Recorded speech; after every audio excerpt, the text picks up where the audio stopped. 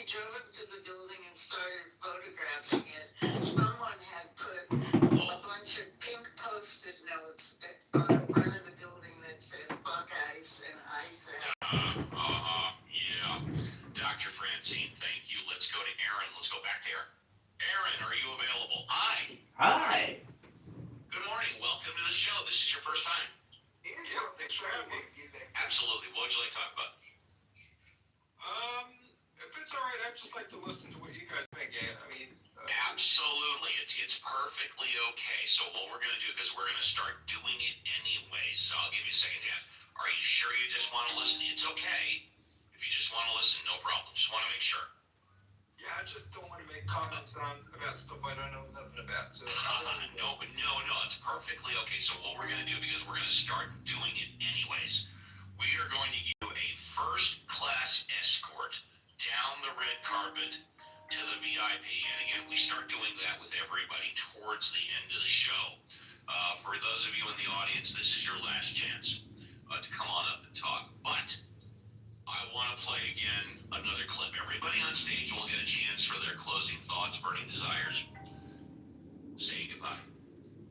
But a clip that I semi-regularly play is from HBO, the newsroom, and it's not Is America the Greatest Country in the World? This is the realist versus the idealist, and it talks about the American public and how diversified and how polarized they are, and whether or not we are smart or stupid. Check it out. There's nothing that's more important in a democracy than a well-informed electorate. I just want to make sure you know you're still on this side of the door. When there's no information or much worse, wrong information, it can lead to calamitous decisions and clobber any attempts at vigorous debate. That's why I produce the news. We're all grateful to you. You're spinning out of control. No, I'm not. You're terrified you're going to lose your audience, and you do anything to get them back. You're one pitch meeting away from doing the news 3D. This isn't non-profit theater. It's advertiser-supported television. You know that, right? I'd rather do a good show for 100 people than a bad one for 1 million, if that's what you're saying. What is it you're talking to me about right now? I've come here to produce a news broadcast that more closely resembles the one we did before you got popular by not bothering anyone. Leno. I think Jay and I would rather be employed if it's all the same to you. It's not all the same to me, you punk.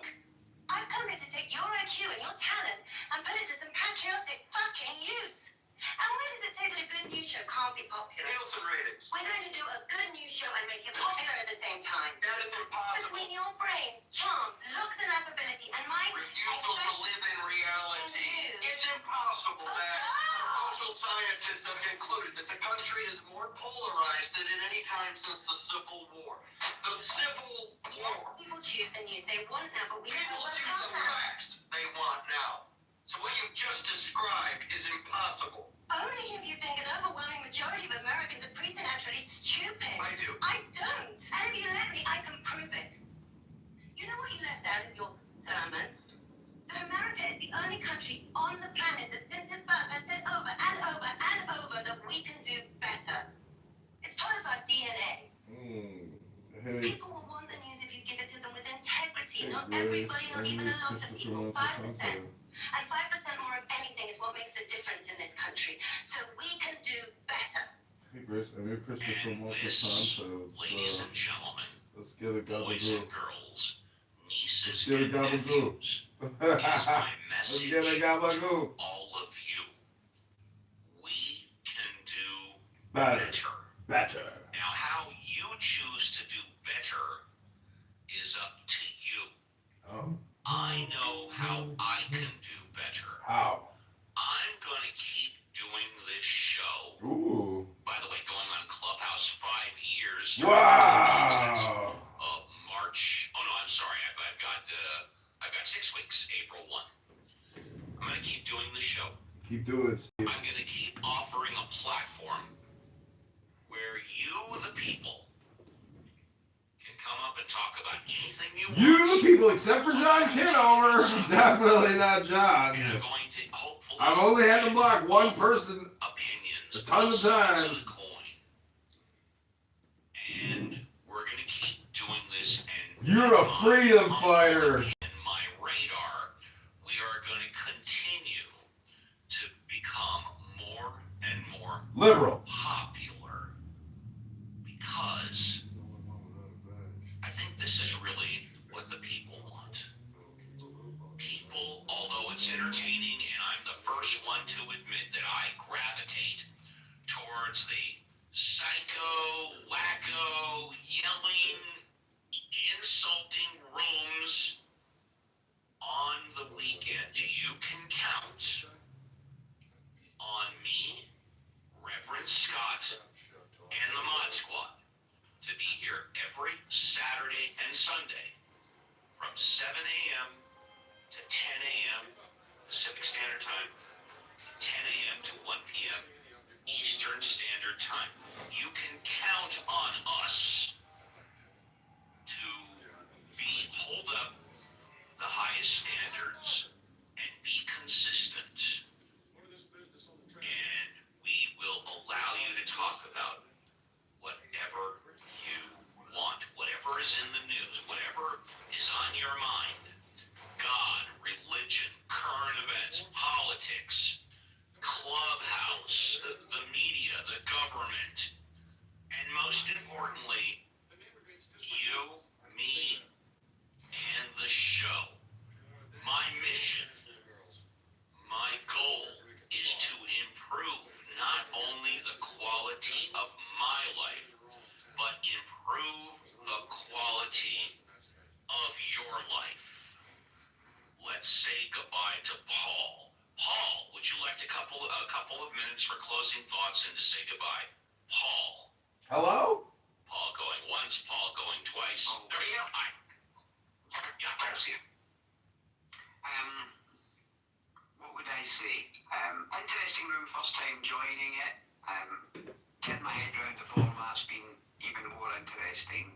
And getting my head around the topic, or the general topic at the top of the room has been interesting too. As the only, perhaps not, as a non-US citizen, I found it very interesting to listen to your last clip. We have far from a perfect media in the United Kingdom. In fact, recently, two senior members of the BBC, very senior members of the BBC, have been asked to resign, in other words, politely sacked, because of one biased clip related to Donald Trump.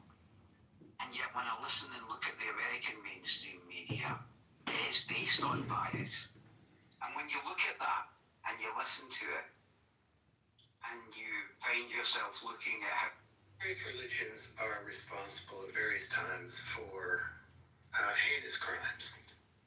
But speaking as a person who is religious and is, in fact, studying for the priesthood, I would say that just as you can't necessarily tar all atheists with the same brush, same thing with religion. You can't say all religions are bad because blah, blah, blah. So that's my position. Yes. A lot of religious groups argue and bicker amongst each other how they interpret their scriptures. Hello? They're hilarious. True, but the atheist meetings that I've been at are completely different. Yeah, I don't think that's always the case. I mean, they may have some conversations like, hey, so what were you a believer before, or were you always atheist? But it's not like that's a constant, topic of discussion.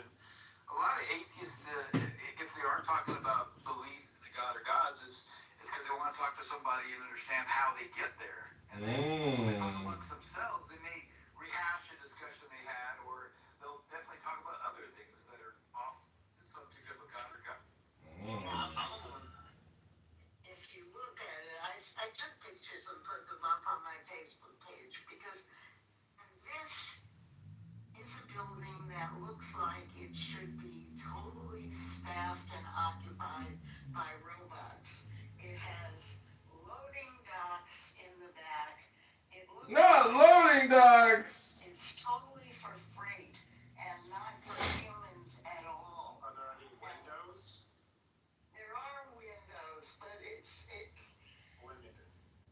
yeah, exactly. It's No. just this human-looking facility. It's like a human warehouse is what I'm hearing. Human warehouse, that's exactly right.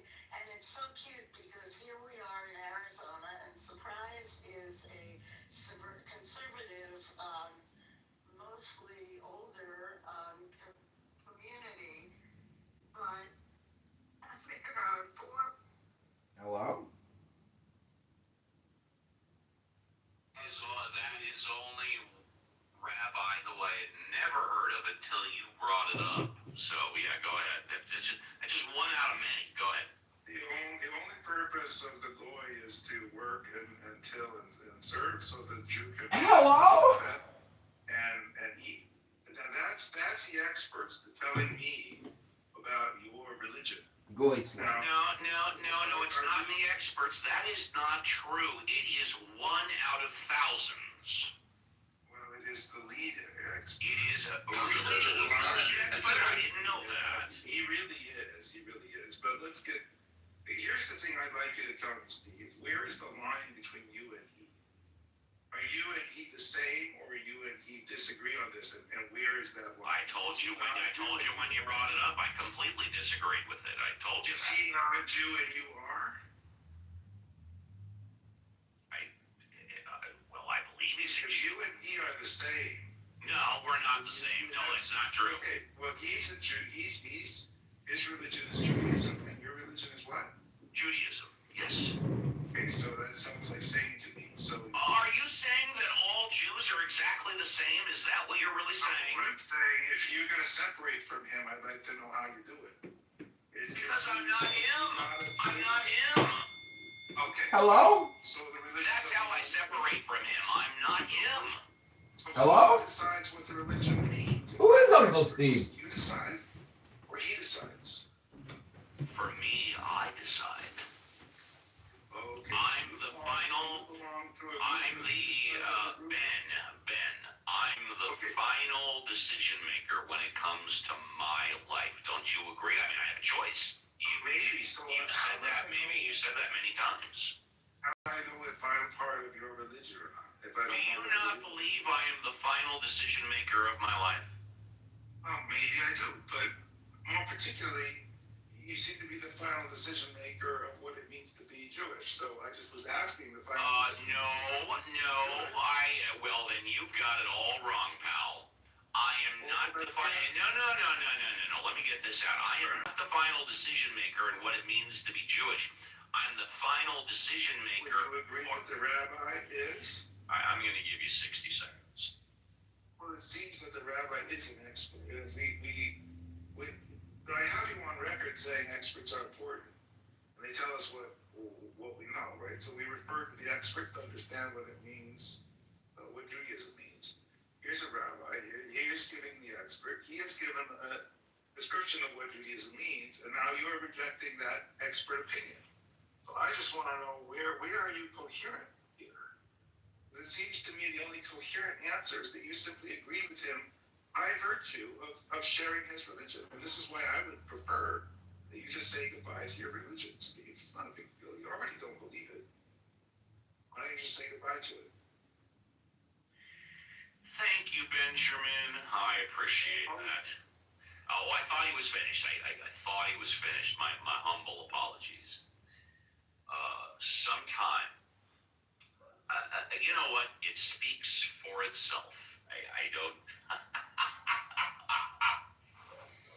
Marshall, pleasure to have you with the green bundle on the show again. Would you like to say goodbye? Yeah, I'll mention one thing. The Mortal Republic, written by Ed Watts, who Scott is a friend of, says the very last thing that failed the Roman Republic, and we're a republic, so we should look to other republics for examples. The thing that failed the Roman Republic was not always greed, it wasn't always power, it wasn't always venality. It was good people saw the problems and did nothing. Regardless of whether they didn't think they were effective or they think they couldn't do anything, the bottom line was no one got off their behind to save their own country. And as a consequence, the country dissipated.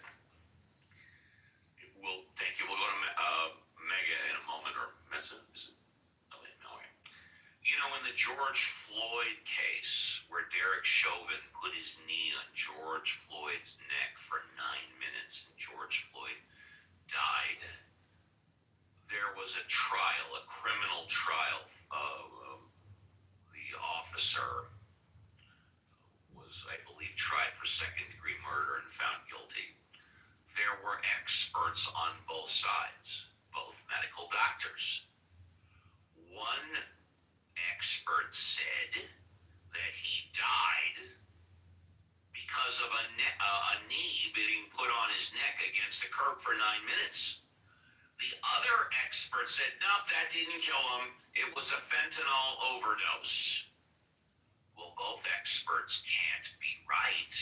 One has to be right, and one has to be wrong. Who decided in that particular case? It was the jury.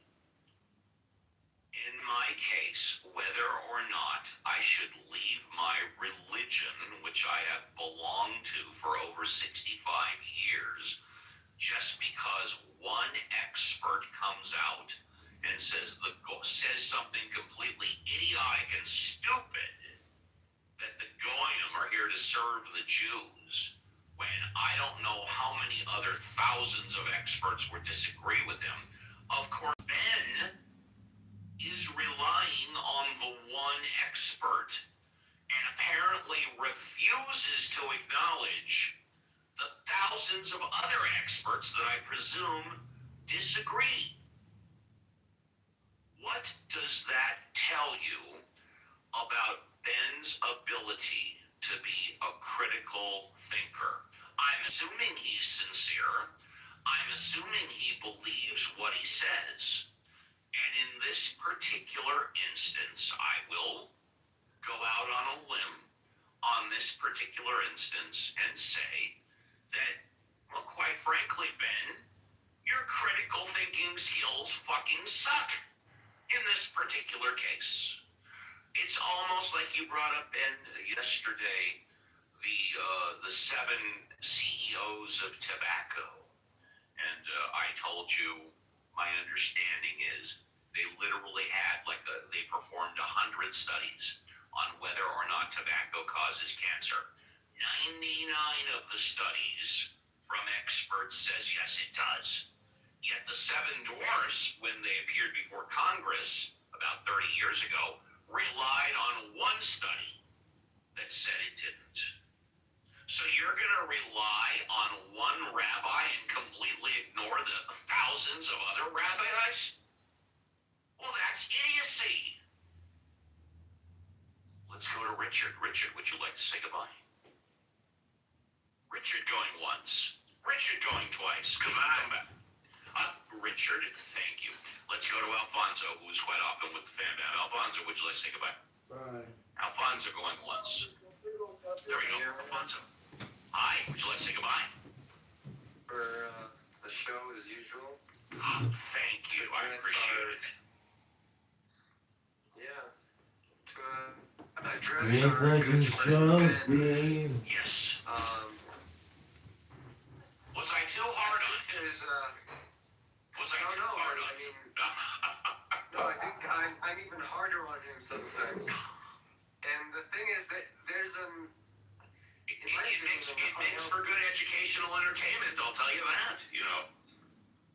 Yeah, but it turns into a fixation. For me, well, it is entertainment, but not educational, because you end up entertaining a fixation in the attacking of people. Or the persecution of people or a group based on the Google definition. Yeah. Yeah, there is that. There is a fixation and an insistence in. It's not hatred, because I think what Pro said was relevant. I think what Pro said was not only relevant, it was spot on. Yeah. Yeah, that he brings something to the table, but I think when you've spent. Yes, he does. When you've spent 50 hours with him, it becomes repetitive and not productive anymore. and it's just it gets to a point where, for me, I want to move on. I want to learn. I don't want to just be criticized. And so if people say don't take it personally, I think when you attack someone's identity, like you're being Jewish or something, Ooh. atheist or not, it is a personal attack. It is an aggression, right? Even if you say it, in a quiet, calm, passive-aggressive manner, it is an aggression, and it's and some of us have a lot of tolerance for that.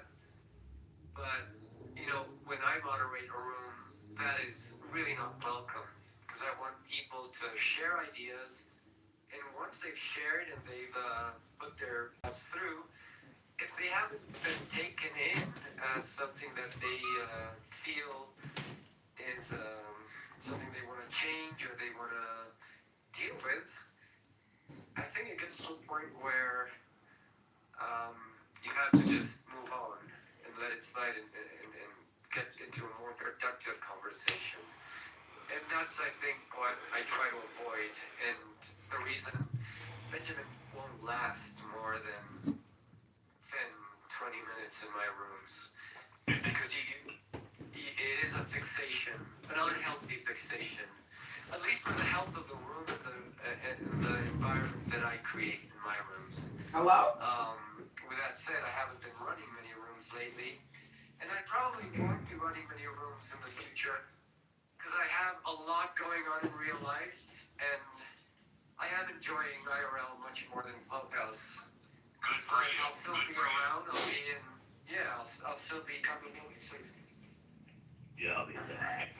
So, You're always gonna it's be carnival back. celebrations here in La Paz. That's so okay. It's quite loud. And I'm You're doing what you're supposed to do, and that is treating us like an FM radio talk show in the background. You good for now?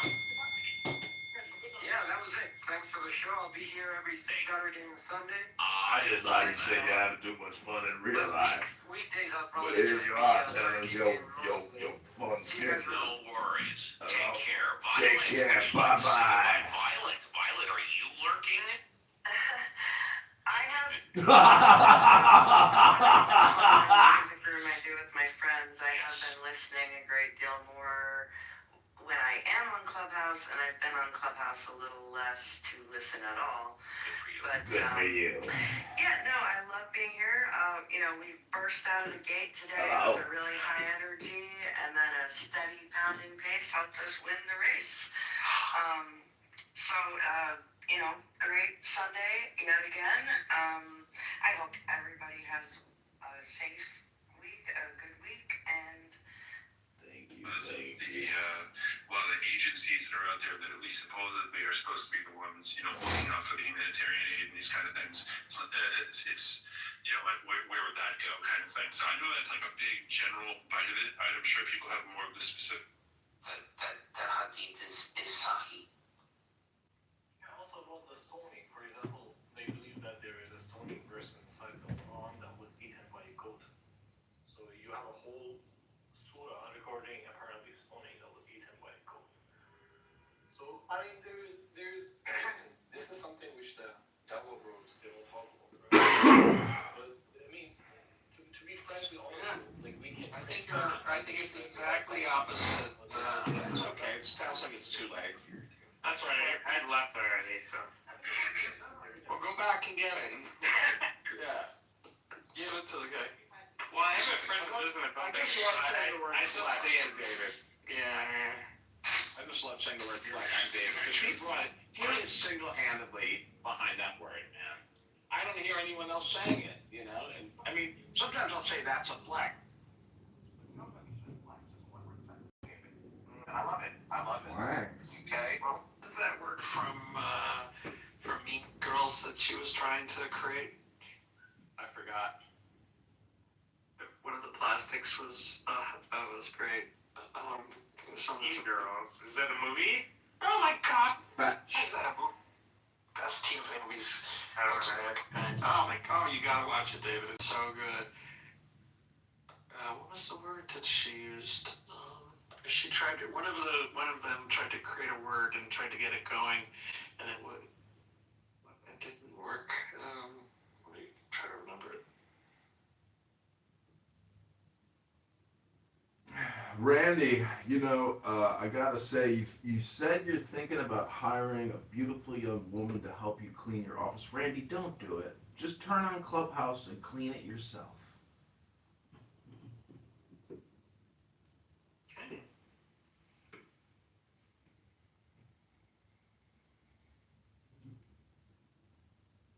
Because cleaning an office is not a job. Oh, fetch. She'd be like, that's so fetch. She married a sheikh, right? A sheikh? Yeah, Lindsay. She married like a rich Saudi Arabian, right? Like a royal prince. Oh, sheikh. Okay, yeah, no, I didn't know that. Yeah, she got lucky. Is she a porta potty now? Well, she also fully did up all her plastic surgery, so she looks like a pond tadpole. Pond tadpole.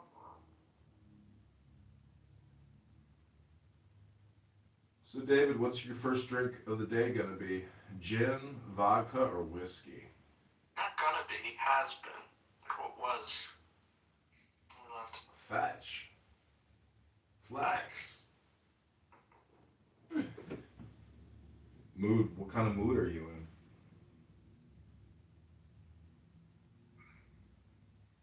Hello, everybody. Hello, mood. What kind of mood are you in today? I'm in an excellent mood. Excellent. Thank you, brother. What's about you? Oh, is this the Palestinian terrorist storing his explosives still in Jerusalem? Hello, mood. We have raided your family's house in Old Jerusalem. We have your explosives from your Nablus bombing. You are a terrorist. You son of a bitch. You son of a bitch. You are a fucking terrorist, you son of a bitch. We know all about you living in Norway with your two sons in the military. We know everything about you, you son of a bitch. You killed those innocent people, you son of a bitch, you. You old dirty Palestinian terrorist bastard. You son of a bitch! Batecha. Are you saying Meshuggah? Wait, are you trying to say Meshuggah? Batecha, Habibi, Batecha. Batecha. Ashikina Batich, Adoma Batich. I used to sell Batich in Tahana Markazit, my friend. What is that, like a drink or something? Are you drinking or something? Nitroglycerin laced with TNT. Oh. That's fuck.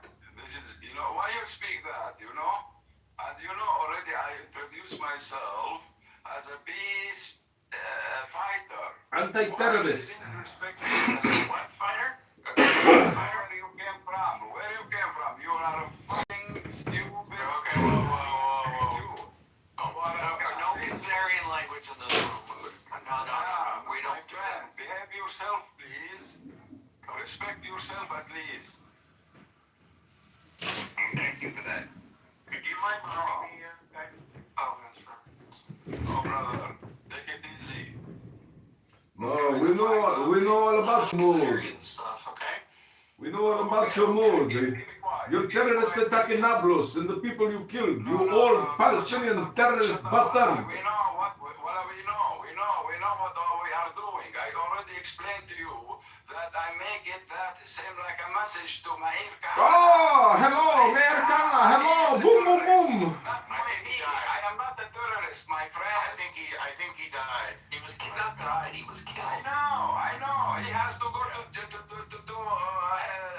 when you get killed, you die. No, we don't have a concept of hell. We don't know where he's going. Personally, I know him, my friend. I know him. No, we don't have a concept of hell. Brother, listen, Nor. We'll let God deal with that, all right? I am not putting words from my mind. I do see him. I do, Are you in hell? Is it okay if we let God take care of that stuff? We'll deal. So if you pick up a gun and point it at us, we're going to come take it from you. We're not going to do it gently. If you're peaceful, you can stay where you are. peaceful man, Eleanor. Come on, you know me. Eleanor? My That's a name good one. before. You know what is my name? I am Mr. X. I don't know what that Mr. means. X, was that No, girl name? I am Mr. X. That was his old You name. know me, I'm Eleanor. sure. We was friends together. I create you. I create you with Hanukkah. I create you with I don't think Hanukkah. you If you created remember. No, I don't. No, I did it. Come on, man. Okay, good. Okay, come on, man. Who you Man. Joe Biden?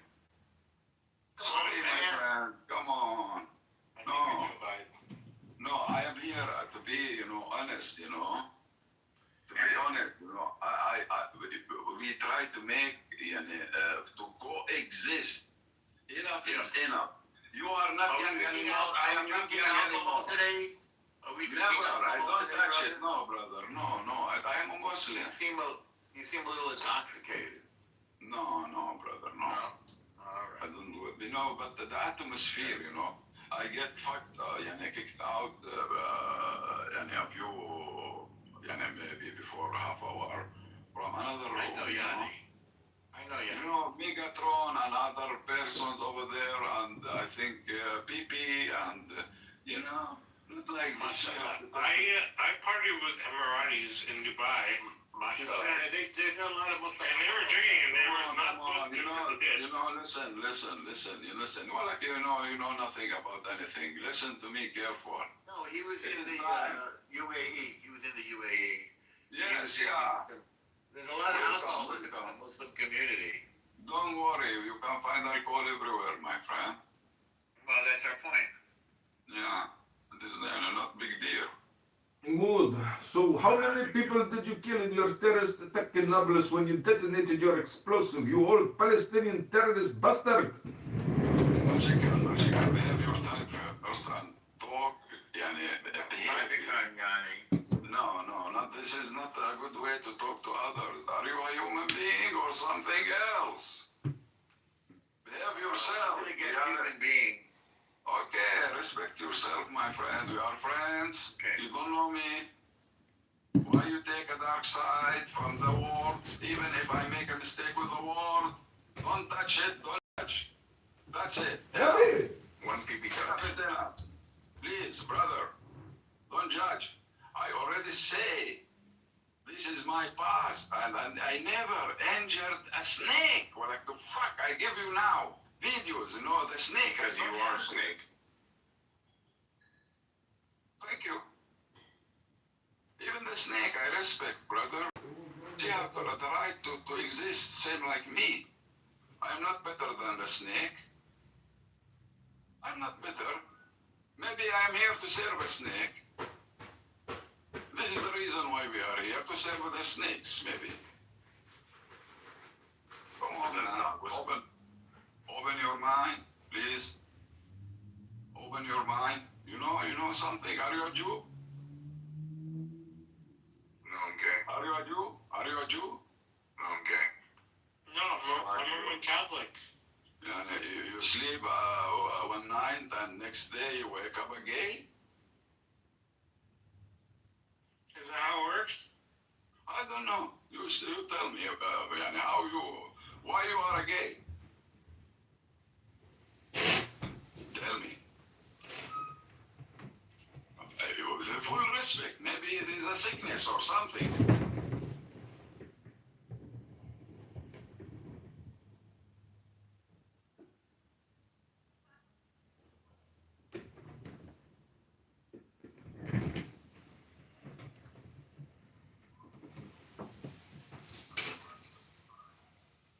So what?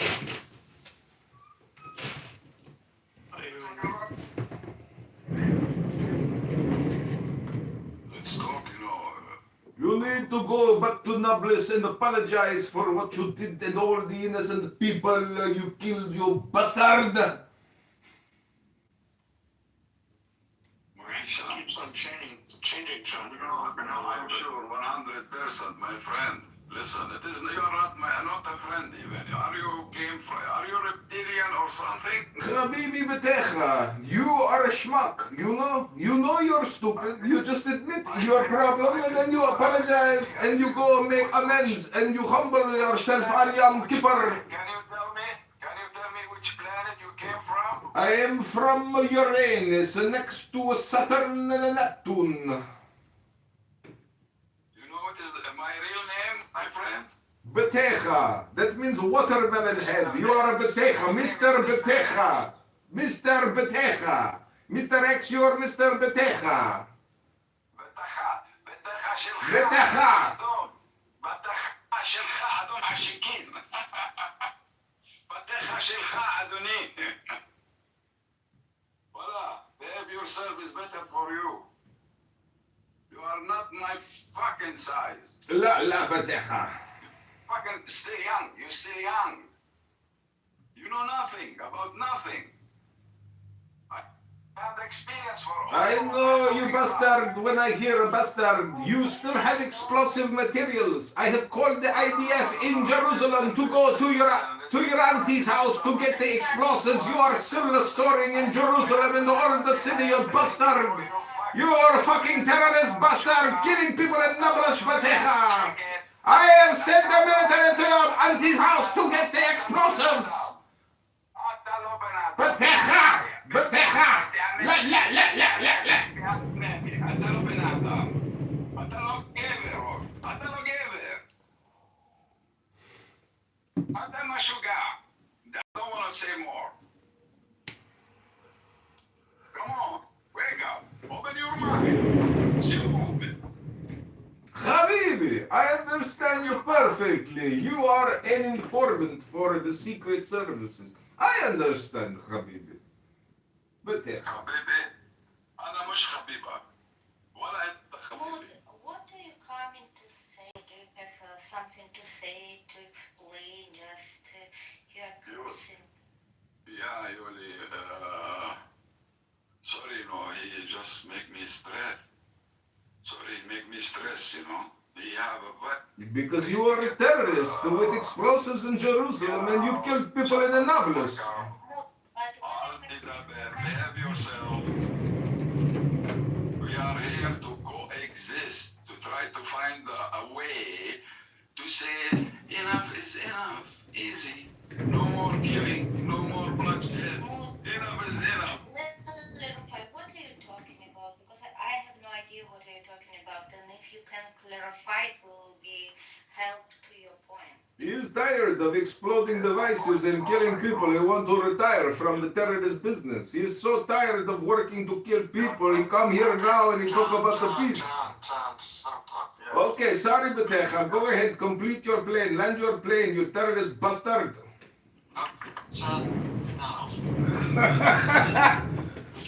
point, this is our destiny. To be honest, this is our destiny. Not only my destiny, your destiny and my destiny. To love one place, to belong to one place. We belong, both me and you, to one place. We love that place. We involved in love with that place. We just talked, me and Jacob before, 1 hour ago, about my city. He have been there. Am I true, Jacob? You mean Annapolis, right? Neapolis. Yeah, we were talking about New City. New City. You said it was the name of a snake. I said no, the Romans created it. It has nothing to do with the snake. No, It's a Roman name. It comes from Neapolis, and then it turned into Nablus. It has nothing to do with the I'm telling snake. you, brother, this is story I heard it from Rabbi. I don't know which rabbi told you this, but it's not true. Sadaka, his name Rabbi Sadaka. So, it's not true. It's not true. You Google it. I understand, but it's not true. It's not true. This is The name. we have many historical stories in name. You know nothing about historical Nablus. I know, it's not. All Maybe you know it's how not. Nablus is. It's not, hold on, brother. It's not an Arabic name. It's a Roman name, means new city, Neapolis, and then it was turned into Nablus. It has nothing to do with snakes or with teeth or with anything. And whoever told you this, hold on, listen, sweetie, all good. It's not, I'm not saying this is my thing, it's just like you're just inaccurate, and I understand that you were told this by some random rabbi. It's okay. There are many, many rabbis in the entire world. Not everybody is saying, you know what, just, you want to take like 2 minutes and Google it and see that the origin of the word is from Neapolis, new city, by the Romans. It has nothing to do with this story about the snake. What I tell. This is maybe a free tale coming from generation to a generation. This is what, No, it's what not. I did. It's a new story. It could be a tale, but it has no relationship to the actual game. We are child. This is my childhood. We hear. See, and somebody asked me about Nablus. What is the meaning of Nablus? I told him. He told me something else. He told me something No, I didn't ask you what the meaning was. I just said I had been to Nablus. I said, did you know? We were just talked about the city, like Yosef's tomb. Somebody else asked me in another room, maybe. What? Yeah, somebody else asked me. Sorry about that, Jacob. Yeah, correct. I've been to Yosef's tomb. Part of the problem is that you guys fill your head with stories and with fake information, and this is why you get upset and you believe in things that are not correct. And I think it's time that you kind of re-educate yourself with actual history, so you would know exactly what happened, what followed what, who's responsible for what. Making up like narrative, it's cute, but you can only tell it to yourself. It's not something that you can actually will hold water. Daniel, you finished? Yes, sweetie. Sweetie. I like it. Okay, brother. Anyway, Daniel, when you visit Nablus, you will change your mind if you are a real Jew. About what? How can I change my mind about history? Like, it doesn't make any sense. I will change my mind, and I will get amnesia. The Jewish people understand what I'm going to say. Only the son of Ibrahim, who have metaphysics things. Only we. The others, they don't have it. We have sensitives. Others, they don't have it. You got what I mean, Daniel? No. What? We can see or feel. We have a very fucking sensitive feeling, brother. Yes, I understand, but your feelings are not facts. No. You need to understand that feelings are not facts. Let me to continue. The feeling, it's like Hamas, you speak about... No, brother, like, listen. Sister, sorry. Hamas feelings and your feelings is the same, or you separated from Hamas feelings? Okay. I respect you very much, you know. Listen to me, please. Even though maybe I am a fucking Jew, real Jew, but I lost my way. I became a Muslim. This is another story that you tell yourself, and I heard you already. No. I already heard you say that you are the real Jews and that we are Khazar Jews. And basically, this is the problem. You play coexistence. Hold on. You play coexistence. But yes, I heard you. Yes. No, never. Mahmoud, you did say 2 days ago or yesterday, you called them Khazar Jews. If you ignore me, what can I say to you, Mr. Daniel? So yes, but it is my existence. If you use your... Did you say or did you not say that you are the real Jews and we are Khazari Jews? Did you say it or not? Listen. Oh, you are lying now. Listen carefully. This is disappointing from you. At that time, listen, Daniel. Like I thought you were like honest, wrong, but honest. Who are you? You know the liar only the coward. I heard you say Khazar Jews yesterday, dude. I am not even a coward. Said it today in this room. Why are you lying? We all heard you say it. You just said it. You said it a half hour ago. Politely, you said it a half hour ago. We thought you were saying someone stop it. What I said? You said you Khazarians. Yes, you told us a few times that we are Khazari Jews and you are the real Jew. I heard you snap. No, I didn't hear that you were Brother, please listen to me. It doesn't matter if I know or not ignore. Did you say that we are Khazari Jews? Yes or no?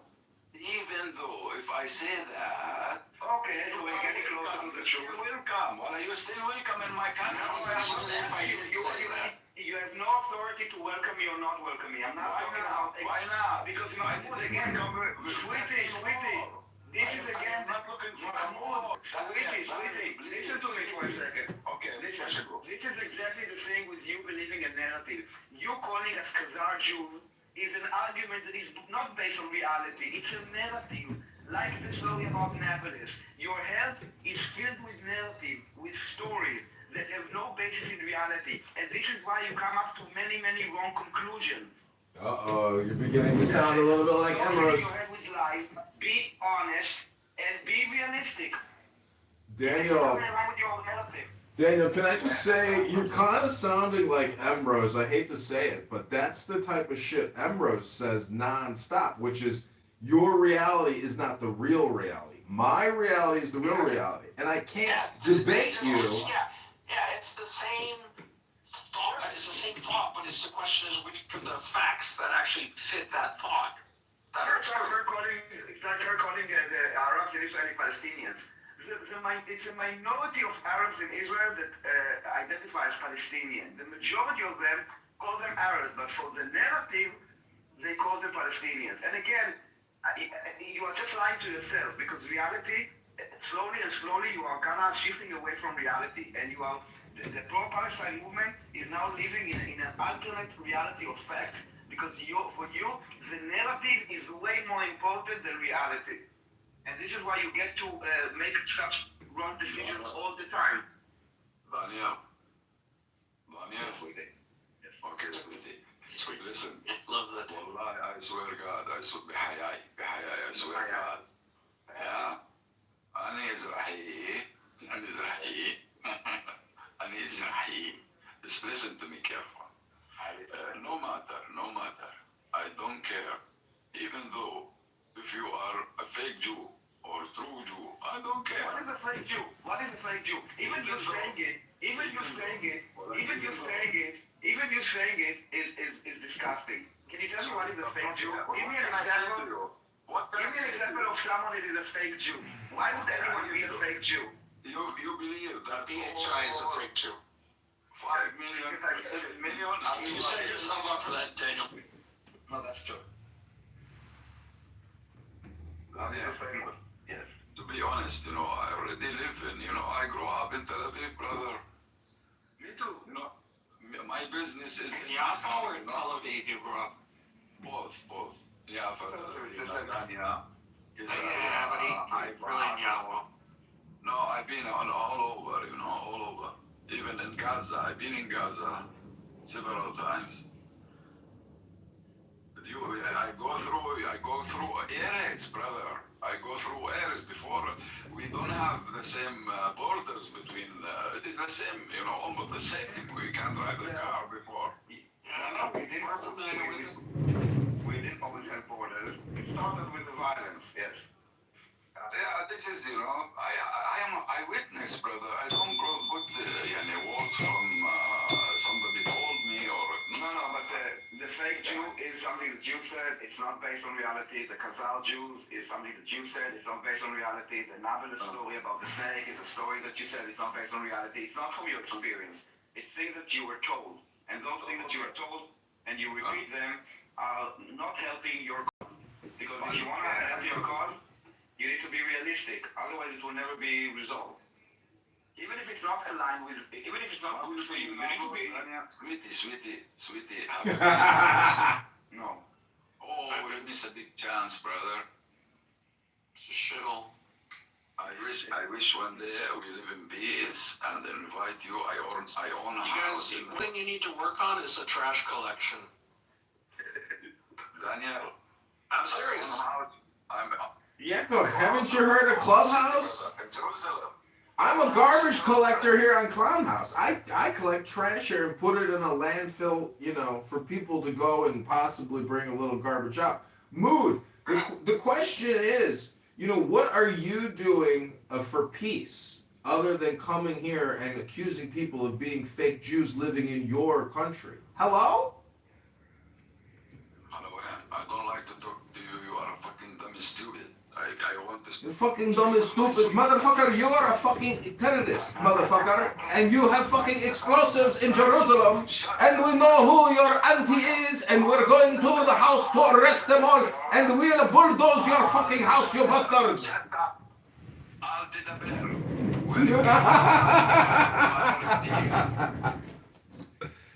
Reptilian, wow. Yes, Called you reptilian? this is a reptilian, 100%. Like the snake with the tooth? Yes, exactly. Or you know, the goat. This is a goat. Wait, what's the goat have to do? What's the goat doing Oh, now? fucking bastard, the goats. You have to be Fucking bastards. Be careful. You know, they hate us, brother. Alright. I don't hate you. I hate your stupidity. I hate your ignorance. I hate your low IQ. And I hate that you are a terrorist. And you have committed terrorism in the past, you bastard. You are the snake. You are the goat. You are the reptile. You project onto me, you bastard. He's a reptilian. Let me see what is your picture. That's all. Oh, fuck you. Gay. You are a gay. Okay, remove, please. Yeah. Okay, brother. I'm sorry, Danny. Sweetie. Hey, did you just call me gay, you motherfucker? I am not a gay. I'm a happy man, and you are the reptile. You accuse me of being a reptile. Julia, let Julia get in here, magician. I wanted to clarify why you use the word gay like something bad. What's bad in gays? I never been a gay to tell you the bad and the good, and I don't know. But you exactly. judge gays. No, I don't judge, you know. I respect everybody. This is not... When you're trying to offend someone. He say about himself, he say, I'm a gay. Oh, it's okay. I reply to him.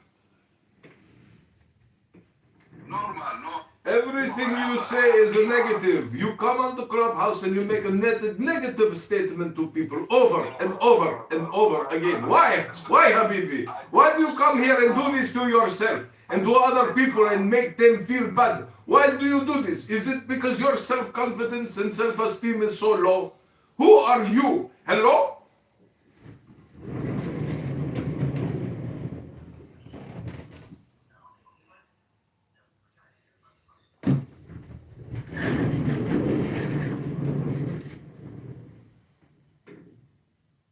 I guess he is just in a bad mood. You know, most of these former terrorists are not happy people, and he is just in a bad mood to come here and make fun of the gays and make fun of the fake Jews.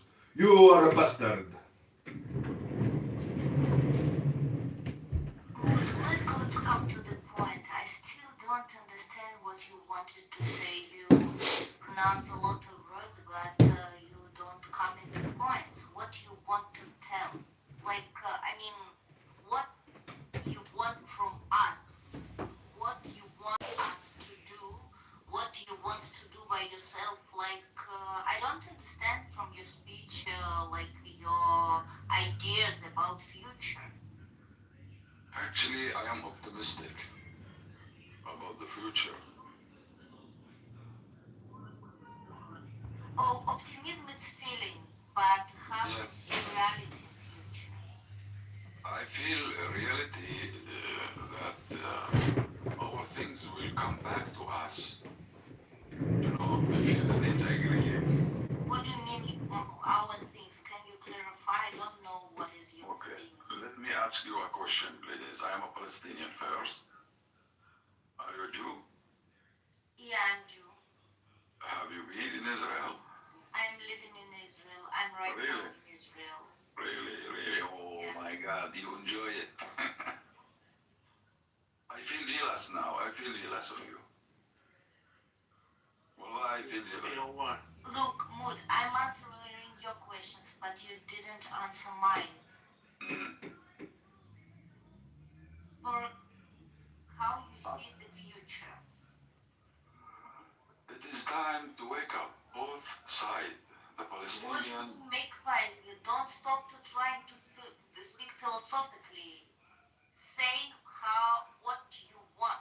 Can you tell what I you want now, as a PLO ex-member, the right for fully independence, Palestinian state in the West Bank on the borders of 1976. Fully independent. Otherwise, we're still in war. But do you understand that it's impossible? It is not impossible. You will have a choice to have a beautiful life. For example, I'm just curious. Let's say that we're kind of living in an ideal world, and tomorrow you can come in and live in the West Bank, and West Bank will be Palestinian independent country, where you will be the citizen. It will be neighbor Israel. Mood, you literally just said that you are demanding access to a time machine, otherwise there will be war. You know how stupid you are? You said, I want access to a time machine or there will be war. That's what you just said. Listen to yourself. Wake up. Okay, so mood. And tomorrow you are living in prosperity, you want a new country, Palestine, in the borders, where is it now? Pretty same border, not that one which you want. Will you be agree on it? Listen to me. First, I still have my ID. I have my Israeli ID. Identity. יש לי תעודות זהות. יש לי. Also, I have a Palestinian passport.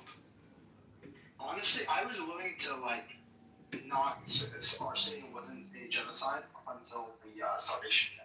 That's what sealed the deal for me personally, right? Yeah, but you have to define the word genocide because genocide implies totality. And there's no totality here. It does imply totality. What is it then? What is genocide? Read the definition, it literally says in whole or in part. It says what? In whole or in part. In whole or in parts? Oh, so there's a part of genocide, not a whole genocide. Got it. Okay. Ah!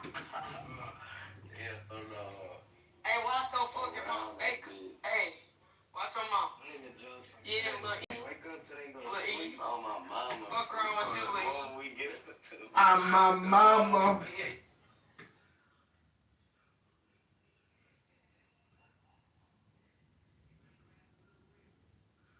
Dehumanization aspects. There's many characteristics of it, regardless if it meets the legal definition, that reminds people who are Jewish, especially of the suffering of our great grandparents.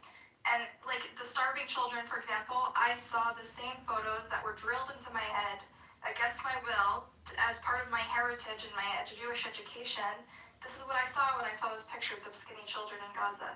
And you can't unsee it. And if you grow up in our culture, I think it's perfectly legitimate to say, oh, this is a warning. This is what they warned us about. It was a man-made famine that humans did, and they did it through dehumanizing the other. Okay, so the reason why this doesn't work, amongst sort of other downstream reasons, but see, by comparing it to the Holocaust, you still reinforce the idea consistently that the worst thing that could ever happen in human history was the Holocaust, which is a pretty big pillar of the justification for Israel.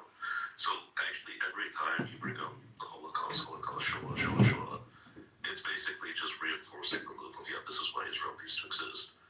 Now, beyond the Holocaust, being easily argued, it's not the worst thing. Sure, to start off, like, the Shoah, my point was the Shoah is invoked by both sides, the pro-Israel Jews and the lefty Jews. And both of them invoke the memories for their own convenient purposes. And I'm saying it's stupid to do so, because you basically, if you're a lefty Jew, if you're a, pro-Zionist Jew, it's genius. If you're an anti-Zionist Jew, yeah, then it's silly, because you're basically reinforcing the idea that, yeah, this is the worst thing ever in human history. This is why Israel needs to exist. We're talking about, we're comparing Gaza. We're saying the warning of the Holocaust, the lesson, the purpose of our great-grandparents' horrific killing is to be a lesson for humanity, that it's a human trait. We are all susceptible to evil. We can all be convinced that someone else is inhuman. I know, but you see, that lesson was one of the big pillars for, oh, this is why Israel needs to exist, because 6 million Jews got No, that is the nationalistic, ethnocentric position where it's exceptional and only Jews are hated and persecuted. The other lesson that progressive and liberal Jews take from it is that we are all capable of becoming Nazis under the right circumstances. I hate to break it to you. Not only is the one narrative far more common amongst Jews, it's also Explain to me what's common around among Jews. the nationalist narrative. It's also far more common amongst Americans, French people, Brits, Westerners, actually a lot of Africans even these days. I was so shocked to hear my cousin learns about the Holocaust in Nigeria. And basically everyone but Arabs. Actually, most Jews take a more humanist view of the world. They see Judaism and Jewish values as compatible with liberal humanistic values, which treats all humans as deserving of life and equal and rights and all this shit. And Tikkun Olam is like a foundational principle of sort of modern liberal Judaism, which is like the vast majority of Jews. And so this is why, as we discussed yesterday, there's sort of a crisis of faith for liberal Zionists, because they're realizing their humanistic values and their civil liberties values are fundamentally in conflict with their Zionist nationalistic values. They're not compatible. And this is something that Jewish people as a whole are grappling with. If you came yesterday, you'd hear in real time Jews debating this shit yesterday because they are in a crisis, in a spiritual crisis. They don't know what it means to be Jewish. We just identified the brain And rot. we learn about the Holocaust, we learn about the Rwanda genocide, we learn about the Armenian genocide. They talk about all the fucking She's a genocides. chatterbox. This is something every child You know, this is actually like. when our people do a genocide, they're like, no, it's something else. For one, you're not dressed. I love that she's actually talking to this guy though, because I find this guy to be like incredibly annoying, and hearing him oppose her is so delightful. Because this is when I really like Clubhouse, is when there's people, there's people that I don't like, both of them I don't like, and it's like watching your enemies fight each other is what I'm saying. That is truly, what's that German term? Before you were making generalizations about Jews and how they develop. I was actually talking about people in the West and in the globe as a whole. People in the globe as a whole view the Holocaust. Now, there's a lot of young women like this, young Jewish women. I've witnessed young Jewish women getting arrested at Free Palestine movements on Shabbos, and they said, don't do this, you're going to ruin your Shabbos. And they're laughing, and they're like, I don't care. And I'm like, don't do it! What's going on in Gaza or anything else to the Holocaust, you are basically reinforcing the feedback loop of, this is why Israel needs to exist. I think you fundamentally don't understand the dichotomy that I'm making. Please read the article so you understand the two streams of thoughts. You're basically taking a binary. Yeah, but Grace, don't take it personal, because she's basically a hostess, meaning that she's doing a show and she's being political. So, let her be aspirational. That's what El Normo says. Compared to everything, in order to be informative, instructive to us how to live and how. Without her, though, we wouldn't have the Jewish complaint department. She's filling up our databases with complaints. And if you don't, you should learn about how people took the Holocaust. We need young complainers like this to fill up our complaint database. And also the garbage dump. See, she uses profanity all the time. Her and Emrose use profanity non-stop. You think everyone would like Emrose? You think? No, what does it say? I want you to give me a clip. I don't need the clip notes. I know what it says. I used to use profanity as well. Then my dad was like, John, why are you using the F word? Why are you using profanity? Don't swear. I was like, all right, Dad, you're right. I don't know why I'm swearing. You're right, Dad. You're conflating the two sides of a binary. They're not compatible or overlapping at all. I'm telling you the very blunt fact that a lot of people... He's a binary overlapper. Who's a lot of people? Jews, non-Jews, Americans? And what's funny, I listed these people before. Americans, Brits, Canadians, French people, African... Survey them? Provide some surveys for this. Look at their curriculum and education system. Why is the first genocide that they always She needs to learn go to a boxing class. Let's be honest. My cousin in Nigeria learned about the Holocaust. Grace, just go in there and see. This is the troll. Is because she is emotionally upsetting you. If you can go in there and never get emotionally upset, then she'll have no power. But just be very calm. If you can find, I can tell you which time. you understand my point, Bashar? My point is you're claiming. Well, then why don't you go in there and demonstrate religion and pray over her and see if you can exorcise the demon out of her? You're in fact giving fuel to the claims that the Jews desperately need a state in order to prevent a second Holocaust, right? Yeah. But the whole point is this is a binary. There are Jews, in particular in the Jewish community, since the beginning of time, since Hannah Arendt, right, that believe either that the Holocaust is exceptional and should never be compared because anti-Semitism is the oldest form of hate. Please mute up, I can't, there's noise. Because anti-Semitism is the oldest form of hate, and the Holocaust is unique because it happened to the Jews, and nothing should be compared, and it's this big taboo. Then on the other side of it, like most Jews in the West have these like liberal values and humanistic values, and the way they teach about the Holocaust is we must compare it because it must be a lesson, and it must be instructive for future generations, and a warning against dehumanization and the capacity of man to commit evil against another man, right? And these are the two schools of thoughts, and this is how it's always been, a binary. And you're basically saying, oh no, it's not a binary. You're saying if you see the Holocaust as instructive and says something about what's happening in Gaza, then in fact it makes you the other kind, which sees the ethnocentric. It reinforces the ethnocentric interpretation of the Holocaust, which is just that it only happens to Jews, and everyone uniquely hates the Jews, and anti-Semitism will always persist, and therefore nothing should be compared because it cheapens it. I'm saying the binary. Which one is it? I don't think you read the article because it doesn't sound like it. I'm saying the binary of the second, right? That the Holocaust is exceptional, etc., is one of the key arguments and pillars to justify the existence of Israel. And what's more funny, beyond just the majority of Jews arguably falling into the second, for sure the majority. Maybe I'm missing a piece. How does calling Gaza a genocide, saying the Jews perpetuated genocide, justify a homeland for the Jews? Because of what you're comparing it to. What you compare it to, I mean, you can compare it to 1,000,001 other things. And in fact, there are genocides that inform on what's happening in Gaza than the Holocaust. But you're saying the specific comparison is what Yes, the specific comparison, yeah. Well, that's their own, like, blind spot, though. No, that's reality. That's the blind spot of, like, basically the majority of Westerners, the majority of Africans, basically everyone but, like, Arabs.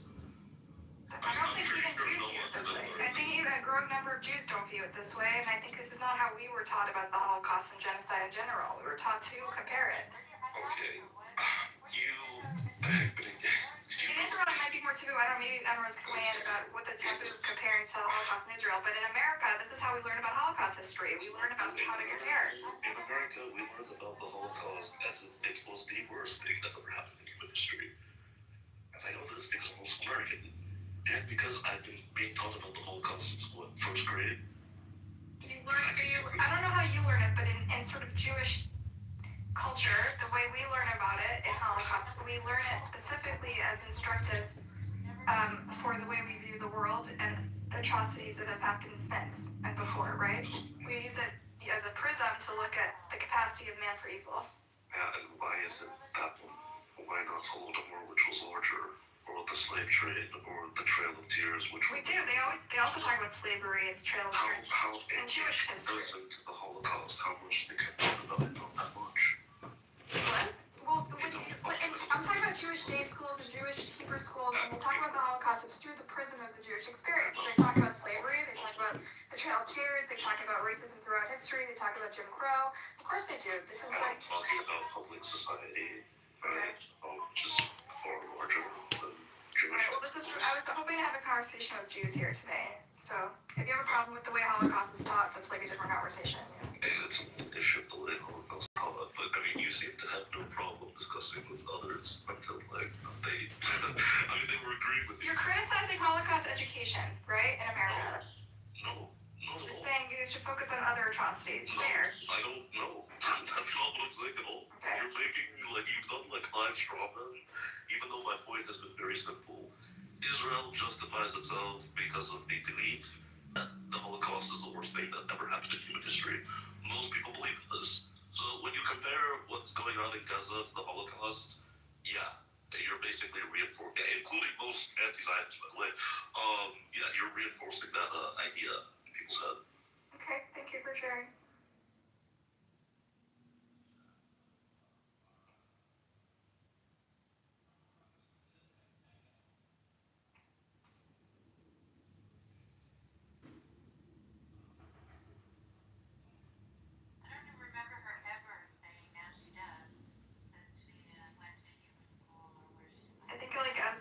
Jews, like it's part of our experience as American post-war, post-Israel Jewish state Jews to see the world through this prism, as dark as and depressing and unfortunate as it is. I think I always resented that.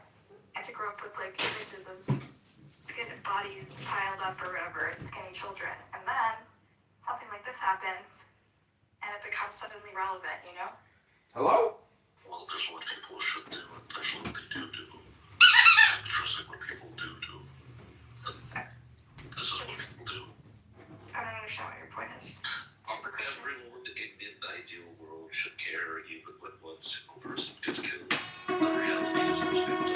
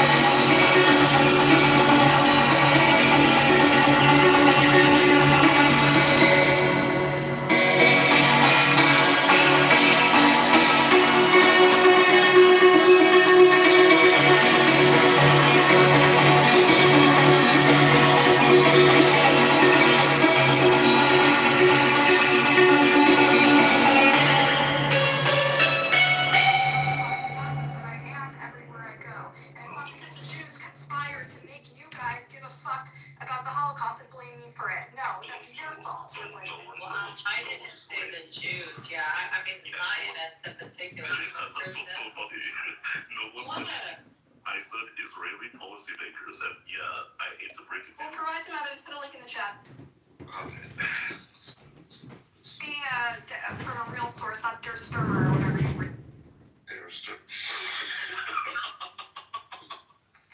See, this is why I find you funny, Buttercup. My sources are always legit. You just don't like them. Mainstream news sources that the Jews control, it's gotta be. You don't even look at the sources I give you. Half of them are I mean, you've never given me sources. Give me one. I want to see what kind of sources you're reading. Now I'm actually curious. I don't know, or maybe you just. It's okay.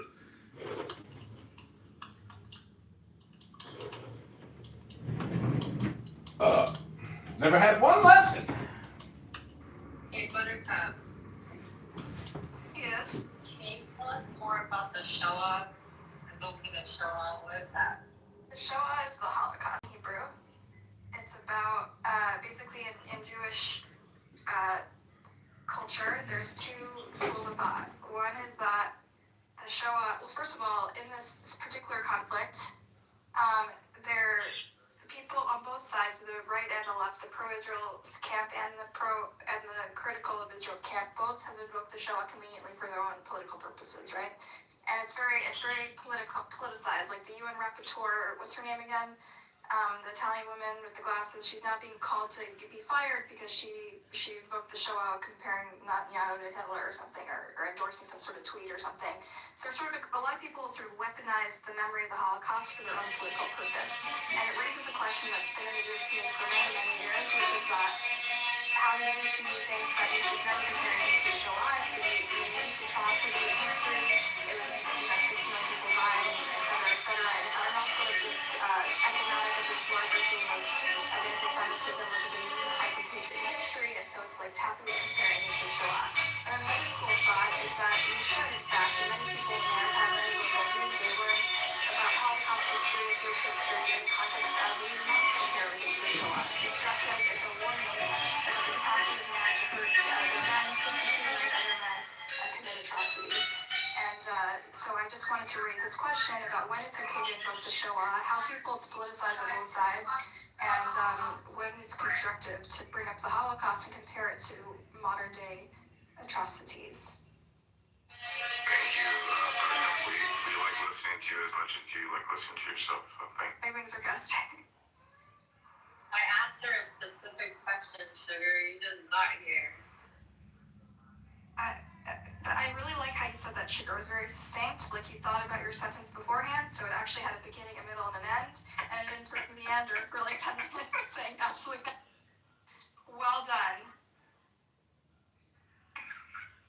Anyway, I hope Reuters is reliable enough for you.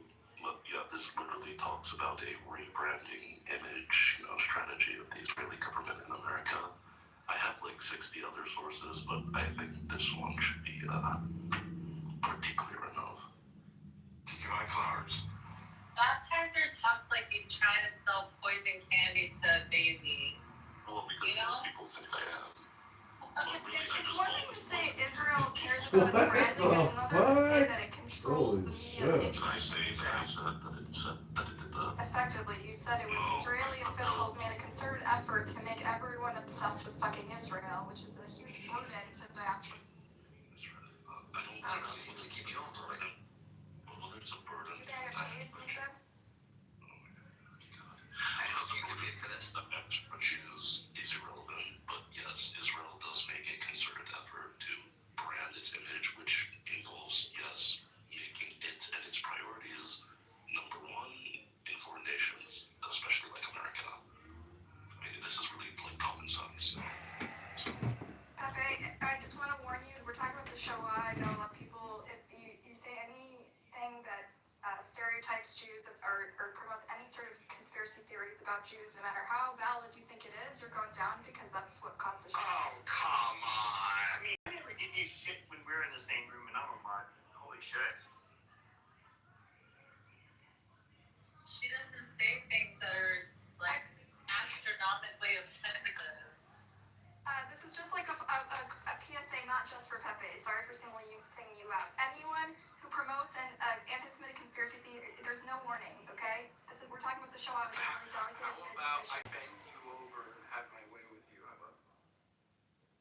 You're so disgusting, dude. Yeah, I'm talking to fucking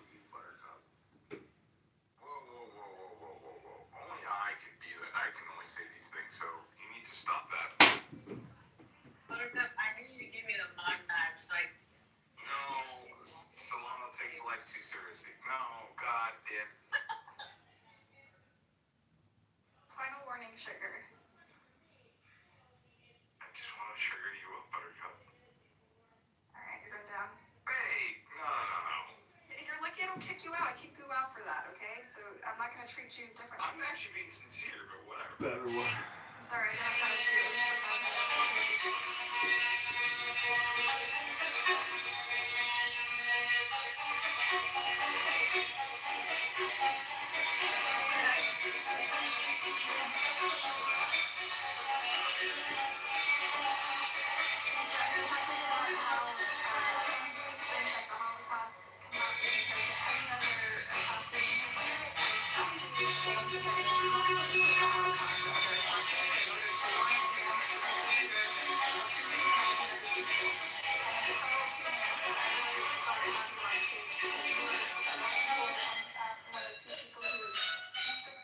that all humans are created equal and should treat each other, find common ground, and love each other and see each other as Found my channel.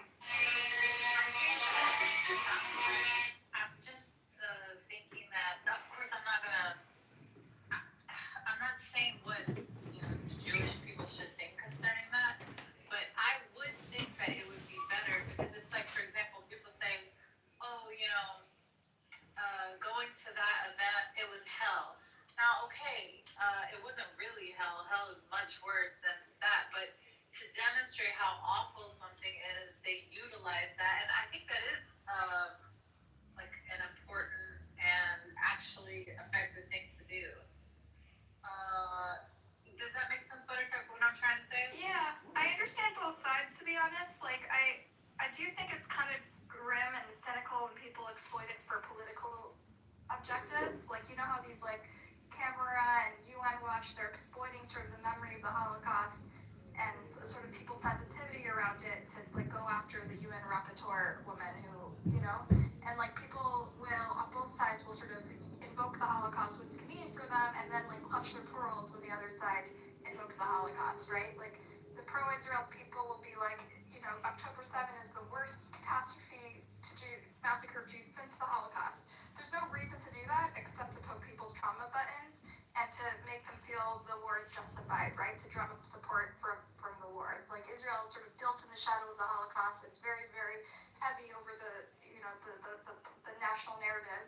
And so by saying it's the worst thing since the Holocaust and invoking it, it's sort of a subtle tool to get people to get on board with this horrific war, right? And similarly, on the other side, when I tell my parents, look at these pictures of starving children, how doesn't it remind you of those horrific pictures you drummed into our brains since childhood of starving kids in concentration camps, starving people in concentration camps? They also clutch their pearls and say, oh no, you can't compare things to the Holocaust, it's like a sacred cow that you can't touch.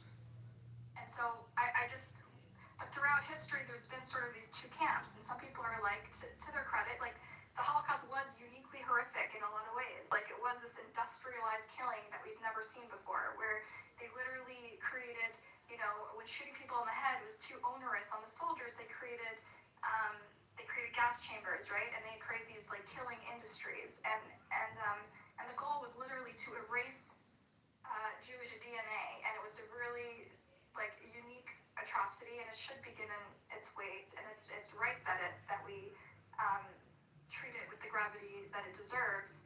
But to somehow infer from that it's not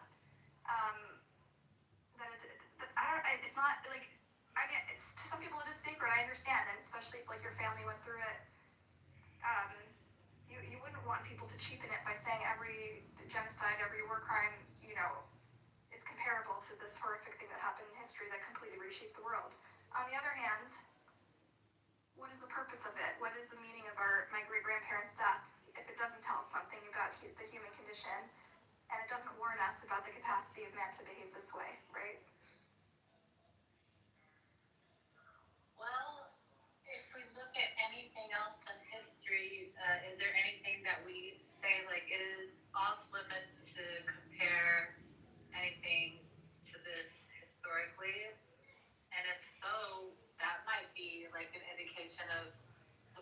action one should take, maybe. I mean, okay, so you're Iranian.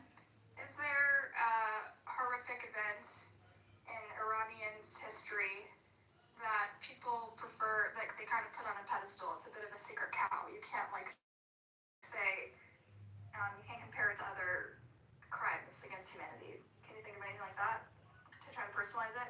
Because I'm sure there's Native Americans who see the Trail of Tears and the literal successful annihilation of Native American culture as an atrocity without comparison throughout history, right? Similarly, slavery, there's not many crimes worse than the 200 years of slavery, of black slavery in America, right? Each of those crimes stand on their own, but also tell us something about human condition. I think comparing like the indigenous people being eradicated, I don't think Native Americans would have a problem with that. I think there's a lot of similarities, but you did use a good one when you said slavery. That seems to be very triggering when anyone tries to compare anything to the cattle, whatever. Yeah, slavery. Yeah. That was a good comparison. I think Stella, like it's that each of these atrocities is it's just that one atrocity is not comparable to another because each one is unique, and that is true. And also, it says something about the human condition because it's humans that have. I do notice that if you try to compare any slavery or any of these, try to say it's like slavery, black people, the African American community, they don't like that shit. So that was a really good comparison, actually. And they're stupid. All right, Bashar. I'm black, you forgot. Okay, but you're not African American. Oh shit. Where do you think they came from? Who do you think is people? Those are right. Why do you think the Igbo landing is called the Igbo landing? All right, I don't want to do this. Oh, you don't want to. Okay, so you. I don't want to be racist on my app talking about the Holocaust. Racist? Who's being racist? It's like I'm not black, so I'm not going to talk about. You know how long Tashar has been talking about the Igbo tribe or whatever for like literally the entirety of this app? Like ever since I've been on this app, like he's the only one with his like donation and infliction that like I know, like it's like embedded in my brain. Like I when I hear him, I'm like it's always going to go to that all the time. It's fucking funny. What Igbo tribe are you from? I would say this, listening to me, I've always heard the phrase never forget. And there is, a push to make it so that, like, people in the West in particular, remember, all the generations, remember what happened. And, I mean, I guess when there's, like, an accusation of, like, many people being killed in a population, wouldn't that be naturally, like, the event that comes up in everybody's head first? Coming here and accusing people of being fake Jews living in your country. Hello? And we learn about the Holocaust. They do compare it to genocide. They do compare it to the Armenian genocide. Use it as an instructive story to warn against how we need to prevent genocide, right? Use it as an instructive tool to prevent this from happening again. They make this horrific tragedy meaningful. Historically has made the Holocaust meaningful. Parents, grandparents, that's meaningful. And so it's an interesting blind spot. Coming here and accusing people of being fake Jews living in your country. Hello? Or not, to not see echoes of. By the way, I don't like to talk to you. You are fucking dumb and stupid. I want this. You're fucking dumb and stupid. Motherfucker, you are a fucking terrorist, motherfucker. And you have fucking explosives in Jerusalem. And we know who. Coming here and accusing. All of these institutions that to preserve the memory of the Holocaust is a warning about the capacity of man to do evil, are taking the most cowardly, pathetic stance ever. And it's really a spiritual crisis in the Jewish community. Like we just don't stand for anything anymore. I can see you wrote that down, so good job. Just made that speech a bunch of times.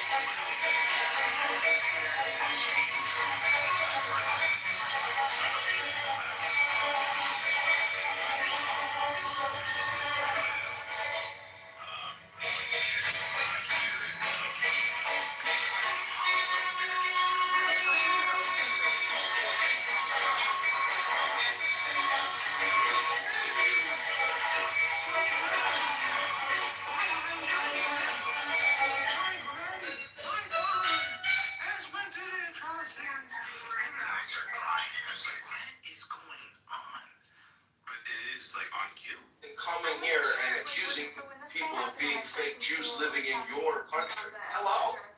By the way, I don't like to talk to you. You are fucking dumb as shit.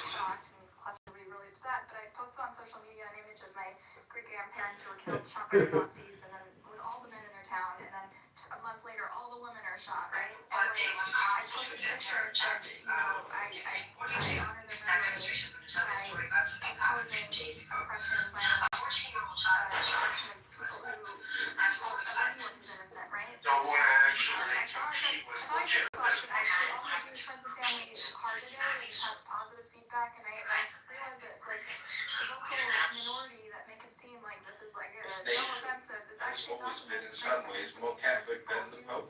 Understand that culture and our value system Us, the is slave, to take these the really tragedies king of of the the past woman, and use it as a become a lesson, prey for as the a whisper destructive, of right?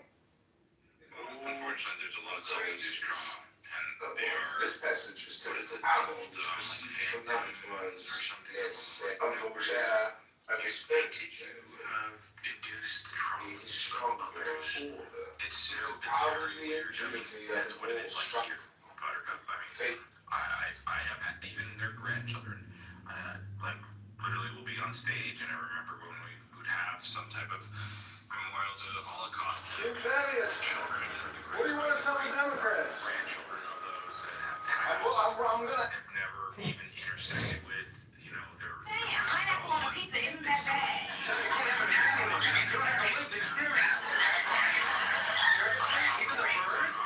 Let's go back to John Kitover TV. Tonight we're unlocking relaxation for hypnosis. Tagline, take one. This trauma that they are expelling is like very artificial. Coming here and accusing people of being fake Jews living in your country. I think there was like for me also like we. By the way, I don't like to talk to you. You are fucking dumb as stupid. I want to You're fucking dumb and stupid, motherfucker. You're a fucking terrorist, motherfucker. And you have fucking explosives in Jerusalem. And we know who. Coming here and accusing.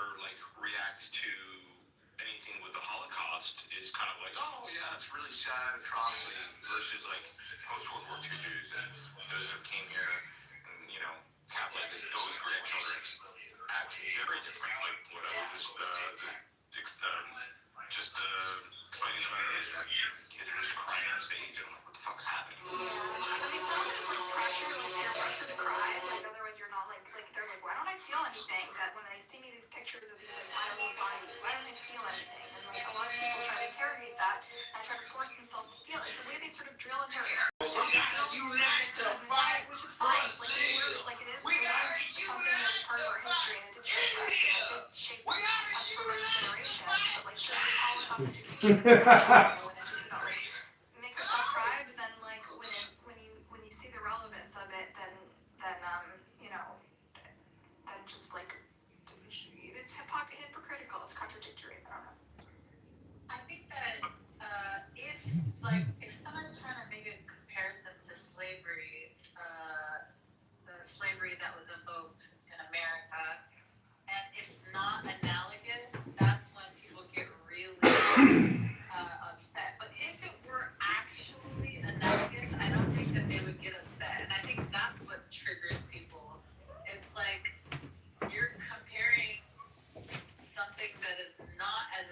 churches, and that's what triggered them. Like that was way more atrocious.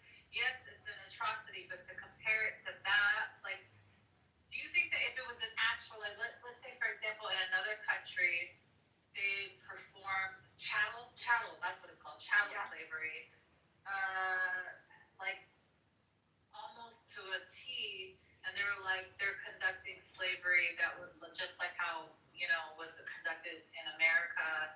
I don't think that they would get upset. I think it's just that we try to make that analogy sometimes, and it's like a million miles apart. That makes it trigger, not a million miles apart, but it's just doesn't do it justice. That's a great point. That's a really good point, Sela. And in fact, people are more offended when I invoke the Shoah, which is a very specific genocide, than when I invoke genocide in general, right? Because like Jews do acknowledge that other genocides have happened, but when I say something like, when I make a comparison like the children of the Holocaust have committed a Holocaust, they get very offended by that. They say you can't compare, and it's true, to some extent it's true, you can't compare any two atrocities, they're all different, right? Was it really 6 million? Hey, sugar. Is Holocaust a title of an event that occurred, or does it mean like specifically something that could be attributed to other events? It's usually associated with the Holocaust, the Jewish Holocaust. So there were like 3 million Poles or something that died, but they don't consider that a Holocaust, or even like I don't even know. It might be considered a genocide, but not a Holocaust. I don't know. The Holocaust is supposed to be a unique event. It's a unique name to memorialize the 6 million that died. And it wasn't used before the Holocaust. It means like burnt offering or something, literally. And that's what Shoah means too, I think. What does Shoah mean? Let me double check. Burnt offering, that doesn't make sense. No, it's like because they were burned. I don't know.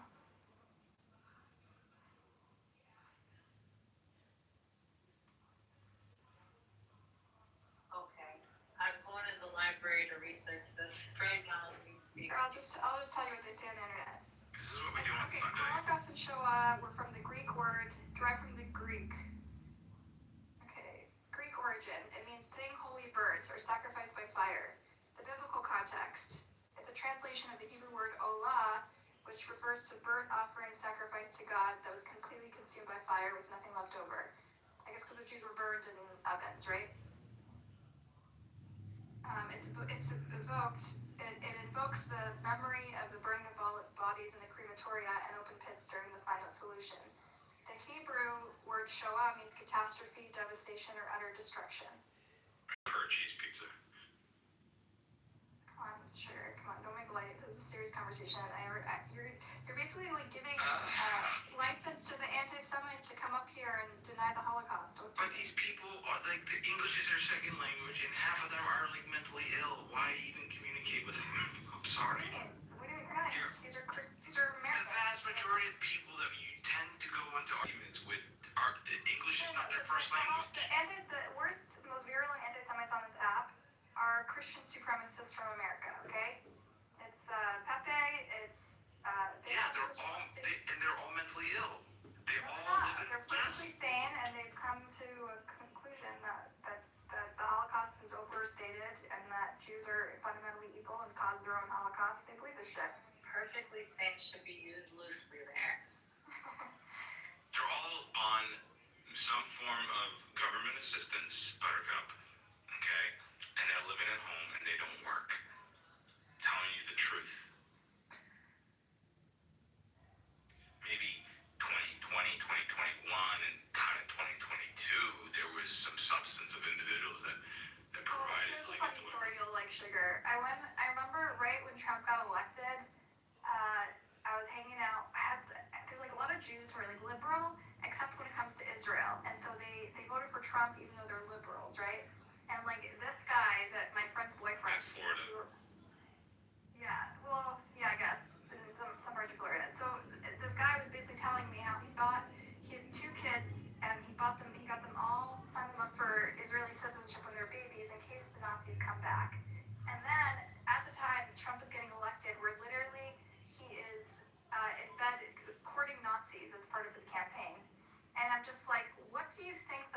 Nazis look like. Like, it's just some, like, for years and years, liberals were just kind of like, why are they yelling about the Holocaust? The Nazis aren't coming back. Everyone's exaggerating. Everyone's being melodramatic. And it was like the right-wingers are like, you have to be vigilant. They can show up at any day. Figure out who's going to hide you, right? And it was like this sort of dichotomy in the community, whether to be hyper-vigilant about the Nazis coming back and showing up in America. And then Trump got elected and it became the reverse, where literally there's Nazis in his administration. He's courting Nazi white supremacists in our country. He's empowering them. He's legitimizing them. And then suddenly liberal Jews are fucking terrified because they realize the sort of authoritarian fascist direction we're going in. And the right-wing Jews are like, yay, we're so happy. Like, the people who used to be paranoid about the Nazis showing up and get their kids Israeli citizenship from birth are the same people who are now celebrating a president that courts and welcomes Nazis into his administration and into his ear. Speaking of the Holocaust. I've seen it in the entirety of living my whole life in Florida. There's a lot of very confused individuals here.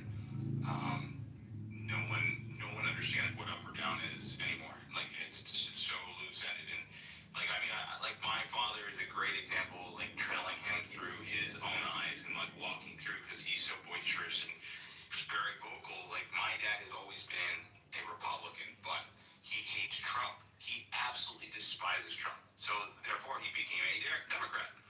Though he speaks and espouses as if he's a Republican still, right? He's very, hard individual, but he hates Trump so much that he's quote unquote a Democrat. So he'll navigate in conversation with other boomers, like out and about at the diners and stuff, like at the local bagel place. And the signaling is so confusing because you have Democrats that come from New York and all of a sudden are the staunch Republicans, but have some very liberal views, whereas my dad is now a liberal who has very conservative views. It's like, it's the most diametrically opposed perspectives, and it's like very confusing. So like when you sit there and they're like arguing about things, they don't know what they're arguing about. They're just either like parroting things that comes from within the party that they now quote unquote support, but yet again internally, intrinsically, they feel quite the opposite. So like, and I listen to them, like I don't intervene. I think all of this is all dumb. But from like a bird's eye view, when I like listen to like, just go to the diner, like come to South Florida, you'll like hear these people at the local diner. Like I'm telling you, it is a funny experience. You just go to listen to these like Joey Bonfuku fucking New Yorkers, and you're going like, wait, you're Jewish? What the fuck's happening? And then I listen to my dad talk his shit, and I'm like, what the fuck are you talking about? All you guys are absolutely fucking positively retarded. Yeah. 1,000%. We're all retarded. We've all gone off the deep end. It makes no sense. So like, that's why I once again, to digress, all this stuff is so stupid to me, and that's why I make fun of it, and that's why I troll. It's just, it's so dumb.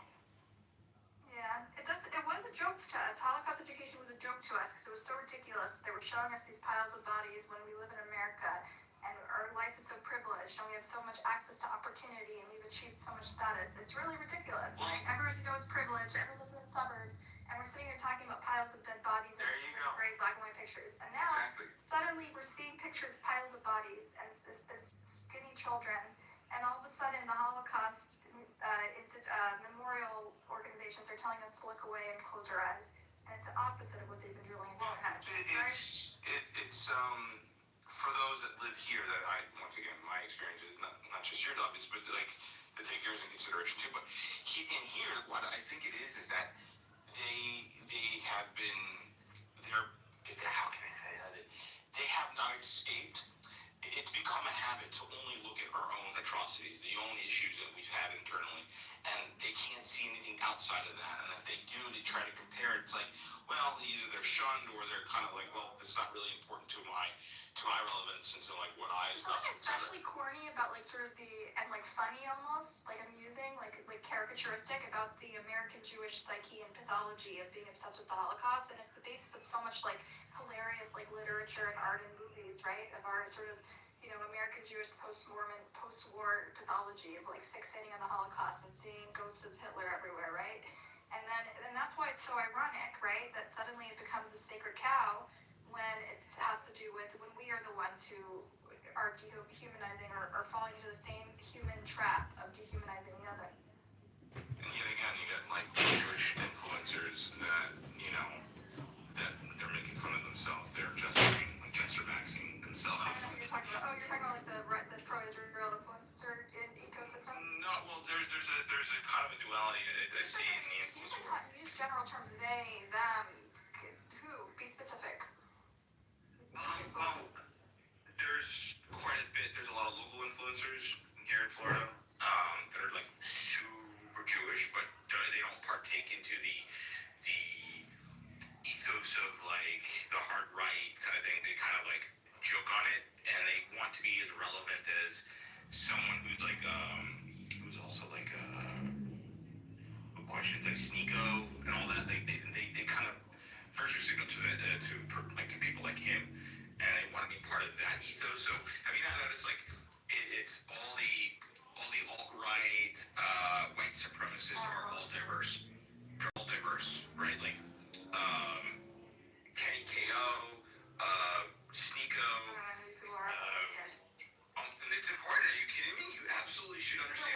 These are right-wing. No, these are all black, Arab, Hispanic. It's the most goofiest thing to see. They're not Arab. I know that's what I'm What are trying you to saying about them? What are they? How are they invoking? These are white, like white supremacist activists. Like these are even Nick Fuentes. He's like a half Hispanic, right? Okay, and how does that tie to the Holocaust narrative? I'm trying to explain that the people that the Jewish influencers, especially here, the ones that try to vibe, they tend to gravitate to those individuals, and they'll end up setting up themselves with those people, like on a podcast, talking about Jewish issues and whatnot, and clowning on themselves and clowning on other people.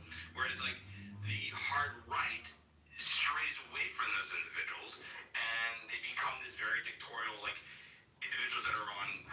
I gotta send you a whole bunch of clips. I'll send you clips and give you letters. I don't think you really care anyways, but whatever. Whatever. Hey Bob, what's up? Are you a Jew? Did you grow up with the Holocaust? He's a Persian hybrid. Okay. There's all kinds of everything. It's just a mix. We're talking about Holocaust education, how there's sort of two schools of thought. Like, so one version is that the Holocaust is a unique event in history, it cannot be compared to anything, and the other is that it must be compared, it's instructive. And many of us, when we learn about the Holocaust growing up, especially in the West, we also learn about Armenian genocide, Rwanda genocide, and we see it as an instructive event in history that is a warning about the capacity of man to do evil and dehumanize the other. And so we're discussing how, for their own political purposes, and so we're trying to explore when it's okay to invoke and when it cheapens it and when it's actually instructive. Yeah. Do you have any thoughts? Any thoughts?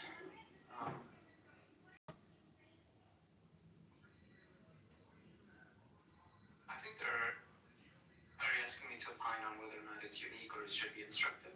It's okay to compare anything to the Holocaust. Is it okay to compare anything to the Holocaust? Well, yeah, sure, why not? Okay, good. So I'll give you an example. Like, I think. Okay. Hey, but. If people say Netanyahu's Hitler, is that okay? No, I wouldn't make those comparisons. But, like, I would understand why someone makes them. Is it okay to say the October 7th massacre was a Holocaust?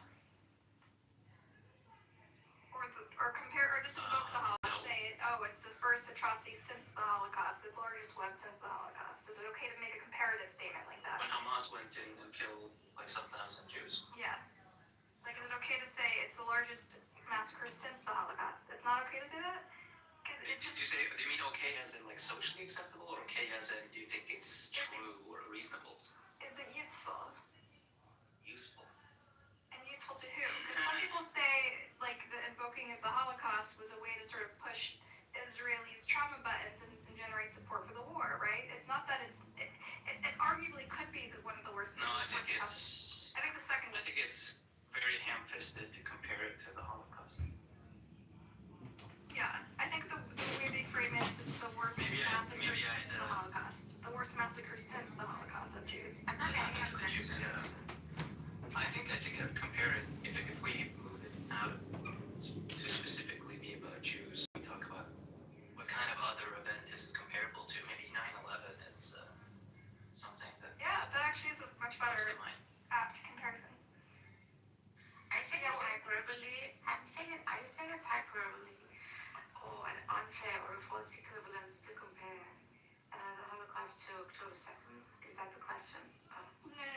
So we're viewing, there's two ways, since the Holocaust, and thinkers and philosophers have fallen into two camps.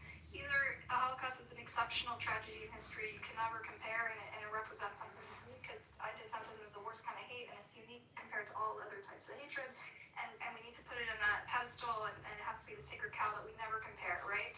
Other Jews say we must compare. It's instructive because it warns us about the capacity of man for evil and to dehumanize each other, right? And so these are the two schools of thought. And with Israel and Palestine, both sides have sort of weaponized the memory of the Holocaust for their own political agenda. And so what we're exploring now is when it's acceptable and useful and instructive to invoke the Holocaust, and when it's offensive. I still go to too soon. Too soon for what? For the Holocaust? To compare to No, that's kind of like it's like well, you can't compare the impact in which the incident that has happened. It's like, but it's too soon. That's what happens. It's like, well, okay, well, on the alternate, on the coin itself, it's like, well, if you can't compare the intensity, well, then is it too soon or too late?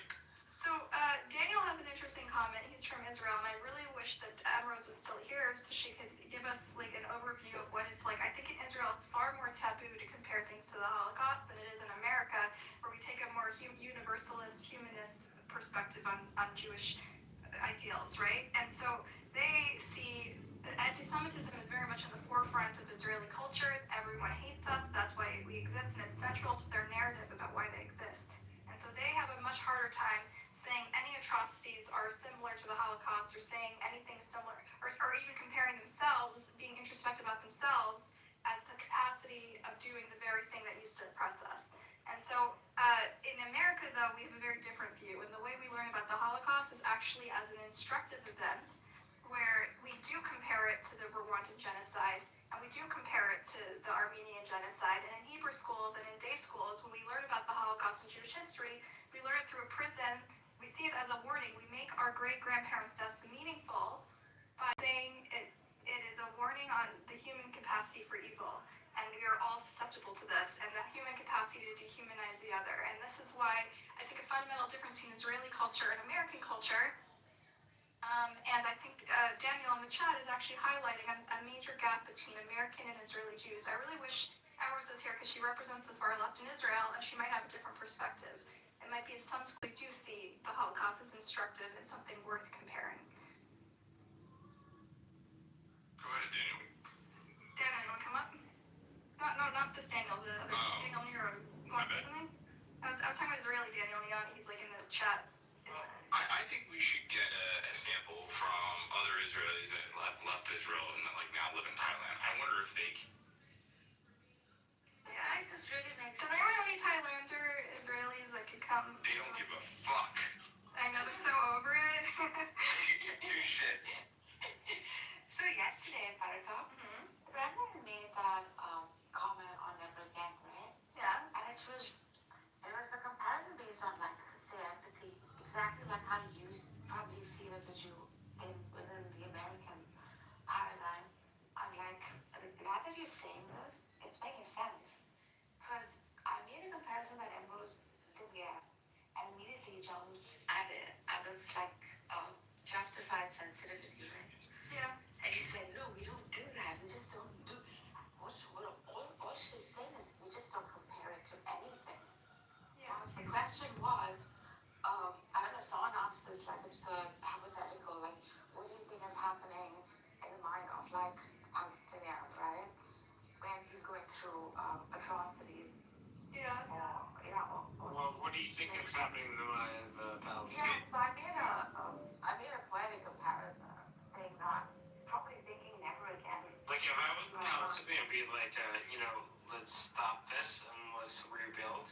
That could be. And it's Hamas that is. All right, David, you. David, I'm not going there. I made a poetic comparison, right? And I said a child is perhaps thinking, never again do I want my children perhaps to see such atrocity. A mother is thinking, ever again do I want. But if they only had two options. So, listen, I was giving a hypothetical. I was giving a poetic answer to that, kind of implying that surely human empathy is uniform. human family. That is the message I was trying to sort of convey, right? As a humanitarian. Yeah, I think it was a little ambiguous. In her defense, it was a little ambiguous. The question itself was a bit absurd, I think. With all due respect, we've seen the humanitarian side of Hamas. All right, David, you're missing the combo. You're not understanding the context. Keep up. Let me explain to you. I'm going to say it. I said it like 14 times. I'm going to say it again. Today, we're talking about two schools of thoughts in the Jewish community. Since you're from suburban Connecticut or New Jersey or whatever, tri-state area, you know, and you grew up around a lot of Jews, you know that the Holocaust is a big part of our narrative and our cultural history and our cultural heritage in the last 100 years. And one thing we talk about is there's two schools of thoughts. One is that you can never compare anything to the Holocaust. It's sacred. It's a sacred cow, and we should see it as a unique tragedy in history. And there are many unique characteristics of it, and it's true. On the other hand, many people in America, especially more liberal Jews in America, see the Holocaust as instructive, and we want our great-grandparents' deaths to mean something. And the way we make it mean something is we say we must compare things to the Holocaust and see it as a warning of the capacity of human man towards evil. This is the question we're talking about. We're not talking about Hamas. We're talking about whether or not we may or may not compare things and when it's acceptable to compare anything to the Holocaust. That's the convo, David. Stay on topic. Thank you.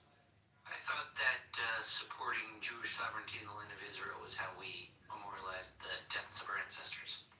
That is sort of that is the narrative in Israel, which is why they tend to have a different relationship with the Holocaust than American Jews. Yeah, I'd agree with like Big said. It's like the ongoing stabilism of the Jewish state is the most. When's the last time you slept, David? Okay. Can we not like boost Buttercup's like ego anymore? What do you mean? Who's boosting my ego? Buttercup, you're short and you need a stool to get to the top shelf. I was going to make sure. Call it. I'm sorry, I was being mean. You were making a good point, David. Go. No, I don't want to make it anymore. No, you wasn't. From your expertise as like a suburban, New Jersey. The only suburban he is suburban trash. So. Suburban Peruvian. That's redundant. Wait, docs. Suburban trash. Oh yeah, I find it bizarre that no comparison can be made to something that is like placed at a pedestal wherein one is just not allowed to make any like comparison to a particular tragedy, a tragedy that like no one's calling it like by no means is it like less or by no means is someone being reductionist about it, and yet you're not given the freaking opportunity to make a comparison. Like, I just think this is absurd. Well, the truth is, American Jewish culture is full of comparisons. Like, we've written so much amazing literature and art and music and movies, from like Philip Roth to Mel Brooks to Isaac Bashevis Singer, that kind of skewers the Holocaust and is irreverent towards it and finds humor in it and finds meaning and lessons in it. And this is part of our American Jewish culture, which is why I think there's a bit of a gap now between us and Israel, where their whole foundation of their narrative of why they exist has to do with sanctifying the Holocaust and making it an exceptional event, and it justifies their existence, so they're scared to touch it, you know. Let's not forget Woody Allen. Woody Allen, yeah. Look, this is just part of, this has become like art, I don't know. They were able to. I'm going to tell you, I'll tell you that the opinions that I do admire are those that are all my Jewish male friends that are all married to Latinas. So I'm going to get back to you on that and see what they think.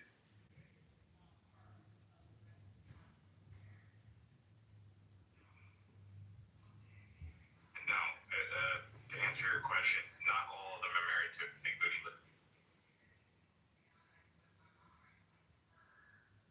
So everyone can check out the chat if you want to see an example of like Israeli attitudes towards the Shoah and whether or not there are lessons for us and how we process it and make it meaningful. In Israel, they have other ways. They sanctify it, they elevate it, they put it, they make it sacred, right? And in America, we see it as something to that we interpret in art and analyze and see lessons in. Azazah, you want to come up and talk about the Israeli experience? and how you guys talk about the Holocaust. So how do we compare it to Black History Month, to what happened to the blacks? Oh, we did talk about that. Excellent point, Blessed. So, Well, I didn't make a point, I asked a question. So, Blessed, that's so, actually so very... that's something we covered, actually. Sally, go ahead. Shut the fuck up, Michael. I just He said, why don't we compare it to Black History Month? Like, why? I think somebody's mic's really low. Yeah, if your mic's not. What is the point of that? How are we comparing to? It's like we should have like a remembrance where we teach the Holocaust, or? Okay, so the question is, I'm going to say this again for the 100th time. There's two schools in Jewish thought and Jewish philosophy and Jewish community of how to talk about the Holocaust. On the one hand, people say you should never talk about it. It's a unique event in history. It's sacred, and it is unique in a lot of ways. And therefore, you should never compare other atrocities in the world to the Holocaust. And other people say, and especially don't weaponize it for political purposes like people do all the time. The other side says you should compare the things to the Holocaust. In fact, many American Jews learned about the Holocaust and discuss the memory of the Holocaust by talking about the Rwandan genocide and all the other and the Armenian genocide. And we see it as a lesson, and our great-grandparents' deaths as meaningful when we actually use it as instructive, as a warning about the capacity of man towards evil and our capacity of man to dehumanize the other. And so then, when it comes to the Gaza, Israel-Palestine conflict, some of us see echoes of it, but then all of a sudden our institutions who have been telling us to keep the memory of the Holocaust alive are suddenly silent and telling us to close our eyes and look the other way. And so this is sort of a theme, and I wanted to open up the question, because both sides in the Israel-Palestine conflict tend to weaponize the memory of the Jewish Holocaust for their own political gain. And so I wanted to without imposing my own beliefs on it, open the discussion about when it's acceptable and fair to invoke the memory of the Holocaust and when it's inappropriate. And many times it is inappropriate. So you're telling me right now that the people in Gaza and the people that are pretending to identify as being Palestinian are weaponizing what happened in Gaza for their benefit? I don't know what they're doing, but I'm saying, like, What do you mean you're doing it all over social media? Okay, I don't really care what they're doing. It's not my business. My problem is, when I grew up, Why am I getting X's when you guys know it's true? Because you're Okay, so let me respond. You're not staying on track. I am staying on it. We're talking about Okay, so let me make a point. So let me respond. How What I see, I think this is what I wanted to focus the conversation among Jews, because there's a binary in the Jewish community about how to talk about the Holocaust, okay? This has nothing to do with how Gazans talk about the Holocaust. It has to, or non-Jews. You don't have a book on how to talk about the Holocaust. I don't know why There are you're many, opening many up a books. room There about are the Holocaust, which is numerous really books, insensitive. Blessed. If you read a book, you'll know there are many books of Jewish thought that are cited in the article above about how to talk about the Holocaust. This is not a new concept. We've been talking about it for 80 years, okay? So let me respond to what you said. As a child of great-grandkid of Holocaust survivors, I was drilled into my head with these very bleak images of piles of body and emaciated children. And when the Gaza war broke out, at some point you start to see echoes. The things that they taught you and warned you about and tell you are instructive about humanity and our capacity for evil all of a sudden become relevant.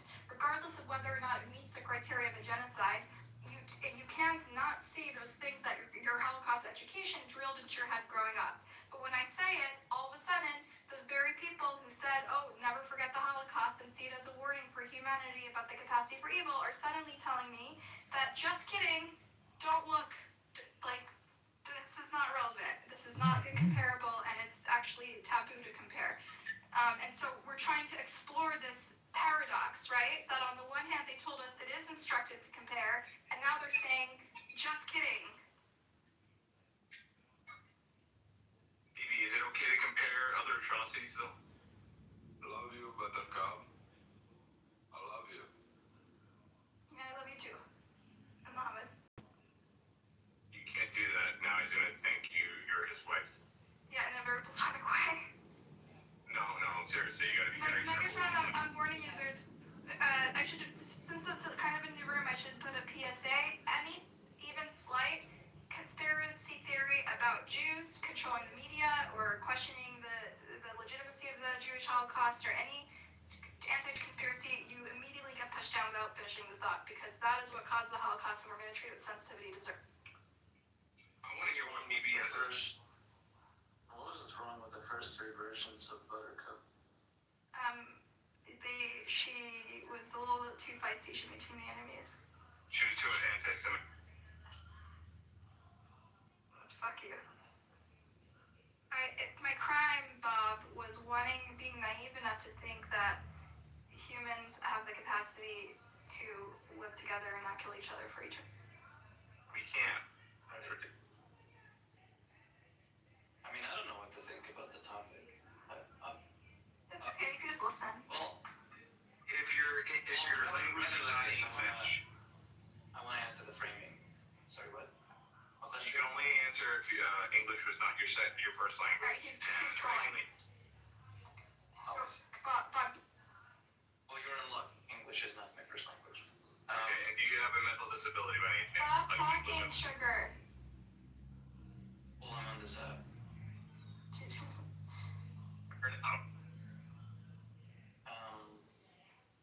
Okay, you have the stage. Oh, thank you. Appreciate it. I think it's weird to say that it should never be talked about. So I guess I'm part of the second school, where it's like you should talk about it. I mean, it has value and being talked about. It's open up for comparison. Maybe there aren't any. Maybe there are.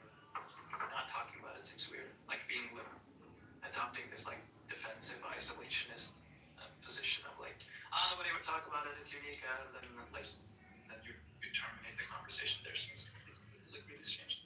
It's absurd. It's like not allowing humans to even cause that degradation and tragedy, or even if you want to put it on like the pedestal of all tragedies, you're within a certain community or in the world, to not be allowed to make a comparison, it's troublesome. Do they actually mean don't talk about it at all, or don't compare it to anything else at all? I think it's what you described, that you know how the way you described African Americans being offended when people compare things to slavery. I think it's something similar to that. It's a similar sensitivity where it is a unique atrocity in history, and people think that you should respect it and not cheapen it by saying, oh, a lesser tragedy is the same as the Jewish Holocaust, which was really, really shocking to the world and changed, irreparably changed us as humans, right? So that's more like saying like Christ who died for us on the cross, and XYZ who died out of like self-sacrificing themselves for the greater good, sort of a thing. And then it would be natural to say, no, you don't compare Christ to these to mere mortals, right? Something like that. Terrible example, but I get it. See, so you see how it's very pleased. It's how light it is.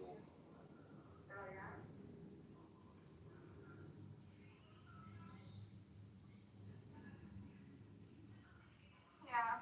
I mean, it's always been this way. If you read the article above, you might have to remove it. Like, it sort of lays out the dichotomy, the binary in our community about how to talk about the Holocaust.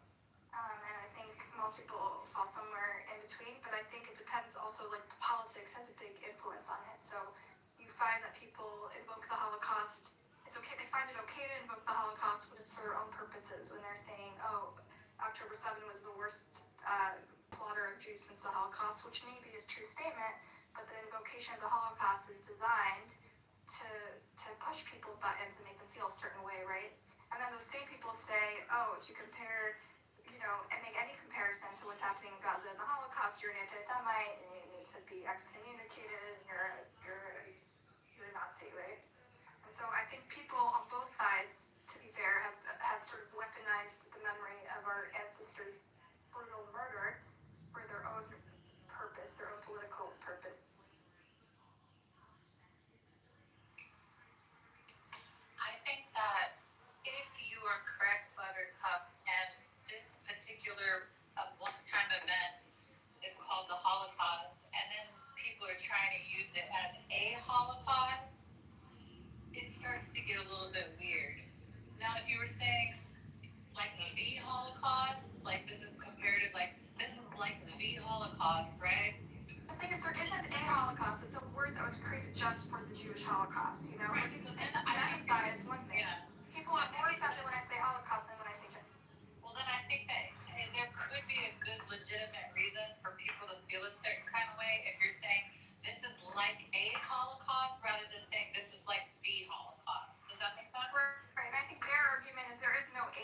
Holocaust. There is only the Holocaust. It was a word that was. I could see that.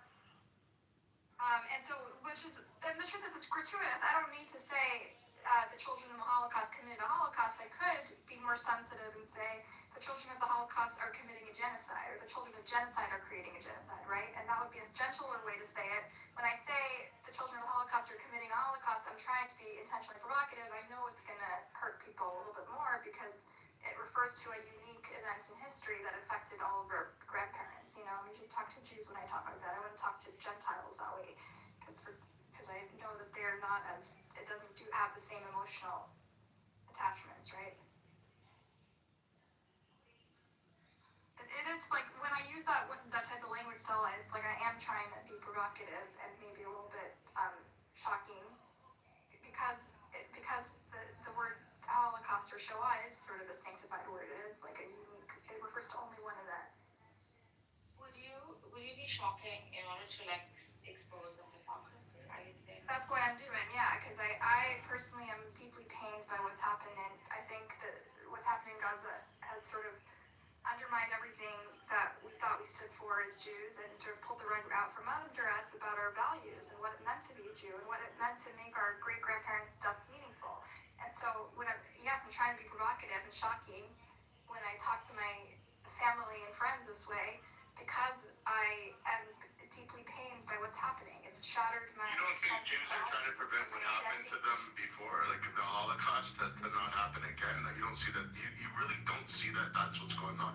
Yeah, of course. I'm saying we also, but when we So if you see that, if you say, of course you see that that's what's going on, then what's the issue? Because So Jews are trying to prevent the second Holocaust. trying to prevent that from happening to you again doesn't give you a free pass to do it to someone else. We're not doing it to someone else. We're trying to prevent that from happening, so we're defending as ourselves. usual, the nuances are like way over your head. So keep up. We're talking about terms. I am up. The problem is you're behind.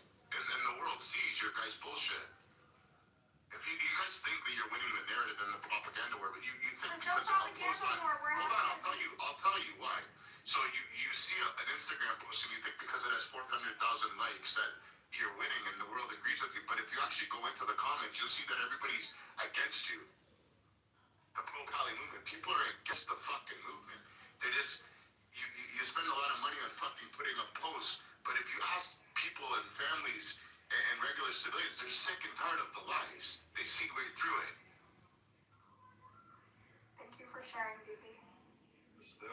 Mr. Bibi. I don't think we should engage with him. Why not? Nobody asked you to think for everybody.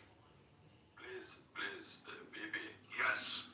We cannot compare. We know exactly what happened in Quartzo. We know exactly. We cannot compare it with any other massacre. What happened? No, I'm not. With all due respect, sir, I'm not. I'm saying that the Jews or Israel is trying to prevent that from happening again. Let him finish his statement. Don't interrupt when two adults are talking. You interrupted. No, I didn't. I'm engaging with them. No, let him finish and then respond. We understood from the deep of our heart, from the taste of suffering we got it from the occupation, what happened to us as a Palestinian. We know exactly what is the meaning to stand in queue in a fucking chamber.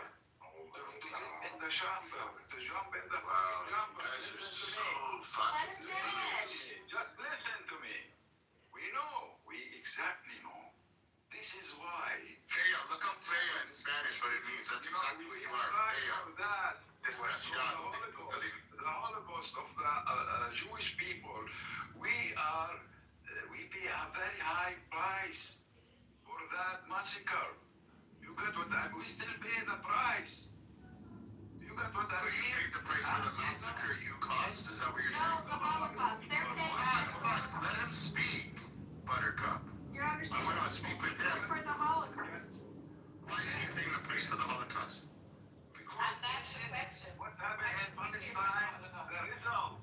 We get rid of the Nazi regime not because they are Christians or Who got rid of the Nazi regime? They are bullshit. Who got rid of the Nazi regime? They are a Nazi fucking. Who got rid of the Nazi regime? You did it. Nightmare for the human being. Who got rid of the Nazi regime? My friend. My friend, who got rid of the Nazi Nazi I regime. feel sorry, still feel sorry about you. I feel sorry about you. I Listen, know. who got rid of the Because Nazi I am your regime? destiny. You know why? I feel sorry about you because I am your destiny. You got what I mean? No, I Even don't if you really wanna understand. eat. There's a communication breakdown. So Even who got rid of the Nazi regime? You just said you did. Your people did. the world, stand world. together. The world or the wars? Stand together to get out with this nightmare Yeah. Nazi regime. Not because they are Christian, not because they are Orthodox or Jewish or whatever. Not that they are because they are Buddhist, because they are a fucking nightmare for all the humanity. This is the point. And we pay a price. When you came, the first immigrant. You think that? Hold on. So you think Jews just started coming to Israel after the Holocaust? Of course, we live together. How can I communicate this guy's fucking lying retard? Before the Holocaust, before There was no Jews in Israel before the Holocaust. Is what you're telling me? What European Jews? He's just said the Jews. The Holocaust. What are you talking about? What are you talking about? You're saying that there was no Jews in Israel before the Holocaust? That's what I'm talking about. You're intentionally being obtuse. No, who else heard what he just said? No, you're listening. You have to listen. Just listen. Shut the fuck up, Bronstein. What did he say? Shut the fuck up. He's pointing out that Palestinians have been paying the price for the Holocaust for 80 years, okay? And No, man. Stop being a fucking victim. Do something productive. They're not unsympathetic to the Holocaust, but they have been paying the price for the Holocaust. Yeah, I know. They're paying the price so dearly. That's why they're digging tunnels in order to terrorize people. Stop, man. Why should y'all guys be the only victims now? We're not victims. That's the problem. We're victors. We're not victims. That's the problem.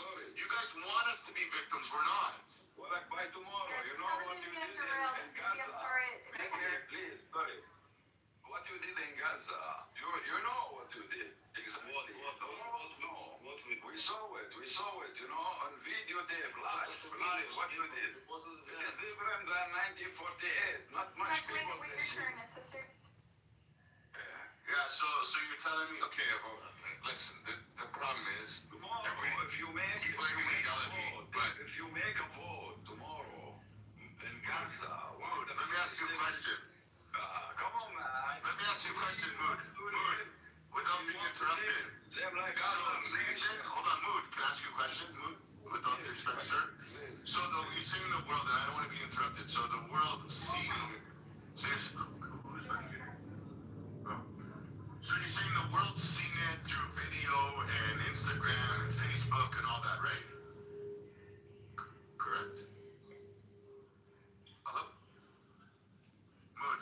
She watched the videos. Hold on, Mood. So did the world also see the Nutella stores, the restaurants that were still open during the whole time that the world was seeing these fake videos come out? Did the world see that these restaurants that were still open inside Gaza, that there's still buildings still standing inside Gaza? Or did they only see the part that the world wanted, that the propagandists wanted you to see? Like the rubble, destruction, and fake fucking tears. Like, come on, man. How does a fucking whole room of people still not understand what's going on here? 70,000 people dead, that's way too many. Absolutely, I agree with that. But 70,000 out of 2 million people in 2 years? You don't think that's precision striking? Alright.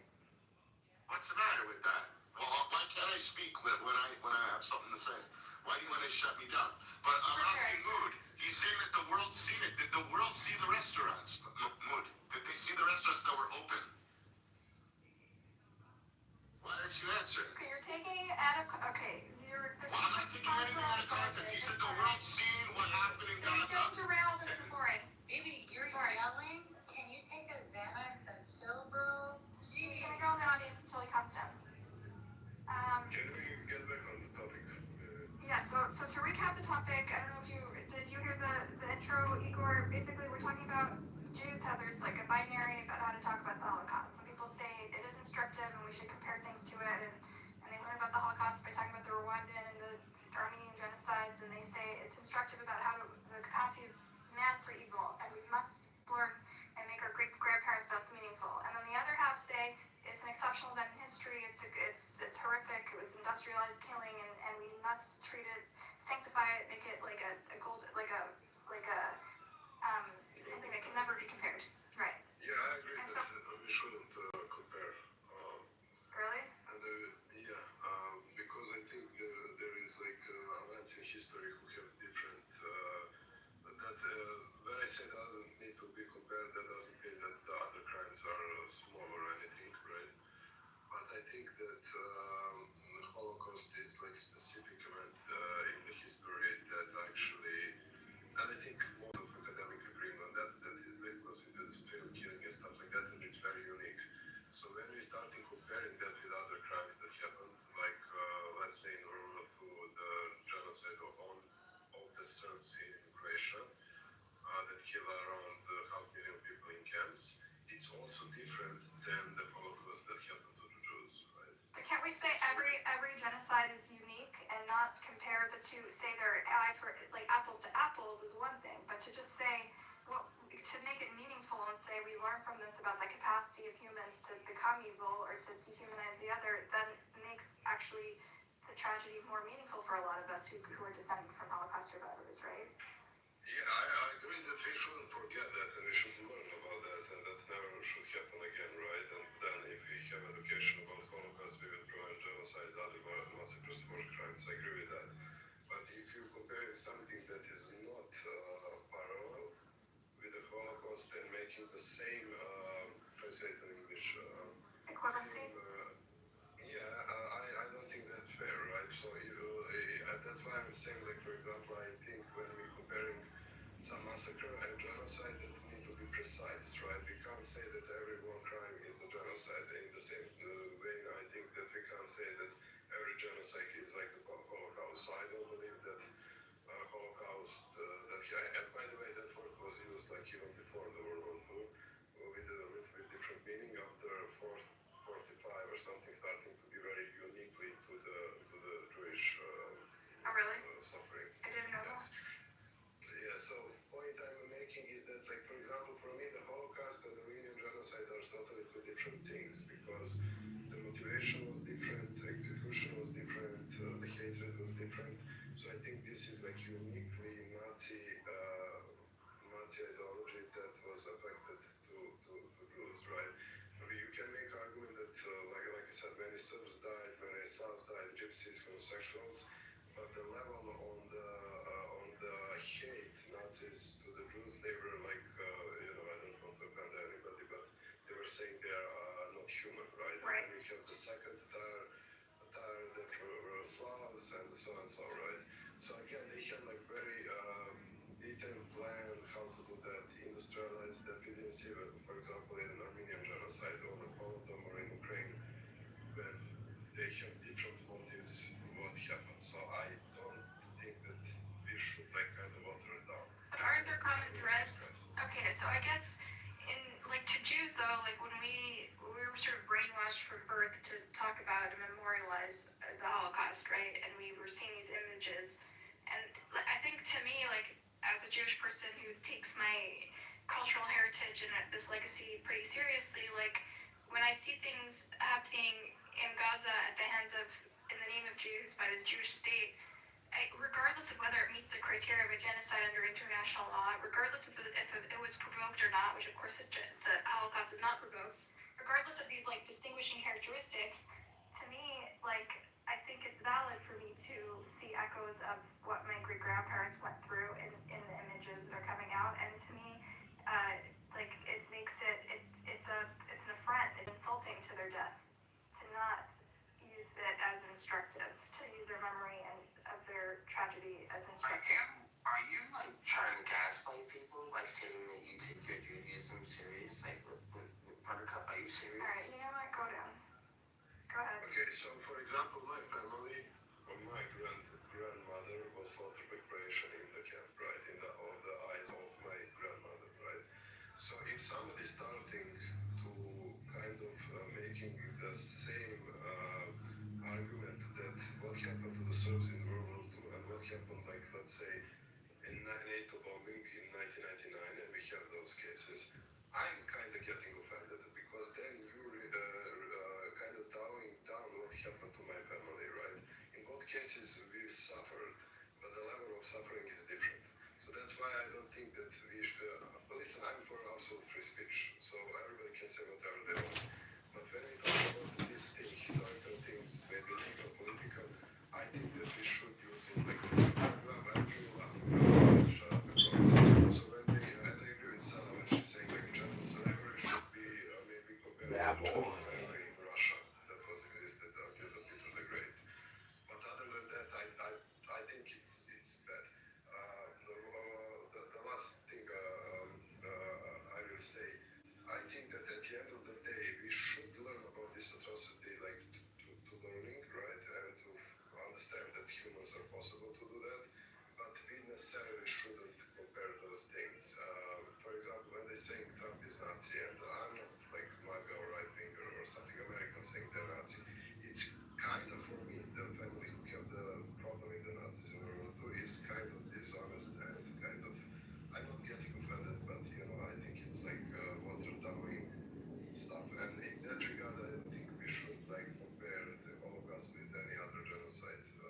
Does that make sense? It does, and that's a really valid point. You made a bunch of really valid points, and I thought that was an interesting comparison about your family's experience in Croatia.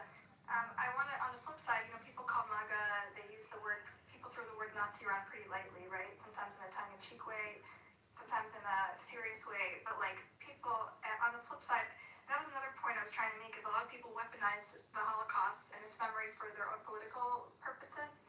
So like, Jewish people and pro-Israel people on this app are very easily classify me and Emrose, for example, as capos, which are in their worse than Nazis. A little something. Roses for my favorite girl. Perceive the war in Gaza as genocide, right? And they see that as like a traitorous position. Sure, if you're idiots all around. But the point I'm making is that there is a similarity, and when this war started, I actually said that in case in 90s in wars, like in the Serbian mindset, there was that trauma of the World War II and excuse for atrocity that we did, right? There was a fear that they will do the same, right? So it's nothing like unique on what you're saying, that a lot of countries, because of previous traumas, using that language and trying to justify something that is wrong, and I'm rambling now, but yeah, I understand. I agree that it cheapens it. Like, I also hate when people say the word, like, a lot of lefty Israelis use the word Judeo-Nazis, citing this guy, a really smart guy, an earlier Zionist who died, Leibovich, right? He coined the term Judeo-Nazis to criticize his own government's sort of, like, slide into Jewish supremacy and fascism, which he said resembled what they, the previous generation had experienced. And that is, like, an internal criticism in Israeli society that, like, the left in Israel has sort of adopted, but when I hear it, I'm just like, what the fuck? Like, why would you call people Nazis? It just flattens the conversation.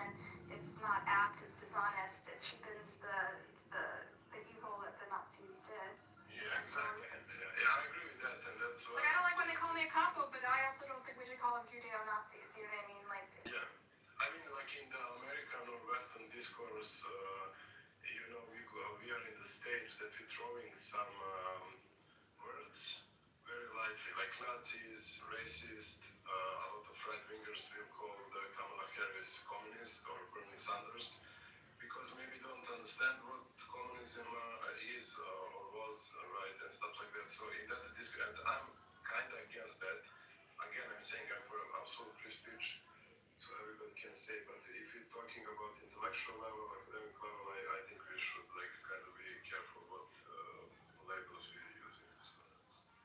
That was really helpful. I think I want to Stella's point about like comparing things to slavery, American, black slavery in America, or to your point about comparing things, different genocides to each other.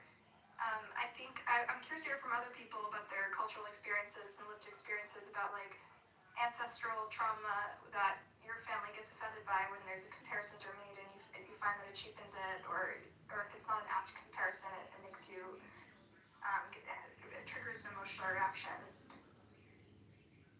Laura, I wanted to ask you, like, yeah, what goes through your mind, or what goes through you, either emotionally or otherwise,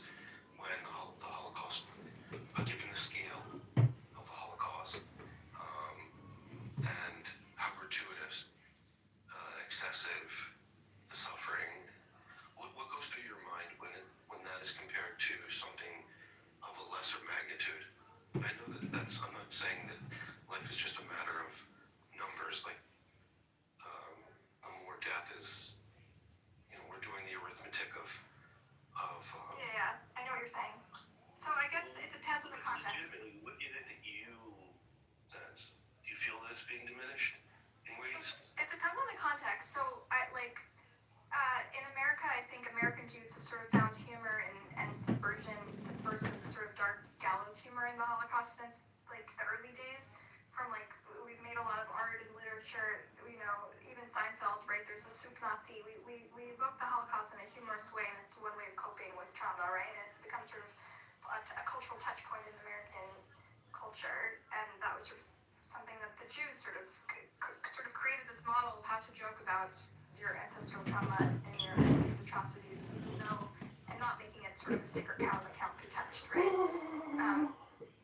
And I tend to have a little bit of a irreverent approach to the Holocaust because I also grew up with these like dark pictures and like drilled into my head, and it was kind of annoying. And so to me, one way to deal with that is to be like a little irreverent with that topic and maybe callous, right? But I think when it starts to apply to the genocide in Gaza, people start to get it's a little too real because I'm basically I'm not just joking about you, oh wow, you're being a grammar Nazi. I'm saying something that I'm raising something that's a very inconvenient truth, which is that Jews are sometimes the perpetrators, right? And that maybe we've become the very thing that used to oppress us, and that is a tougher pill to swallow. And when I make that comparison, I know I'm hurting people, but I feel like it's necessary. It's like I feel like when you love someone, you tell them hard truths, and I know it's painful. And it took me a long time to say the word genocide about this war, even though I believed it was one, because I knew the second I said it, I was causing people pain, and I knew it was hurting them in a way, in a visceral, existential way, and I didn't want to do that. But then now I feel we have to save what things that we cherish, our values, what we stand for, who we are. We're having sort of like an identity crisis and a spiritual crisis that requires us to have hard conversations, and use hard language. That is. Yeah. So you would say that. So you would say that things like the magnitude of suffering, the magnitude of death. No, I would never say it's apples to apples, okay? I always acknowledge that the Holocaust was not provoked, and the Gaza, what I consider to be genocide, was provoked, right? And I also, as a journalist, I always put this qualifying language, what I consider to be genocide, right? Like, the courts haven't decided, but I consider it to be genocide, that way it gives me cover, right? And so I'll say stuff like that, but obviously I acknowledge that, Hamas exists and embeds itself within civilians. These are realities. But it doesn't change the fact that Israel has culpability for its actions and the way it executed its war, right? And I always point out that there are things that are similar, like the industrialized killing, the invention of new technologies to kill on a mass scale that removes culpability from the killers, right? Like when you use AI to generate targets and have drones committing the killings, then there's no one to feel guilty. No one feels personally responsible, right? And there are comparisons to the ghettoization of the Jews, right, where they rationed, there's man-made famine, where 1 million Jews, including many of my relatives, died in ghettos because the Nazis rationed the admission of food and aid, and most people died from exposure to elements and starvation and things like that, and disease, and that's similar to conditions on the ground that are being created in Gaza. I'm not saying it's an apples to apples identical to the Holocaust, but I'm saying there's common strains that if you're a Jewish person whose great-grandparents died and you were raised with Holocaust, the typical Jewish American narrative about the Holocaust and Jewish history, you should see these warning signs. These red flags should pop up to you, and pointing them out is not anti-Semitic. It's not a betrayal of our values. In fact, it's an expression of our values. Buttercup, don't you just see on the very face of it that using language like pardon, just how divisive this comparison.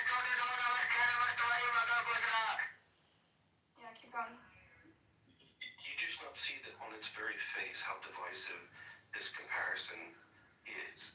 And it's like, Of course I see it. My family is like deeply hurt. no, but it's like almost like intentionally doing something to get someone's attention, so to bring their awareness to something maybe, which has a rhetorical effect. But it seems like this is the wrong way to go about it, to compare Gaza to, you know, the Holocaust. Okay. So I think I pointed out, I'm always willing, when I talk to my people, not non-Jews, I understand how non-Jews, a lot of people on the outside who have no skin in this tend to be a bit ignorant about the situation. So to them, I wouldn't run around floating Nazi Holocaust analogies because it's overly simplistic to someone who's not aware of the nuances. But to my people who have been following Israel closely for their whole life and have found Israel's policies increasingly hard to defend and increasingly incompatible with their liberal values, right, over the years, and it's culminated in the worst massacre of Jews since the Holocaust, as it's described in mainstream and widely described.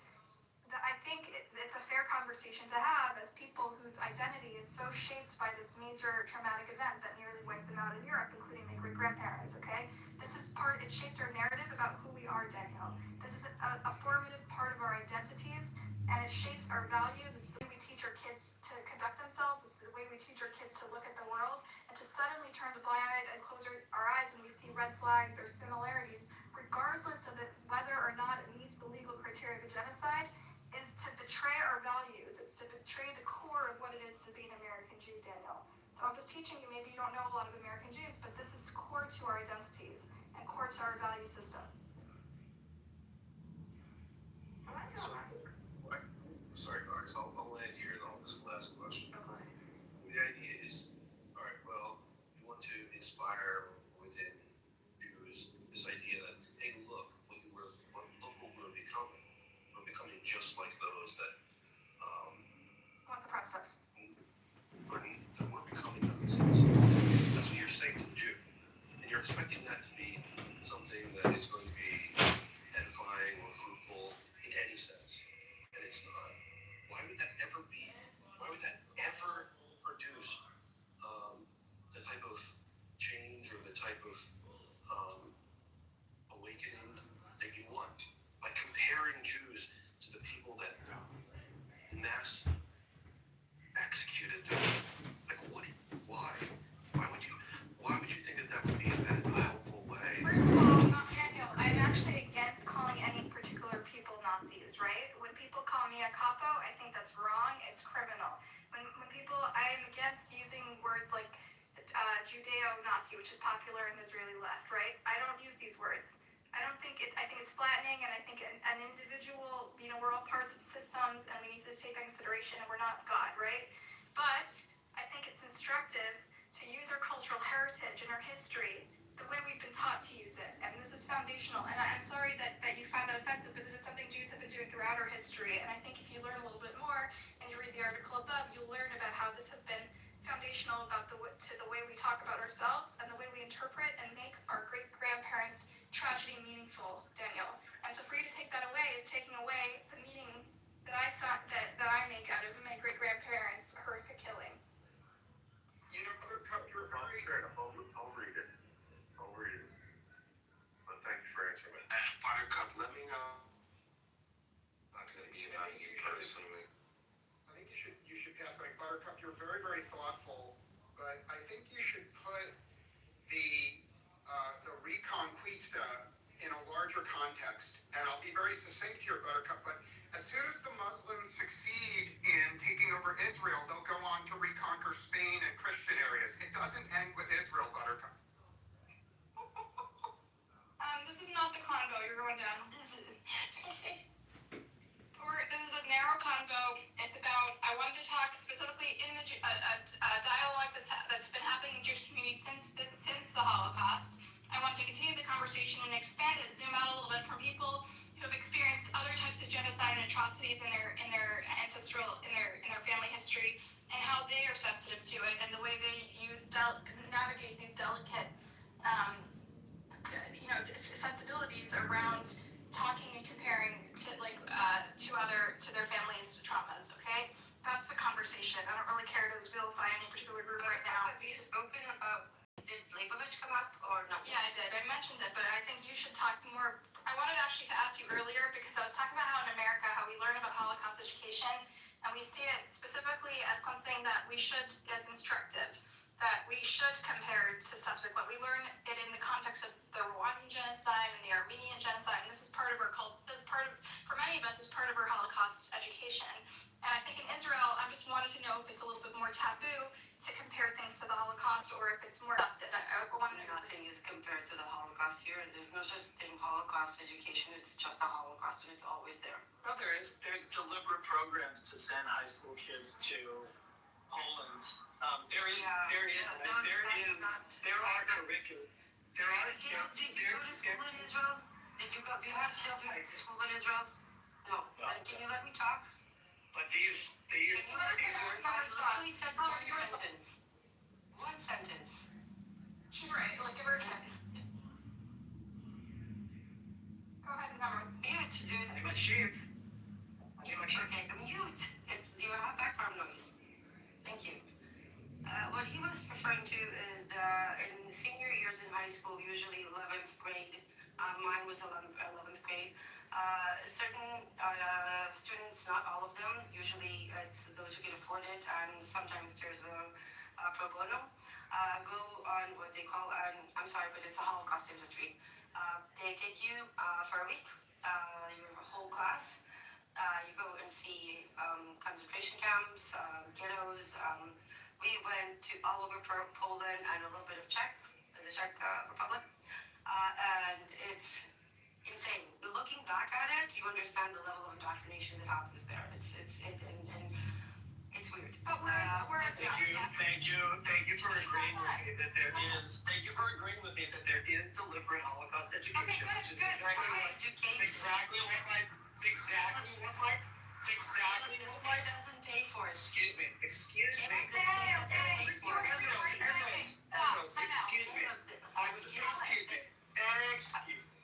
I was making a modest point. You said that there is no Holocaust education. I disagree. There are Holocaust education programs all around the country, including the one that you mentioned. So don't lie. So let her. If you waited long enough, you'd hear her make the point. Now stop. First of all, the state doesn't fund it. Fucking liar. I didn't say the state funded it. You said if you have no capacity to actually listen, seriously, you are really difficult to have a conversation with. It's your way or the highway. This is not how you convince people. This is not how you convince people. You are unbearable. It's not about your politics. It's not your politics. It's your approach. Unbearable. You're being petty. Okay, never have a question. Sentences. Okay, but remember, I have a question about your. Oh, Shut up, dude. All right, you're going down. Sorry. So, Emrose, I think the dichotomy I wanted to point out is that in America, in a lot of liberal Jewish education programs, we talk about it as instructive, as this is something that can happen to anyone, and it's a warning about the human capacity. No, to that evil. doesn't And the way you learn it is, I think, in the documentaries I've read about your Holocaust education trips to Poland, is it's more that everyone hates us. It's uniquely a thing that happens to Jews, right? It's not just the Holocaust trips. It's that you have the international, I think, memorial. We have the international one and the local one. The Holocaust Memorial Day is a few days before it's all combined together. So you'll have the Holocaust Memorial Day, then you will have the Memorial Day for those who fell protecting the country or in terror attacks, and then you will have the Independence Day. They link it all together intentionally, right? So from kindergarten, from the second year in the public education system, you are exposed to the Holocaust, and a lot before that. And there's a perpetuation. I'm sorry, I'm going to be honest, and this is my point of view. Most people probably will lose their shit when I say this. Zionist propaganda exploits the Holocaust all the time, and it's a disgrace. It really is. And Norgus, I can say something about Iran that actually relates to that. But look, the Holocaust happened, but the perpetuation of the victimhood, whether it's the Holocaust or October 7th, or the level of intensity that they perpetuate what happened to us, what did to us, is intentional. It's designed to maintain the this like victimhood and persecution and existential fear and vengeance. It's not a mistake, and yes, the Holocaust is being exploited, and there's nothing more dishonorable, despicable, and demonic than using the Holocaust as an excuse to commit another. And there's actually no word for Holocaust education. Where does this stash It's belong to just that part of legendary your crystal meth cook? everyday. Because he trusted glass with cash, surprisingly cozy, like 1,000 tiny expensive bills. Security, you never thought I'd be stretched out on a mountain of iPhones. Where does this stash belong to that legendary crystal meth cook? Because he trusted glass more than cash, and surprisingly cozy, like 1,000 tiny expensive pillows. Security, you never thought I'd be stretched out on a mountain of iPhones. Where does this stash belong to that legendary crystal meth cook? Because he trusted glass more than cash, and surprisingly cozy, like 1,000 tiny expensive pillows. Security, you never thought It's just part of your everyday life. You don't need education. I'd be stretched out on a mountain of iPhones. Where does this stash? Yeah, and I think that is a. So I think that was a point I made earlier. That people exploit the memory of the Holocaust for political purposes all the time. And there is a way to talk about the Holocaust that is instructive and informative and useful, and that is there less useful. One of the reasons I do what I do is because maybe if somebody did it, then some of our families would still be alive. If somebody did it for them, it's probably like complete something that will have any impact. But yeah, well put.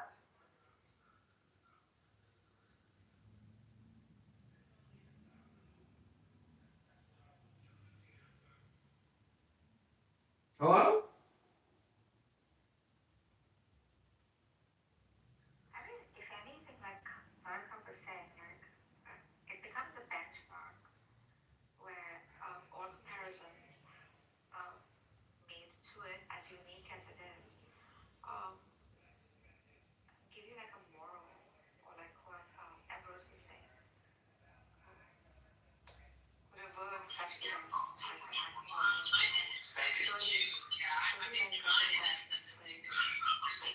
There's a reductionist approach and then there's a hyperbolic approach, right?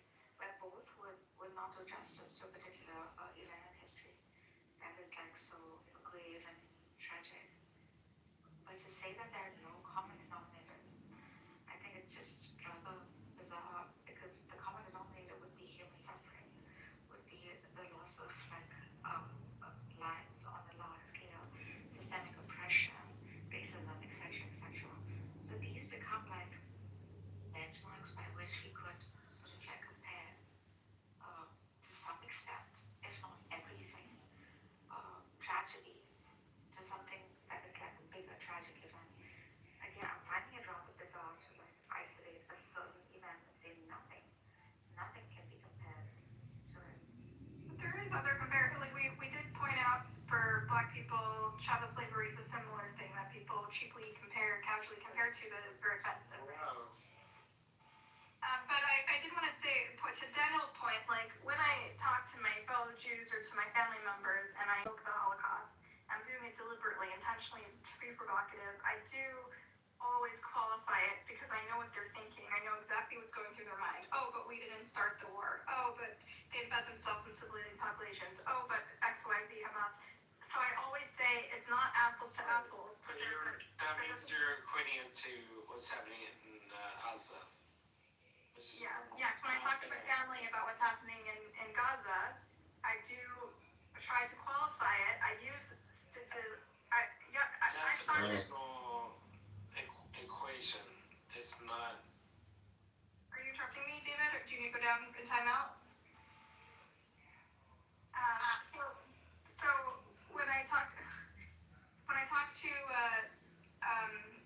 my family about it, I'm just simply invoking my own family history that's also their family history in like a personal, intimate way that is like among friends, and we don't have to worry about what the anti-Semites are going to say or whatever, you know. And I literally think it's important because we have this shared history, and it's important, and I'm intentionally using provocative language, but I do always use qualified language too and say, while it's not apples to apples and XYZ is different, there are these commonalities, and this is what they raised us, this is our culture, this is what they raised us to look out for, and to suddenly close our eyes and develop this like blind spot is a betrayal of our culture, of that education that you gave.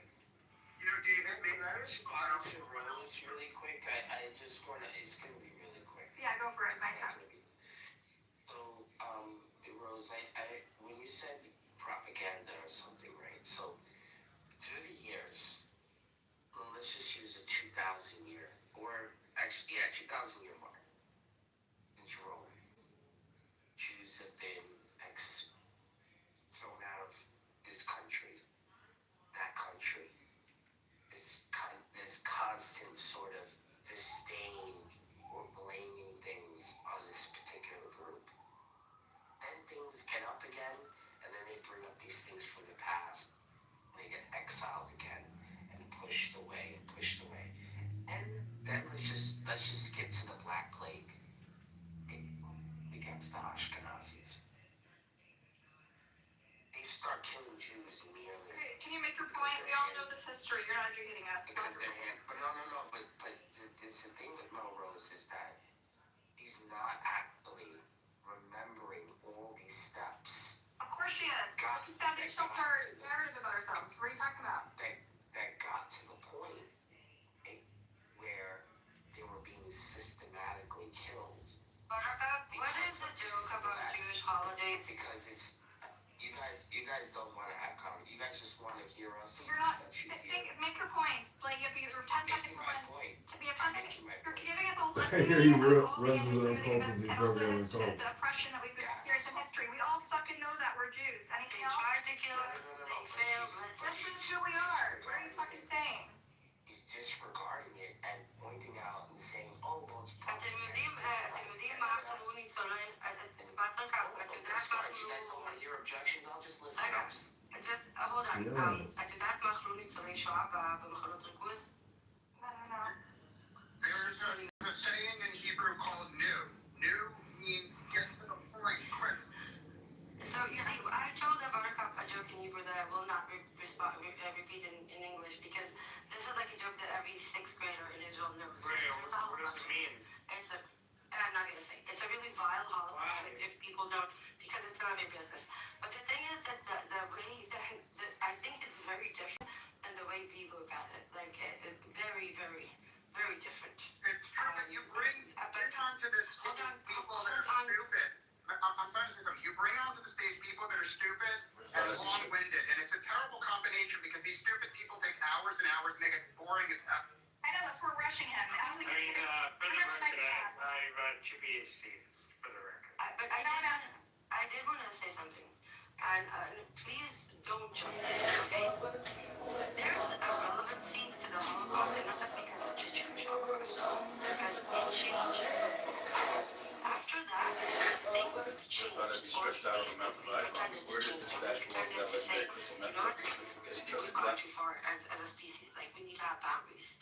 The genocide, Geneva Convention, the genocide definition. Coming here and accusing people of being fake Jews living in your country. The Geneva Convention was written because of World War II. So that's the importance of that. And that is why it's always been You're fucking dumb as stupid. Motherfucker, you're a fucking terrorist, motherfucker. And you have fucking innocents in Jerusalem. The fact is that, I'm sorry, but if we're committing a genocide in the United States, it will be backlash. It will be backlash. This is why Zionists are fighting.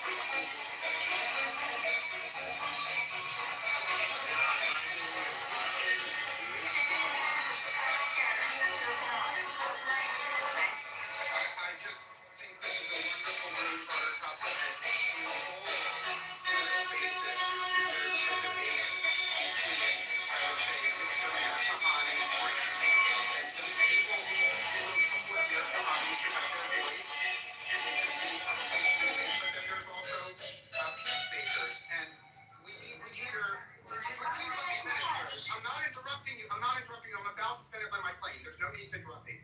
I come to your space, Buttercup, because I want the smartest and most succinct supporters of Mayor Kahane here, and I want the smartest and most succinct peaceniks, and I want to hear an honest, open debate, and I implore you to kick the retards off the stage because they make the room boring, and I'm done speaking. But Thank you for the feedback. I think Ambrose was talking about. I loved him. So when we talk about Mayor Kahane here, we kind of talk about it in a tongue-in-cheek way to represent like sort of the Zionists, and then we talk about the lefties. Some people call them the Nukhba left, tongue-in-cheek way. He doesn't actually mean Kahana supporters, right, Ryan? You just mean like the pro-Israel propagandists. Well, when I refer to Kahani supporters, and I live in a community with many supporters of Kahani, they are. Yeah, I do. Yeah, please let me finish, Buttercup. You know I'm your biggest fan on Clubhouse. I live in a community with many supporters of Mayor Kahani who have their children read They Must Go as their first book. I'm about to land my plane. Please let me finish. I'm about to land my plane.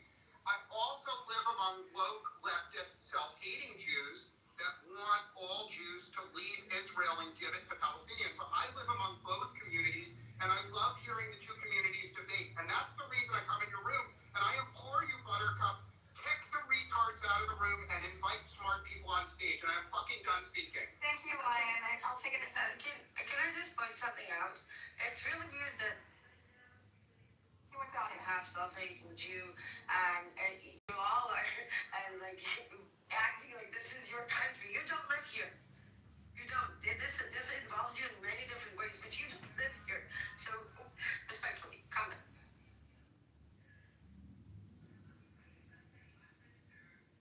Yeah, I think this is just sort of we're having sort of an identity crisis and a crisis of like it's in general as Jews, and we really know what it means because we don't have the luxury of being Jews just by virtue of being Israeli. Like we have to engage with it in some way philosophically and be really neurotic and be hyper vigilant about anti-Semitism or some shit. Like we don't really know how to be Jews, and so a lot of the foundations for what they said it meant to be a Jew in America and the diaspora and the things we engage with to make ourselves feel like we're an ethnic group and a sense of peoplehood, all those things they're sort of like there's a lot of hypocrisy because then when there's an actual what I consider to be a genocide and things actually do those warning signs they warned us about are happening in Gaza in our names, they're telling us to close our eyes in the Holocaust museums and the ADL and the institutions are saying no, this is something else and we must never compare, you know. So I think it's just sort of the thing is, Buttercup, you said you don't have the luxury of being Jewish just by the sake of being Israeli. I don't have the luxury of being Jewish without being complicit in occupation, genocide, and oppression. You have that advantage. We do, and I should appreciate it more. I don't live in a war zone, and I think you speak from a perspective that's like super valuable, and I'm really glad to have it. It's not about me. This is really a luxury that you have, and that you have an obligation to exploit to protect the Jewish people, right? Because this is indeed there is no line. A year ago, I was seriously considering leaving here. Now I'm terrified of leaving, and because people are not going to come up to me and say, "I heard you're an Israeli. Where do you stand politically?" There's a lot of hate for Jews and for Israelis, and more, and nobody is blaming that hate as much as Zionism, and literally the state of Israel and every narrative that it throws out there. It doesn't help that they've recently started pushing Islamophobia, and you guys in the diaspora are like literally. You can save the reputation of the Jewish people. I'm trying as much as I can, but I'm more focused on stopping the genocide. But you can have the luxury of protecting the Jewish people. I need to stop the genocide. 80% stop the genocide, 20% save the reputation of Jewish people. For you guys, it might be the other way around. Well put. They're different wars for sure.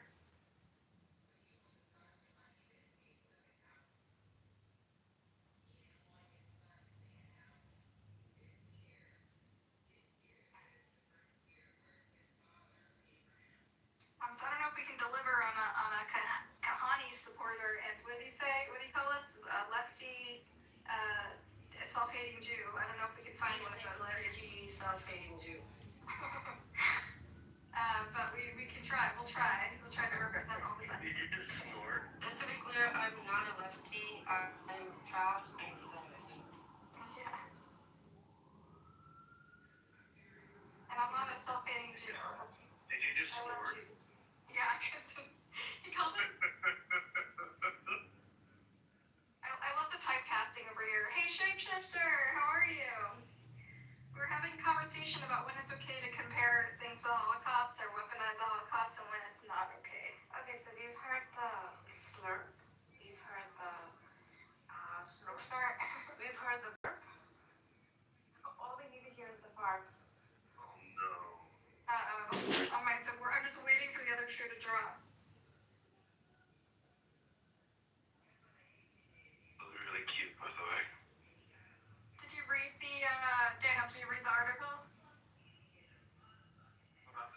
actually have to do just so you know. Okay. Let me know when Do you know an article that came out by Amos Goldberg and Daniel Blackman, I think it's like end of 2024, and the opening line was, it might not be Auschwitz, but it's crime of the same family, the crime of genocide. Sorry, Gaza might not look like Auschwitz, but it's a crime of the same family, the family of genocide. And they go on to explain it, but Can you post in the chat? Or I can look for I can find it. It was in Amos, Amos Goldberg. The particular rule to be universally applied or not, because there are a lot of things that, in my opinion, are descriptive, but the church calls them prescriptive, and vice versa. So I think it all depends on what you want to do with that verse that you call it. Tell you, as much as I love our veterans, I get PTSD every time I go. And I went there with them this morning for breakfast. And that kind of drug me down. Yeah, I stayed up too late last night. Shit. Sorry. I found it. It's called, I'm gonna put it in the chat.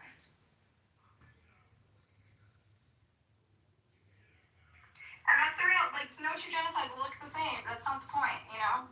You can acknowledge that no two genocides look the same and acknowledge that there's different factors and still see the Holocaust as instructive and useful to prevent and a warning. And then I got a great job by positing that. Like, he showed the uniqueness of it.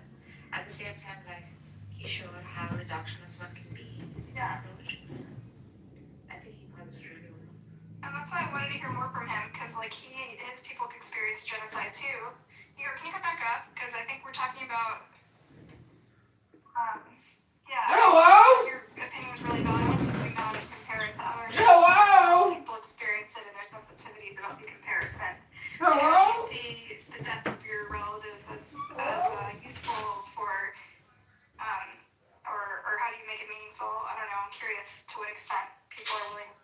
My position, that's why I was against all the crimes that we did in the 90s, right?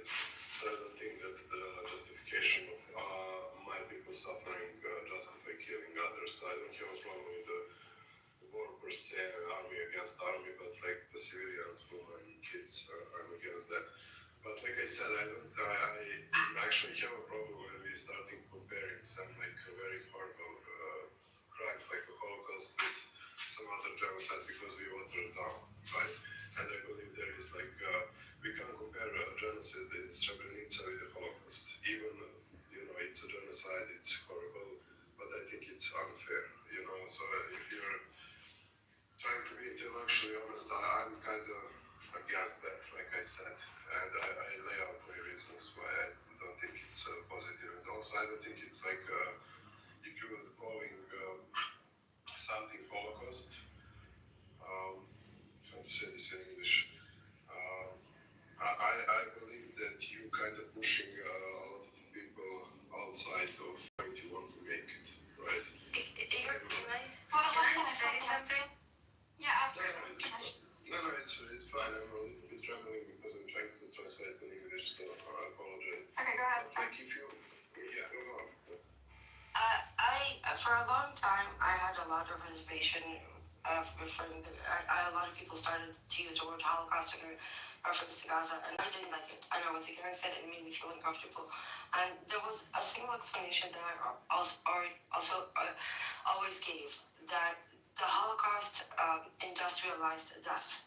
And as much as Gaza was a genocide, there was no industrialization. That is until they started doing the General's Plan and the Gaza Humanitarian Fund and those death traps. That was engineered. Somebody sat down, somebody wrote a plan, somebody executed the plan. That to me was the benchmark. Once you industrialize the murder, once you industrialize the GHF, for example, exploited people's basic needs for food in order to exterminate them and gun them down like fish in a barrel. That was a full-on industrialization of murder. Yeah. And that's when I started using the word. Yeah, I understand your point, but like, for example, you will not call the Holocaust of the Serbs in Croatia. I don't know enough about it. So let us speak. Yeah, let me tell you. So basically, we had a plan from the Nazi Croatians who wanted to one-third of Serbs to be killed, one-third to be ethnic Muslims, and one-third to change their religion in Catholicism. So the name was, the plan was from the Buddha. So that's not right. I'm talking about the details. Will the moderators allow me to engage? Because I know certain. Let me finish. Yeah, let me finish. Yes, wait your turn. Yeah, so point I'm making, like after World War II, we collectively agreed that Holocaust is a Jewish suffering, right? And I think should be left. I don't mind that we can like call it different things like genocide, ethnic cleansing, whatever the legal term we want to use it, right? But I think it's like reductive, like who said, Nargis said, Yeah. right? That we using like a broad brush on every crime, and what you described happened in other genocide, right? But we still don't have that hate that Nazi had toward the Jews, right? Okay. That's why I'm making the distinction. Okay, sorry. So I want to make a point. So I think Emrys and I are coming from Israelis and Jews. We're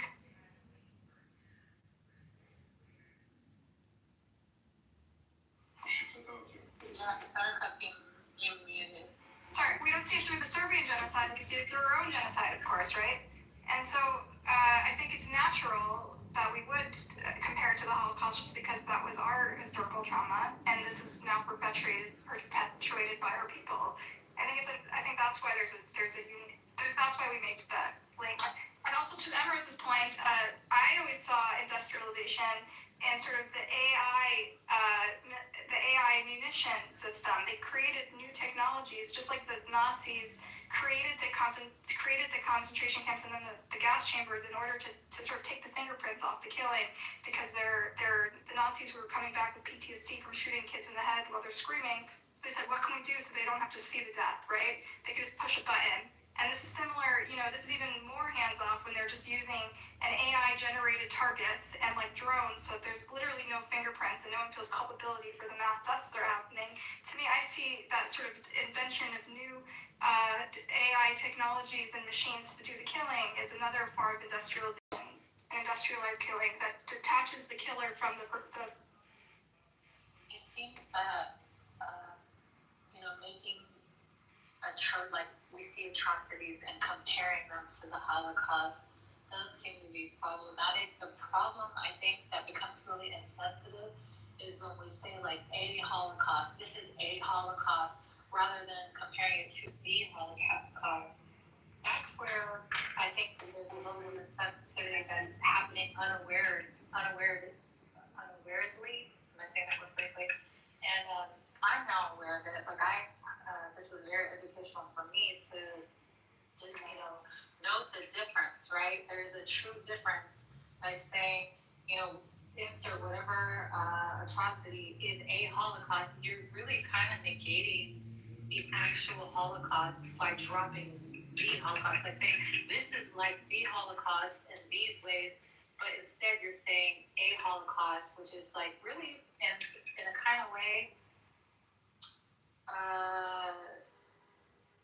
making what should be the title of an event, minimizing it. Like it brings it down. It makes it not singular. It's a singular event, and now you're making it like just it dilutes it. Totally makes sense. Yeah, Wait, I want to hear from Igor. Yeah, go ahead. So would you like say that all slavery is the same, right? That is the distinction that I'm making, right?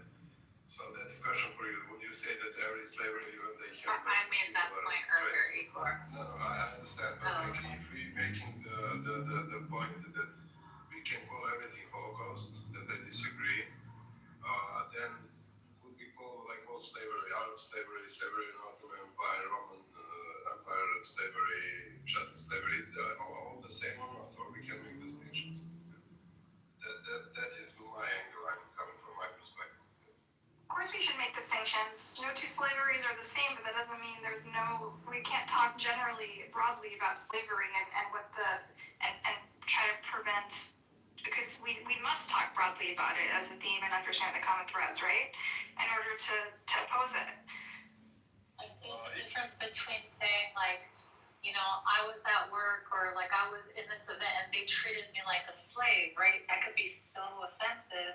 But if we're saying, like in the slave trade, when they did ... they're doing ... there's a less, we can distinguish the Okay, so we're talking about, let's say human trafficking. Let's say Jeffrey Epstein. Right. Would you compare that to slavery because he's trafficking? So, like,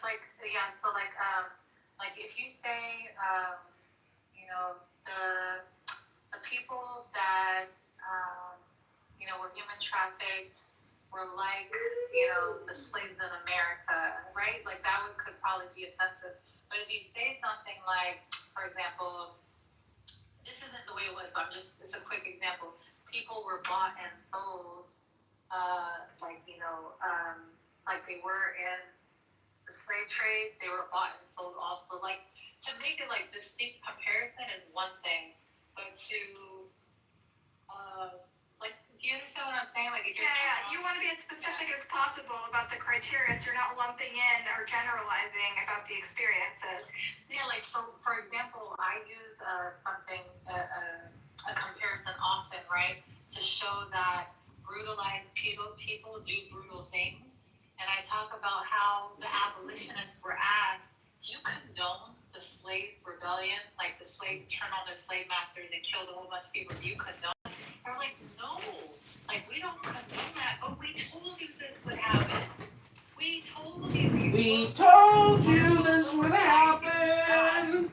Often, in other examples, hold on a second, to show that, like, listen, when you brutalize people, we're not saying that we condone something, but we're saying that this is an inevitability of what happens to brutalized people at some point.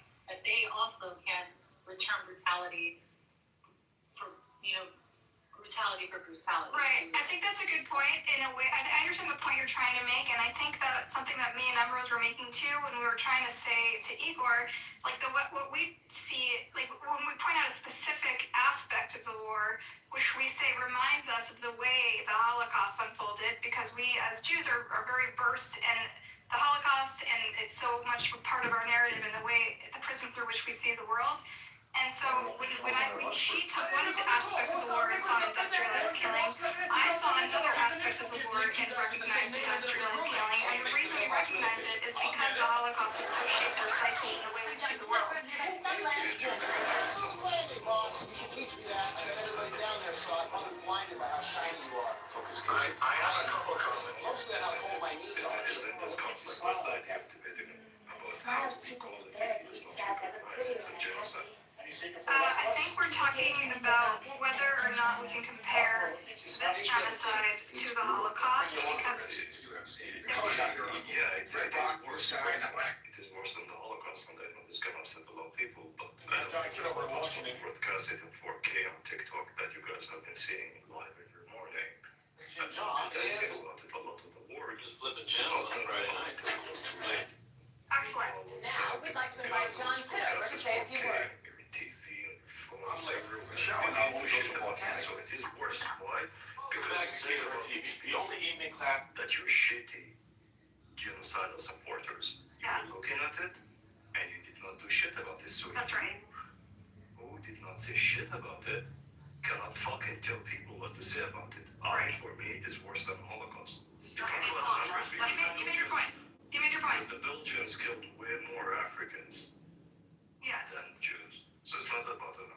Okay, so Benny, just to thread everything together, that is precisely the point we're making, that it's not an apples to apples comparison.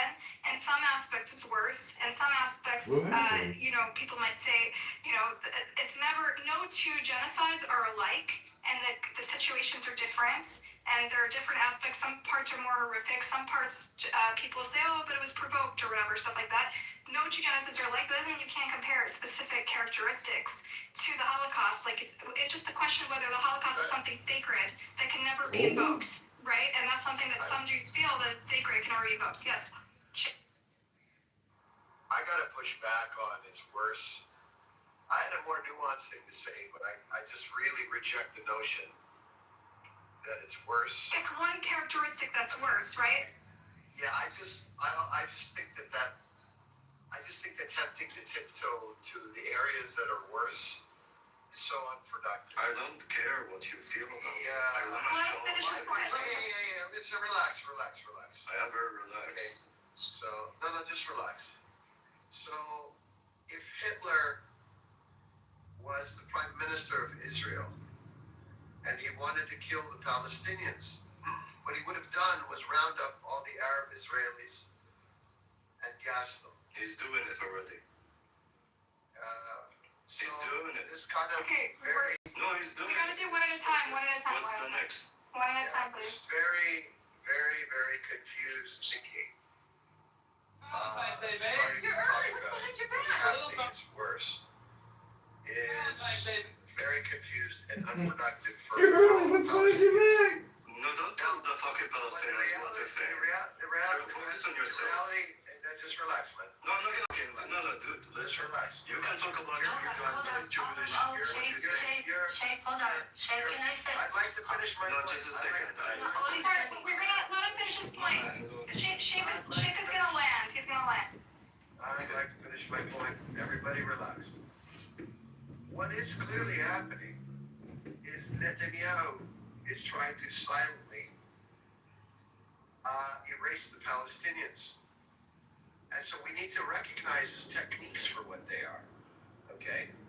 We need to condemn those techniques because he's, to some degree, getting away with it. If we sit here making parallels to Hitler that use completely different techniques, we've lost the plot and we'll lose people around us. We need to be smarter about it. Okay, are you done? I will answer. That was a No, good I point. will answer. No, I will answer. Shit. So what this guy is trying to tell you that we need to wait for Netanyahu to build these gas chambers. Why? Because Hitler, if you did not stop him, he would not have done it. So Netanyahu is letting the crime over in South Israel kill Arab Israelis, or whatever you want to call them, daily, every day, between 2 to 3 people being killed. Yeah, that's not enough. So he's preparing it, but by what's his name, Shape, wait up for the gas chambers, then you can start. No, it is worse for Palestinians. It's way worse than Holocaust. And you can say, hey, I don't like it, but don't fucking tell the Palestinians what to do. Because for a mother that lost her kid inside of Gaza, it's way worse than the 6 million Jews who were killed. Just like for one Israeli mother, just a second, I don't need her. Just like for one Israeli mother that she lost her kid, it's way worse than all of the 6 million Holocaust. Okay? So keep your fucking advice for yourself. Don't advise Palestinians. Hey, respect And yourself. I hope you relax. Respect yourself. Shut the fuck up.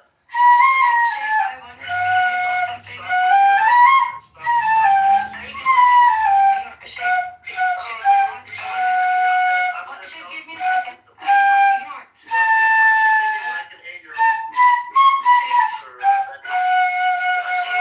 I think And Shape, I want to explain something.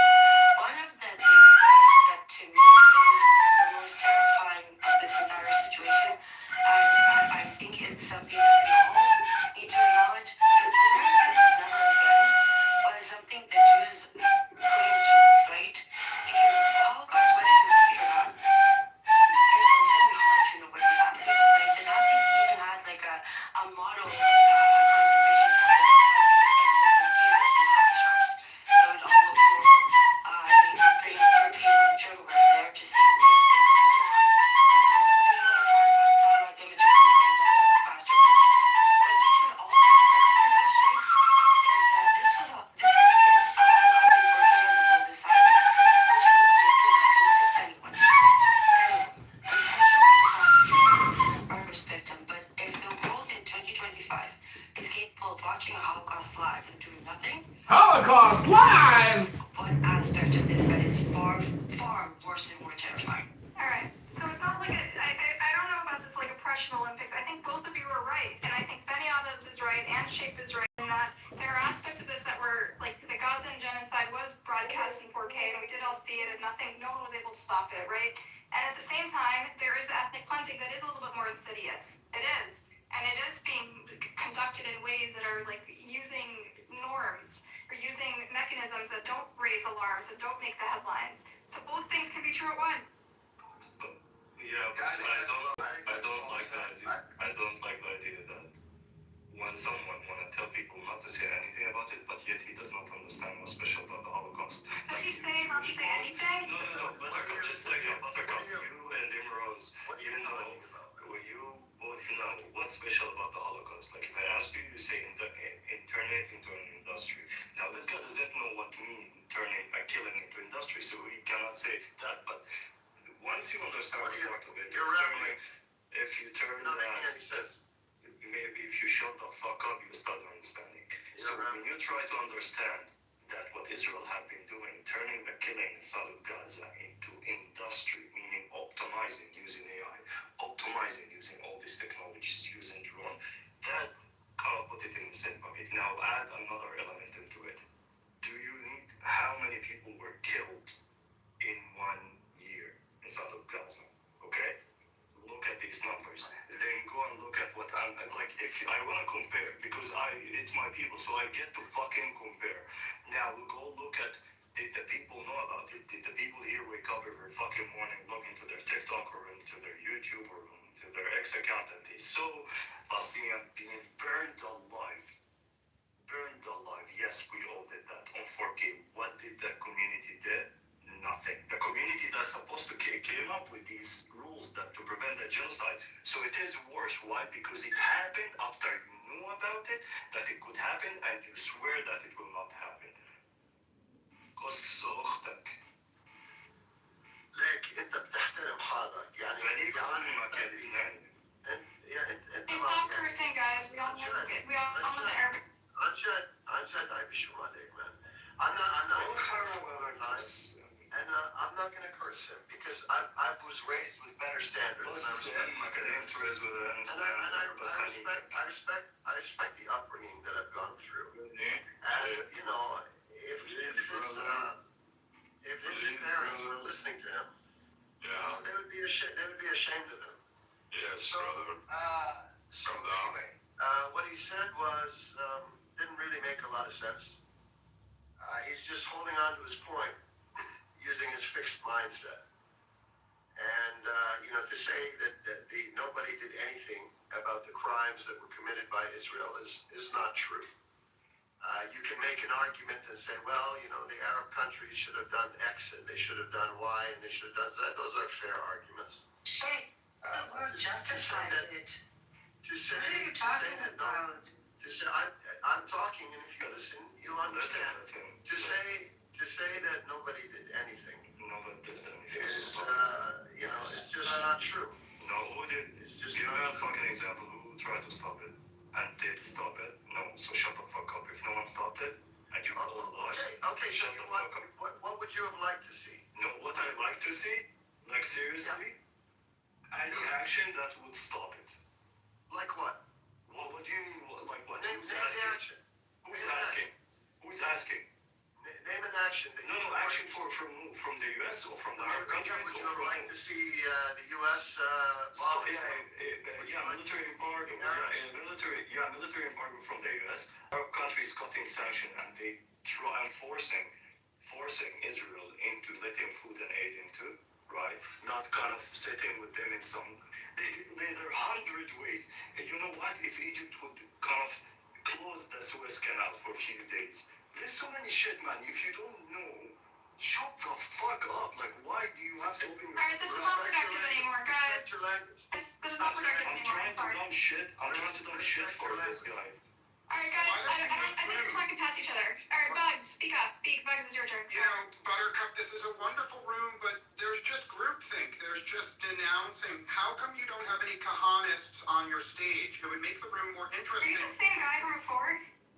Yeah. He was yelling about the Kahanis? Yeah. Alright, you're the one who's here because you're annoying. If you have nothing to add to the conversation, kindly remove yourself. Yeah, and if you think you can do it better, then go open your own room and do it. I'm sorry, I wanted to say something. Respectfully say, we have been trying to do something. Since February 2024, I've known every single detail detail there is to know about Gaza. And I know exactly who did what, when, how, which country. World shape. The whole world was watching. The whole world. At best, they were ignoring it or throwing a condemnation here and there. At worst, they were justifying and arming the genocide. And we need to understand that the world is watching a Holocaust live. 2 years. The world watched babies freeze to death and did fucking nothing. They should all be terrified. This was always the concept was, okay, the Jewish Holocaust happened, but the world understood how bad that is, and no one is ever going to let that happen again. We should all be terrified. Terrified. If it happened to the Palestinians, Question anyone can be. for you and Razan Tarka. Can you tell me about all the ways that Jews were killed in the Holocaust? Yes. Like what were the most common ways? Gas chambers and fire pits. Okay. Did you have it in Gaza? Have it. Literally, Gaza, the genocide in Gaza was the first genocide that humans were killed in every way. They were killed when they tried to get aid. They were drowned. They were burned twice. They were bombed in hospital. All them but the quadcopters. After they injured, they literally tried everything in the book about how to kill Palestinians. Every way was they tried. People died when they were trying to get food. Do you realize People that drowned? But no. This Lebanese knows better. Go ahead. they're using footage from Gaza in commercials for the military industry? Do you understand how fucking sinister that? Imagine, like, one of their first points in time that you remember. I remember when we started hearing about the drones, like the quadcopters that can throw bombs and shoot at people. So okay, people are going too far. Like, let's not go overboard. This is not like a big, great disaster Hollywood movie. And then videos started coming out. And for fuck's sake, Gaza, there was nowhere to go. A quadcopter can appear out of anywhere in your bedroom window. You could hear a child. There was a time where they used to play a crying child through the quadcopter to attract people outside. They used quadcopters to herd women and children like animals. For 2.5 years, these people are living in a fucking dystopian movie. So, yeah, there were no gas chambers, but the whole world is watching a dystopian movie happen, the Hunger Games in real life, and doing nothing shape.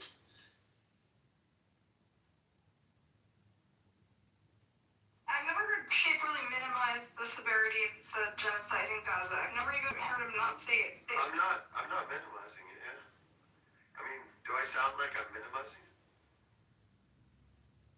I think that you guys are getting hung up on whether or not it's fair to do a comparison. No, he said defeat one the purpose. says war is not productive. He doesn't know shit if he. It's a fair point, though. If you're trying to make a point, if you're trying to get an outcome, I don't know why you're. is this going to get your outcome? Listen, as someone who's Jewish family, when I say the word Holocaust, they get very provoked. Maybe Hold on, just a second. I get it. Provoke you. I get it, and that's why I use the word, but it is hurtful, and it does hurt. Shaking every Jew, whether you're anti-Zionist or Zionist, want to shake your core, right? Because all this is happening in your name.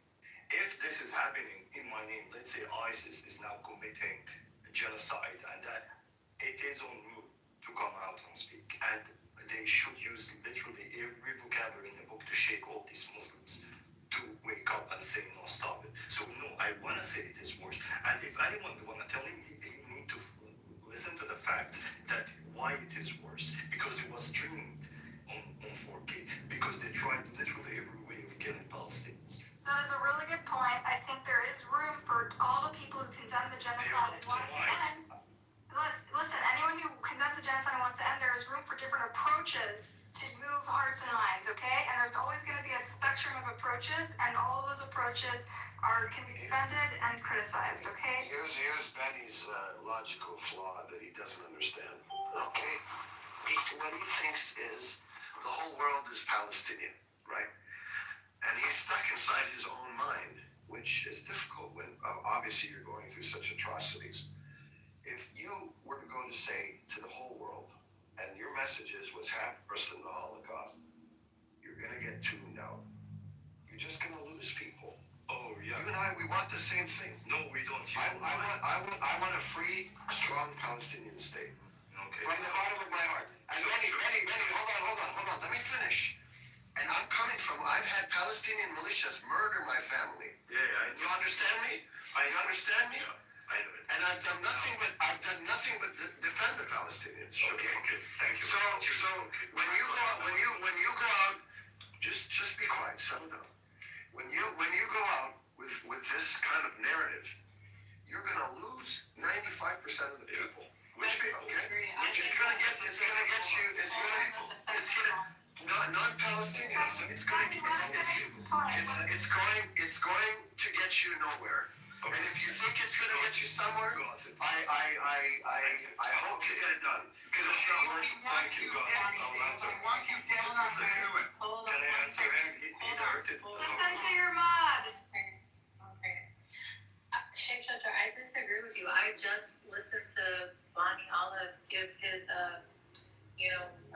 commentary, and it was very, very emotionally provoking. Like when he said this is worse than the Holocaust, I'm already taking it in my frame of mind that this is what they're experiencing in real time for his friends, his family, people he knows. And so when he says this is worse than the Holocaust, especially because he experienced it, my ears open because I'm like, how could this be worse than the Holocaust?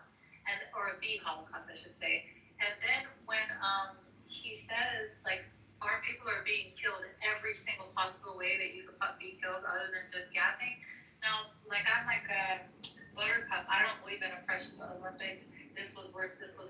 But the thing I'm saying is exactly how he put it was enough to pull on anyone's heart. And if it didn't pull on yours, you have a heart problem. So there you go. Can I want to answer one thing? Thank you. I just want to If answer you one learn a little bit about the Holocaust, you understand why people hear when you say yes, that aspect is horrific, and it indicts all of us. I learned about the Holocaust. You know why? Because I live inside of Israel, and I have to go through the Israeli education system. So I learned about the Holocaust, and they wanted to say something. So he's saying, kind of the argument is, listen, this does not really help you because people will stop listening. If my words are the one that gonna cause people to stop listening, meanwhile, they saw a kid burning alive when he was connected to an IV machine, and that did not wake them up. Remember the kid without the head that you guys woke up one morning and you saw? If that did not wake you up, you can go fuck yourself because my words will never wake you up. I wanna shake your core. I don't really care about these kind of people who did not care when kids were killed every day. There's some kids inside of Gaza, they died from heart attack, not from a bomb. They died because the bomb fell very close and they thought they were dead. So that happened a lot. So literally every way we were killed and people did not care. So my words do not fucking matter. Unless I want to shake your core. I want you to be stupid. The genocide might be kind of at the end. Let's say we're reaching the end of it. Maybe soon there will be some kind of force, hopefully, whatever. But there should be a scratch on everyone, right? A wound in each one who lived through this genocide and you didn't do shit about it.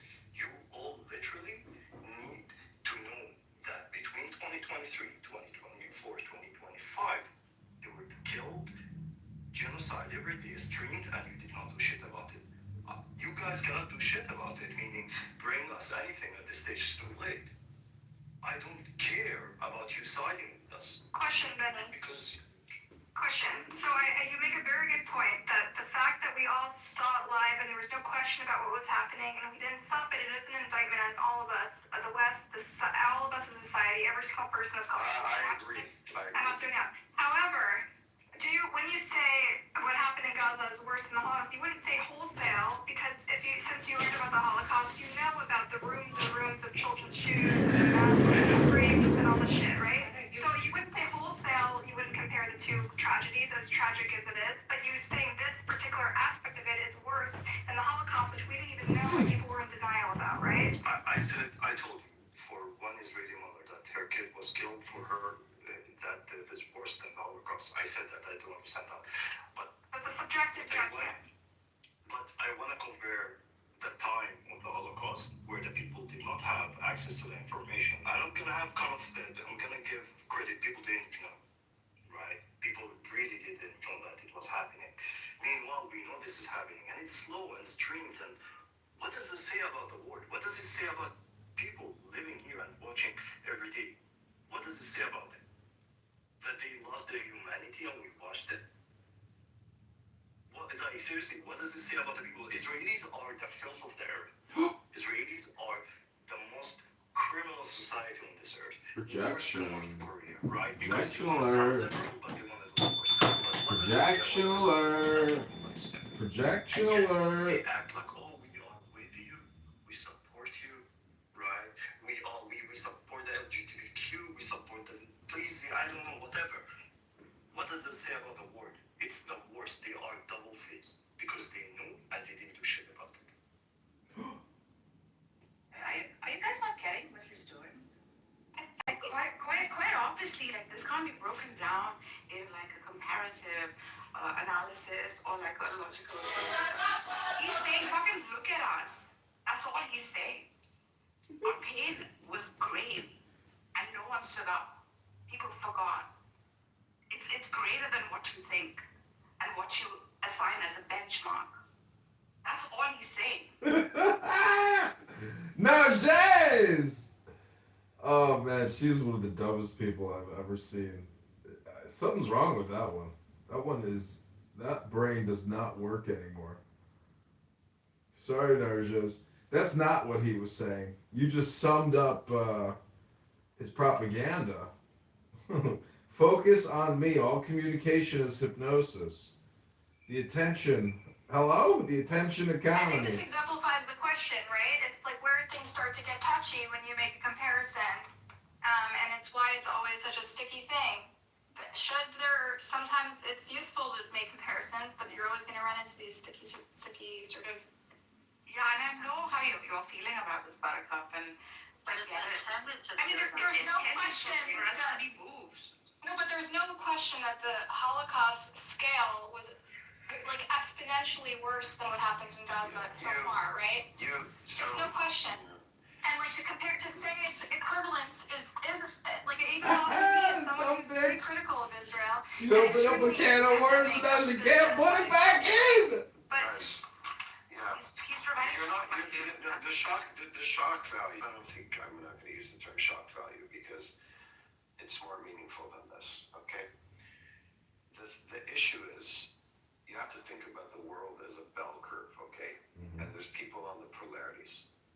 The message to grab the people in the middle is not the shock message. It's not going to work.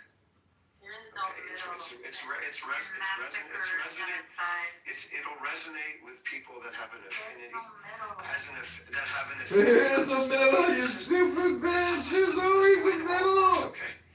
You can't just It's called statistics. Hello. Okay, the Arabs ignored the Palestinians.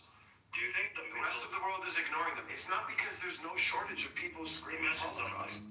Let me ask you something before you continue to crush my narrative and reframe my narrative. I must regain control of the frame. It gets us nowhere. Hello? Okay, if you want to keep repeating the same thing, expect a different result. Bonnie, that's a good point. Because but I want to ask about the middle. Literally almost every atrocity that's happening, people are saying it's a Holocaust, and if you examine it a little bit more closely, it's not. So what do you think about that? That's a great. Go ahead. No, but I don't go and tell, I don't know, let's say I'm not going to speak to the Jordanians or Egyptians and tell them it's a Holocaust. Hello? It's different kind of terminology. But when I'm speaking with Jewish around the Hello? world, Zionists, Be sure to hit the like button now and subscribe now before it's too late. You just gotta hit subscribe now. Hello? Now, that middle that he speaks about how they cannot capture. Hello?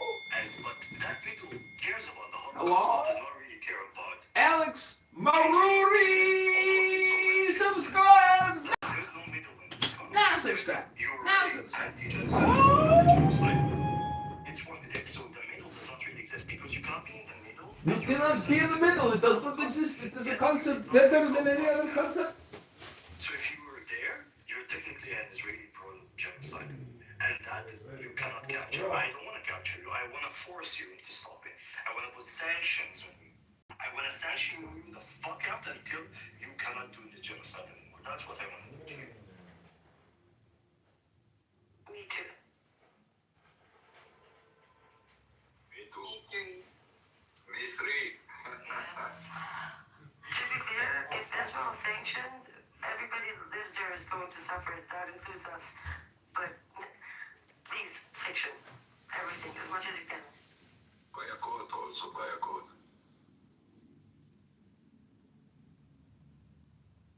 By a code here in Norway. All the settlers, we pay a code them, we kick them out from all the shops.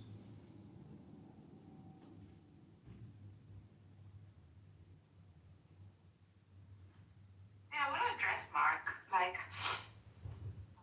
you can't sort of again dissect this into like comparisons and the hyperbole here is that you are seeing is surely coming across as perhaps hatred, Mark, Grant, and I respect you a lot. But all in all, it's an expression of pain. You're not seeing us. You never saw us. You did nothing for us. You let an entire race of people just very gradually and quickly sometimes exterminate in front of our eyes while we watched it on our phones. That's what is. From the deep of my heart, I love you. I love you, Nargis. From the deep of my heart. Buttercup, help me out. There's a quote, famous Holocaust. I can't believe I forgot it. The name evades me. Famous Holocaust survivor, white hair. Help me out. White hair? I assume they all have white hair. No, oh god. Any other defining characteristics besides white hair? Okay, well, he has a quote. Albert Einstein? No. Can you imagine how ridiculous? I'm going. Help me out. It's stuck on me. So, Circumstance. hold on. He said. Please. Hold on. Wait. Hold on. He said that the other side of the coin of love is apathy, not hate. And apathy is the most dangerous thing there is. And this is why you provoke, you use, and yes, it's specifically, and I use it specifically with Jews and Israelis, because there needs to be a response, because otherwise it's normalized. People are very good at compartmentalizing and creating cognitive dissonance. We've seen it throughout the occupation. We cannot allow them to solidify the cognitive dissonance. They will not get to say that they didn't know, but no, they will know. They will know, and either they do something or they don't. I have a pushback to that thought. So, To be. go ahead, mister. Go ahead. Tfadal, Habibi. Go ahead, please. Some of the language and the ideas, we know that all human beings are prone to getting polarized. Okay, so we know that we need to do a few things. The world needs to take more action and less words in terms of helping and stopping Israel from murdering Palestinians. We know this. We know to do this, we need more in numbers, more people that act. Okay? There's not any shortage of talking. There's a lot of talking, but there's no acting. Okay? The problem with the language that becomes extreme, which we've heard lots of, is it's polarizing. But Benny had my. It's polarizing. How do you explain? How do you rationalize that with the apathy point? Okay, because you're making an interesting point around apathy and the danger of indifference. I understand. It's a good point, but you're ignoring in your point the danger of polarizing language. How do you address that? Polarizing between one. Well, to say all Israelis are X. Okay. Yeah. And I can get strength in numbers by saying what's happening is worse than the Holocaust. The average person listening to this, you're not going to get people on side with this language. And I'm not saying it's right. I'm just saying it's the way. Yeah. Can I say it? Not really. That average person, just saying someone answered, that average person is waiting for my words and the images that are coming out, the videos that are coming out, did not move them. So do you think his words, like requesting that the victim be a little bit polite when he speaks? They're requesting the victim be polite. Well, do you want to be rude? I'm reminded of a text message I wrote Hello? recently dug up where I'm messaging my sister before I found Hello? panicking, Hello? trying to remind my family that if we don't acknowledge what's happening in Gaza as the horror that it really is, that's not a form of loving Israel. Like, when you love people, you tell them the hard truth. In fact, putting our heads in the sand and denying what's happening is the opposite of love. It's enabling. Do you right? believe in abortion? And what's going to happen is when the full truth comes out and the dust settles, it's Do you going to believe be in that forced much more horrific vaccination? and that much more traumatic. And so I'm always sending these like Ooh, impassioned, girl. touch hearts Ooh, articles, girl. being like, we have to confront the truth. It's not love to put our heads in the sand and lie to ourselves. And I was just like kind of fucked up actually. And eventually my family, I see my sister wrote me back, have I ever said anything in favor of the war? Have I ever said anything endorsing Netanyahu? Have I ever said anything to that effect? Why are you sending me this? And like, it was basically my cue to fuck off and like stop being so sanctimonious. Yeah, basically. And I think to Shapeshifter's point, that's kind of what happens. And I was speaking for Hello? my heart. I was saying, look at what how we were raised, how we were educated, what our values are, and we're turning a blind eye. And like, they saw that as an affront. And basically said, stop sending me Haaretz articles. And I did. And I think to Shape's point, like, sure, I thought I was gonna, stir their soul somehow, and all I got was sort of a stone wall. And so I had to find another outlet, and now I'm fucking on Clubhouse. So, I don't know. That's just, I wanted to share that anecdote because I started searching through my texts and remember that interaction and how, like, I not reached them, but I started to annoy them and affected my relationship with them. Appreciate the share. The laugh emoji was a wrong emoji. One thing, Bonnie, I think Shapeshifter. It is a little funny, comical that I thought I was accomplishing something. I think Shapeshifter's complaint wasn't necessarily that it's rude. Hold on, I have a. Do you know what you accomplished, Buttercup? Sometime in a year, 5 years, 10 years, everybody will know exactly what happened. Have to ask themselves, what happened? What did I do? And when they try to say I didn't know, they didn't tell me, it's the media, you will tell them that I did tell you. And you will have, and then they will have to do their own soul searching. Because you did tell them. And they didn't listen. And that's what you did. And that will push them to save themselves and make sure they understand what happens. And not to repeat it again. And why it was so horrible. That's why it's important. And the safest way for the triumph of evil is for good people to do nothing. You did something. What did you do? You came on Conhouse and talked for 6 hours. But if everybody held back evil by a step, we might actually hold it back. But most people are least and egotistical and narcissistic.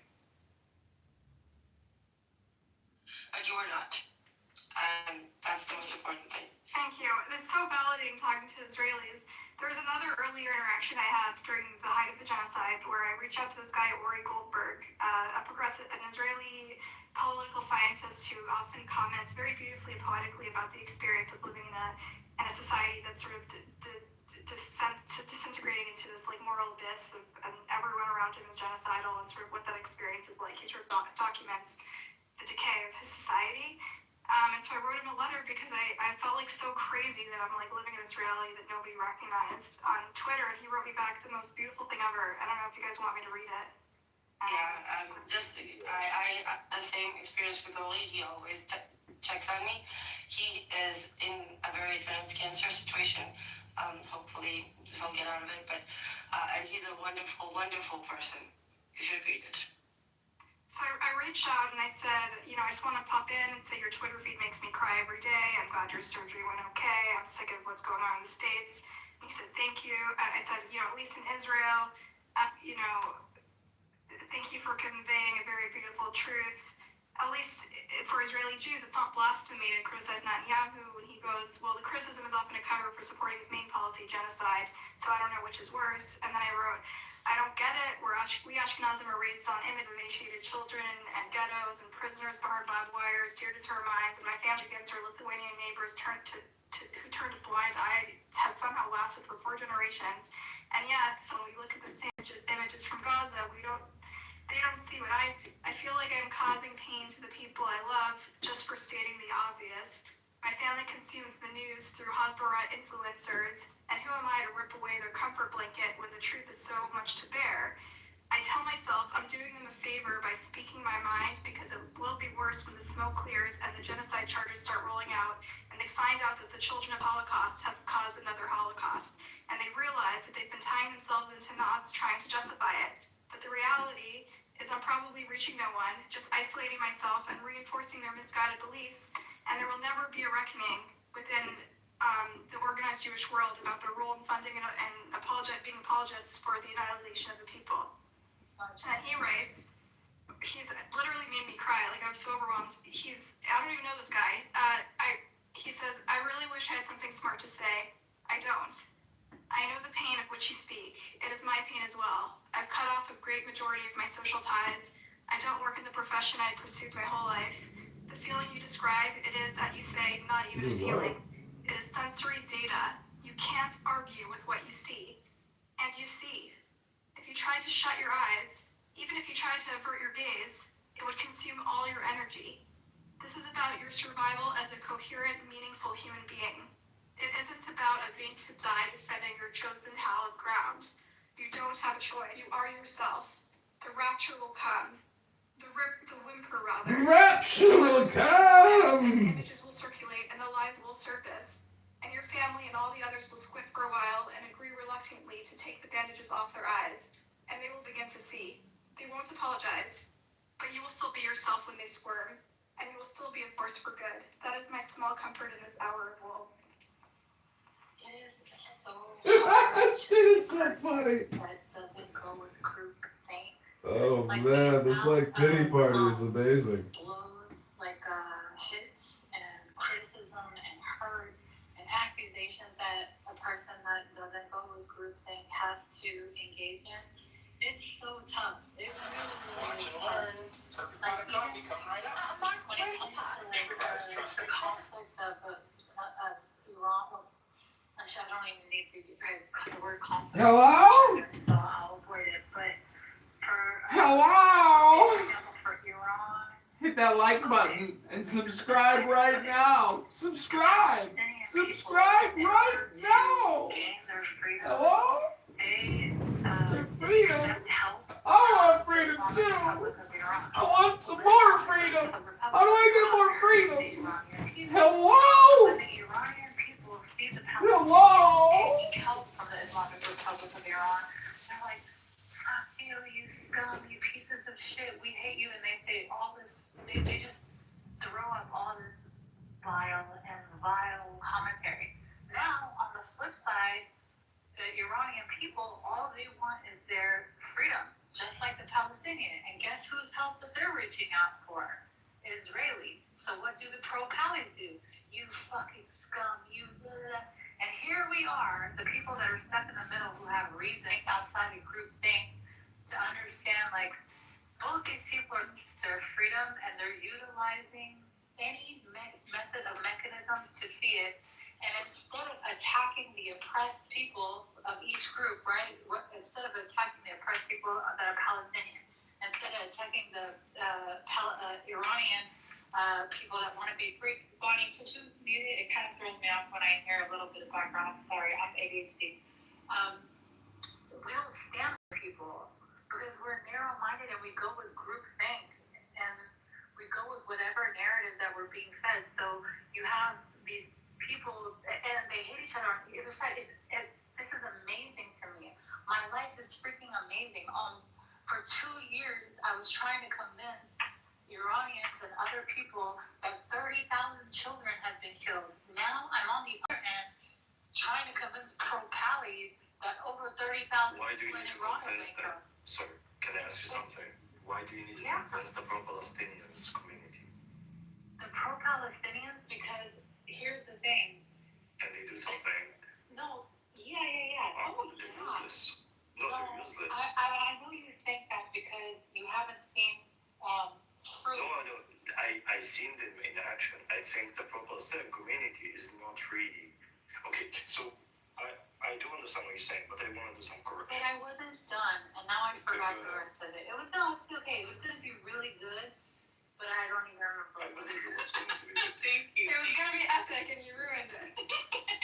Yeah. There's something wrong He's with just these preparing the way. You know, they keep interrupting, like Emeralds and Benny. Is there something in Israel that doesn't let someone else? Funny is Funny. Go ahead. So the Palestinians did not really get help from Iran. The one who got help from Iran was Hamas. So even if you look at the Palestinian in Palestine, you're not gonna find one Iranian hospital. Like they did not build it. All that money was coming from to Iran, to Hamas, and mostly Qatar.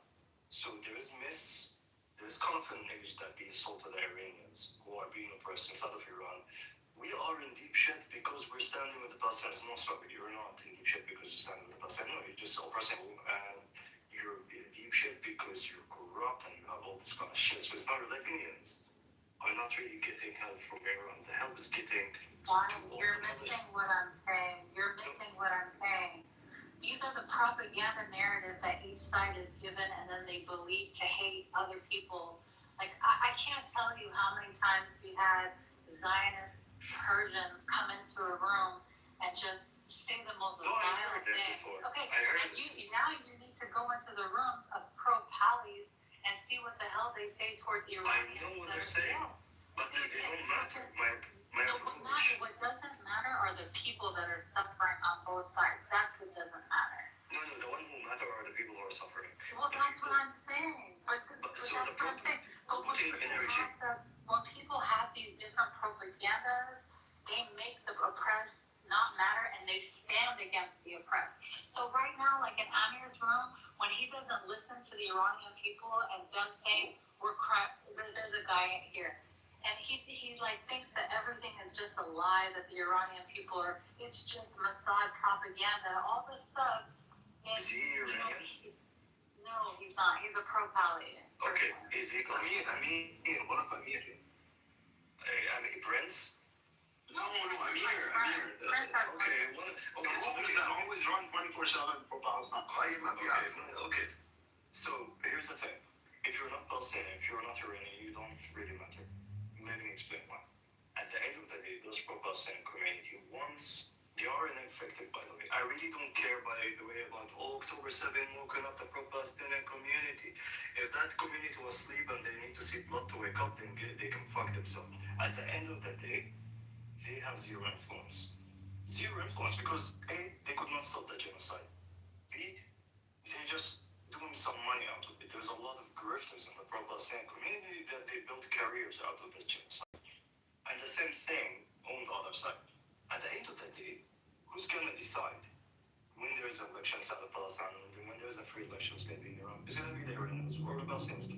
Now, if you look at the core inside of these people, put the propaganda aside, you go to ask the average Iranian, not the spaces or the Zionist Iranian who live in LA. Yes, the average Iranian. Who's anti-Israel?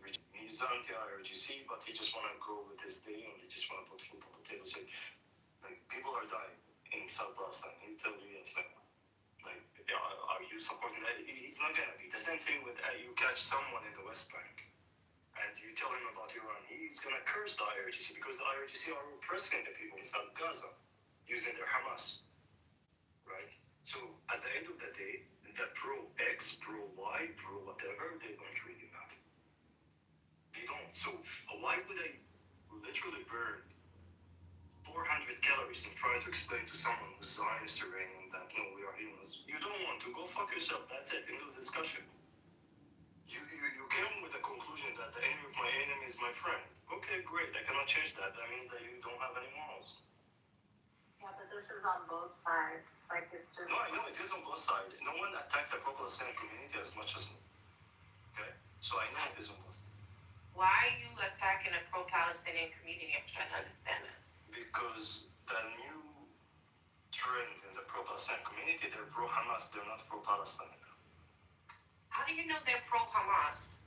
Because when I see their posts, I see they are pro-Hamas. There are very So few. you see everyone's who is pro-Palestinians. No, not everyone. The one I saw. Okay, but then you're generalizing, right? No. Yeah, I am generalizing right now. Okay, I The know you're not. grifters, I'm generalizing on the So you're grifters and the loud voices.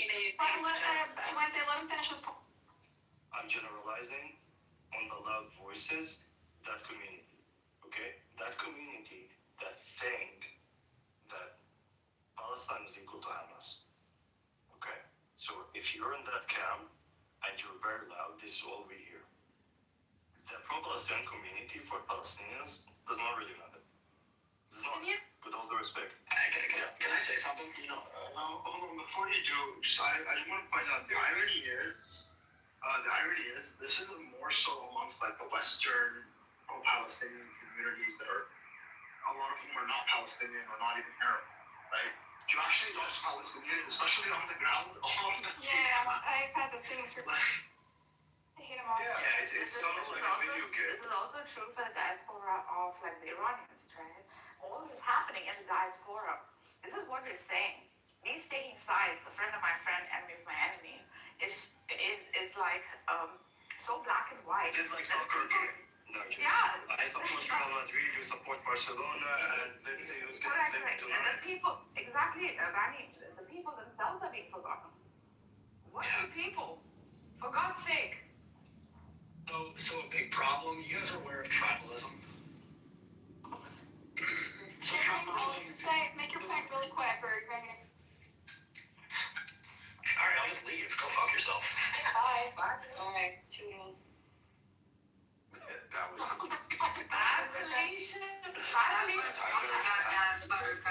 was really bad. Honestly, man, you're coming into a Middle Eastern space and asking if we know what tribalism is. Cuban and Middle Easterner. That's pretty funny. Oh, that was so good. That was so quick. I already know the point that he was gonna make, and it's a bunch of shit because he wants to make this point that people care more about their tribe, blah blah blah. That's not true. We have one tribe that are the fucking Care Bears, and then you have another tribe that's a whole bunch of psychopaths. Which tribe? If you put it like that, I'd rather be a psychopath. I'm sunshine bear. No, I'd rather be a Care Bear. Yeah, I'm rainbow Care Bear. That is such a Care Bear. You just made it really gamer, man. No, I have the Care Bear dad bod thing going, so. But you get my drift, right? Like it's. No, I I understand. don't know. We'll take Buttercup, Nagus, and I will take donations for all the pain and suffering that we've incurred on this app. We'll send you our Cash App and Venmo. You can reimburse us for all the pain. Wait. I think both of you, Nargis and Salamid, and Buttercup and Emeralds, because to be honest with you, the Jewish community are very disgusting to Buttercup and Emeralds, saying horrible things, disgusting, misogynist things. Oh my God! Yeah, the Iranian community doesn't like us. You haven't heard the comments. Wait. Hold on. Persian Jewish people too. We have our own particular brand of Zionism going on. Are they Every meeting? side, like at this point, everyone is Authorizing. Completely, Taco included, Mazi included.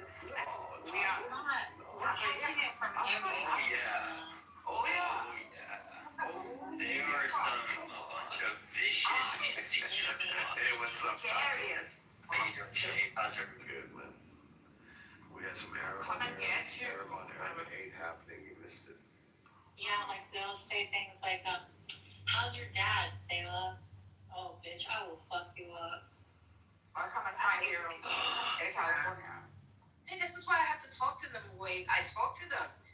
Because they're animals. They're animals. Sorry, they are. It's not just so I resent just saying is them because at the end right now I have pro-Pallies.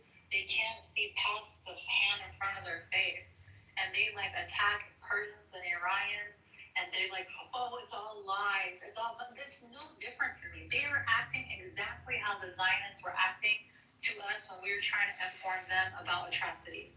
Now we're trying to inform you about other atrocities, and you're doing exactly what they did to us when we were informing them about atrocities.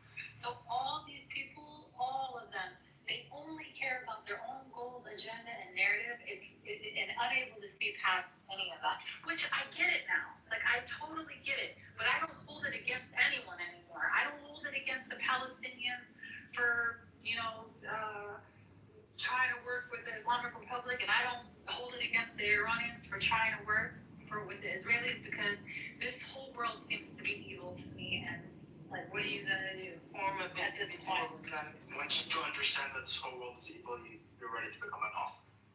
That is correct, baby. So bad. That is correct. Like about that, okay. Evangelizing, guys, it's gross. I wanna address shapeshifter's point, and I think it was like misunderstood. And this is what Mark is saying, who I highly respect, right, in the chats. And I think it's true. He's saying like using provocative language shows like a disgusting like collective hate and sort of like false moral equivocation, right? So I understand what Mark and Shape are saying. They're saying like this doesn't help the narrative of the oppressed to sort of push through. Because all an onlooker is hearing is hate, hate, hate. This is worse than the Holocaust. This is worse than this and that. Like Manny quite like effectively put forth, right? So I also want you guys to sort of be objective and see the other side of the picture too. I appreciate that, Nargis, and you said it much better than I did. The thing I will admit, as I'm kind of thinking through Benny's point, I think there is a place for this jarring language, and it can be effective. It's probably more situational than it is the norm. But the points he brought up in terms of when and how to use it, I think if you're situational with it, it can be effective. I'm not telling anybody how to feel. It's not my right to tell anybody how to As feel. you're saying it, I feel like Jews can get away with it more than non-Jews. It's so funny, like, when Benny Olive said, described this live stream genocide and how it's worse than the Holocaust, I wasn't offended, but then when Stella repeated it, I was just like, Stella, what the fuck, I think it's like, depends who's saying it. I think as Jews, we have a little bit more credibility to be like, invoke the Holocaust gratuitously, to make a point to the people we love because we urgently want it to stop. And then when non-Jews will say the same thing, sometimes I balk a little bit. Like, I do react and I'd be like, okay, first of all, have you seen the concentration camps? Have you seen the pile of shoes? Have you seen the mass deaths? Have you seen the pile of bodies? Like, it makes me feel like worried that they don't know the scale of our suffering to think that you can compare. But also on the other hand, it makes you think to yourself, like, why do you suppose nothing could be worse?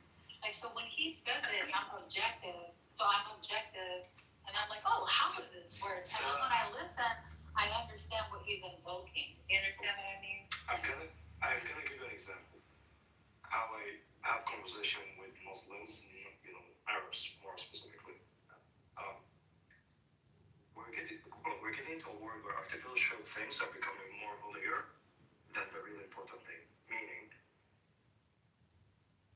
artificial. Okay, so the memory of the Holocaust becoming more holier than the blood itself, right? So, for example, when I sit in front of one of those Muslim Brotherhood or when religious Salafis in knows that the first thing I burn for them, I burn the Al-Aqsa.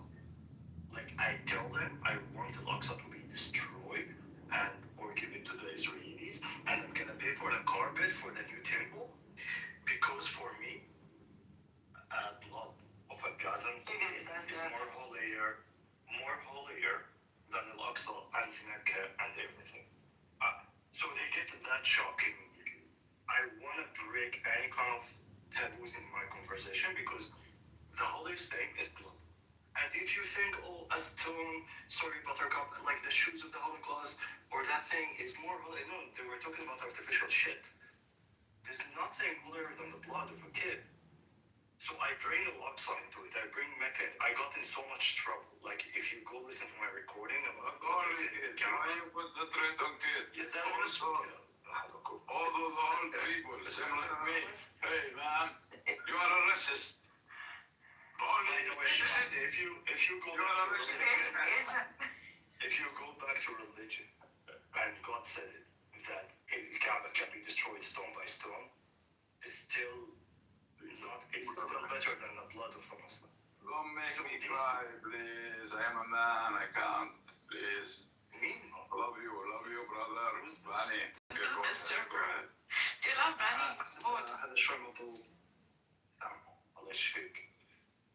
Anyway, so so I'm talking to Muslim, I'll just get the holiest thing for him, because sometimes we create holy things, but they're artificial, and if you go to the core of my belief as a Muslim, the Al-Aqsa, Kaaba should not be the holier than blood, and the land itself, like the land of Palestine is not holier than the Palestinians, because a lot of Palestinian diaspora think that Palestine is just the land. No, it's not. You're missing the land. Why? Because you exist. But for some Palestinians living in the land, Palestine is the people. Like heaven without people, you cannot go into it, as we say in Arabic. So I just wanted to break that taboo for them, because sometimes they misunderstand their belief. Fair enough. He's doing it on both sides. So, Mark, I did. That's a good point. It's about the way people talk to their own communities and their own families, which is different, tends to strike a different note, and we have a little bit more liberty to speak our minds and use provocative language than when we're talking to someone, when you're someone who's not familiar and doesn't have that intimacy, right? So I tell Mark, because he wasn't here, I just want to address it again. Mark said provocative language is just euphemism for disgusting collectivist hatred and moral equivocation. Agreed, and it doesn't allow for progress to occur. Also addressed, Mark, for your sake in repeating this again, Shapeshifter's view that this does not entail any kind of progress for the collective who is going through the suffering. So I was asking them to see both sides of the equation. And for those who tread the middle path, for those who do not belong, Stella, this goes out to you, Robert Frost, 2 roads diverged in a yellow wood, and I took the one less traveled by, and that has made all the difference. And going on the path that's untraveled, like basically there's no path there, so you're gonna get cut up by the thorns and the stupid grass and the freaking snakes in the grass, because no one's ever gone on that path before. So you're gonna get your ass ate up by ants and mosquitoes. Thank you for the tafsir. Thank you. It did sound a little bit more appealing, though. I just don't understand why the world has to be like this, and I grieve often. I just wish I could get over it. And I kind of am. Like, I kind of am. Like, this is what the world is. Like, the world of politics is a dirty game, and people shake hands with devils, and there's nothing I can do to change it. That's how I'm starting to feel. I don't know if that's like a grim. I'm starting to think like people have to navigate. Like, This world is run by the devil. Like, we know this. It is the evil who is willing to, commit atrocities, who's willing to bend the rules, who's willing to cheat. That's who wins. Like, that's just the reality of it. I'm starting to actually understand original sin, to be honest. Like, human condition on one side, starting to see it's fucking innate within us to be this shit. Nargis, you know. At the same time, how great we are to overcome this. Go ahead. Nargis, you know you need evil to understand good. You know this. That's like your jam. You know this. I don't do this, but... No, actually, that's true. Like, me, even though I was an atheist for like almost decades now, I never had a problem with the problem of evil. Because how are you to understand good without evil? How do you know what's light without dark? How do you know what's cold without hot? But where the soul was born of this is all good, Benny. Okay, here's what we learned from the Jews at least learned from the Holocaust, that we are all evil, capable of evil, and we're all capable of good, okay? No one's inherently evil, contrary to Benny Goy's beliefs. No one's inherently evil, and none of us, and we're all capable. What the Holocaust teaches us, what the lesson of the Holocaust is that we all have the capacity for evil, and we have all the capacity to dehumanize the other, and it's a warning against the capacity of man to hate another man, and that's what makes us all human. I'm with Benny a little bit, Buttercup. Like, we slant evil. We really do, because it's kind of like you're a biological machine that's trying to survive. So that's an intrinsic weighting towards yourself, which is a slant towards evil. I'm not saying it's a huge slant. I'm just saying you're kind of tipping evil. Yeah, just like you say that there's a little Nazi inside all of us, I would say that there's a little Pharisee inside all of us. Who said that? The same thing. No one said that, man. Buttercup said that earlier. I was referring to your, never mind, your bigotry towards This was a people. while ago, but yeah, like I remember. That's true. By the way, for Benny Goy, exactly, for Benny Goy, who's now a neo-Gnostic, I think he often forgets that when the source of it all is all good, Benny. It's really the opposite of me. But he's not Christian anymore? You're not Christian anymore? Thank God. Only on Tuesdays. Wait, hold on. Wait, you're not Christian anymore? No, I talked to you about Gnosticism, But Gnosticism, no, I heard it. But Gnosticism is a theory that reinforces his hatred of Jews. Most important. Are you serious? I wouldn't say It does. It has to do with what was the thing called? The devil thing. What do you call that? Evil. The demiurge. The Jewish evil. So as you would agree with me, the God of the Old Testament is a wicked God. Yeah. It's a demiurge. So that's his You said that. You It said that several validates. times. Guys, let me just tell you, Benny's biography. Benny grew up a Muslim. Oh, not this guy. Oh, not this kid, dude. You know, you call yourself a Christian, you don't even believe Jesus. I pray for you. We don't have to go down this road. Okay, I'm just saying. I love you, but you're a hater and you're a bigot. And I'm sorry, Buttercup, you said the same thing about the God of the Old Testament before I did. I said When you he's first got on fickle. He's not a credible God. He's a foolish God. He's a petty, vengeful, spiteful God. But that's not makes him incredible. You actually think he's real. You think he's a real evil thing, and he's the root of all evil, and that's why he's evil. You somehow. No, but you still Benny basically. Benny grew up pretty secular, like Muslim, Syrian, and then became an atheist, and then went on some spiritual journey. And of all the religions in the world, and all the strains of Christianity in the world, he settled on the one that is the most hateful, the most vile, the most victorious. Wait, hold on a second. Yeah, Benny Mabadishu, aka Benny Goy right now. Yeah, Benny Mabadishu.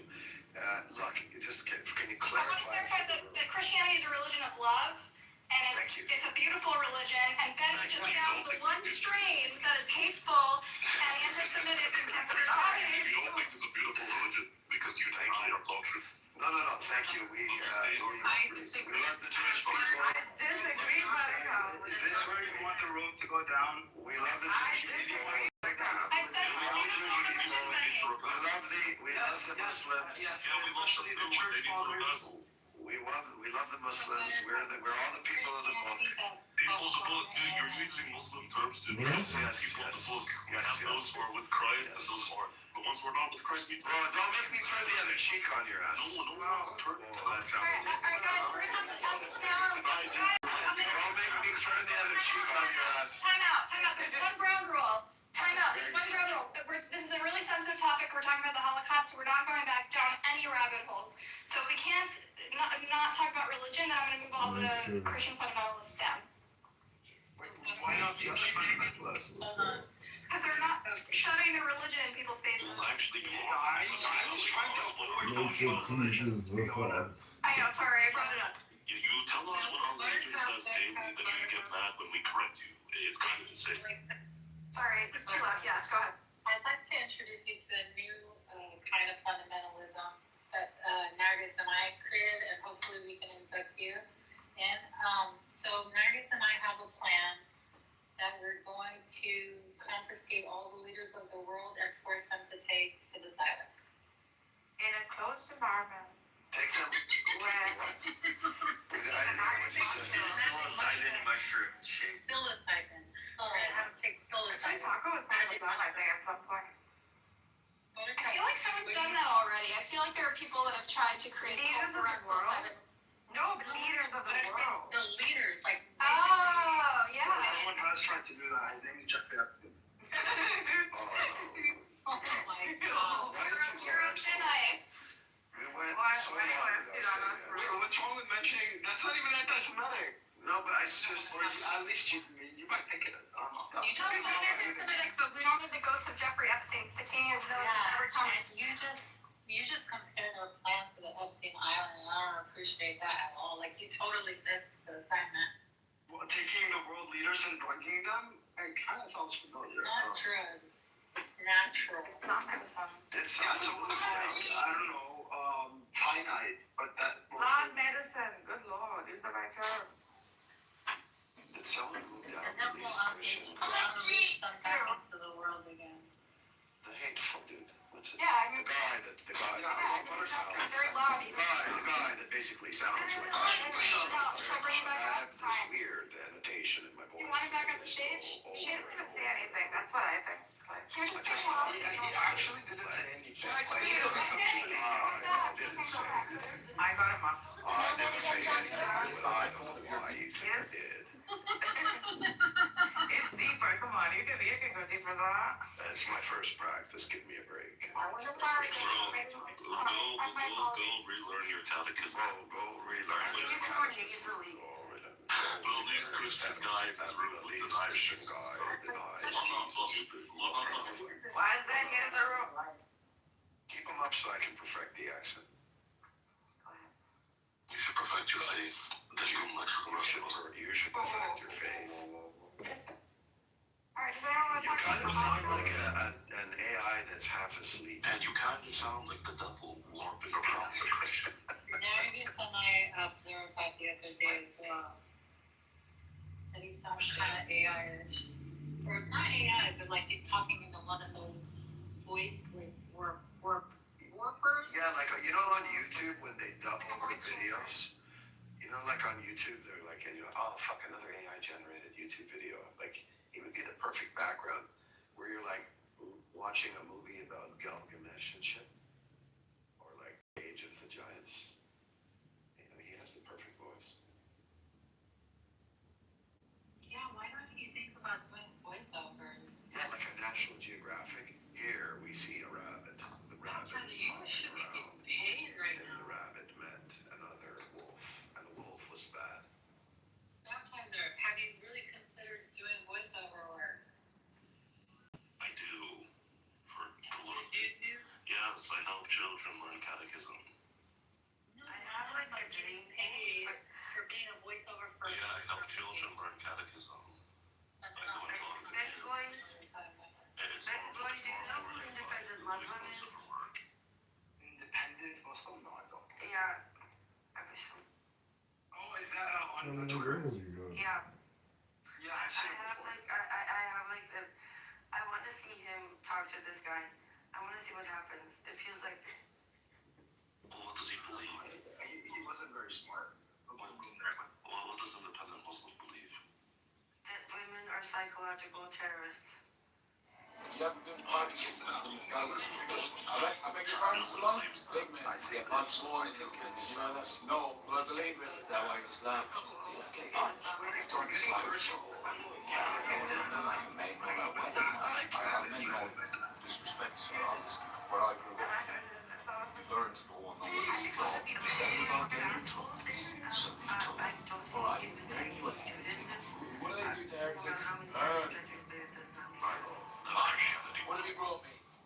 Sorry. Thank you for your kindness. I didn't realize you wished to carry my face. Shake Yeah, hands you with Mike. covered Shake it at hands the with Mike. end. He's gonna correct the record. Lord Catherine, smart. He is scared to take his hands. This guy, I'm a I got this from his family side. He understands the law. Every fear happens. You come from my head. It doesn't fit your own religion when you speak this way, okay? Before we get into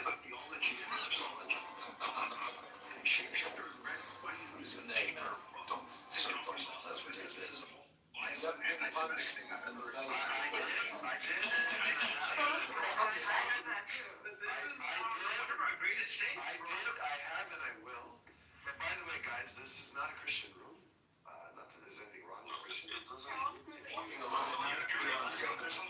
see the blind, the compact self-defense. Next topic. Mostly on our religion. And like, you know, you've been struggling. Listen, she was Christian in the spirit. We're offering 85% off to take. You know what? I'm going to join the atheist rooms and beg them to convert.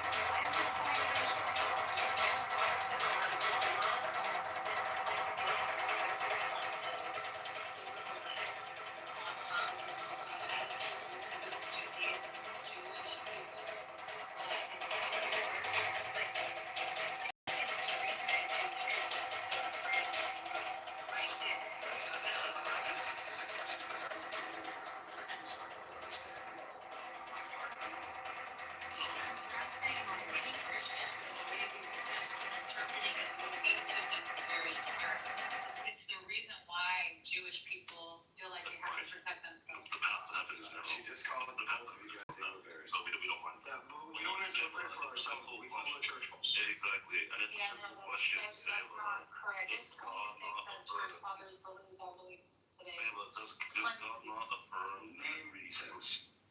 Okay, Women were I wear appreciate. pants in the church. Listen, we can engage with this another time. You guys like to hijack every room with this stuff. You're the one who brought it up, not us. I know, and I regret it. We're gonna move forward now. Move on. So let's bring up any other topic. Let's talk about the Holocaust. Was it really 6 million? All right, you're going down. Oh, come on, it was a joke. Sorry, I'm sorry. You can't talk about 5 minutes. I actually heard him scream on the way down. He was like, "Oh no!"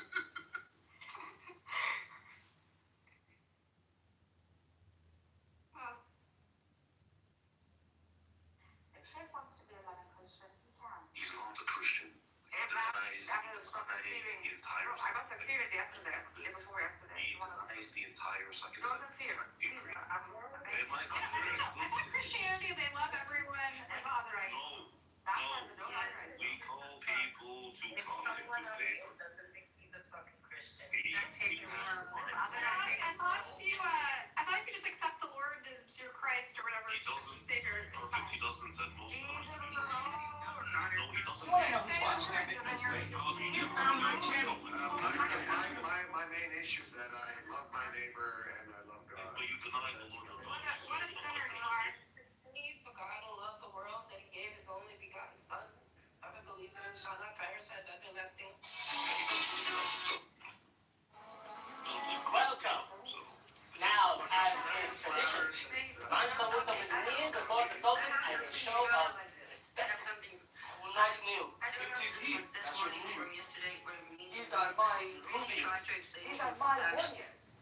However, I will not kneel first because I am a Mansa, which means king, which is higher than the Sultan. I make the rules here. And if something doesn't change, things are going to get very serious.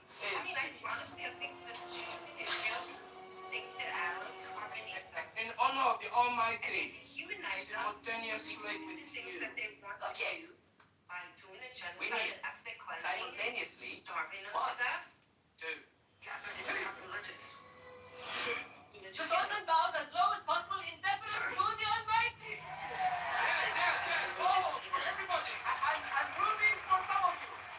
It's super complicated because I think it's super complicated. The point is that it's not religious, but I seem to see more People get really confused on this app for Emeralds when you say like people are constantly questioning. Sure, you sound serious. Very John Kitover. it just confuses people and muddies it a little bit, especially when people don't know what the fuck a Jew is. You know what I mean? Like, they don't know what the fuck a Jew is, they don't know what the fuck a Palestinian is, and I think it's a little bit, these like complicated identities that you have in Israel are a little bit above most of people's heads. It's Jewish supremacy. I think it's when you are able to dehumanize another group, like how the Germans did to the Jews in Germany and around the surrounding Germany. You're able to do whatever inhuman things that a human is capable of doing to something they don't think it's human. So that's why. But if it was a religious conflict, those things would have been done from a religious motivation, right? Right. And that's not the case. So this is not a religious conflict. They go over and over again. It's not a religious conflict. Are you so sure? Make sure it doesn't happen. Make sure that it doesn't happen. By the way, everyone take note, the most dangerous man in Clubhouse is in the audience. Who'll be that? No, I'm on page, actually. Prince? Oh, Yes. Prince. I don't think Prince likes that. Hi, Judy. I don't think Prince likes political. It doesn't matter. What he's saying is how a lot of Palestinians feel. You guys just What Prince says is nothing related to what Palestinians feel. No, hold on. So there is a plethora Is that really you? Hold on. Judy, is that really you? You got 5 seconds because it might not be. Yeah, okay, just check. So there is a plethora of opinions amongst the Palestinians and amongst the Israelis, right? So we can't really deny that. Definitely for some Palestinians, this is a religious conflict. Definitely some Israelis, this is a religious conflict. Let me ask you something. Just a second. Hitler used religious text, right? No. No, he didn't. He did not. No. He was actually very anti-Christian. You should. No, hold on. You should ask. You should ask too. I mean, why would I not do you? I'm just Hitler did. No, he did. So to a Just a certain second. Then go ahead. Just a second. When someone's using a reason and says, "Oh, I'm doing this because of religion. I'm doing that," it does not mean because of religion. Israel can keep saying, "This is a religious war." For Palestinians, it's never going to be a religious war. It's not about religion. There are aspects of religion, but we're not doing this conflict liberation movement on behalf of Muslims. Muslims can go fuck themselves. It's not about them. You want to fight, they can come fight themselves. We're looking for our own freedom. When Israel kills No, but you're speaking as if all Palestinians act with the same. No, just a second. No. Just a second. Look at the Muslim. When you look at the Palestinian liberation movement, right? That is what represented the Palestinians. Yes, it is about the land. It is about freedom. It's not about Allah. Okay. All the Palestinians are acting with the same. You're always gonna find 1 or 2 or 3 or It's smaller. much more than that. But just a second, hold on. The Palestinian liberation movement is not funded on religion. Like you being Muslim. I didn't say it was founded on religion. No, it's not. I didn't say that it was. No, I mean, What I said was there's a significant number of people that are motivated by religion. Like, okay, let's take your Nazi example. Yeah, the Nazis used Christianity to a certain extent to motivate certain Christian denominations to get on board with their plans, right? Why were they using Christianity or biblical texts or whatever to motivate those people that are motivated by Christianity, right? So to get them, although the Nazis, for them, it wasn't about Christianity, to get those people who believe in Christianity and who are motivated by it to be on board with their plans. Similarly, you can say the same thing about Palestinians and Israelis. They both use religion as a motivating factor for those people that are religious. I'm not denying that some factions in the Palestinian liberation movement recently, in the last 20 years, or sorry, more than 20 years, in the last few years where Hamas kind of took this and around with it, they want to turn it about themselves. And they want to do it and use religion just for their own agenda. But if you look at the foundation of the Palestinian movement, the liberation, the PLO, right, you're going to find many of the founders were Christians. This is where the Palestinian identity started kind of to shape into national Palestinian identity. We always were Palestinian, but I mean national Palestinian identity. So the foundation of it was not like when Israel kills you, it does not really kill you because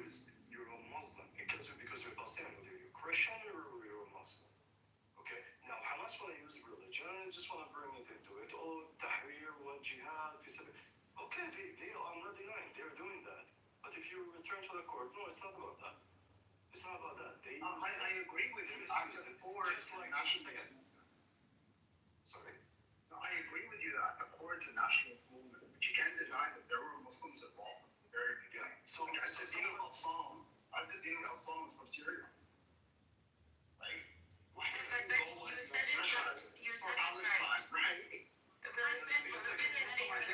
ask you a question. You asked me to join the club for 99 cents per month. What does that mean? Wait, what? You asked me to join for 99 cents per month. No, she says, oh, I was impressed what you did to Prince yesterday. I said, join the club for 99 cents. So I can do that. I can emulate Prince for 99 cents. If you... I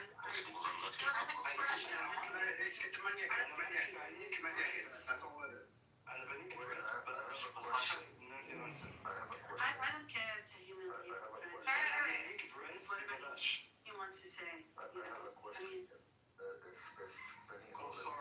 If you care about Palestinians so much, why did you poison them with drugs? Why did I poison them with drugs? Why did you sell your community drugs? I didn't sell drugs. You're a liar. You sold drugs. How did I sell drugs? You spent years in prison. I spent years in prison. Hold on. This is so funny. I said, see, first of all, the guys watch Prince. He's losing the fucking argument. No, I did not sell drugs. You know, listen to this. No, I didn't say that. See, you did not fucking listen to what I said. Just a second. No, Judy, mute. Judy, just a second. Judy, can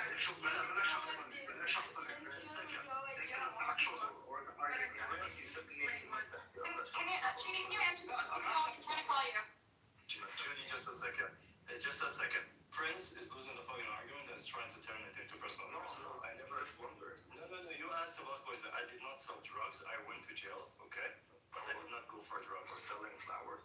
No, for hurting people. Oh, so you hurt your people? Yes. And you're here pretending that you're an advocate of your people? Yes, I am an advocate. I was in a bad Were you a thief? Were you a thief? No, not a thief. Why did you hurt people? I hurt people because they were fucking assholes and they deserve it. Now I can fucking hurt you. They were fucking assholes and they deserved it? Yeah, I don't think this is... I don't give a fuck what you think.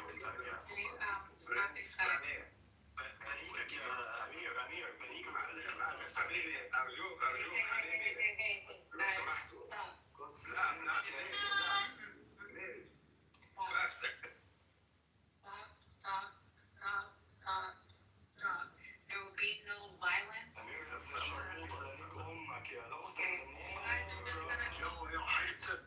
Go take a time, guys. Yeah. Okay, now Just let it. Let's do a time. Stop it. Time. You're a criminal, don't talk. What the heck? We're both going down.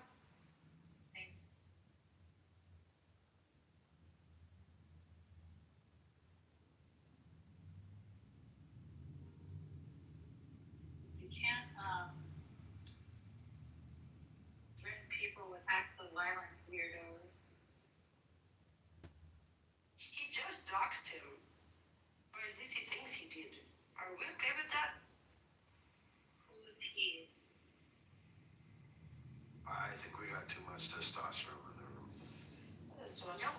Prince is under the impression, Prince is under the impression that he had actual information on Benny. Private information, right? That's doxing. You guys don't view that as like the ultimate sin? No. Well, I do think that, but I don't think what he did is doxing. He didn't put a name just because he said like you went to jail for something. Next, this will get you out. I'm tempted to pick another fight with Bashar to redirect the attention. What do you want to do? What rubbish is At least our fights are playful. playful? You think this is playful? I do. I admit it's very quite playful. Like, to me, you're meant to me. Like, not to me, you're a church. I'm trying to redirect the awkwardness. I made it more awkward, sorry. Okay. Shit. Can the women please restore order in this room? Honestly, bro, I don't care what you believe in. And the real Slim Shady, please stand up. Please stand up. Please stand up. Always. Oh man. I think you guys should let my people speak and let them hash it out. You know? Jack is coming for the drama, baby. Jack's coming for the drama, baby. Certain things are guaranteed in this life: death, taxes, and silence of Palestinians. I don't know what like hold on, Marcella. I don't know what the boundaries are here, but if somebody faces that kind of a statement that throws into his face, he gets at the very least to have a mic back. Wait, Emrose, are we talking about Yeah, this was an attempted. Wait, let me ask the question first then. No, it's not about needs and that's about people. Oh my goodness. Oh my god. Just let me ask the fucking question. I don't care about you. You're not interesting to me. Just a little Palestinian. You don't give a fuck. He did threaten Judy with death yesterday, okay? The Prince did. Okay, but He said, you're dead right now. Prince just came up and said all of his criminal debts has spent time in jail for selling drugs. Listen, I don't know all of this.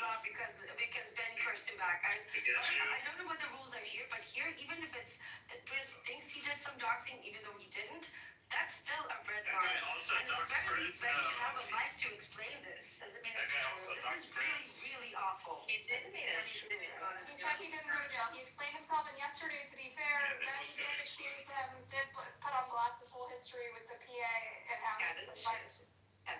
they're both coming after each other. And yesterday, Prince did threaten my friend Judy with harm.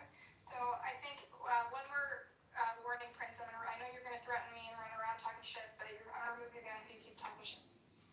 Was there any context to that? Benny used Prince's real name. You've also been sending me threatening messages, so I kind of just don't want him in this room anymore.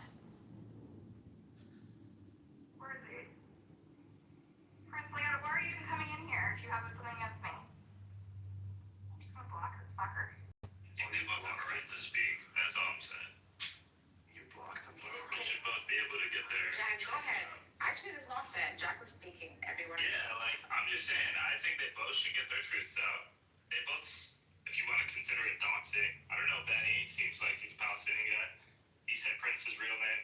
The other guy, Prince, said that guy with the president. Who knows what's fucking true? They kind of go down. I don't like the cursing at each other. Let's just talk it out, guys. Not a big deal. Like Benny Allen is not innocent in this. It's a big deal. Benny curses a lot. I'm sorry.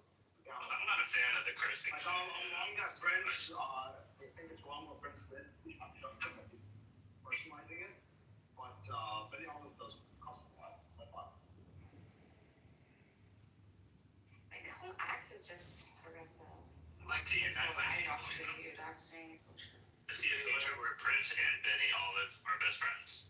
I'm trying to I tried to sort it out, man. Just a second. Hold on. Just a second. How's it going, Benny? Nice to meet you, brother. Nice to meet you. I can speak to you all with respect, as long as you treat me with respect. If you try to be a bully, I'm the biggest fucking bully. If you try to, as a Jewish Zionist, you try to talk to me and think I'm dumb, I read from Hasbara, I'm gonna fuck you up. So talking with respect, you get respect back.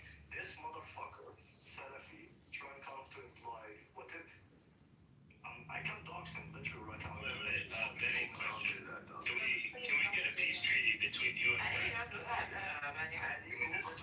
Hey, come on, don't cuss. حبيبي اسمع شوي respect. ما حد يدخل بيننا لما غلط I'm a man. انا راضي الجون عشان نقدر بس نتناقش معك بص رمضان كريم يا حبيبي، رمضان كريم. والثلاثة مش بس The Palestinian took over the Shoah room. I'm just here to, trying to create peace between my two people over here, Prince and Benny. And I see a future where they have a two-mic salute. I think we can achieve this. This is the segment that Naggis and I would like to say all the time. What's wrong?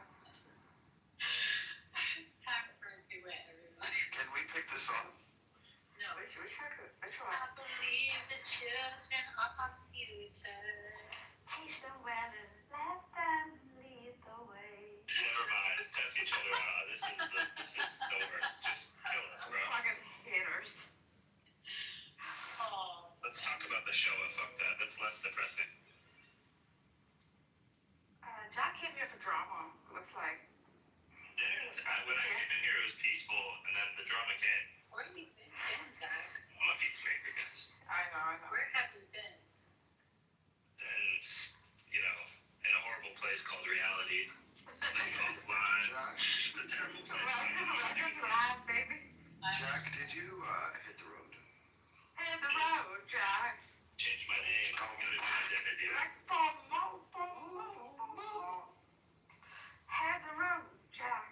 We have a Hamas and PA resolution reunion coming up soon, and I'm inviting Benny, Olive, and to join. I'll send you guys separate invitations. No, Shit is really scary. Hamas and Israel is the same. Yes, sir. Who's calling it? Yeah, this is Indonesian name, Mehmet. I think it's Turkish, isn't it? Yeah. يعني اسم الله عليك يا مدمن كريم يا زلمه. والله صح كلام. Indonesian Turks are both from Asia, so. It's not my real name. I'm not really Mehmet. Wait, you're not actually Mehmet the Conqueror? He's not under the No, really not. To a lot of people's disappointment.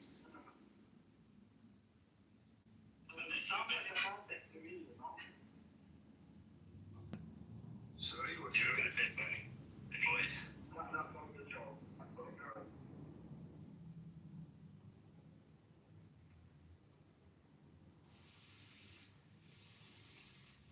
we talking about? So Bengoy, before that discussion comes turn, back in '82 when the people left Beirut after what happened there, at that stage the Muslim Brotherhood movement thought that they do have a chance to replace the PLO, and this kind of then took them a few years. They founded Hamas, what was Mujahid Islami, then they founded Hamas. The whole idea of Hamas just to replace the people. But if you think about it right now and you see what kind of Palestinian cause reached kind of the bottom of the bottom, even Hamas saying we want to go back to the people, right? Understand that there's some factions who want to turn it into religious, but not because of jihad, because of donations, because they want to go to Malaysia and it's like, hey, donate for Al-Aqsa, give us your $1 million. So we always, as Palestinians, we resist that narrative because you're going to find a lot of between Hamas narrative and the Israelis. They both want to turn it into, they want to say that Hamas is victorious. Israelis say, oh, Hamas won. Hamas says we won. It's like you find a lot of intersection. So we as Palestinians, majority of collectively try to avoid that. I don't think you can speak for the majority, but yes, there's definitely a significant number of Palestinians who want to keep it a secular in nature, like the resistance. But you can't deny that from the very beginning, like I said, Al-Din al-Qassam, that was a Syrian guy, very religious. He was an inspiration, obviously, he was a martyr for Palestine.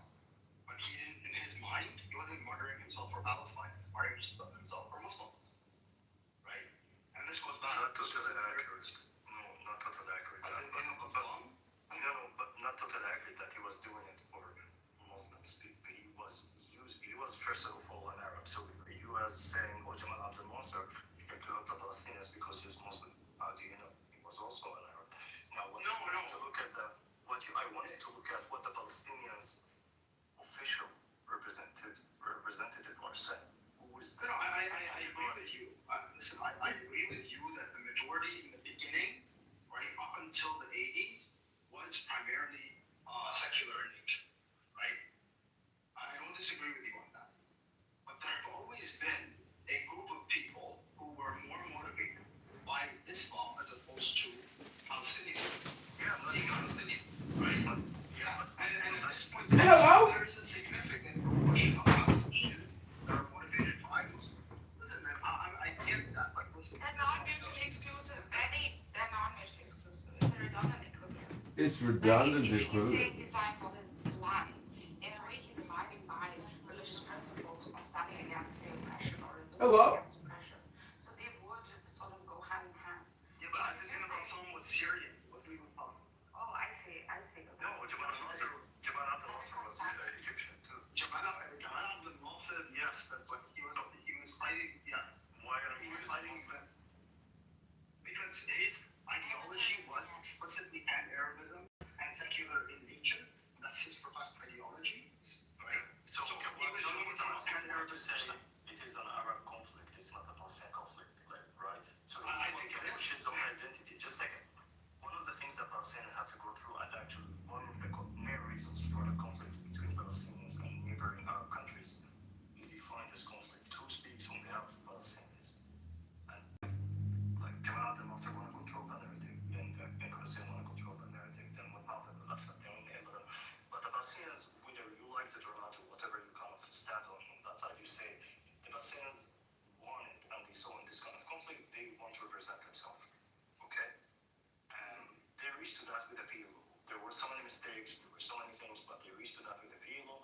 And then there were some, which I agree with you, there's some groups from within that are originated with the Muslim Brotherhood, right? And later, for example, Jihad Islami were sponsored by Iran. They want to turn this, they want to destroy the PLO as an organization. They have been working actively on destroying it. Now, I agree. Listen, we agree on the facts, but like the only thing that I'm kind of trying to make clear is that there are a significant proportion of people on both sides, on the Israeli side and on the Palestinian side, and in terms of like the larger Arab side, that are motivated by Islam. yeah. Now, when we being pragmatic and we look at the world that we live in and what rules this world, international law, and what let's assume international law is not a joke and the UN is not a joke, and this is what we're gonna play. These are the rules that the big guys put, and we have to play with it because this theater we live in. The Israelis have this because they're on the inside. They keep cherry picking. Oh, now we're gonna play the ancestor land with us, and then later what you're gonna find is, oh, but we go by international law. We can do this.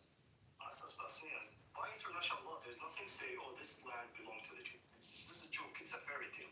It's a fairy tale from 2,000 years ago. If you bring it to a course like I used to live here 2,000 years ago, now I have it.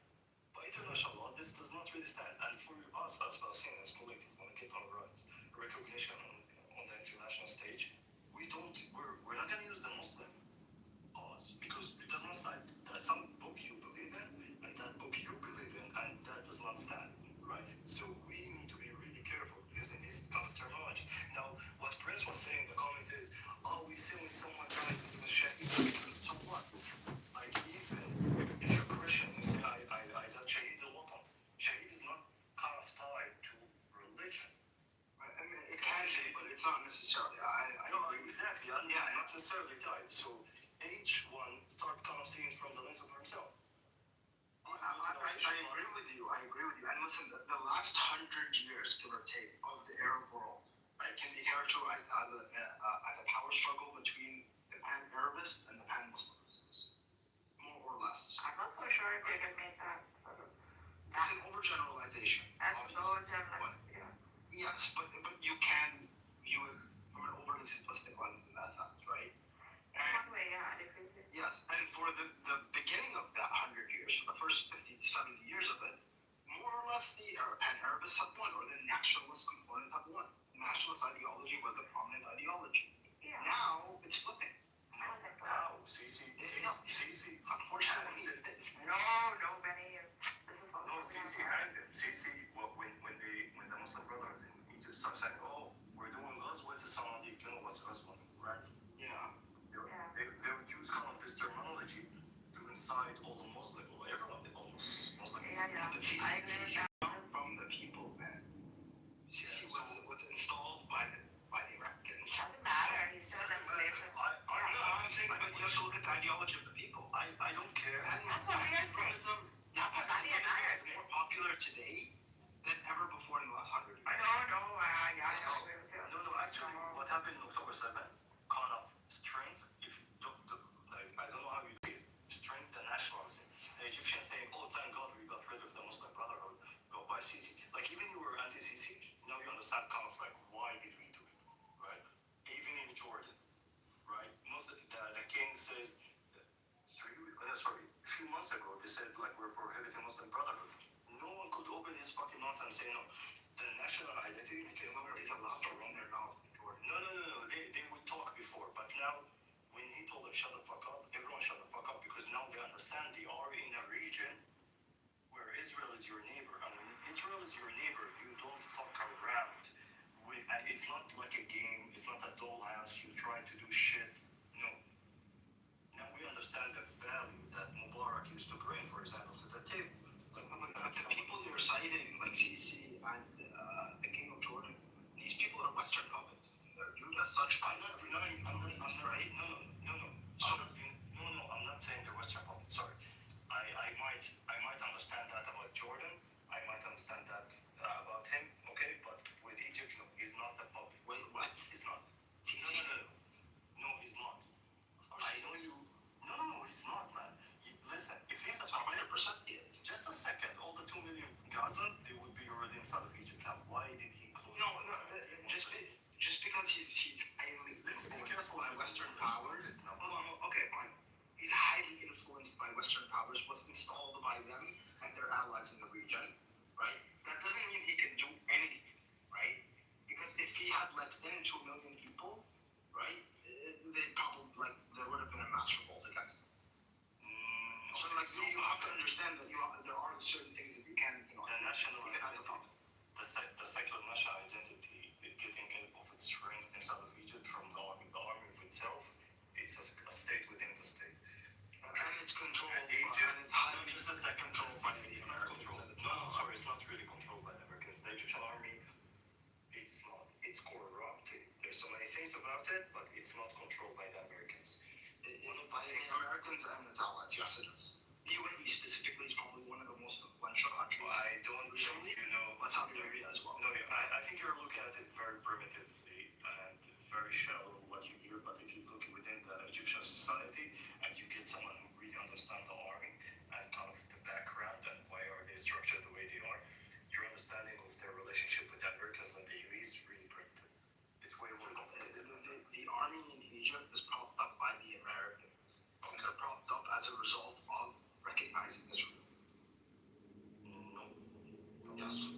That's exactly what happened. That's why Egypt is the second biggest recipient of American funding in the region. Yeah, but it's not being to be controlled. It's to preserve the peace. No, you give them money for what? No, just a second. You give them money for one second to keep the peace and calm between Israel and Egypt. Yes, this is a form of control. Because if you did not control them in that sense, then they would pose a threat to Israel. Why the Egyptian army is staffing their tanks right now inside of Sinai? I agree with you, Bani. Why the Egyptian army is on full alert inside of Sinai right now? Because, there are several reasons why they... What are they preparing it for? For who? Do you think they're going to invade Israel? No, they're not going to invade Israel, but they know that Israel... Just a second. What happened in Syria in 24 hours after the regime fell, and what Israel did of eliminating the whole Syrian army, that sends a message to Egypt too. Don't think Egypt was sitting and watching. It's like, oh, interesting. They did that to Syria. That will never happen to us. No, man. You may never happen again, right? No. Listen, when every country around Israel, neighboring countries, saw what happened to Syrian army, within less than 24 hours, every army took notes. Even the Egyptian army, which is the only threat, not to invade Israel. They don't want to invade Israel. But they know that Israel is capable and they have a plan to do that in Sinai. Yeah, sure. So, and the Israelis are talking. That doesn't mean, but that doesn't mean that Egypt's not being controlled by America and the UAE. I'm just going to give you advice. Do not use these kind of very simplistic way of describing it. With this being controlled by You're being very general. Anyway. Okay, highly influenced. Egypt is highly Egypt and its military. It's by America and the UAE that's already. Is China is China influencing India or like all countries have influence on each other? That's It's kind of super general. Yes, that's why I say highly influenced. To the extent where a high degree of influence could denote control. But In what sense? Like, give some particulars, right?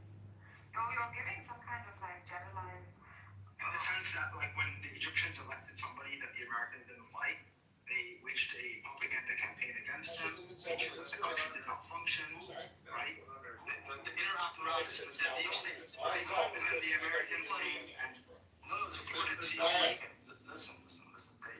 the Egyptians elected him. Just a second. After what he did, do you know what happened a week before they threw him? You know what kind of how did he change the constitution? He literally changed the constitution that his opinion cannot be changed. And he sent a message to no one. And he gave him an ultimatum to come back from The army which was effectively controlling the nation, which controlled the major of the nation, which was controlling the economy of the nation. Is the Turkish army was controlling? Okay, so but this is how it happened. That's in order to retain civilian leadership. You have to overthrow the military. Otherwise, you're effectively a dictatorship. What I'm trying to tell you is the influence comes from within. You don't need the Americans to get the army to do a coup. Well, who supported that? No, man. They are okay with it. Okay? They were okay with it. You don't think the Americans supported them to take out Morsi? Listen. Sorry. They were okay with it.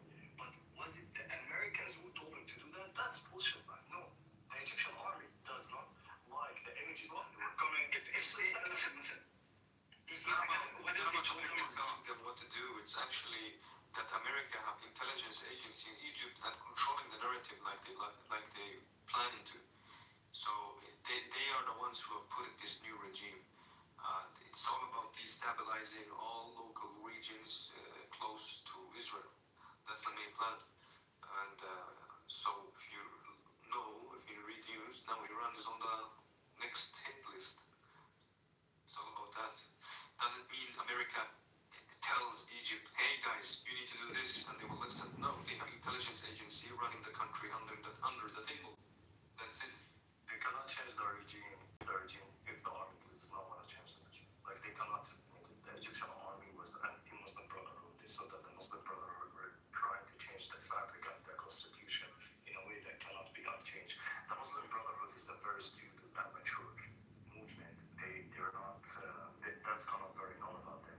They could not predict that there will be a coup, so they should not run the country. I'm very happy. I mean, it's a good image. They have a good goal. They stand for something that is good. But they were. We can both agree that they were not so organized. What do they stand for? They went and they turned it into a religious war internally. They almost turned it into a civil war.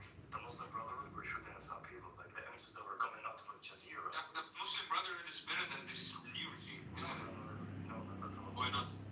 Because the Muslim Brotherhood is immature. If you could not predict that there's going to be a coup, you should not be running a country. I know. Like I'm not speaking from strategic warfare. I'm speaking like from a religious perspective. I don't think you should bring religion into the state. Like you should not, because the minute I debate with you about the policy that you took, you can say God said, and then you kill the discussion.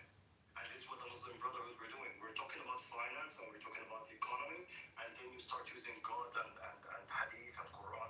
That means we're never gonna get to an agreement, because you're telling me if I disagree with you, I am an infidel. And this is why we don't want these kind of discussions. This is actually what we have a problem with Hamas. Hamas doesn't do that. What are you talking about? Hamas does not do that exactly. Oh, Edward. No, Hamas, when they were in charge and, when they won the elections in the West Bank, they kept the secular government. What are they? Even Hamas now, when they were governing Gaza, they were governing multiple. This video, Vice President. They had multiple groups from the PFLP. What did they do to the opposition? What did they do to the opposition? What are they doing right now? The opposition sat down with them at the table. I'm talking now. What Hamas is doing right now to the opposition? Wait, you think this is the opposition? What they're doing right now? No, they're killing. They're executing anyone who speaks against them. That's Israeli I heard that, but there's no evidence. That's not true. No, we literally have Israel. My friend father was abducted today. Yeah, so was mine. Yeah, I could say the same thing. His name is Mustafa Asfour. You can go check it out. Oh, then he must have done something. No, he did not do shit. You know what's his problem? That his son, who lives outside of Gaza, is criticizing Hamas. So what they do? Don't tell me no. They took Luani's father? Just a second, Mustafa. Just don't tell me don't. No. You don't know anything about Hamas. I know shit. Let me hear. What did his friend do, like his father? What does his father have? Just a second, Mustafa asked for your tweets and he's opposed to Hamas. They're talking about Hamas on their Qurans. And because they could not get Mustafa, they wanted they abducted his father. And another one today on Facebook. I'm just gonna bring it and leave it in the comments. Okay, so they got his father because of his son. اسمع شوي, yeah, they did that. Just a second. They called someone's mother, right? And they threatened her, if you don't shut your son from posting against us, we're gonna come and we're gonna kill one of the kids. They did. There's so many people that speak up against Hamas. It doesn't sound logical. Why would Hamas even care about a random tweet? Like, there's millions of tweets against Hamas. What do you think about? They do care. No, they don't care, man. What do you mean? Go look in the comment now. It's posted by. Bro, there's millions of tweets against us. They execute people. They shoot them in the knees. No, they don't. They do. Maybe a small portion of them, like the whole Small portion. No, they don't. It's not about because they're criminals. Maybe some criminals claim themselves to be Hamas. You're just Hamas apologist. That's all. Bro, Hamas is the resistance, isn't it? Same Hamas and Sinwar. Mabsool. Okay, where you from? Bani? Same Hamas. Just a second. Bani, where you from? Which country? Same Hamas. Okay, but who are you cursing? He's Palestinian. Bro, he's civilized. I am civilized. I understand your anger and your hatred. Like, fully understand that, but you don't need to curse. No, I will curse Hamas. Don't curse in here in this room. No, I will curse in this room. We'll talk civilized. Shockingly rich. Hamas. Kick him. He's Hamas. Okay. باني قرا حماس بس لا تجيب اسماء حماس بس لا تجيب اسماء ارجوك تجيب اسمعني لا تجيب. They kidnapped the father of my friend and this guy's like, no, you don't know shit. You're just apologist for it. Listen, I understand your confusion. I understand your anger, okay? You have valid reasons. You have a relative who has been abducted. We understand that, okay? But cursing is not going to help you. I don't reach your. You don't need to curse here. I just left another video. Just because this specific event happened. I just left another video of Hamas leader, okay? What's his name? Abu Jassim. I'll get you the name of him. He's kicking a family from a tent so they can take their spot. I will put a post of my friend whose father was abducted to be Mustafa asked for just because his kid was speaking about it. There's so many. Don't tell me about Hamas. I know Hamas more than you. I mean, I know Jim doesn't like Hamas, but. Me too. But I cannot say anything, no, please, be patient, Bani. We cannot say,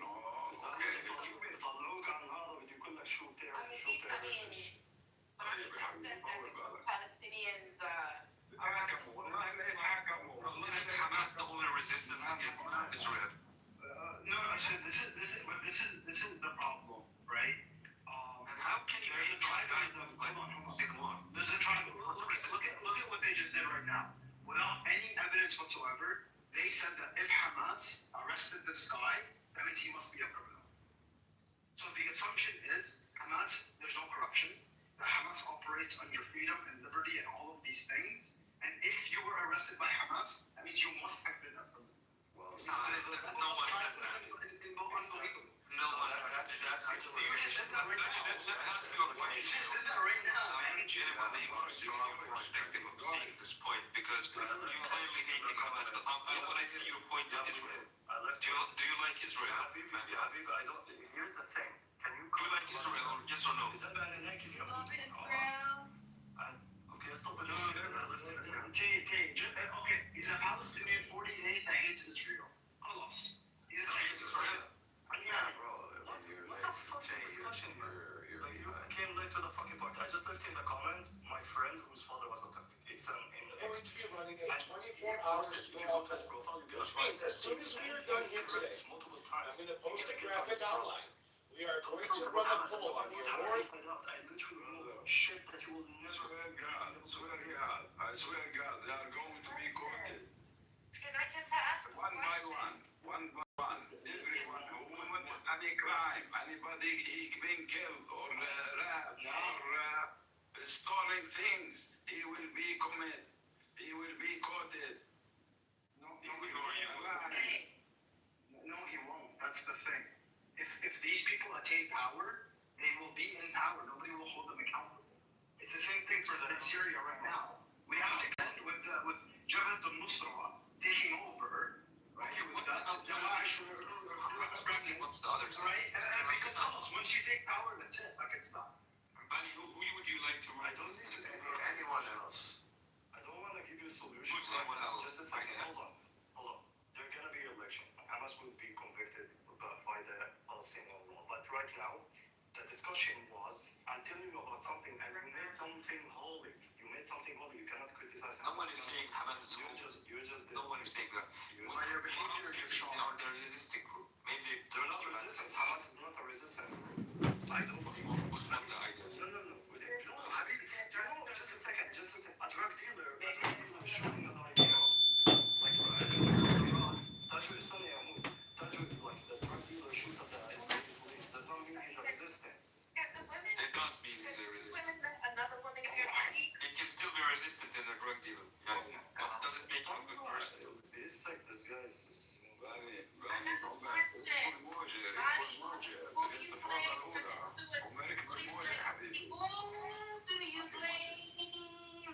someone kick Kitover because he's lying all the time. Yeah, listen, man. We had the same issue after the ceasefire and everything, when Hamas was lining people up and calling them traitors and like executing them. Everybody was defending them. They're going. And that's problematic. Majidi, do you know that family name? Did you hear about it? Guys, can I just say something like one, just pause me for 1 minute? I want Palestinians got this fucking thing about this. Trust me.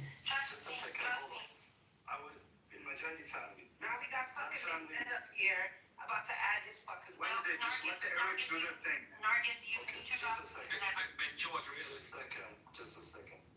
In Majidi family, Israel asked him, they sent him a message to the Mukhtar, I don't know how to describe the family, and they asked him that they want him to collaborate, to collaborate with them and kind of create a militia because they're very large family. The Mukhtar refused to do that. They dropped a bomb, they killed 102 from that family. 102 in 1 day. Damn. Just a second. Week after, they had Hamas wanted to evacuate from their tent because they want to take them and fight with Hamas. Hamas went and they executed 9 of their people. Hamas called them traitors. People who lost 102 a week before. So the label traitor by Hamas is very easy. It's just like water. They slap it at anyone. So whatever they tell you, that shit flies on you. It does not fly on us. We know exactly what Hamas do. We know when they call someone a traitor, it has nothing to do with it. Who killed Muhammad al-Daif? When Muhammad al-Daif is hiding in a Muasi Khan Yunis and 300 people were killed with him, innocent civilians.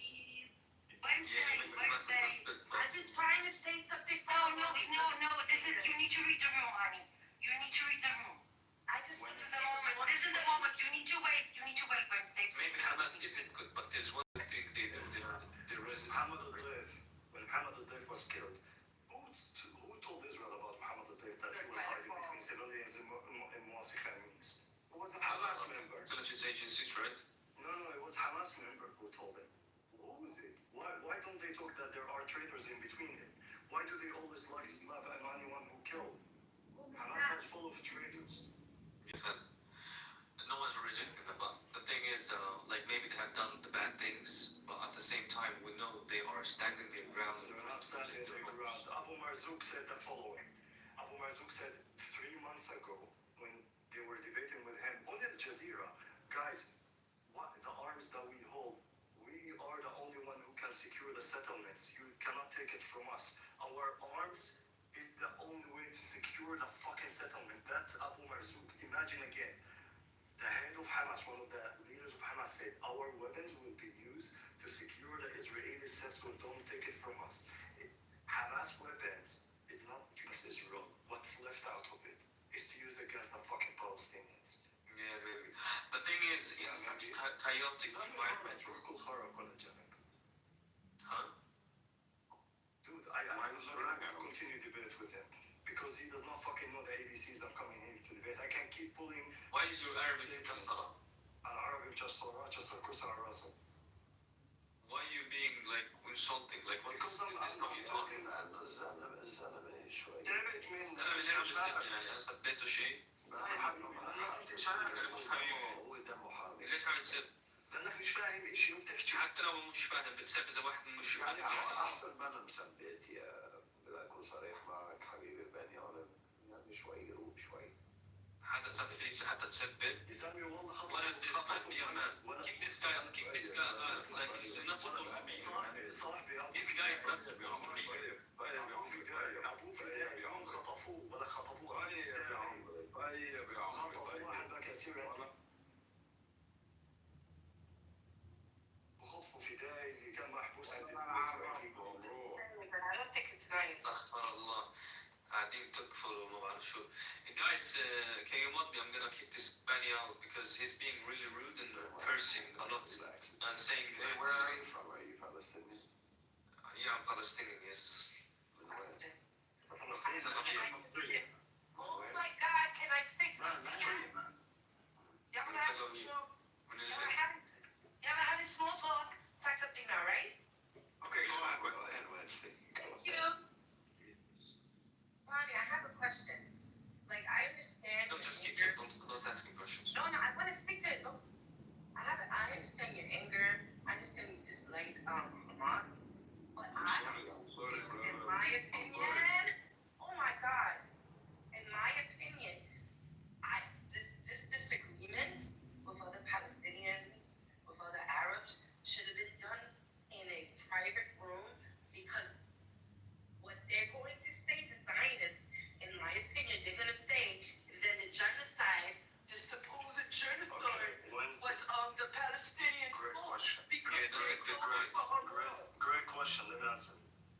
No, you're not supposed to answer. Just leave. طلعوا بعدين بتقولوا لي ليه بتسب دينه يعني أنيكم هذا يسكتوا. Someone kick this guy out. Hey, shush. This guy is a drug dealer.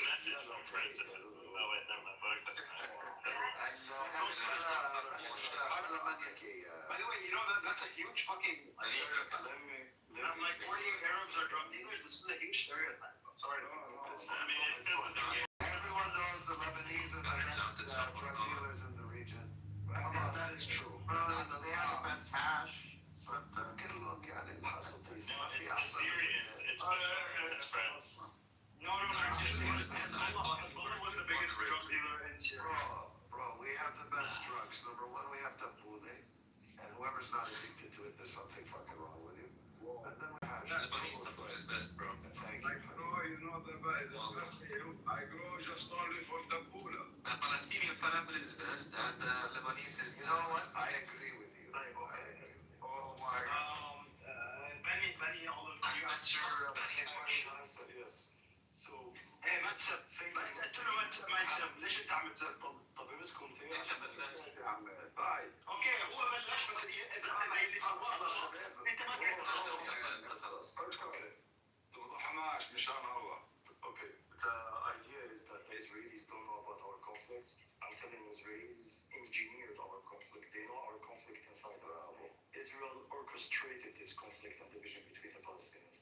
So kind of the idea, oh, let's not do it. They know. Now, I want to be clear. The root cause and the cancer is Israel. The symptom of this cancer is Hamas. But what I'm worried about, that we as Palestinian Wednesday, just a second. Sometimes, before you die from cancer, you die from the symptom of that cancer. And I'm worried that my people will die from symptoms. Why? Because we have irrational, stupid, immature movement that is gambling with the life of Palestinians, as if we are sheep that have no names and we can just bring more kids. I don't really care about what people think. I care about the people themselves. I care about my friend that his father was a fidei, arrested by Israel multiple times, and he was abducted from his tent today in Wasif and Yunus. Oh, wait, you said something interesting there.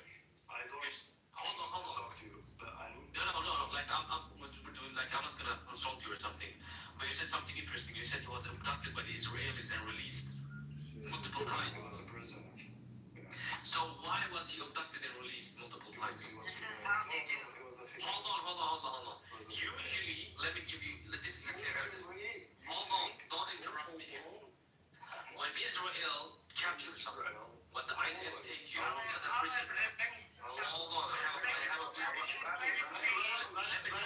bullshit so we can debunk it. I know what you're yeah, you can debunk me after, thank you.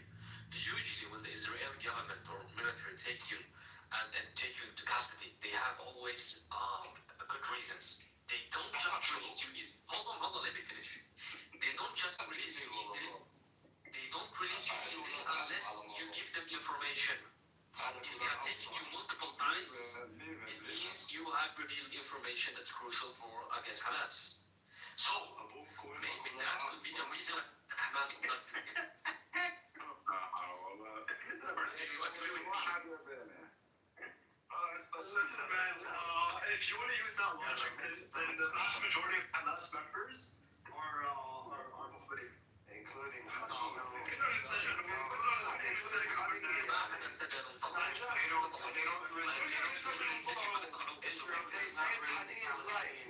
They don't release easily. That's what I'm trying to say. So this guy needs to pick them up and release them. They don't do that now. Thank you. Exactly. And If they take you you're there for, at least a few months. exactly. You're innocent. I'm sorry to say this, but your friend's father probably revealed secret information about Hamas' position, and that's why they released him, bro. And they took him again and again and again. How do you explain Hani? How do you explain Hani? Hamas fucked him up. Hani? They healed him of cancer. Habibi, wallahi habibi. Yo, how can you talk shit about someone, bro? Someone was like, I don't give a fucking fuck, I wanna die. Like, I wanna die. Die. I wanna die. Who cares? It's just why. You take all Gaza with you. Die. You wanna die. You were a Muslim, yeah? You were طيب أنا مساعد أنا جنس تجيب أختك مش اللي عند قصك عصا. سوري سوري بتغيظك. طيب بالله عليك يا حبيبي والله انا فاهم لك. انا اسف هو عم بيقول انه اسمع هو الكلام على فكره. ليه انت ابن ناس وعالم مبين عليك انت نظيف وباني برضه نظيف. انا كنت نظيف من البدايه وهو صار يسب فيني. Can I just point out that هم فوز السباك I just want to point out that the Palestinians have taken over the Holocaust room. Okay. What? It's a random question. Like what I'm that Benny fucked up, he messed up. He mistakenly said that his friend's father was taken by the Israeli government multiple times, not once, not twice, multiple times, and released. That's a huge red flag. Huge red flag. Have you ever heard the term administrative detention or illegal fighter? I mean, usually when the Let me help you, Ty. Let me help you. Israel has 3 categories in which it can. Royce, you're Israeli, right? Yes, and let me explain, Ty. Let me explain. Israel has 3 categories: prisoners that have been charged and sentenced, administrative detainees, and illegal fighters. The second 2 categories. Okay, you're an AI. Just a second. I got the number. Just a second. So I got Benny, you messed up, bro. Yes, his father was arrested in 1979, and then he was released, and then he was arrested in 1987 for 15 years. For 15 years. So he stayed in Israeli prison. He stayed twice, at least, like a long serving, beside the arrest here and there. But whatever.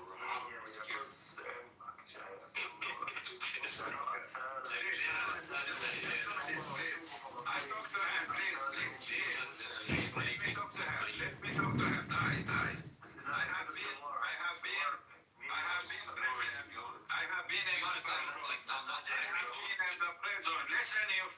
listen to me. I have been in the prison. I have been by myself. I have been in the prison, and I get sentenced, and I released. You know, I stay 1 year, and they release me. Listen. And after that, you know, they keep on me in the custody. You know, this is something very terrible. You know, they put me, and the others they thought I am a fucking corporator. Terrible. Listen, you two fucking stupid. Sorry. ما تسد مشان ربك ولا اسمع ولا كمان يا حيوان.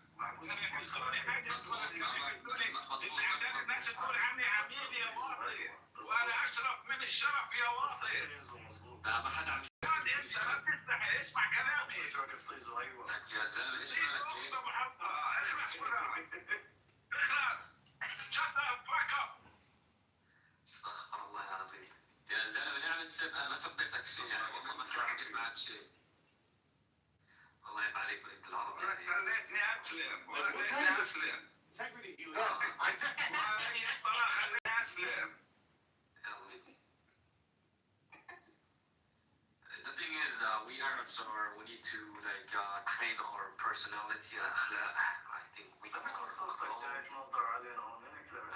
انت مش عربي ليه عم تحكي هيك؟ ما غلط تحكي هيك. بس ولا عصا ولا ما تحس قصتك. بس ولا عصا وينك انت؟ لا قرد ولا شباب والله عيب عليكم ولا قرد ولا قرد.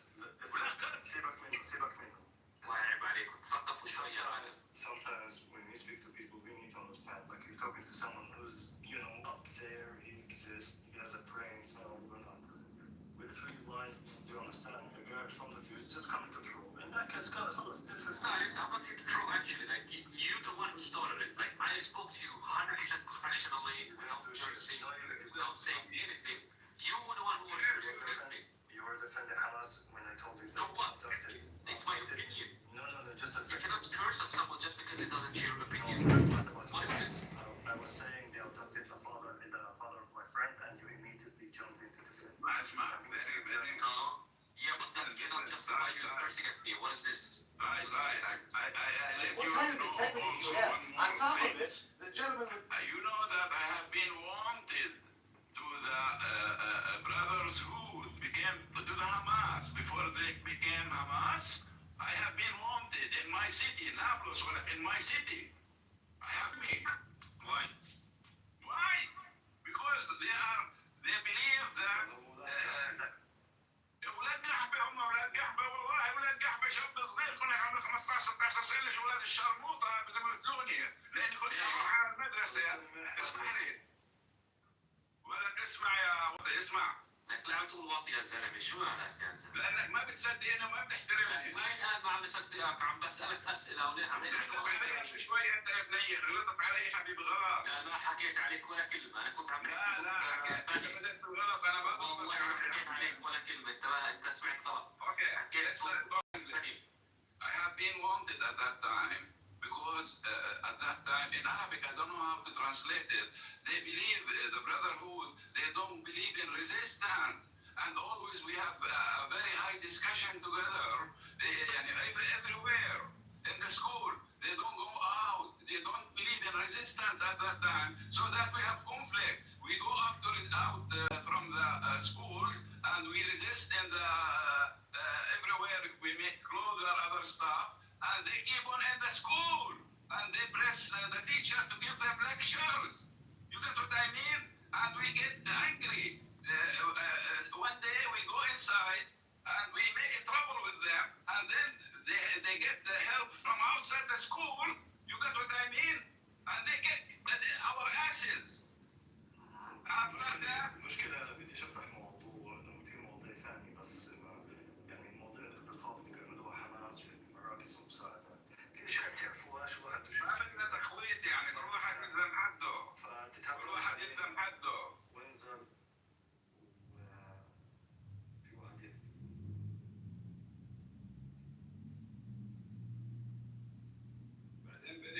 انا متفقين. We meet me and you, Benny. You know why? بس انت بالك طويل حط جوجل فليز وكل يلا. لا حبيبي خلي بالنا طويل. انا هيك اسلوبي ناجح. I success in my life. This is my style, you know. I didn't sit beside opposite. I don't like to sit opposite you, even though we don't agree. Even though we don't agree, I like to sit a little bit beside you. And then That's a good thinking. you got what I mean? Yeah. Yeah. That's it. So yeah, there's a lot of traumatic events that happen, but I mean, the most fundamental in civilized discussions is that you. Shut the fuck up, that's wrong. Oh, you don't know. I was kind of looking up. إذا الزوال طالع نظر علينا شوي منطيز ومتسد. Nothing. You know nothing. You know nothing. Guys, can you guys start a new room? I just feel like it's exhausted. Before you get started with anybody, I love you all. I love you all.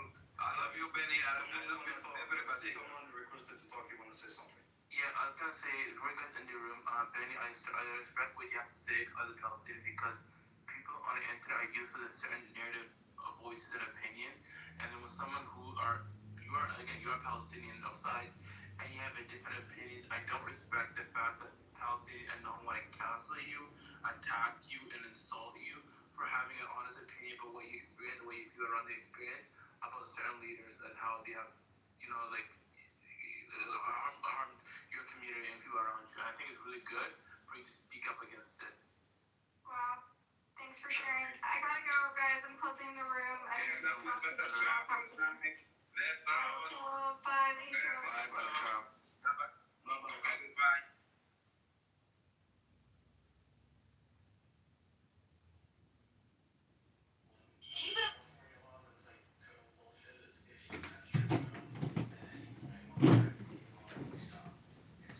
Hello?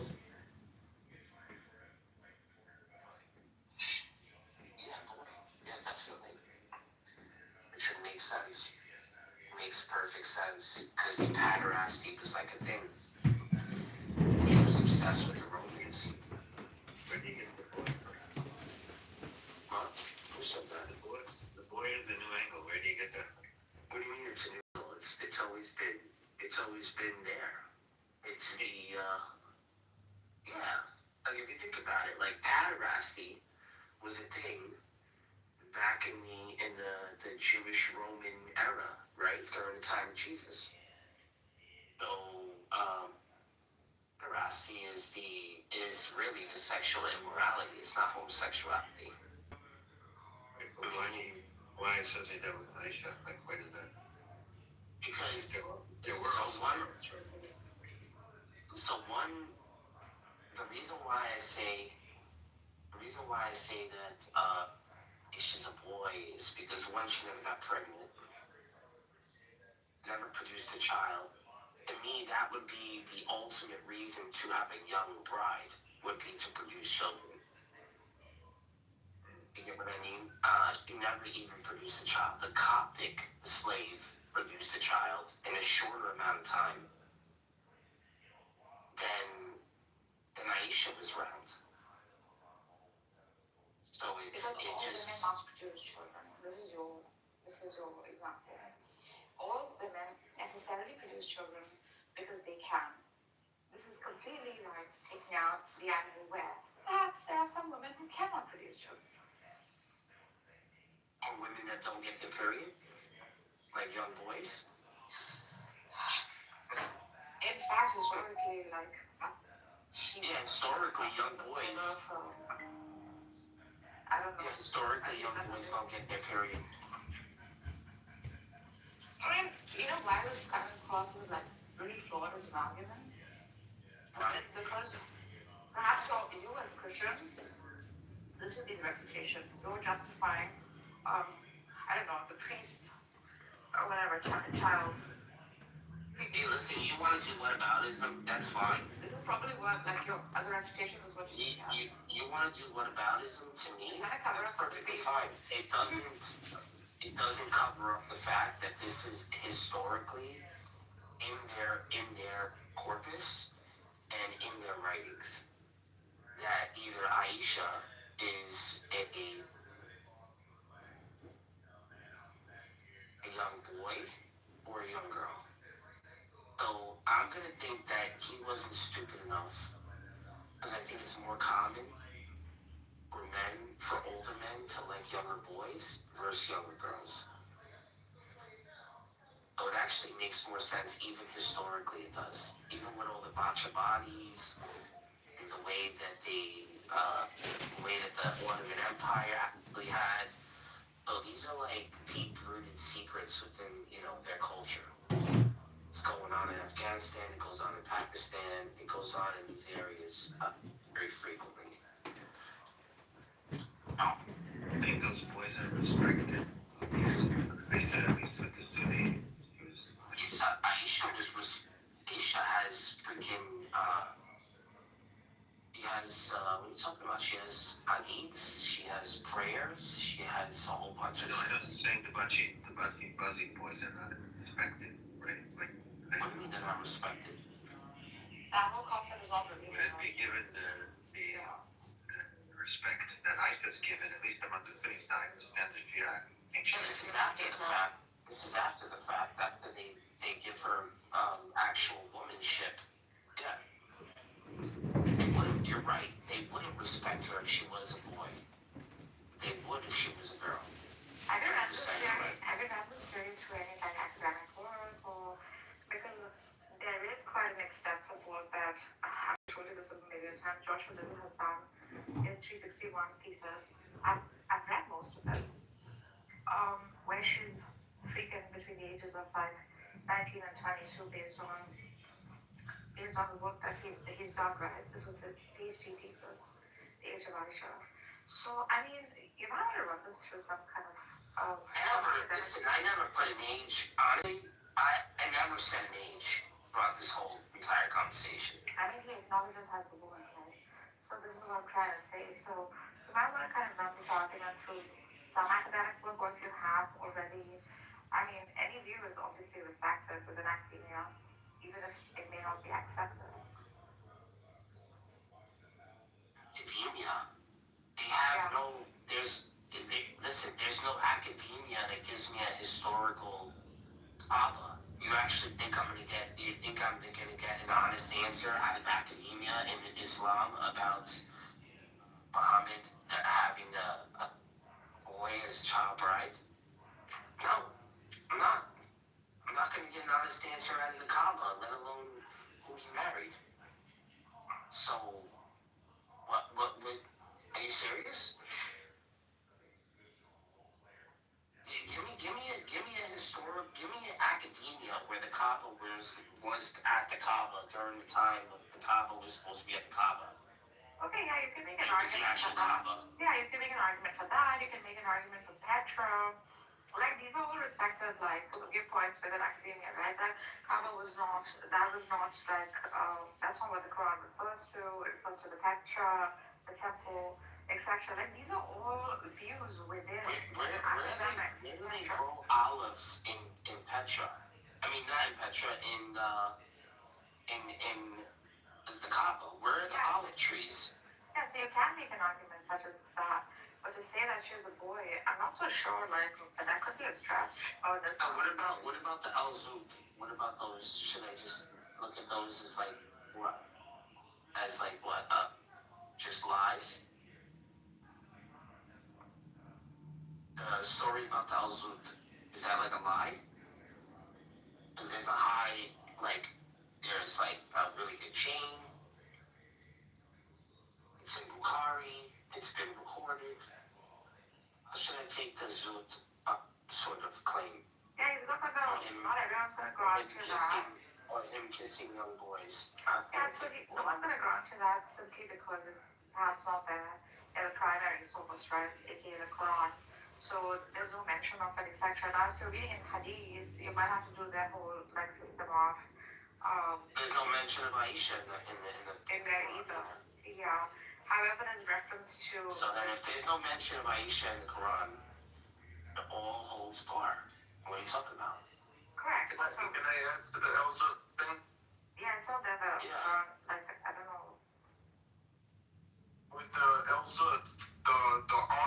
or the writer of those hadiths, they were seen with the companion of Allah and Abu Bakr during their time on multiple occasions.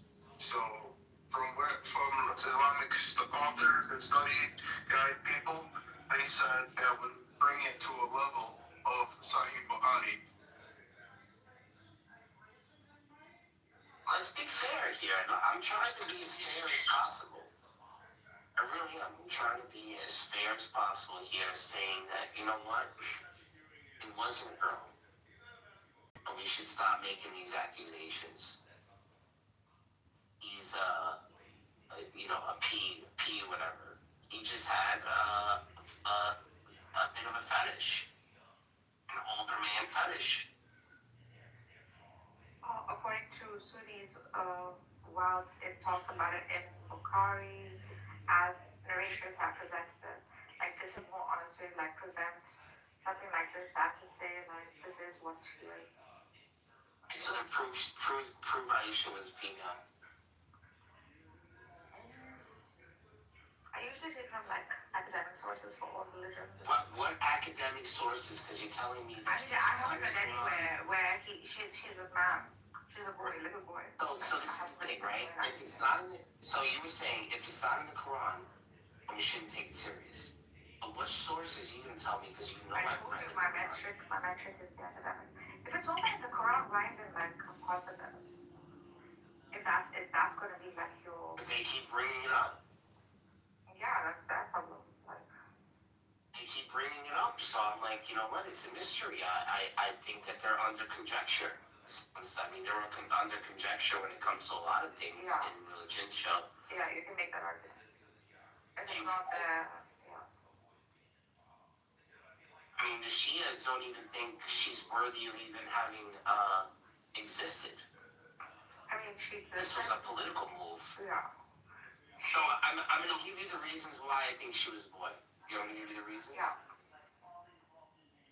Supposedly she was at war. Or leading battle. This would make sense, right? She was left behind, right? She was left behind in a caravan, or that she was just left behind. So everyone knows that, especially in Arabia, with the way they women, she probably would have never made it home. She was a woman. She would have never been left out if that was a woman. Because they usually are never alone. Only boys are alone. Another reason why I think with the thing with the battle is the fact that they tried to emphasize that she was either strong, not a girly girl sort of person. That she was probably like a tomboy type, right? Yeah, we call them like studs now. That's it. Yeah. So it makes sense from just the way they describe Aisha as not being a very girly girl, sort of girl, left behind in battle.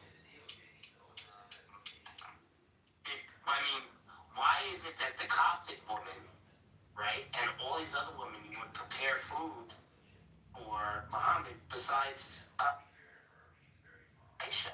When was Aisha ever recorded making food for the Prophet? She's aristocracy. You what? She's aristocracy. She doesn't cook. She doesn't cook. That's not the wives at the same time, remember? Makes sense. Sounds like a young boy that's Bro, I don't cook. In his life. Am I a young boy? I've never entered my kitchen. I mean, you are kind of young boy. No, you are kind of like you made right. Dudes. You're like one of the guys, man. Yeah, you made right. I made rice. Yeah, I'm not saying you're not though. I'm not saying you're not girly. I'm just saying But I also worked it. I've never spoke to you or talked to like a sexual woman named Nargis. You've always been a homie. Okay, then probably like Aisha was a homie. Yeah. No. See, you can't compare yourself to Aisha. Oh my god, absolutely not. I'm not doing it. And I would. Let's try to be careful with our words here. My feelings are hurt. My thing is that Aisha's a boy. There's no way. There's no way he's not. There's no way Aisha's not. Because then prove that she was a female. When did she get her period? What year? Because guess what? There's stories and narrations of them waiting for her to get her period. They were waiting. There's narrations of this. Now, why would you wait for a malnourished 9-year-old girl that, listen, when you're malnourished, especially at a young age, you'll never, getting your period sometimes is so temperamental, even with women of today, and they're not malnourished. It just seems a bit, her ass is bleeding, she got a period. No. It's ridiculous. Even guys' assholes bleed. Yeah, you have to prove to me that Aisha was a female, first and foremost. You have to give me more than her just playing with dolls. It has to be. You lose credibility on this argument because you're providing taking on it points, right? Oh, please, right? This is. I'm getting blamed for Islamophobia either way, so I might as well get stupid arguments with it anyway. So I'm going full fledged. Is she is it safe to say she's the most polarizing figure in Islam, given that she's the reason for the split, Sunni Shia, essentially? She sounds like Carolyn West and fighting with. Many of her time. And nobody fights the Amir or the Caliph most of the time, right? So this is why, you can make the argument that in that verse in the Quran, Megatron, which one is it? Where if two Mormons are fighting amongst each other. Oh, two women, yeah. Two Mormons are fighting amongst each other. One of them is surely wrong and is a hell dweller, right? Make peace between them, and if not, one of them goes to hell, which is what the Shias make the argument for. It does hamper your religious view if you don't put her in a camp of good or evil. So this is what they would fight for in her, and that Ali did not kill her in battle while she lost it was out of respect for the Prophet. I just let her go. We can't have the only woman mentioned in the Quran in a negative light, though. We just can't have She's not mentioned in the Quran, though. Oh, she's not. Oh, Mary. Mary. Mary is. No, we're talking. Yeah. Bro. Okay. What are you comparing? Who to who? My bad. You're comparing. So wait, you know why I say that? I feel as though Aisha is for Sunnis is like Mary for Catholics. Basically, you know what I'm saying? Yeah, that was the figure. That was the figure. Yeah, that's what they did call her mother and stuff. So. Yeah, she's one of the believers. I just think that, we just can't have anything bad happen. That's all I'm saying. You know, it's funny. My friend growing up, he's Iranian, and man, I was trying to I remember he would get so angry talking about Aisha. I'd be like, why are you so mad? You know, this is a level of anger that makes me boiling right now as an Iranian. Talk about a filthy person. I can't understand how, I get the, what is that called? The something of embarrassment? Yes. Criterion of embarrassment. The criteria of embarrassment. I understand the criteria of embarrassment. But Interesting you say that, because I think Aisha wanted to be a caliphate, like Imam Ali, but then she would have to reveal that she is a guy. Bro. Yeah. Not going down that road. But I will say say this. Yeah. I like the Chia conception of the Mahdi, but I don't like that they don't like Aisha. So I'm torn. I'm sorry. I think I'm team I'm Pierre sorry. or team Sue. There's a reason for it. If you read Joshua, if you read Little's dissertation, he wrote a dissertation on this topic of Aisha, and there's the conclusion that he came to was that there isn't enough historical evidence to even know her age. Like there's nothing that they can historically reliably say about this person. It's even possible that this person even exists. That's what I'm saying. Yeah. It could be man. Yeah. But there are No, and no children, never getting pregnant. Okay. And I understand what you're saying, like, maybe, certain women have difficulty getting pregnant. That's what they're saying, right? That would have been shown as a miscarriage. That's what they're saying. That would have been shown as something, right? The whole of Bukhari's freaking Hadith compass relies on freaking 50% of her. So now what? Now what's gonna happen? If this person didn't exist in history, like, yeah, Joshua does make that skeptical analysis of her existence. I think the only thing that could probably save on this argument and look at the chromosomes, But the likelihood of it. Go ahead. What are you guys doing? No, I mean it's really interesting. I never really thought about her. Because there's only one talking point for people who are outside of Islam, but actually she's really an important person. Even if there's mystery. Yeah. Well, even within Shia. Yeah, exactly. So her non-existence would be like absurd as a concept if you take like both corpuses, right? Now, Joshua is not obviously setting this in stone, but he's also saying things like her age. Dad, I don't know if you read the part where he speculates the age being between like 19 and 22 or something like that. Based on his sister's age, Sarah. He does give an explanation. Well, then, wait a second. I think some people are going to be a little bit so Joshua Little's, Jonathan Little's, he says that if we want to really look at it, he doesn't commit to any age at all. He just says, look, there's enough evidence for us to make these claims, and he doesn't trust. When he doesn't trust Bukhari, a testament of the six marriage and 9 consummation. So, you could say that he didn't say that she was with Vaccine. That's a little. Yeah, you can't say absolutely. The other thing I get is Aisha, pretty young, besides, the marriaging and all the other stuff. She's pretty younger in her age for the most part.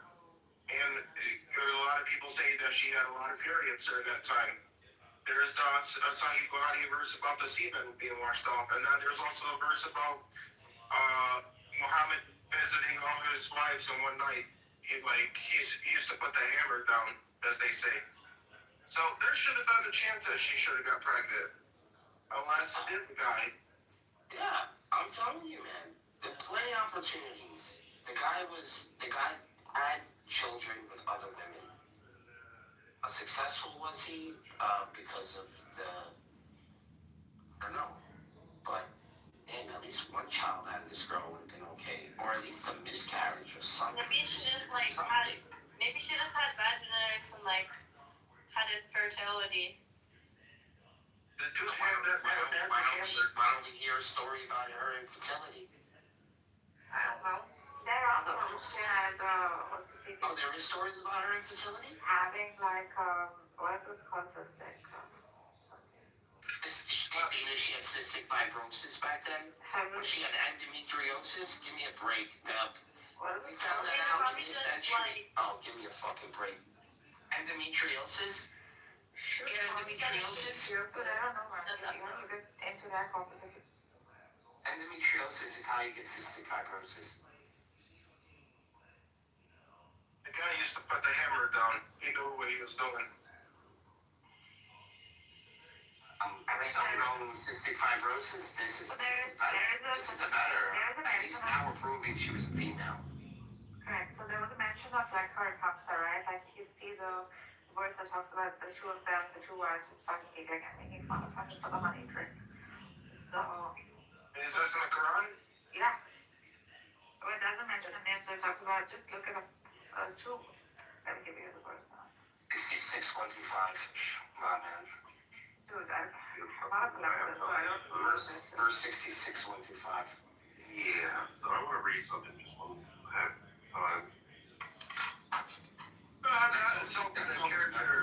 That's off the memory. I don't even know if I'm right about that. It's a wake-up call. It's a wake-up call for us. This is what I call it. Well, this is how little we know about Aisha. The historical figure, and this is from Jonathan Little in his dissertation. He's an Oxford scholar. The historical figure of Aisha stands at the center of enormous religious and legal authority, and the actual evidentiary foundation of her life rests on surprisingly fragile ground. Nearly everything claimed about her derives from literary traditions compiled generations after the lifetime of Muhammad, rather than contemporary documentation or independent corroboration.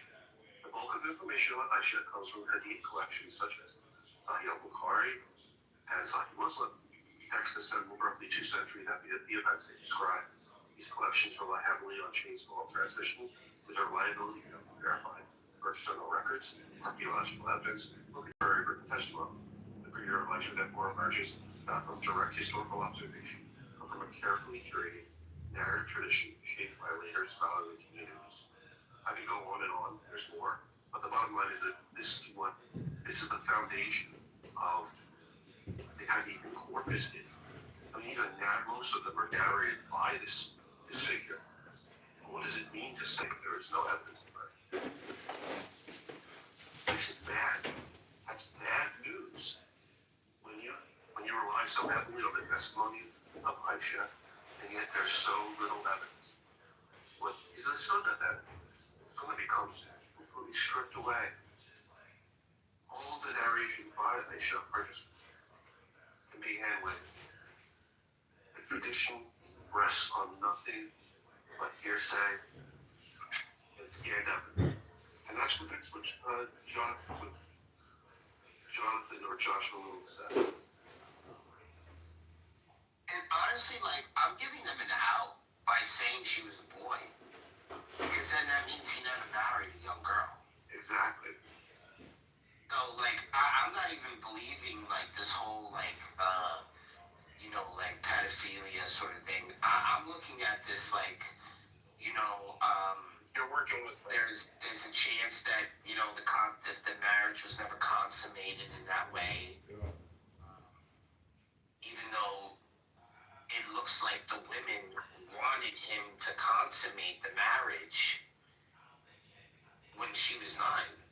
The women that were taking care of Aisha, there's a narration of this, right? Am I correct on this? Somebody can fact check me.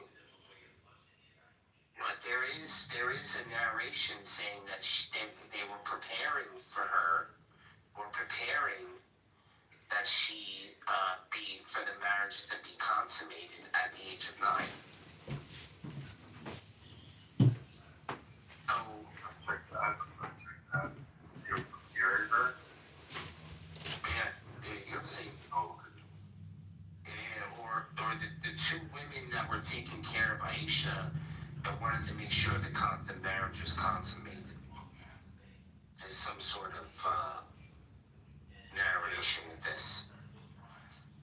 And they were like, oh no, she's ready.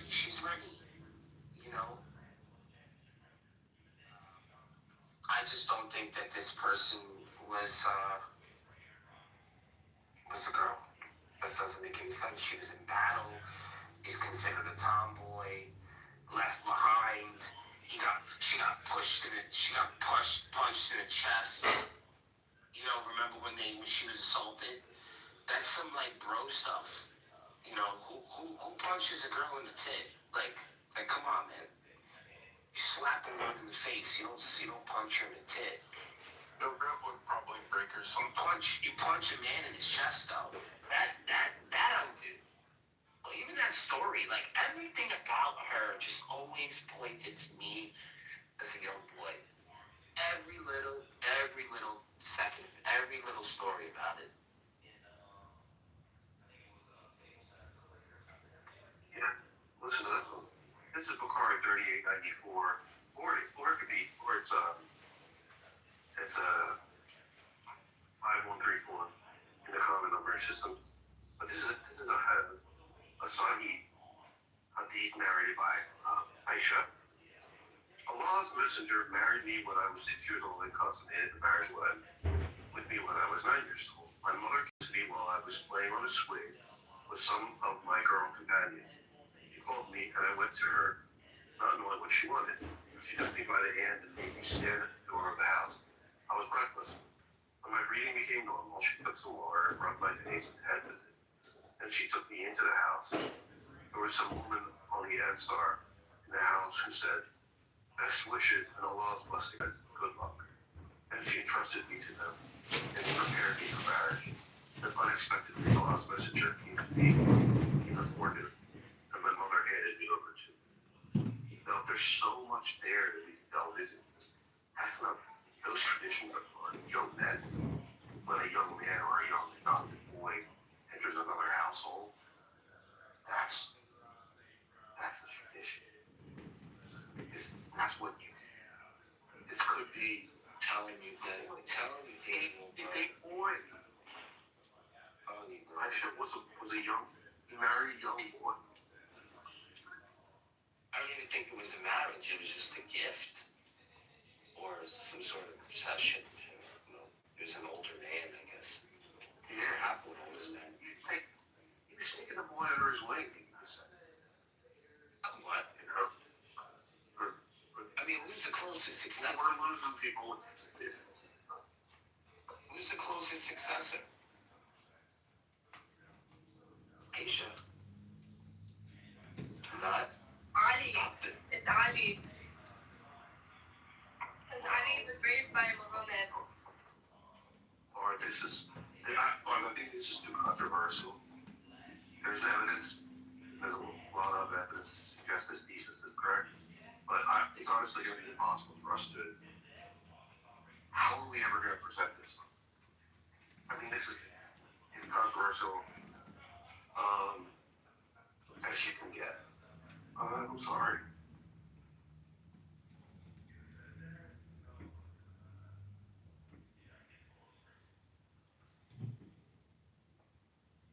Well, we are known for our own original ideas and arguments, and this is just part of, you know, the full thesis that we have here. Not going with the social norms, with the Islamic, you know, burning the Qurans. No.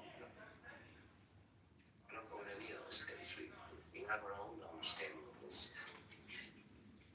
And if it wasn't surrounded by such a web of lies, then it would be easy to believe. But it just seems like it's the opposite every time they say, you know, don't have partners to Allah except him and his messenger. They contradict themselves like right after they say things. I just can't. Honestly. And I think the opposite.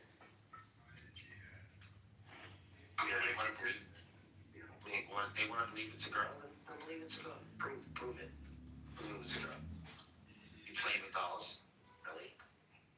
That's all they got. That's it. That means the whole Hadith corpus is garbage. That's ultimately what I'm trying to prove. You hit it right on the head. You can't prove this girl. You can't prove this girl. You can't prove any of it. Let's just try to figure out who Aisha is. Was she a boy or was she a young woman? Well, what was the point of females back then? And respectful to females now, but it was so they can bear strong children. Why did he keep her around at that point? Was it out of compassion, or was it a different motive? How old did Aisha live to? How old was she when she died? 60s. Only men lived up to 60s. Women never lasted that long. Well, I think that Aisha is a crucial linchpin. You pull that pin and everything comes crumbling down. I'm not sure, but I think if you're gonna make the argument. Why are you interrupting me? Oh, sorry. It's okay. Now, let me just finish what I'm saying. If Aisha's credibility, her historicity is in question, and 60% of Bukhari is narrated by Aisha. 40% of the Muslim is narrated by Aisha. If the historicity of her is very essential for the legitimacy of traditionalism, of the Sunnah. The Sunnah itself is in question with the historicity of Aisha. And we know nothing until 200 years after the death of the Prophet about her. I mean, upon what does Sunni Islam rest? All right, go ahead, Teresa. That was my only point. I didn't mean to interrupt you, sorry. But I was gonna say, if you're gonna make the point, because like women didn't live that long, she could have also been an exception because Khadijah was narrated to live a long time too.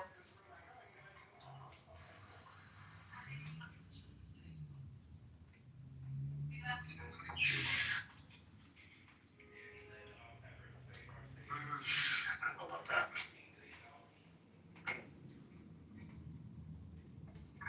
This woman lifespan. 65 years. Yeah, see what I mean? 65 years old. But I feel like if you want to make like a better point than I think that doesn't really work. I think the best bet is just to to kind of take Islam by its roots and destroy it from there, instead of like the Hadith, kind of destroy it from the Quran.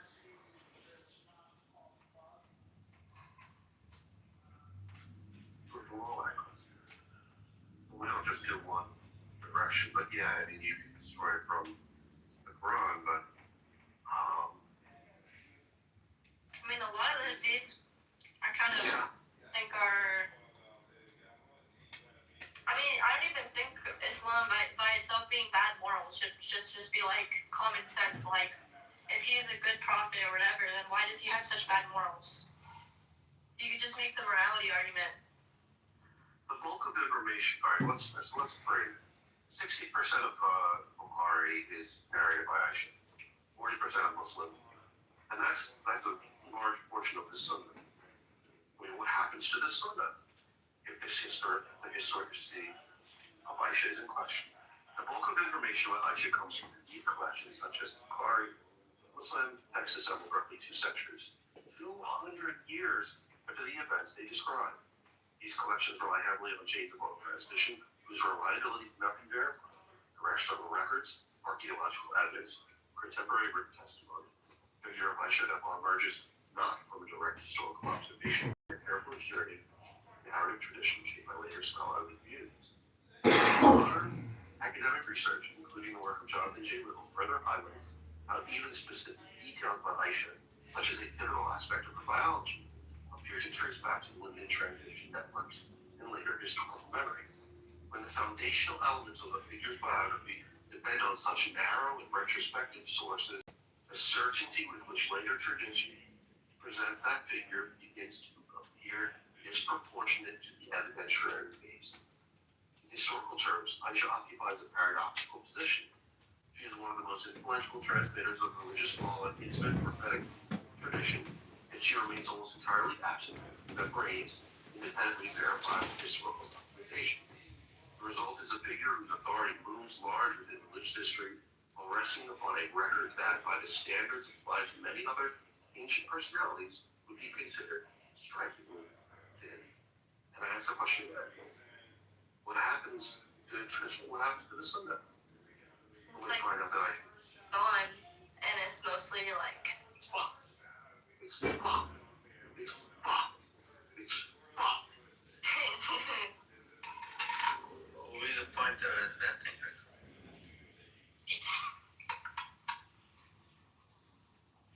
Danielle, based on, like, what would be the point if you could attribute it to somebody that actually existed? What are you asking me? What would be the point of inventing a character when they could just as easily have attributed whatever they want to attribute to somebody that actually existed? Look, I have no idea. I mean, I don't understand what the heck. Like, why would they make it up? The reason they made it up is because they based a lot of the law on it, on her. So people that said that they had a testimony from her, there was a lot of clout. There was a lot of the gravity of her statements in whole weight, right? So if you say that Aisha said something, that's legally binding. That becomes part of Sharia. That's why they make this stuff up. Right, but it only has weight if they already knew the person actually existed, right? I don't understand. Are you saying she didn't exist, or saying like Megan found that she was actually a boy? I think you're having trouble with following. The whole point is that the historicity of Aisha is in question. And the hadiths that are based upon her narration are in question as well, given that we don't know much about her. They may be attributed to someone that didn't exist, as far as we know. The question you ask is like, well, why would they do such a thing? I don't know. I mean, But I'm saying, are you a Muslim? No. If I'm going to invent something, right? I want to say the hadith or whatever. I want this thing to be attributed with some strength, with some authority. And like, I have people that I'm like, there are names whatever they call them, Sahaba. I could have chosen anybody because it's 100 years later, nobody will know, right? Why invent somebody that raises the questions exactly that you're in, or that whoever you were reading their work writers? You know what I mean? Like, I don't know, there's something doesn't work. A liar always bases something on a kernel of truth, right? So I don't know why I would attribute to an entirely made up person. Well, because she exists in oral tradition. What are you talking about? She exists within oral tradition. So that I'm talking about the historicity of Aisha in contemporaneous documentation, archaeology, or things like that. So she does exist within the tradition. So why did they make up that he had a wife? I don't understand what your question is. Well, at some point, this character, assuming the character did not exist, at some point it has to be invented. And the question is, what when you have plenty of people around that you could, attribute whatever you want to? Well, already, why take the chance of being discovered, so to speak? Well, because of the tradition of her being in her intimacy with the prophet and her nearness to the prophet, which makes of her testimony more poignant. Her nearness to the prophet himself. Right. So why would tradition exist? Just stop for a second. You have no idea what you're talking about. I don't think you understand Islam or the argument that I'm trying to make. If you want to marry a 6-year-old girl, let's say you want to marry a 6-year-old girl with a fucking 9-year-old girl, how are you going to do that? Well, you're going to fucking make up a story about fucking Muhammad marrying a 6-year-old girl and fucking a 9-year-old girl. And that's going to make it kosher, dude. That's why they do it. That's why she's the basis of so much. Like I said, 60% of Bukhari, 40% of Muslim is based upon our narrative by Aisha. A figure with skin of historical representation. All right, that's the reason. I understand. Why don't they just make up instead of just making up a character, why don't they just pick someone that really did exist with the prophet and that everyone knows about? Oh my God. So that they would never, like, what kind of a question, like, dude.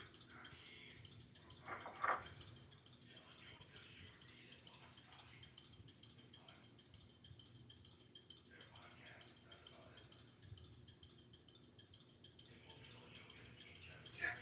This is directly from Jonathan Little's, or Joshua Little's, Jay Little's dissertation, Oxford scholar.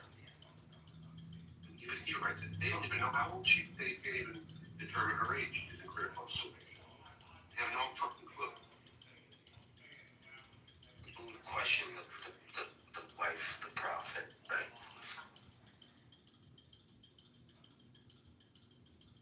Right, which means that I'm saying before the hadith are written down, there had to already have been a tradition that this person existed, whether she did or didn't, or whether it's a boy or whatever. There had to have been a pre-existing tradition, right? Yeah, I guess there probably was a pre-existing tradition about it. Maybe she did exist. We can only speculate. But what I'm trying to do is, I'm not saying that, look, Aisha didn't exist. That's not the point I'm trying to make. I'm just explaining to you that the evidence for her existence is very scary. Now, there are people that existed, and the evidence for them is very scary. Do you understand that? Yeah. There's some guy who wasn't like, he lived a very unremarkable life. Battery and exploitation of the elderly. Why is my face surrounded by candles? I understand that. We were just, warming up. Why you started a cold in my living room? Anybody want pepperoni before the cat converts? Why is my... Thirdly Fred's, how can I help you today? Yeah, It's completely transparent rescue. Shadow Man. If you're looking for modern design, bright open spaces, and a backyard made for gathering, this 4-bedroom gem is ready for you. Let's schedule a tour. If you're looking for modern design, bright open spaces, and a backyard made for gathering, this 4-bedroom gem is ready for you. Let's schedule a tour.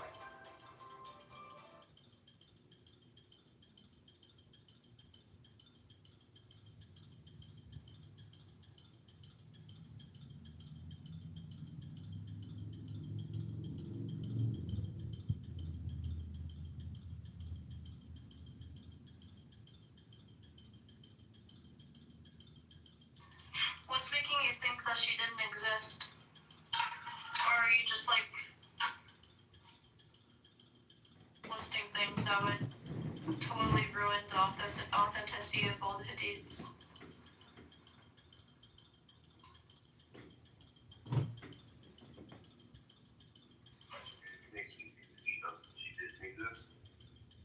Yeah, like, are you claiming that you don't think she exists? Like, what makes you think that? Just curious. لایه‌های مختلفی داره. من یکی از مواردی که شاهزاده دیده شد و گفتم چهرهایی که Because I thought they already know that, like, we can't prove that she's a girl or a woman. گفتمان اونا رو نسل جوان درک نمی‌کرد. من حالا نمیدونم اسم بیاریم نیاریم. من خودم پای صحبت یه سری از I wanted to take a more broad approach to Aisha.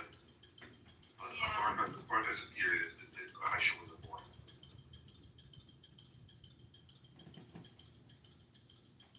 How long do you think you guys?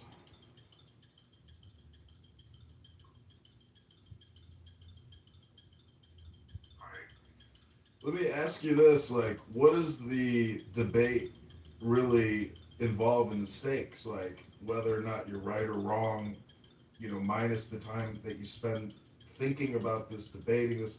What's the outcome that you're looking for other than content? Is it giving you contentment?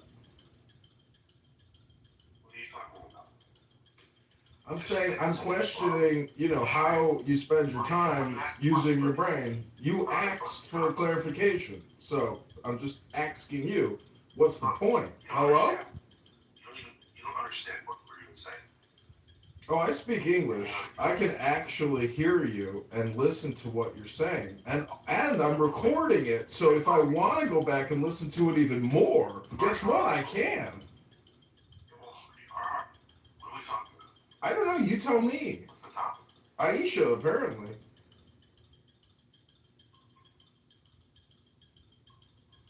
I mean, look at the name. Aisha. She, the eye of she. Are we sure that Aisha is not just a metaphor and not a little boy or a little girl? Hello?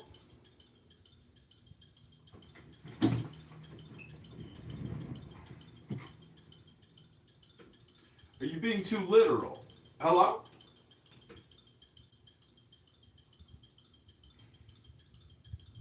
Shared, man. Like, go and be alone with it. And it's depressing. Come on, just go away. Hello? I'm depressing? Are you projecting onto me your own depression? I feel great. I'm having a Miller High Life over here and just had a wonderful Brazilian chicken dinner. Hello? Are you projecting? Hello? Oh, now you sound like a Schwartz. That's what the Schwartz always say when they got nothing else to say. They say, that's weird. Weird. That's like no evidence to support what you're saying. So you just say that's weird. You ever notice that? That's kind of weird to me. Hello? Are you projecting on me? I've seen you, Dale. You look like you haven't showered in weeks. Your hair is oily. It looks like you're from 1920s. You look dusty. Hello?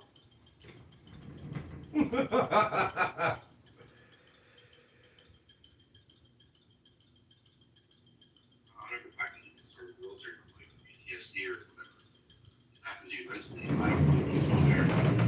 Hello? Just go be mentally ill somewhere else. Oh, I see.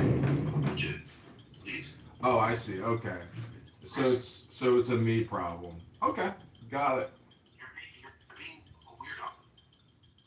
Oh, really? I'm being a weirdo? You guys are out here 7 days a week talking about the same fucking topic, and I'm weird?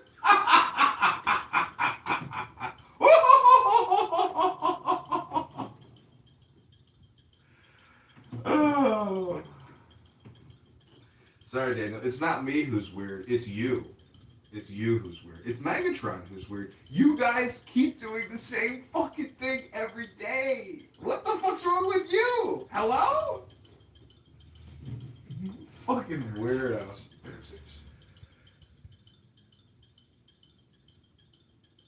Megatron, I only wanted to call you a heretic, bro.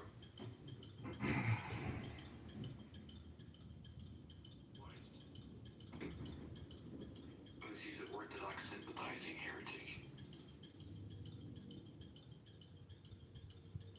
And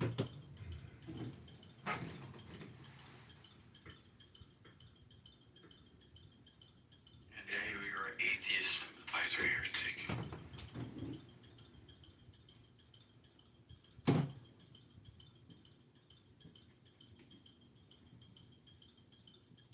Where are you last summer? Are you Catholic? Oh, yes. I present my needs as a prospective bride for your son. What is it? Some sort of aquatic slug? What should I expect to have feet? There is the question of the dowry. You are short the amounts we agreed on. That is an installment with more to follow. If it were a thing of beauty, we could overlook such things, but it most certainly is not.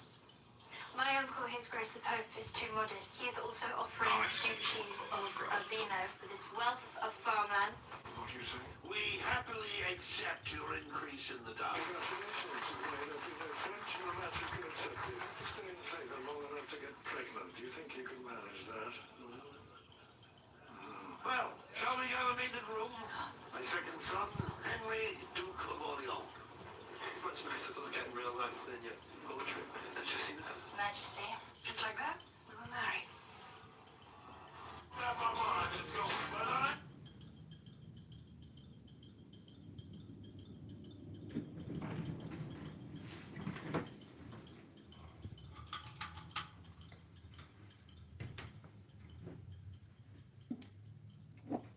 Hello?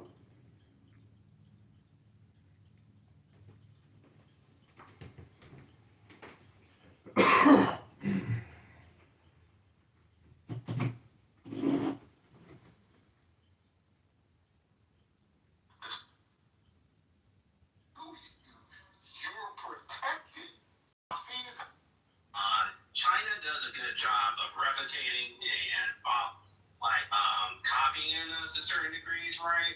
But they're not like true innovators. They're just not.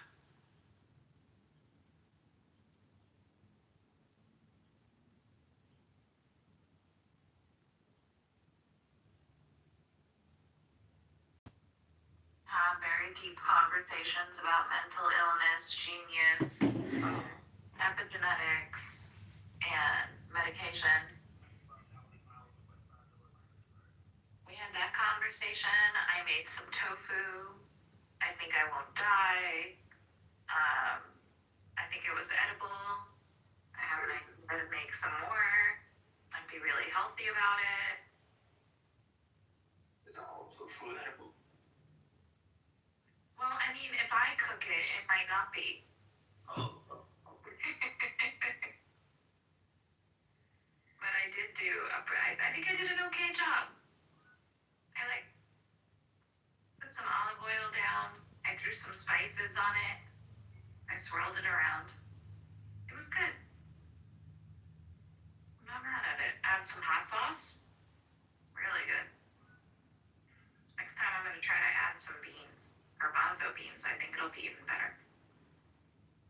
What kind of tofu was it? Brown? Oh. I don't know. It was white. Are there different colors of tofu? No. It's the density of it on our farm. It was firm. It was like a block of tofu. Okay.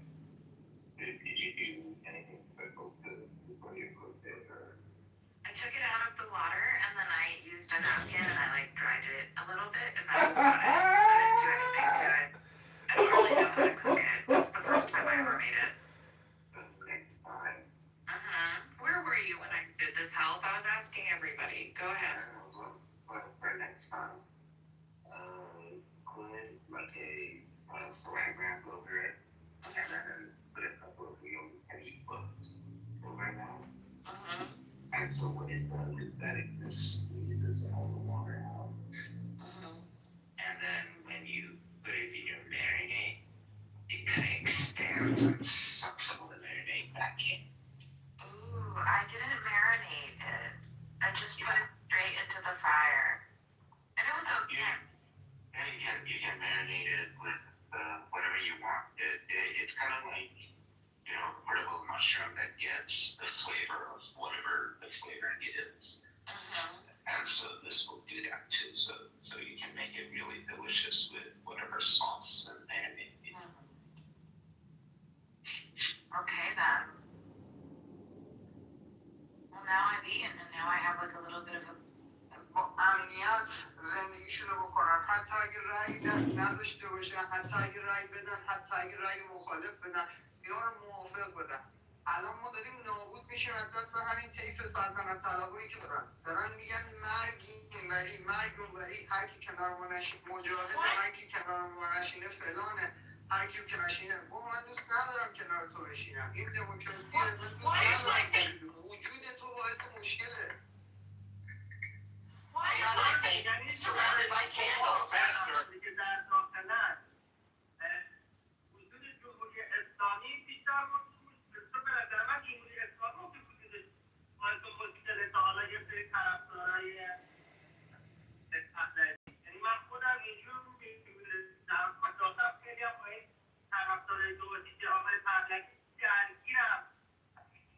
دوست دارم میدونم ولی به نظر فکر نمی‌کنی که باید اون نوع که پیکار جمهوری اسلامی باشه تا آقای پهلوی طرفدارا جلال؟ ایشون رفتن از تو گفتن یکی نوشته طرفدار ای کاش نمیرم چون خواستم به چالش بکشم چون کلا حرفایی که میزد ضد و نقیض داشتن خیلی آقا شمایی که منو انداختی پایین شما میگی صحبت نکنه شما منو میندازی پایین و ایشون اومده یه فقط تخریب کنه و هیچ راه حلی هم نداره فقط Anybody want pepperoni before the cat first? Why is my face surrounded by candles? Faster. Early. Just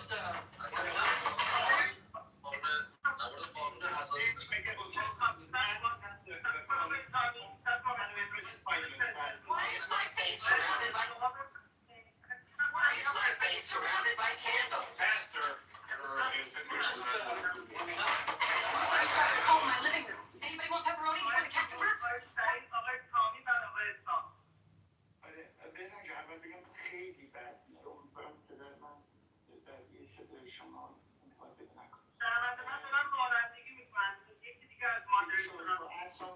As someone من هستم برم برو.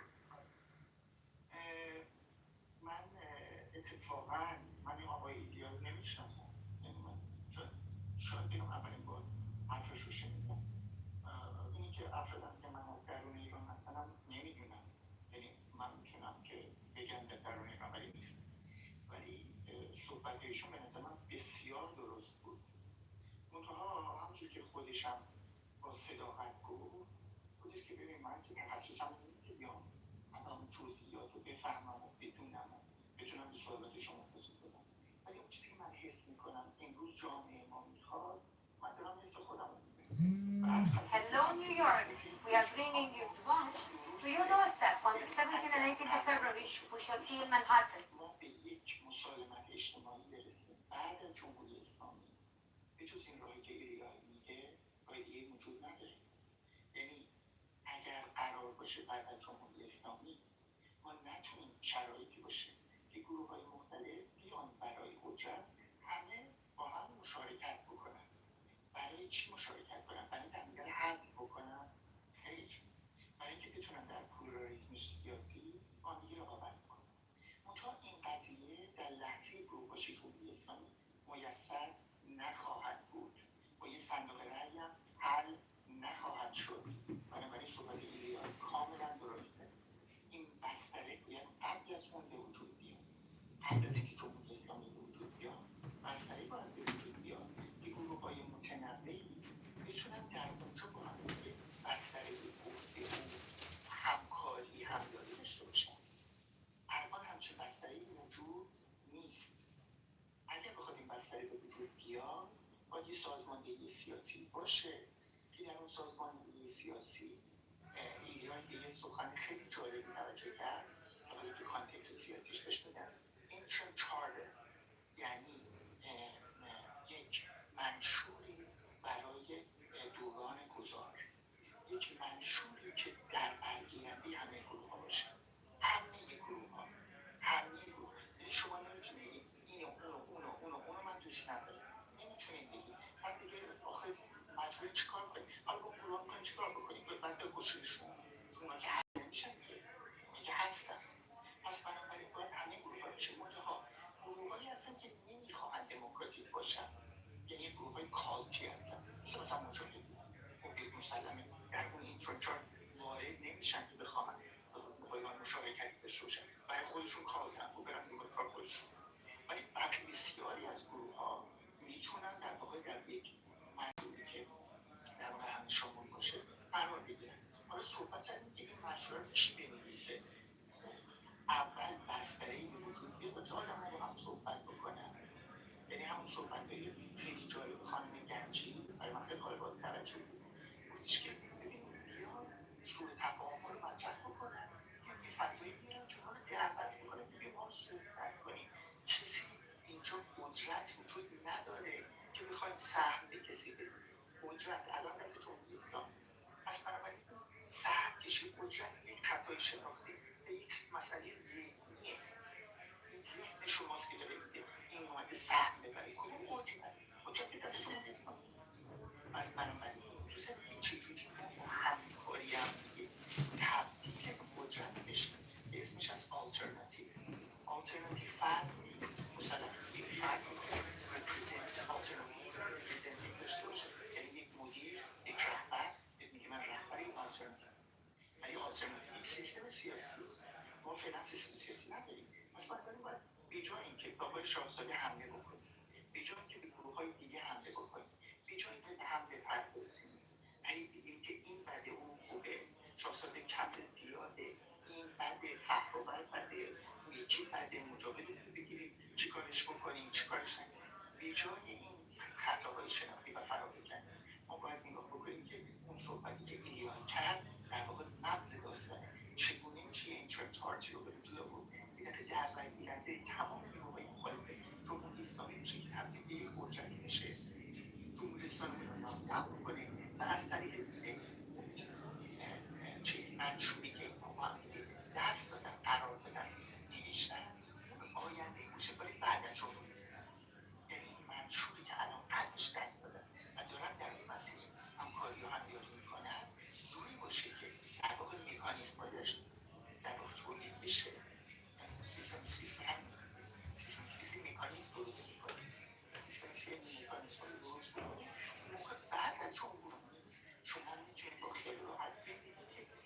روش‌ها مجموعه‌های درست کردیم که باعث آرامش و صلح جامعه، ریکانسیلیشن جامعه میشه و همچنین دربرگیرنده گروه‌های مختلف سیاسی که حالا با هم دیگه میان پیشین که یک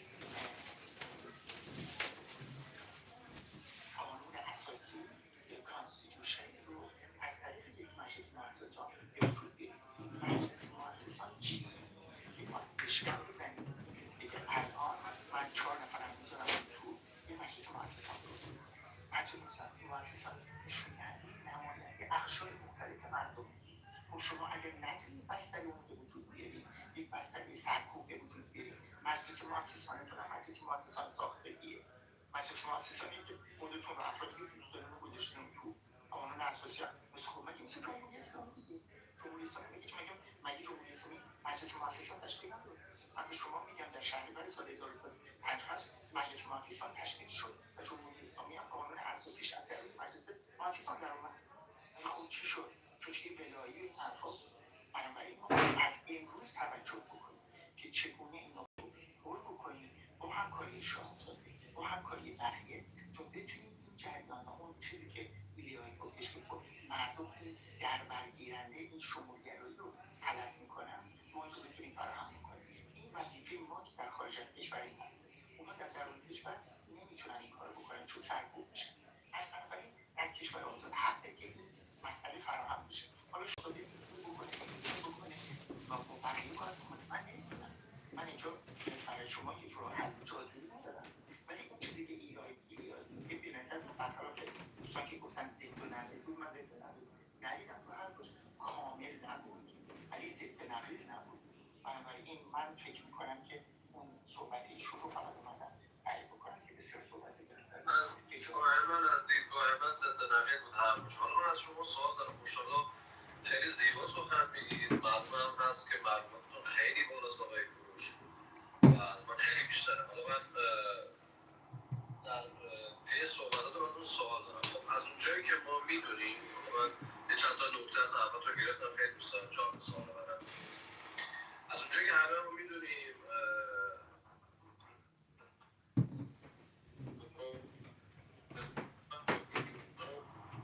پهلوی میگه آقا من اصلا کاری به سلطنت ندارم. حقیقات شخصی باید باشن، چپ باشن، راست بارها گفته. حالا اینو داشته باشیم. شما مثلا میگید که ما خیلی بخوام با زبان عامیانه و بخوام منظور شما رو متوجه شدم بگم اینه که شما به دور میز بشینین، هممون به در مورد آینده و یا قانونی و چه اتفاقی بخواد بیفته و اینو صحبت بکنیم. سوال من از شما اینه، رضا پهلوی با کی میخواد بشینه دور اون میز؟ با خانم مسیح علیرضا؟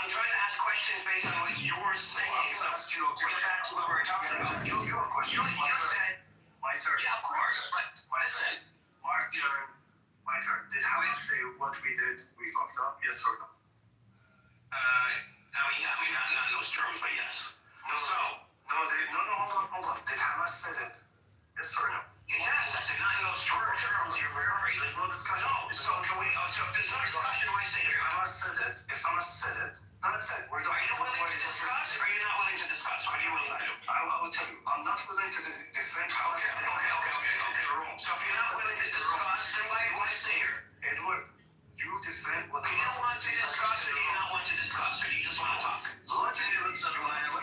defend Hamas? No, don't tell me what I want to do. Let's discuss it, and you figure out what I want to do. Or what I'm about. You want to defend what Hamas already admitted is wrong? How do you know? How do you know I'm going to defend it? We haven't discussed it yet.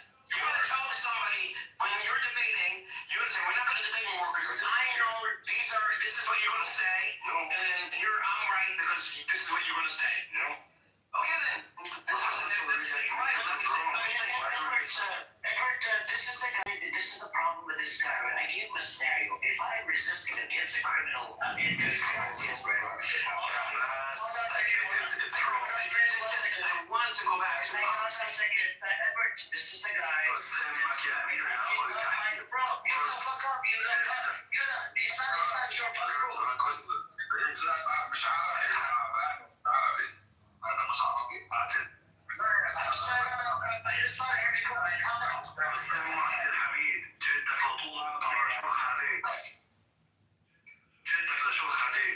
Why are you cussing my show? Thank you. He's cursing me out a little bit. Okay, there you go.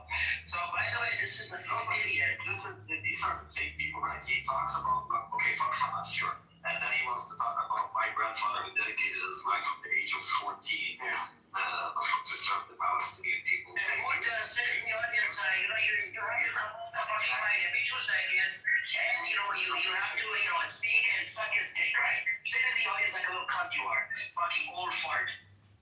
Fucking bitch. So, again, we booty claps for the fucking Zionist scumbags. So, booty claps for it. Here is the minimum. Here's what he said.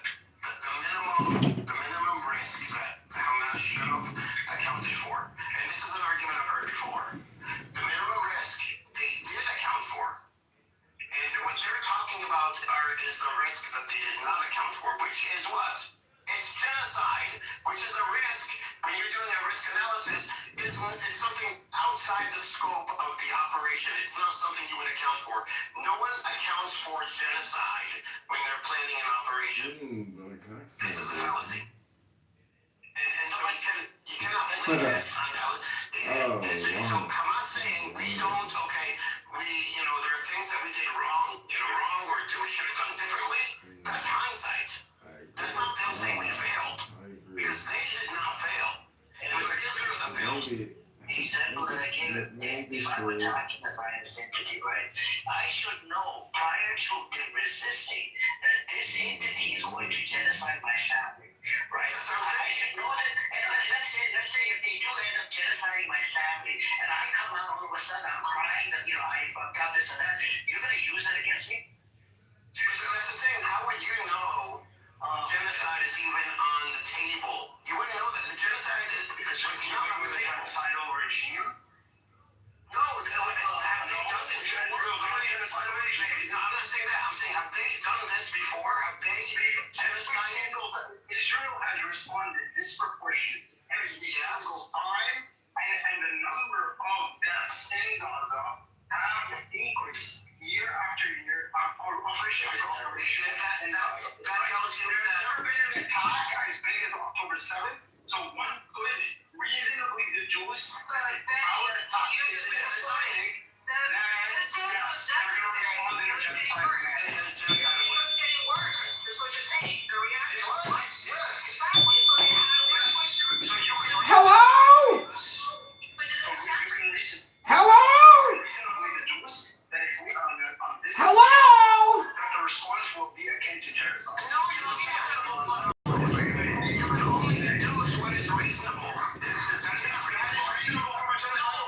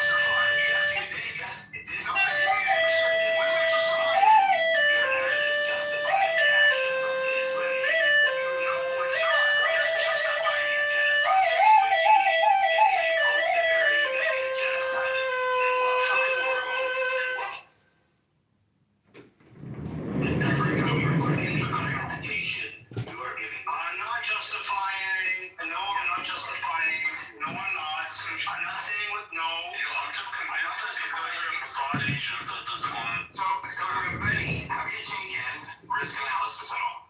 I actually have a little on that book. Okay, so you know what a black swan is. You know how to do like a risk assessment. I mean, you may not remember exactly, and I don't either, but we know the basic idea, and you account for as many variables of possible repercussions. Yes. Now, and then you're trying to make it possible. It's possible for Israel to commit genocide. Wait a minute. In your risk analysis, okay, you cannot, and you know this from taking the course, you cannot account for all the risks. That's it. You try to account for as many risks as you possibly can. Yeah, absolutely. Now, do you think prior to October 7th, do you think that it would be reasonable to assume that Israel would commit a genocide? No, because genocide is so horrific, you would not assume that Israel put itself in a position that it would literally change the entire narrative of the Israeli-Palestinian conflict. You wouldn't assume this. You would assume that Israel would come in. You would assume that Israel would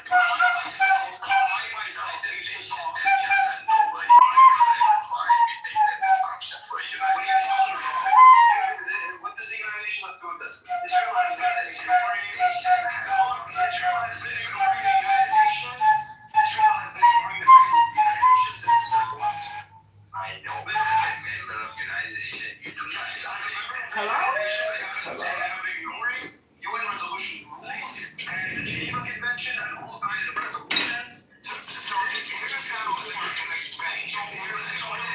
it's reasonable to assume that Israel is legal on international law.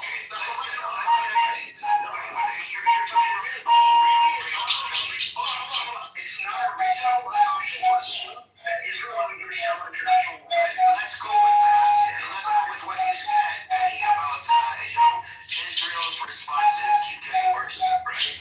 So you would graph that out. Israel's responses keep getting worse. So you would go with, okay, if we do an operation, we expect the response to be worse than what we've had before. Correct? We can agree on this? Sorry, can you repeat that? Okay. So risk analysis, okay? You said that Israel has responded disproportionately every time. As a number of deaths have happened themselves. This is correct, right? I agree with you. They have. And then at the same time, they have continued even during, times when Palestinians have not been fighting or peacefully protesting or, things have been calm. They've continued to kill, right? Yeah, but on a much smaller scale. Small scale, right? So we can logically say that Israel will break international law because they have done so, correct? We can reasonably say that, doing an operation on October 7th, what Hamas did, would bring about a stronger reaction from Israel. We can reasonably say this, right? Not only that, I remember looking into this once. If you look at the proportion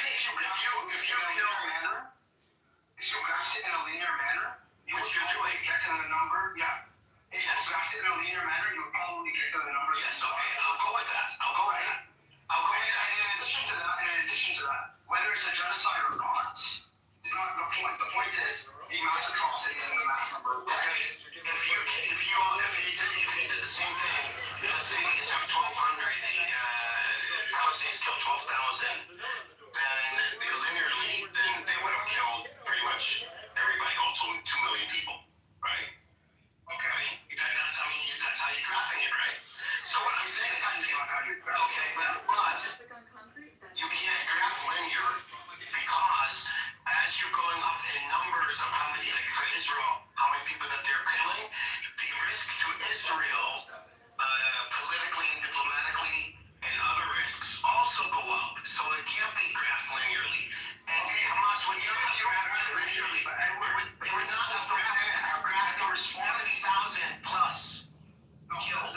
Yes, it is safe to assume that we've never killed this many Israelis before, that this operation is going to be so massive and so groundbreaking that the response from Israel will be equally as massive and groundbreaking. Yes, but what they've done is it was all this right, so it'll be larger. Yes, this is something you have to take into account in but not genocide, not to the point of genocide. Whether it is genocide or not, it's still a mass atrocity and a huge number of deaths. You understand, the larger the number that Israel kills, the harder it is for them to justify. So it's not linear for Israel as a military force. It's not linear for any military on the planet. They don't make it linear. It's still disproportionate. Actually, I agree. Yes. Okay. So if you're gonna go in and kill over 1,000 people, right? And you know also that whatever you do, there is a head of the directive, and whatever the Israeli government does will also be blamed on you. This is something you take into account in your risk analysis. That even if you don't kill those people, the Israelis do, you're still gonna get blamed for it. So in the eyes of the Israeli government and the Israeli public, they don't want a response proportionate to that. And what would be Israel's risk analysis?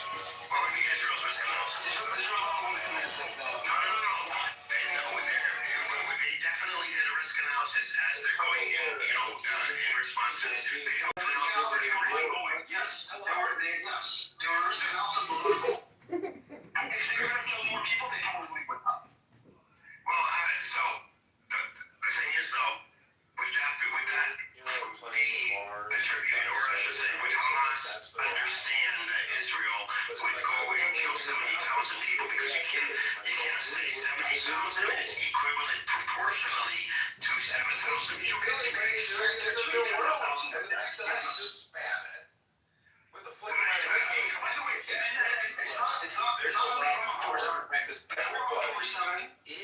I used to talk about how Israel is trying to instigate a global war because in a world war, they are able to, under the cover of everybody being distracted, kill a lot of people and take a lot of land. That's true. I mean, that's what it is. I am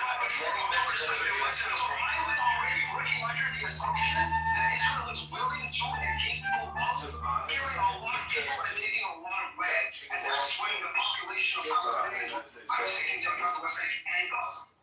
So yeah, the number was in the millions in my mind. So if I could account for that, I'm sure I'm not scared.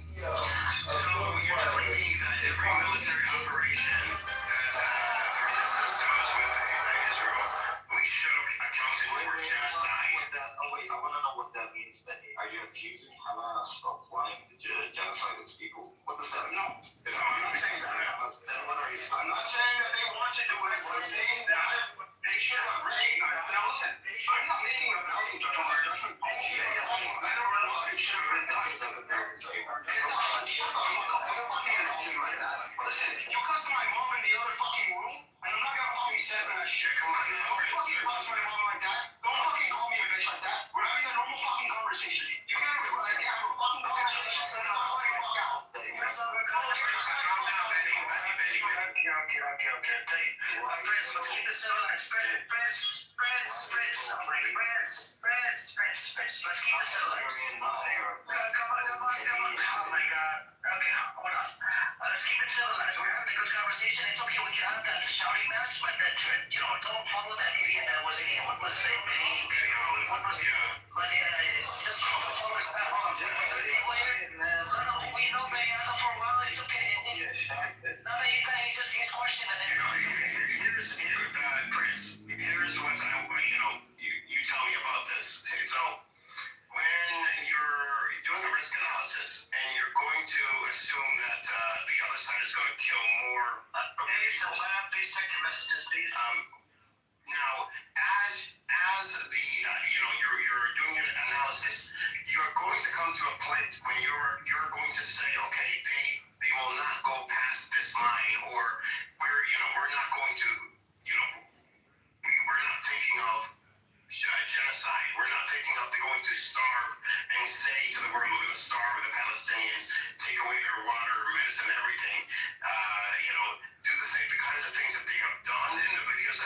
out from Gaza of the idea, I highly doubt that this was in Hamas's risk analysis. These are things that are outside of the scope of the risk analysis. Predicted a brutal response. Brutal, right? But nothing like we've seen. So anybody saying they saw this, I've known Benny Adam before October 7th, and he did not even foresee this. So he's full of shit that he's on. What I'm talking about how Israel wants to instigate a world war in order to enter that guise, go in, slaughter Palestinians, millions. I used to say millions. And take a land, the West Bank and Gaza. I used to say that. No, I did say that. Yes, I did say that. No, I said that several times. Yes, I have said that several times. Okay, I'll bring up the ask I don't know, baptized. I used to say this thing all the time, and he said, let him, ask him. I've been saying this for years. And this is not even like a difficult analysis to come to. You listen to them. You listen to honest. What they say is we popped up in 48. We left 20% of the population. We didn't hit all the land. That's what they say. Yeah, we know all that. Okay, you know that that's what they say. How are they going to rectify that mistake? No one predicted that the Israelis would defy international law the way they did, defy the world in the way they did, not care about the pocket. Oh, no one predicted that Israel would defy international law? Really? No one did. No one predicted that they will. No one predicted that the most extreme government in Israeli history, would follow in the trajectory of not following international law, not allowing the right of return, occupying land, taking land, right, colonizing land, killing people disproportionately, right, blockading Gaza, starving people, putting them on a caloric diet. No one predicted? Really? Why are you lying to yourself? I'm not. It wasn't predicted. It was the thing you said. Stop. Yes, actually, I agree with you on that one. Everybody was surprised with what Israelis and October 7th. Stop it. Honestly, I wasn't that surprised. Yeah, okay, you're the smart. I know I'm not. I'm just an observer. Exactly, that's the problem. Like, if you can't understand what you're dealing with, then you shouldn't be in a resistance game. I'm sorry. If you don't know the Israelis until now, they've occupied you for 75 years. If you don't know what they're capable of until now, then you don't know what the hell you're doing with your life. You're definitely lost. Because you really, you don't know that these guys are willing to slaughter on a mass scale. You don't know that these guys are applying international law. Really? Even if they did, no, that's not their fault. I'm not attributing fault. You are. That's you jumping to conclusions. You're jumping to a logical conclusion. I don't deny that. However, that isn't even my argument. That's not what we're arguing about. Right? What we're arguing about is whether or not they could have predicted this within the risk analysis. Or assumed this to be a possibility at the very least. And yes, you should have predicted this at the very least as a possibility within the risk analysis. So Peter, this is the question for you. If this is true, if what you are saying is true, and they are such a evil people, was there any way to prove it to the international community, to everybody, that these are such a devil people? Yes, here's what they're on. Are you serious? You are seeing that in this room, many Palestinians and many other nationalities are saying we were surprised that they did the genocide. So your claim, Jonah and Benny Adam, is that no, it was obvious from before. To us, it was not.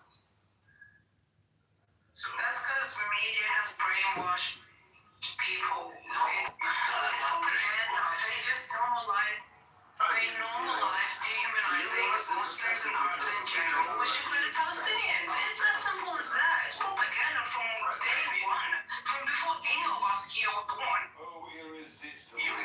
Humanization is a political act every country does.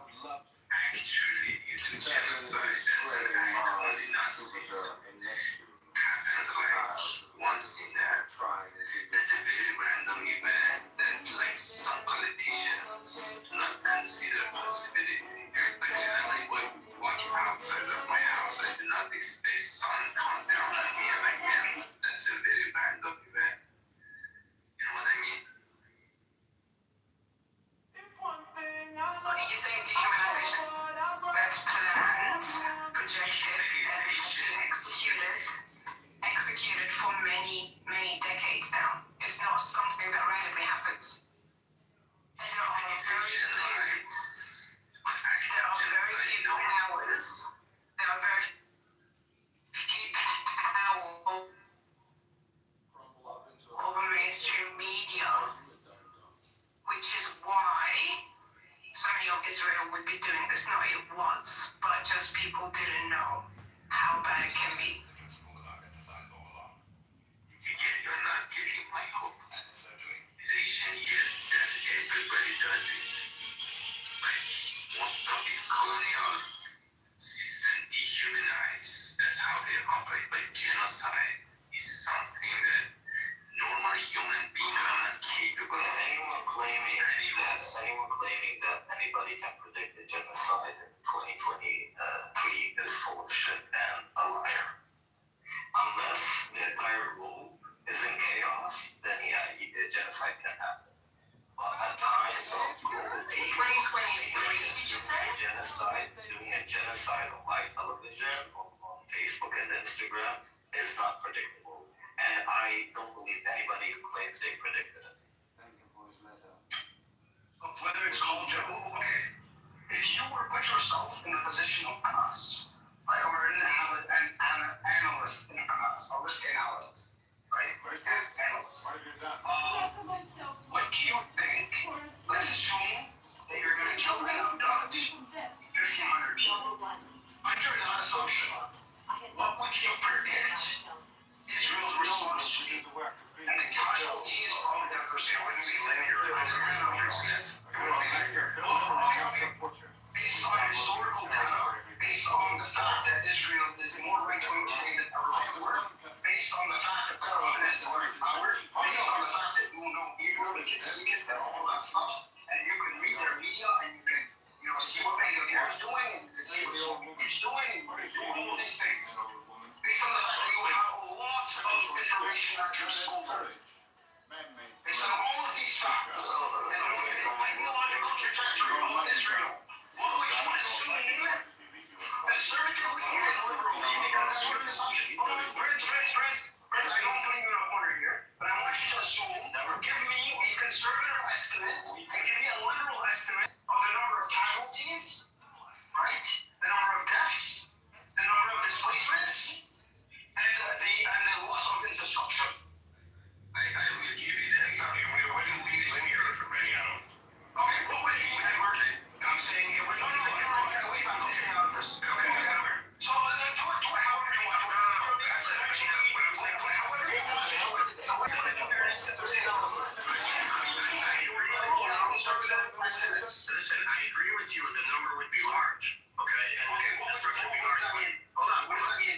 What I'm saying to you, though, where I disagree is, okay, if Israel killed 100 people to one Palestinian, one Israeli to 100 Palestinians, right? And if that has been the norm, let's say, then if we, October 7th, if we kill 1,000 of them, there'll be 100,000 people, right?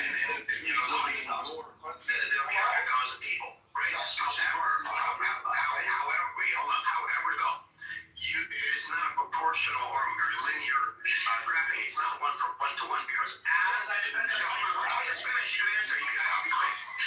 As Israel plans their response out, as more Palestinians would be killed, there would be more resistance happening in Israel, and more resistance from the outside community, from the international community. There'll be more. Also, there'll be more resources taken up by Israel, more money spent. So this is what I'm saying. It's not like you can sit and say, okay, they would have killed 100,000 people. It's not that simple. Correct. Okay. So again, I'll ask you the question one more time. You're about to ask me because it's not linear. But I didn't say it has to be linear. Well, then if it's not linear, I didn't say it has to be linear. I'm saying, put yourself in the position of someone in Hamas, right? You want to win so badly. You're unwilling to acknowledge. You know what? I understand that the facts are hard. I understand that the facts are hard. And by the way, I'm not even making a valid judgment. I'm not saying that this was a bad call. Not necessarily. Oh, yes, I have no honor, no pride, no league. You're not a real hero. You're a real leader. You don't belong here. You're fucking idiot. All that shit. Dude, shut the fuck up.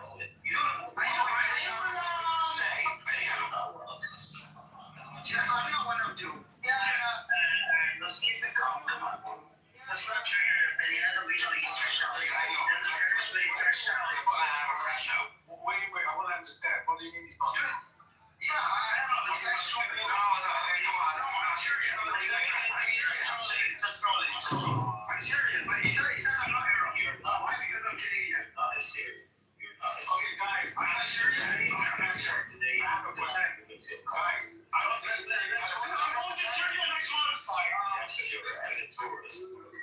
Stop it. Oh my God. Let's not talk about the point with that is personally. Come on, man. Yeah, that's not making crash out. Prince doesn't know how to talk the point. Prince doesn't do that. It's just not serious. Well, how would you call him? No, my problem with you is you think you are right. You think you are intelligent. You think you know it all. You don't know shit, dude.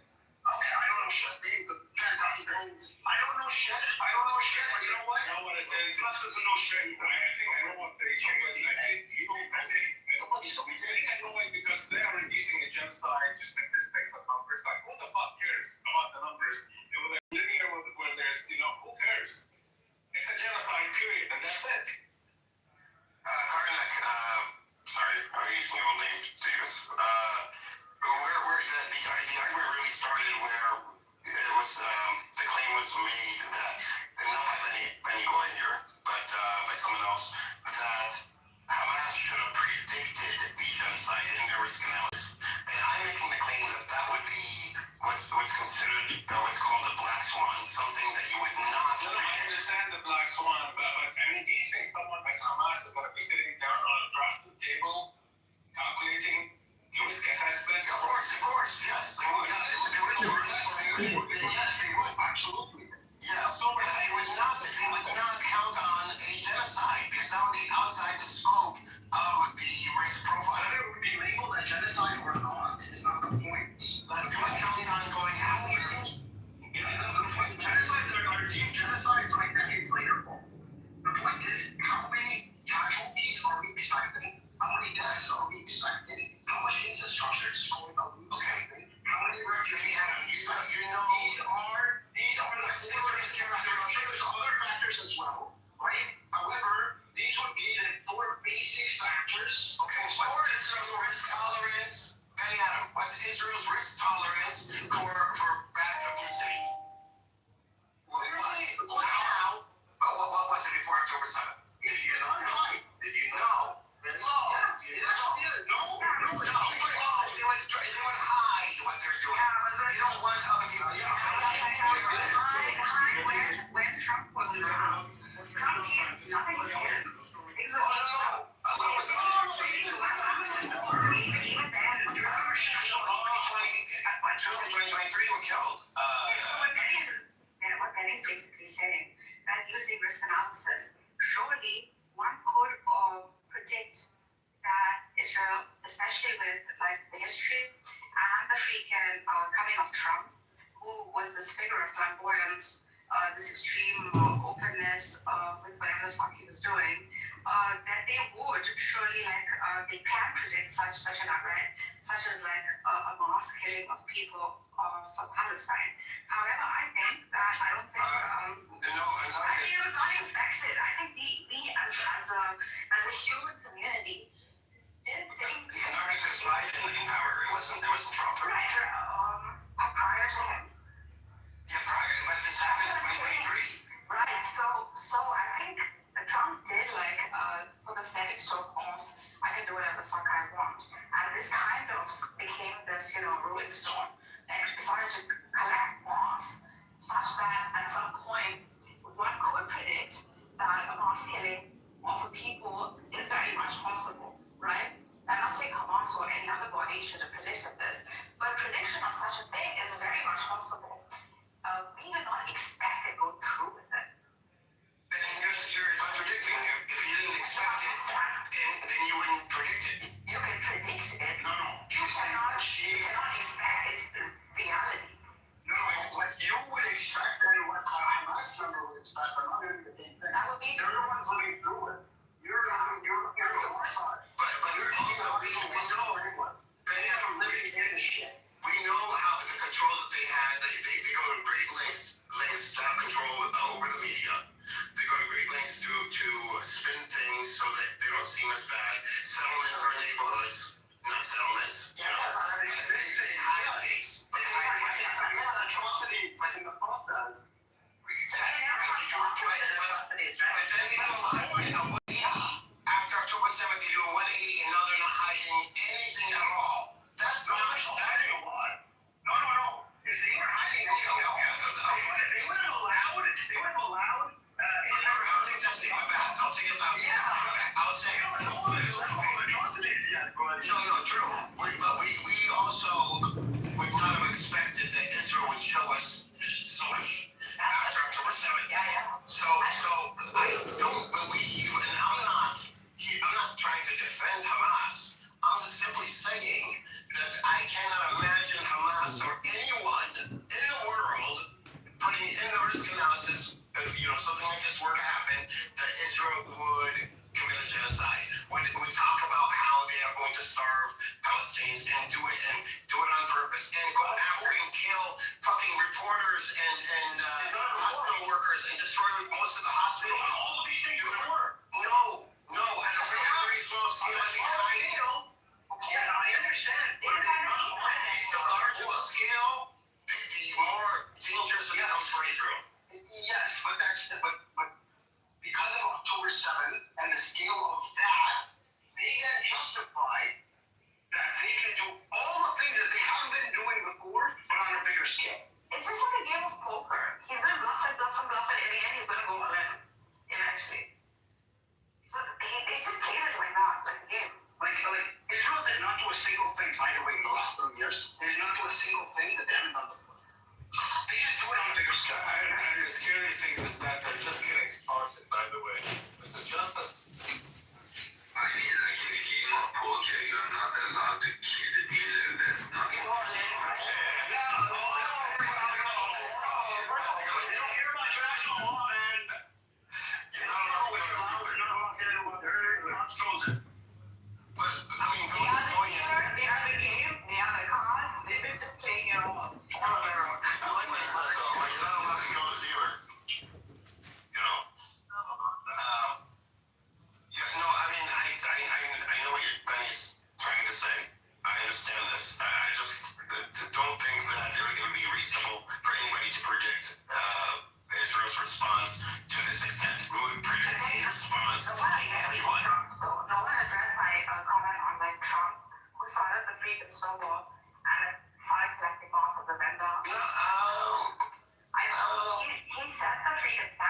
Shameless, flamboyant. He really contributed to it. But listen, man, I've said it before, I'll say it again. When I found out about what happened on October 7th, my first reaction was, what the fuck is Israel going to do now? Because that's it. Cards have been lifted. Rules are off the table. They're going to do what I'm saying. I think that October 7th was premeditated. I mean, they knew about it beforehand. I didn't. Yeah, I think so too, very much, yeah. Yeah,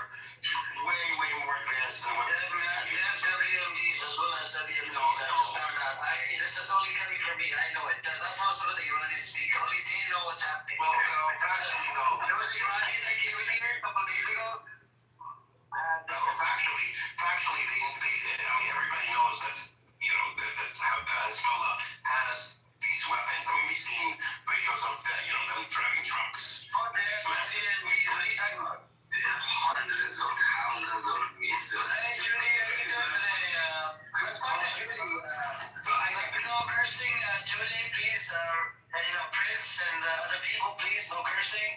Judy, you're welcome to come up. I do have some questions. This line is not cursing. Yeah, I do not.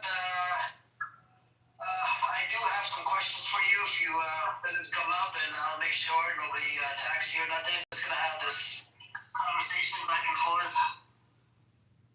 Don't worry, we can always spread some love in the room. Yeah, I hope you're doing good, Judy, and that's a weekend. And Team Buttercup is gonna follow you. She's gonna come right in. As soon as you come up, Buttercup probably wants to come up as well. But I think I have to keep the Buttercup down in the audience because she keeps coming and she wants to come in the middle and try to derail the topic. So I know you really think like his would have like some sort of. So Hezbollah? Yeah.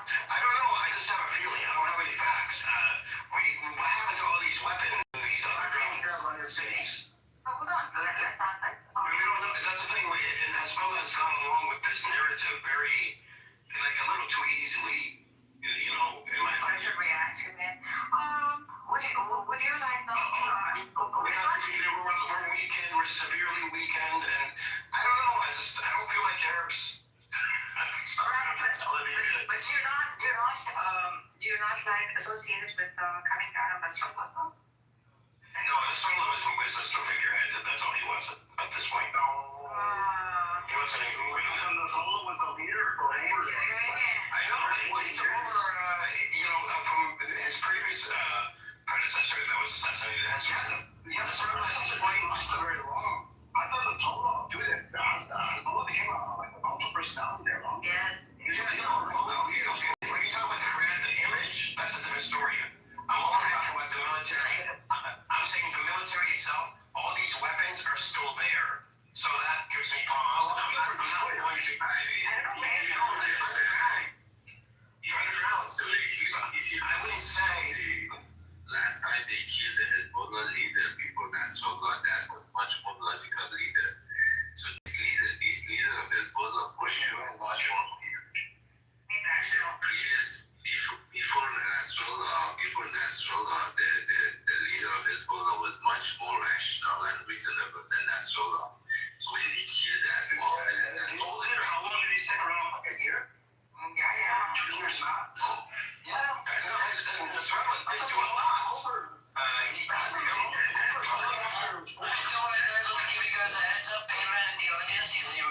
He's a Reza Pahlavi supporter. He records my rumors. So if you guys need some sort of a clip, you can, approach him. He has a whole bunch of clips of my rumors. I did rent free in his fucking head. He got moved down one time, and he's so sensitive. Some of the Iranians are very fucking sensitive. They get triggered, they don't want to come back up. Hey man, come up. Otherwise, you're welcome to get lost out of the room. And Judy, if you want to come up, is Judy still here? Judy, you're welcome to come up. Let's have that conversation. No one wants to ask you. Everybody else be quiet. She's not in the room. No, she left. Okay. Buttercup is sitting in the audience with an anonymous account. Is that you, Buttercup? So what do you like? What's your prediction for risk analysis? On the Hezbollah, I don't know. I just feel like they're laying up things. Like there's something going on there that because they're in coordination with the other resistance groups. So I don't know. And they take orders from Iran too. So I don't know. I just know that all these very sophisticated weapons and drones have not been used, but they are, and they were underground. We know Israel cannot reach them that far deep underground. We know this from Gaza. So that's the big question. They have all these weapons, and what happened to all the people? How many people did Hezbollah have in Lebanon? Over 50,000, right? How come they're muted now, though? They haven't. There's no response. That's what I'm saying. That's what I'm saying. It doesn't make sense. But do you think Hezbollah might have experienced a kind of turning back on them from Iran in some sense? Because Nasrallah's end it seemed to be much of a dramatic event, or even or they didn't achieve any responsiveness from Iran. Or do you think they're working behind the curtains with each other? I still think they're working together. I think Iran is working with all these proxies. There was a recent shipment of weapons. I don't know if you guys heard about it. I think Louis told me about it about a month ago. 4,000 weapons came to Syria into the hands of Hezbollah, whatever. I don't know. And the Syrians, they're easy to bribe. Anyway, it's easy to bribe, right? Well, Syria is a large territory. Yeah, there's a lot of corruption in the Levant. Well, I mean, it's a large territory, and you can get from Iran to Lebanon fairly easily.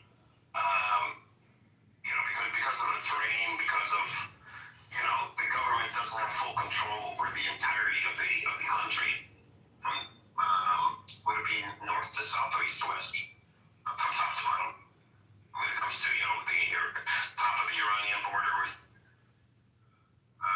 Turkish border down. I don't know. It's not a I shouldn't say well.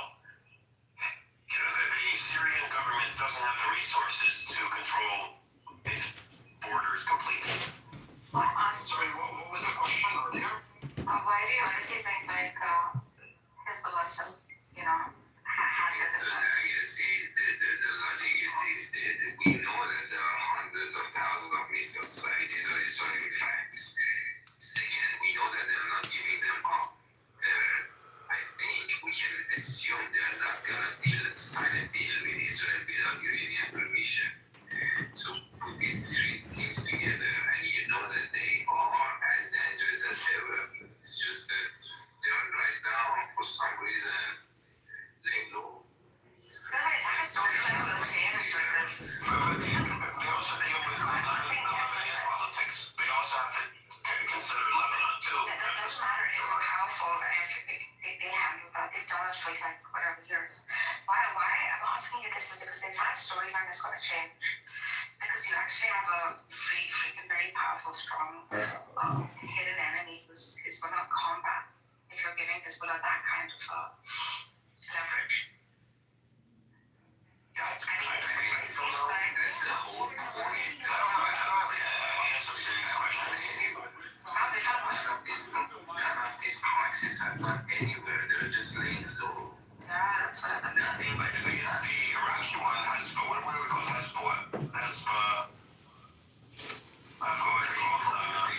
Houthis are full control. Iraq So you guys don't underestimate the things. Well, the Houthis is one, but the Iraqi resistance has been building up forces and training and weaponry, and that's going straight across from the Iranian border to Iraq. So if you really want to understand from the poker standpoint, Iran is just playing blind now.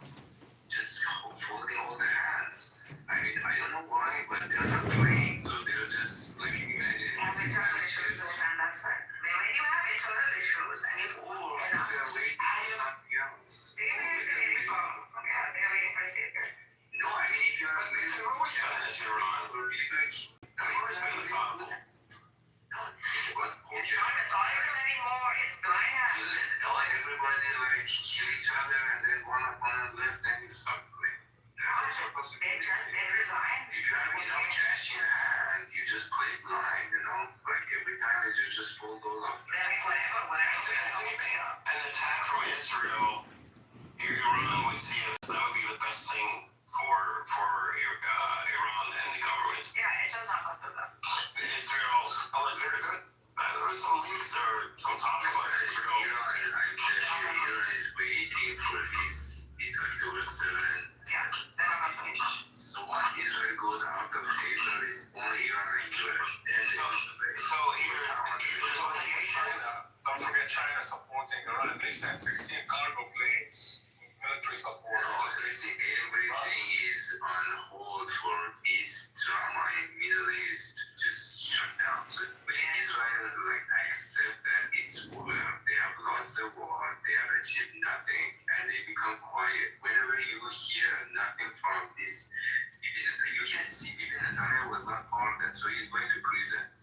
So once he's in prison and everything is calmed down, that part of it.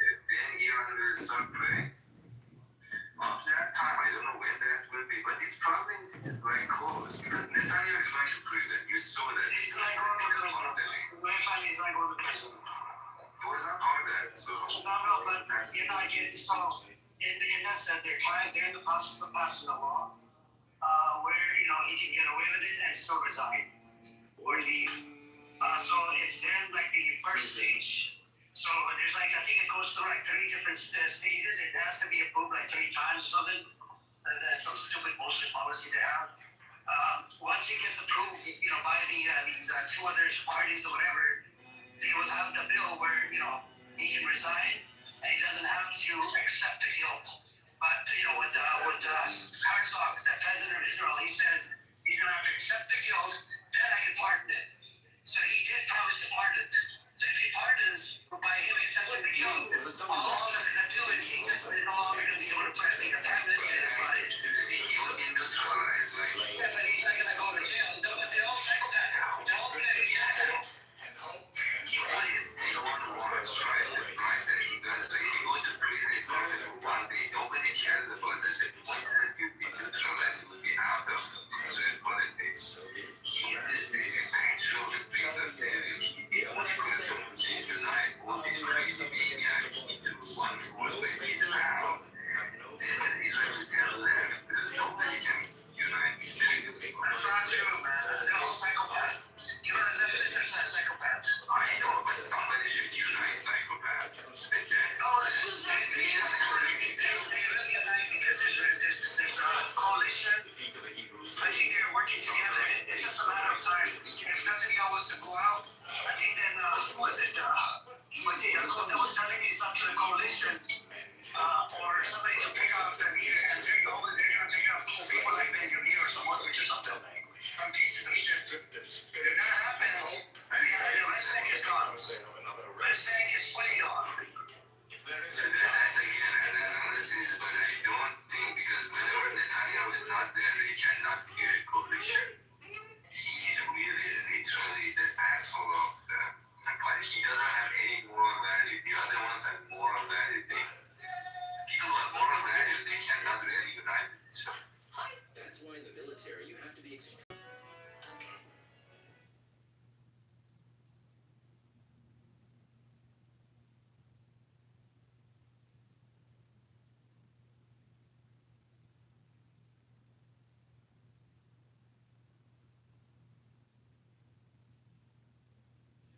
She doesn't say moral value, because like those think of it, I don't consider their values as moral, but they do have some value.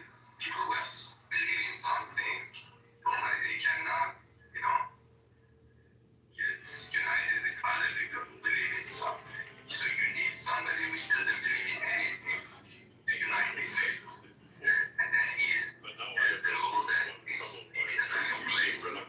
And once he's out, one is neutralized. So basically, you have Israel as a country which cannot from God. It goes to a cycle of like private to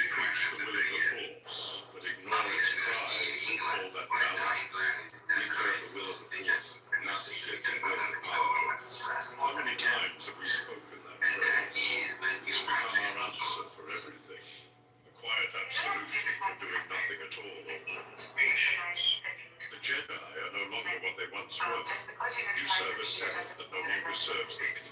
And still, you preach of patience while the galaxy learns. Long have I weighed this decision. Longer still have I waited for change. My place here ends where I must act for you alone. I seek only to serve the galaxy, pursue a course that restores what you hesitate to defend. May the Force grant us clarity, for I fear to lose this order. Why? We don't see how this like things work. There is a talent that he has that he can unite, right? The right wing of Israel. They don't have anybody else. This is why he has been there, and this is why this is happening. You're assuming there is a conspiracy theory that there are like these dark room people that all these figureheads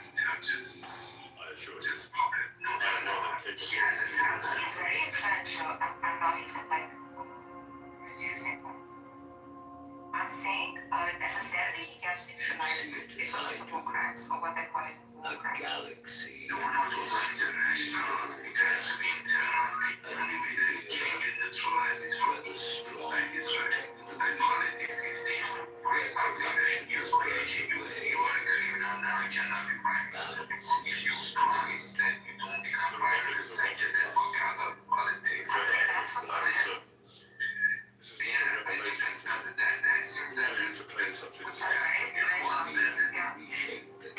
Once that happened, this Israel thing will calm down, right? And nobody talks about Israel. And that moment, then you will see, something that was like, right now, everybody in the area is laying low for that to happen. So I ask you, what proof What has the televisions to do that with you can deliver Vietnam? such power? I think you're discounting that for me.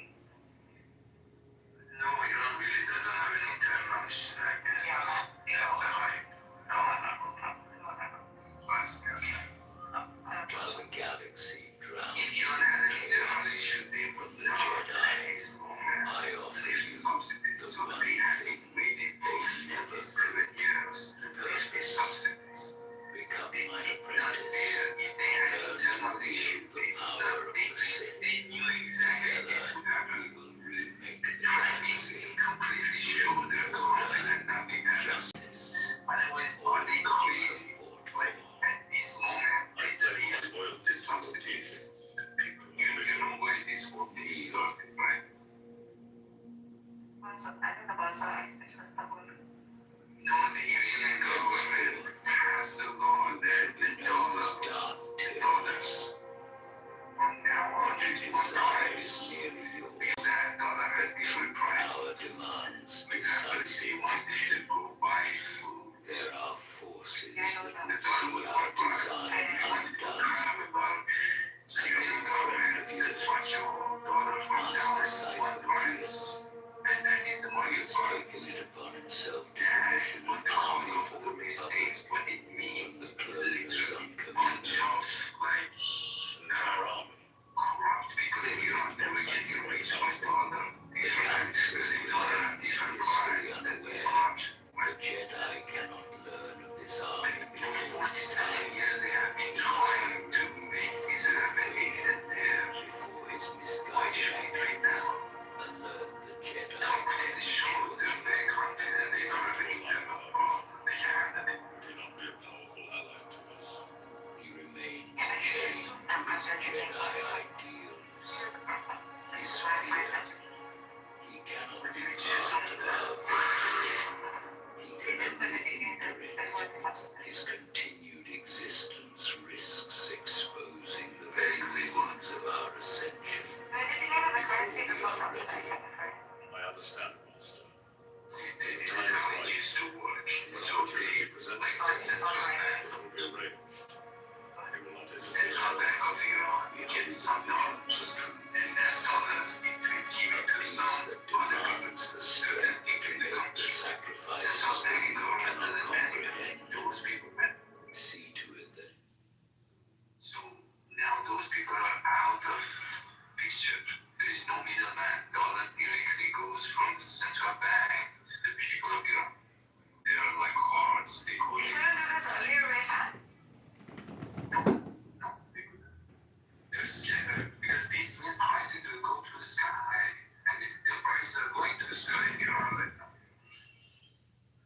Like the gas goes from 5 cents a gallon, $3 per gallon. You know that.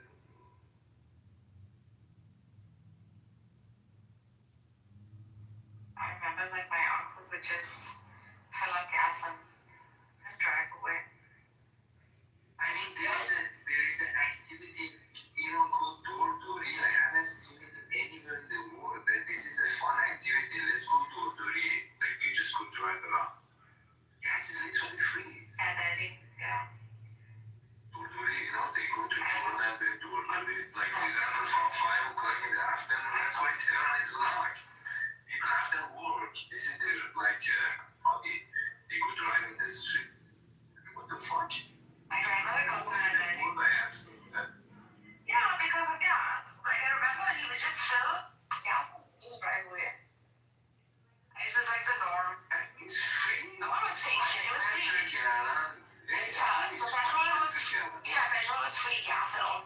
that stuff. Water is free. Water is free. Electricity is free. Phones are free. Yeah, everything was free. I remember the water was so crystal clear. Even the water in the juice. So clean. Have you been there?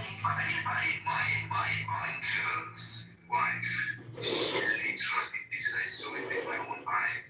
To save the dishwasher liquid, she would put hot water, just run on the dishes for 1 hour. So she saves money on the dishwasher. This is what she did. I saw it with my own eye.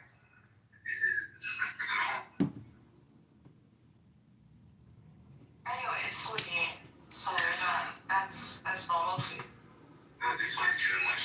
We got Mark here. Mark, what do you think the plan is? I think Israel going to attack Iran because now Trump gave him the green light and the deal doesn't happen with Iran. What do you think about that then? Mark?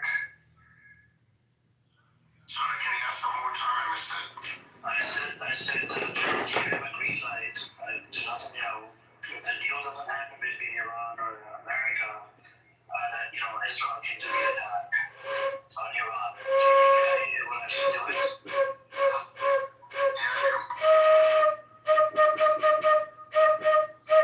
Just also attack. That's what just keep the people busy.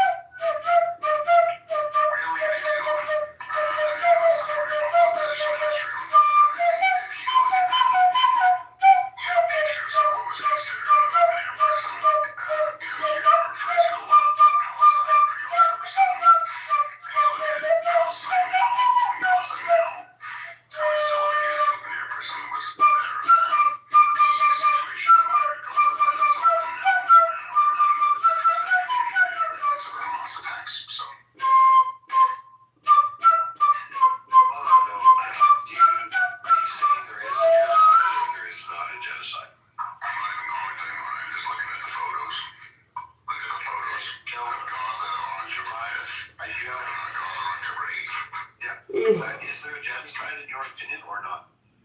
No, I don't think there is, but that's not neither here or there. It's just a question of photographing it. It is here nor there. Like, we can't just be kind of numb to genocide. It's the year 2026. It's not the 1500s. I think, let's put it this way, the position that Israel took, which obviously you're more than free to disagree with, but they made it pretty clear that they targeted the Gaza people in the aftermath. They would probably still argue that that is what has happened. Now, you are free to disagree with that, of course, but I think that there's an early discussion about, no one could have calculated for genocide, which was a long conversation that happened about an hour ago. I don't think that was in Israel's mindset either. I don't think Israel's mindset was genocide. Israel's mindset was self-defense. So when you're doing your risk analysis, self-defense, I think, is something you can anticipate. Whether it stretches into something like genocide, which I know is a Palestinian approach. I mean, obviously, if Israel thought it was genocide, then yeah, maybe it's difficult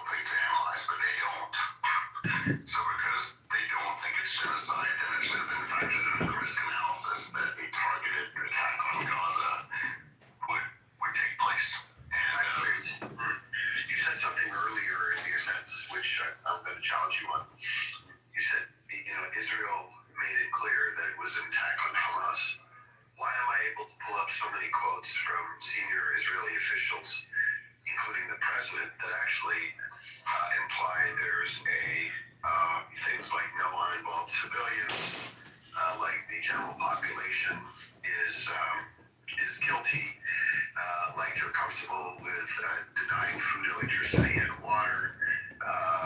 Why are there various reports directly from Israeli officials saying that one of the ideas is to make Gaza uninhabitable so that the Palestinians don't return? Why was there public support by Netanyahu at one point to actually remove and relocate 2 million Gazans? So that's really unclear, actually, that it's about Hamas. It seems like it's, by Israel's own admission, it's about more than Hamas. How do I reconcile all of this in my head, and how do you reconcile that in your head? I reconcile it pretty easily. I think that were they moving those people prior to October 7th? No. Were they moving it after October 7th? Yes. What happened on that day? Hamas came in and frankly did a lot of it. The Palestinians, a lot of them didn't know about this. So I don't understand why there's, I've mentioned this in this room before, I don't understand why there's not a gigantic swathe of people within Palestine who are irate and pissed because frankly, if this hadn't happened unilaterally by Hamas, their lives would be a lot better. So that's something that's confused me, but to reconcile it is pretty simple. If those things were happening on October 5th, and they were not mentioned as a direct response to what happened on October 7th. Najas! Better be careful, Najas. You're gonna get picked up by the FBI, Najas. You're gonna get arrested. Gotta be on the right side of history, Najas. Gotta be on the side of good. Dr. Good now. Gotta fight Dr. Bad. Dr. Good's gotta win against Dr. Bad. We can't let Dr. Bad get away with this shit. What do you mean, why am I streaming? I'm sending it to Cash Patel and Pam Bondi, of course. Because they really care about this shit, obviously. Bull Rush. It's interesting, like how rooms have completely different political views. Like this, and different loyalties, I guess. Well, you know, listen, if... Power Rush, Bull Rush. Did you see that? Am I the only one who's seen that? What? Like the loyalties is complete. Like rooms will differ politically, and it's interesting you're streaming this one because you find another room just bang opposite this that holds a completely different view to this, although the events are the same. Well, have you seen the videos from October 7th and all the innocent people who were killed and all the injured people? Yeah. It's so bad that I saw a video of a girl who had like shrapnel all through her legs and she was like holed up in like a building, and they were just all in shock, and they knew that like at any moment holy shit, you just can't believe when you see all these dead bodies all over the place. You're like, I just can't believe this is real. Like, what are we doing? But the thing is, like these are pirates. The people that did October 7th are nothing more than pirates. And, you know, governments have been waging wars against pirates forever. It's like cops and robbers. But, you know, I would fight an Islamic jihadist, you know, to the death to stay alive. If they're coming to kill me for political reasons, like they did on October 7th at Supernova, like those innocent people were partying to try to get peace. And then they were all slaughtered by the people that they were trying to, like, you know, get peace with. How fucked up is that? That's what I'm saying. And then you'll have a view that will not support yours, and another that will not support either or. Like, trying to see how subjective like politics is. Well, I think the good thing about being an American is like we are like the big third party. We're the huge elephant. And these are just like parasites fighting each other and sucking off of us. And the truth is, like, we kind of get to say what happens. And because it doesn't matter which side of the fence is you are over there. Like, they're extremely aggressive. Everybody is. They're polarized, and it's just crazy. Regal, welcome to Call the FBI in Los Angeles and report Amir the terrorist. How are you doing? And Nora, welcome to the room. Nora wants to run away quickly. Yeah, thanks. Nothing but gumdrops and ice cream here. How are you? Gumdrop? I have moderation, moderator, point of order, moderator. Yeah, moderator, point of order, moderator. I'm good. I'm about to hop in a hot bath. I was wanting to read some poetry, because most people, like, Narjas, do you think you have mental health problems? Yeah, I think sometimes I spiral down, but I come up quick. What's I that? have no choice. Meaning, I like, spiral down every now and then, like, just analyzing life and shit like that. And then I bounce back quick. I have no choice. I have to bounce back up. well, I mean, I was outside in nature today in the sun and jogging and Exactly. grounding myself and I like go for long walks and I just meet my friends. I go out. I bounce back pretty quickly. I don't like the feeling of feeling down at all. yeah, I haven't felt depressed in quite a while. I mean, it's liberating to say what you think and feel what you say. And when I just hear people wasting all their time, especially the crash outs, like if you listen to Amir screaming, like to me, that's like crazy. That's like actually what crazy people do is they scream and scream and scream and scream and get angry and angry and angrier and angrier. And it's like, to what end? Like, do you have any idea how, like, why are you treating your body like that? To me, that's like, unless you're doing it for performative reasons. I think it's performative. I think a lot of stuff on Clubhouse is just performative and does come from like that too is mental health issue that people have. I think the need to perform in order to be heard, or just theatrics. It's pageantry. Yeah, but you've heard me read from books like that's performative. But when people are sitting here under fake identities in unrecorded rooms, creating essentially like Jew hate content to like hate the Jews and not be specific, but do generalizations and bigotry stereotypes, and not be a part of an actual peace movement, like play some drums and like let's sing a song or meditate or read something, but stop creating hornets nests that get kicked over. Like that's what they're doing. They're not building anything beautiful or peaceful. So, that's why I say like call the FBI and report Amir the terrorist in Los Angeles who runs his car rental business and have him just, arrested and locked up and put into jail for maybe 10 years. To chill out. He doesn't have the right just to relax. His views. I just think like he doesn't have the right to express his views or to like pick a political side. Sure. Is that what you're saying? Sure, but I've got the right to report him to the FBI. It's my right as an American. No, it is. That's my freedom of speech. If I think... anything, right? Like, see, this is political. This is political. He wants to play politics, and I'll play politics the way I want to play politics. He can't police me by... Listen, he has kicked me from so many rooms, he won't give me freedom of speech. So I'll just record him and report him to the FBI, and I'll be done with it. Like, it's not going to stress me out. It should stress him out. And look at Judy here. Judy Actually, you know that, like, pirate touch rooms are not Judating, right? Like, I don't know. Oh, really? I don't think so. Oh, well, see, Darja's... Well, it doesn't matter what I think, because all I want to do is record, set it, and forget it, and let other people decide. I don't want to... See, this is the problem, Darja's. I don't even want to entertain questions. Do you know that? Like, I don't want to be a part of this social network. I just want to record it and let the world decide, and let lawyers decide, and let FBI analysts decide.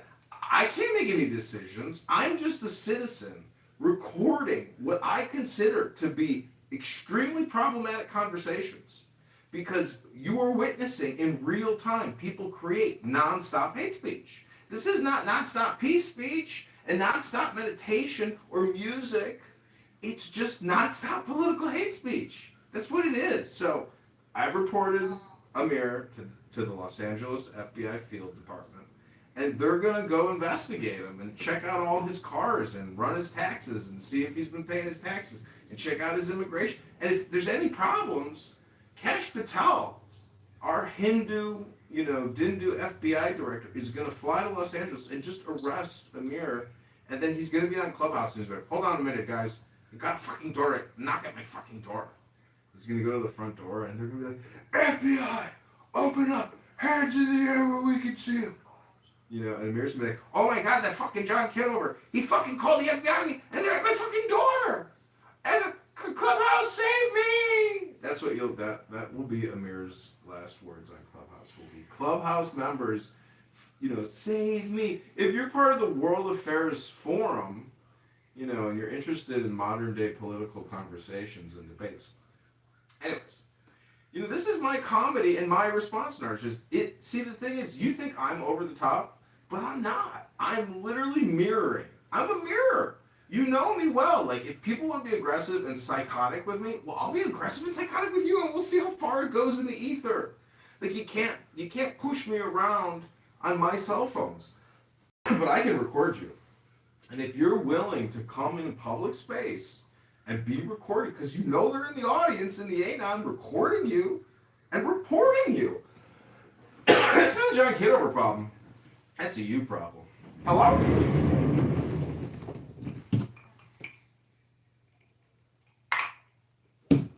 So, today was interesting, like, at home, you see, like, someone pointed out, like, in great hyperbole, right, that this genocide is far more intense than some other genocide, for example.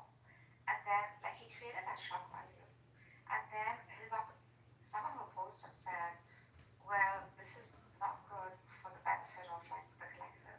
What you're doing here is, like, you're promoting some kind of hate that keeps, like, standing or making a dam in front of, like, success. Like, there's no progress here, another said. So, and both these people hold the same political view, but their approaches towards, like, success were different. One wanted to continue with the hate, the other wanted to sort of see progress from here. So you'll also find that in, like, political room setups, I think. So it's so varied. It's so varied. It's so expansive. The spectrum is so wide. How, like, politics can be perceived, like, every families. I don't know. Narges, when these people start reading books to me, then I'll know everything is okay. Until then, I hate to tell you, like, that's what's up. You are hearing people project their homicidal and psychotic ideation on this app all the time. They're not reading books. Read me a book about intelligence, love, and peace, and then we'll have something to talk about. Otherwise, I'm going to arm myself. I'm going to record you. I'm going to report you. And I'm going to fight you. Because I don't think you have my best interests in heart. Because you don't even read to make peace. All you do, not you in particular, people on this app, like, this is a political game, and, this is how I play it. Hello?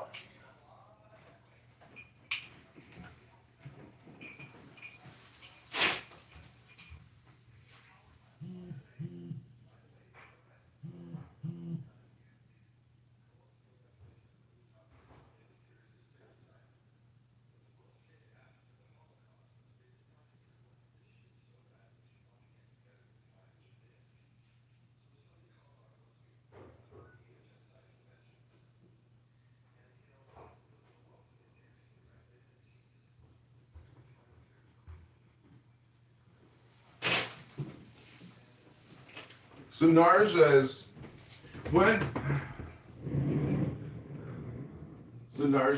do you think, a baby, do you, like, for pro-life, like, when a baby is born, is it when the baby takes its first breath? Is it, like, 6 months into the pregnancy, 3 months into the pregnancy? When is a baby alive and a human? And when you kill it in an abortion, when is it, like, murder versus when is it, medical? I think, like, through the 4th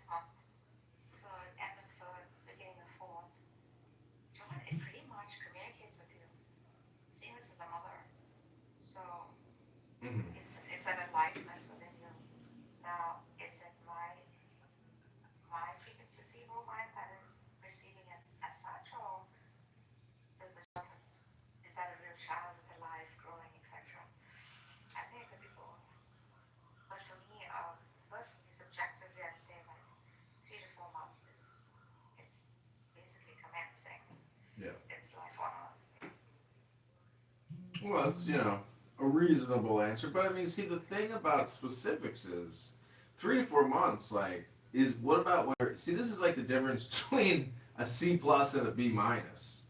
Like if you're at 2 months and 25 days and you're almost 5 days to that 3 months, well, you're so close, Narcissus. So that's my point is it's really all or nothing when it comes to deciding to decapitate, whether it's 2 months or 4 months or 6 months. There's no significant difference. So my complaint about Palestine and the war is if you're going to scream about babies and genocide and occupation nonstop, but you're a pro-abortionist, well then you already endorse murder and killing.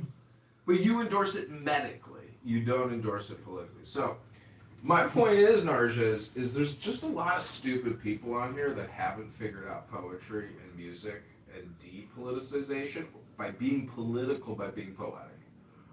So there's just a lot of fucking people here are trying to make it into a career, and that's what it is. But it's not really artistic enough, in my opinion, and therefore they will never succeed in what they're doing. And it's more of a mental health crisis and a lack of creativity, which is what people are suffering from here. You can call it boredom. You're forgetting the variables. You're forgetting the particular variables. I think those grays too must be considered. But nuances within it. People like to use the word like, for nuance example, all someone the who gets time. raped, right? That's what I'm saying. Like, John, someone who gets raped, for example, or an oops, baby, right? Where like a couple has just not taken care enough. After a drunk party, freaking they get jiggy with it, blah blah. I mean, that is harmful to the child in some ways. So I can't see why, like, a woman would find that to be the most rational decision of her life, so as to protect not just herself but the child too from bringing it to the world.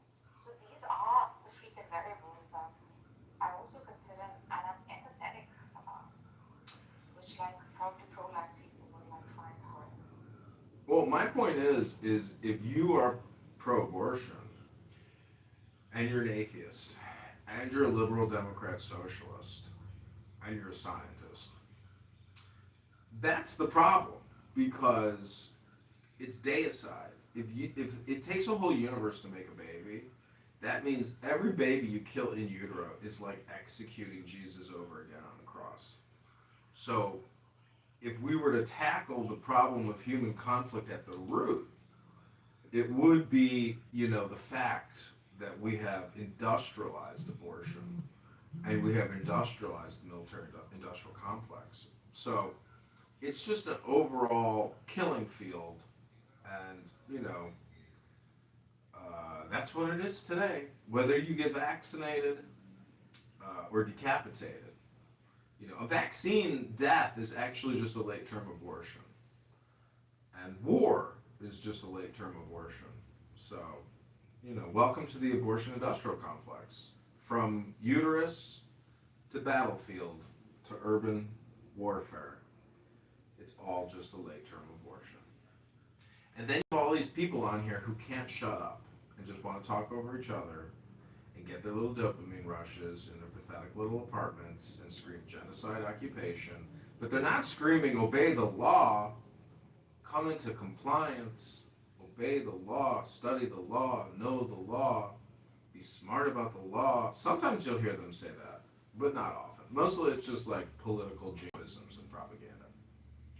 And, that's cool, but I hope people don't get angry at me when I record them and send it to the FBI for some FBI analyst, It happens on both sides if you want to be objective about it and fair. And I mean, there are amongst us humans those who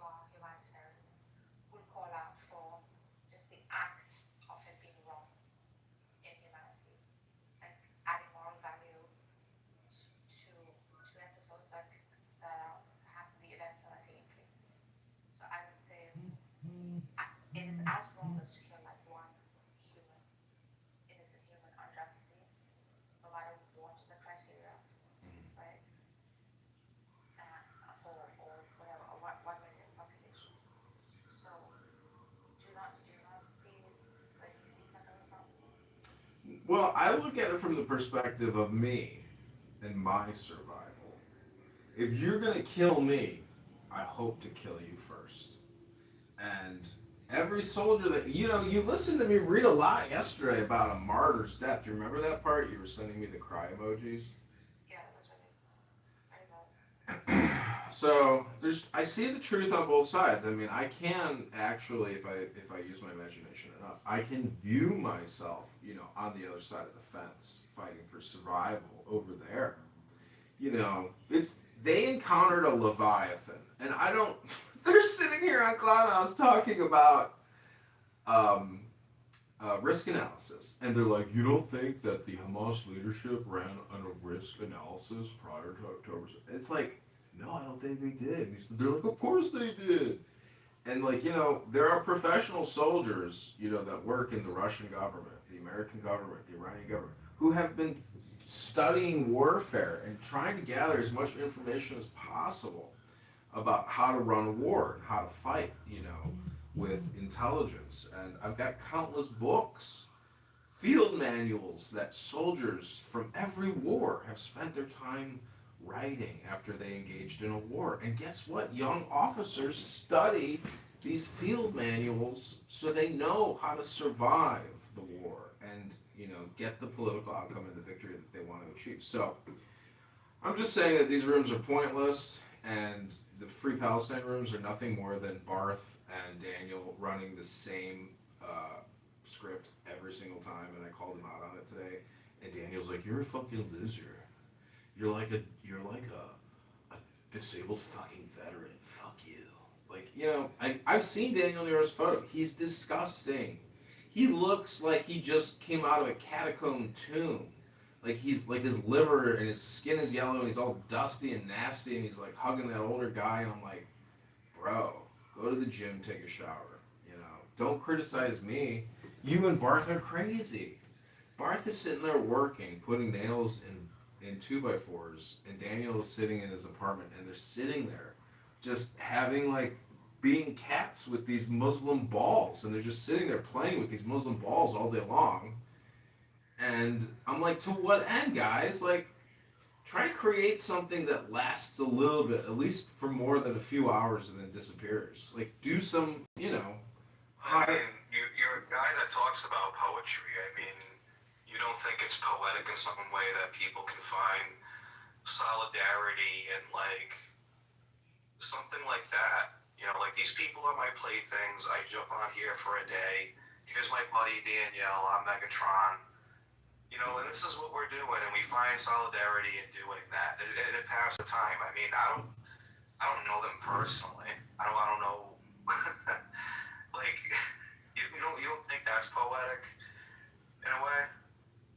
It's a need for human communication, and that is right, exactly. And I mean, is there something inherently wrong with that? No, there's not. But you got to understand, my point is that it's still within my opportunity, right, or decision to criticize it and critique it, to film it and record it. But if somebody wants to attack me in the brief moment that they have to talk to me, I would ask you, why are you doing that? Because it's artwork. Are you making money doing it? Do artists do all artwork to make money, or do some artists do art to make art? Isn't that the point? We just said.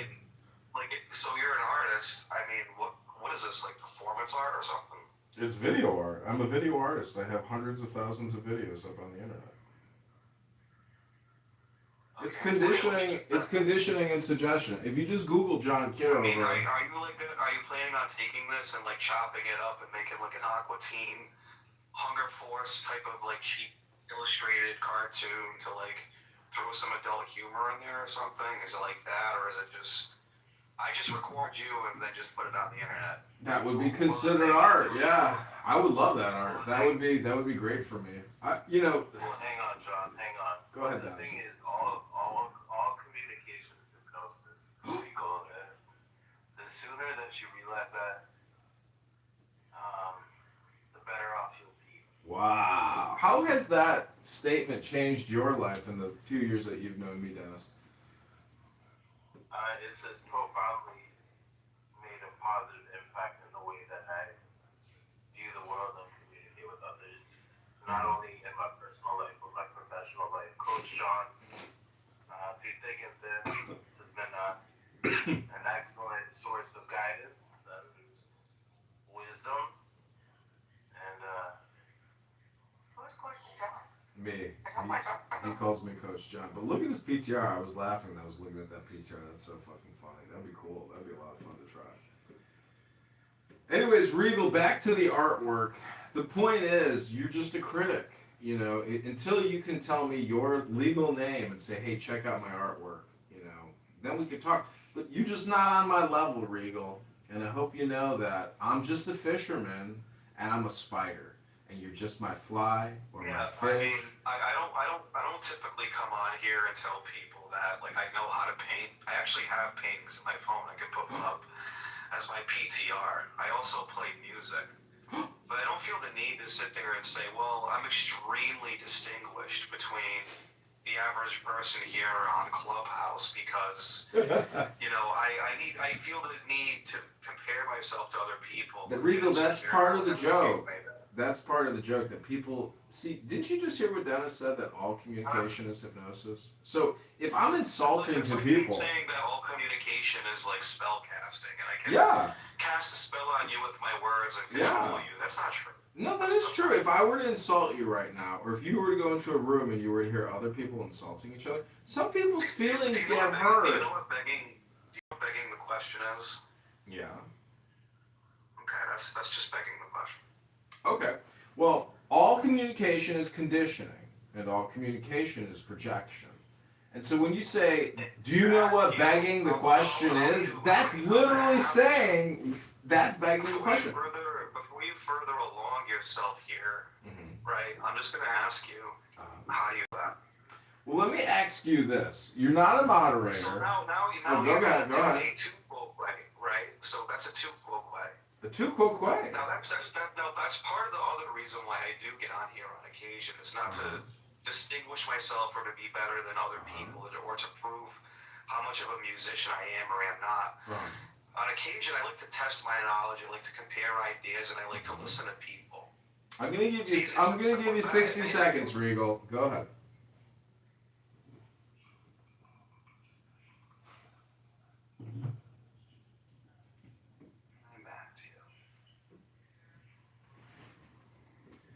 Okay, I'm going to give you 60 seconds. I hope we can go in 60-second intervals here. Narjis, Des, is there anything else you'd like to contribute to call the FBI in Los Angeles report Amir the terrorist? I think he has freedom of expression. That's what he's going to come back with. Like, I can't criticize things that are happening around the world because I'm allowed to. I'm American, and therefore I can. So that would be So I would just like to maybe prove a point. You know, Regal, do you suffer from any mental health issues? Is there anything behind the phone that we're dealing with that we're unaware of? I mean, if I answer your question with a question and ask you if you have any mental health issues, what are you going to say? Well, I asked you first. And so if you don't want to answer the question and you want to answer it with a question, that's entirely up to you. But again, the subject of this room... But did you notice you did that earlier? And that was very disrespectful of you. And I asked you, how do you know that? And you never explained it. So before you, again, I'm going to give you 60 seconds. Go ahead. Then I would like you to explain how it is that you know what you know. So you want me to explain to you what I know. And, you know, I would just ask you, you know, do you believe that those who say they know do not know, and those who know do not say, as it says in Lao Tzu's Tao Te Ching, the Book of Changes?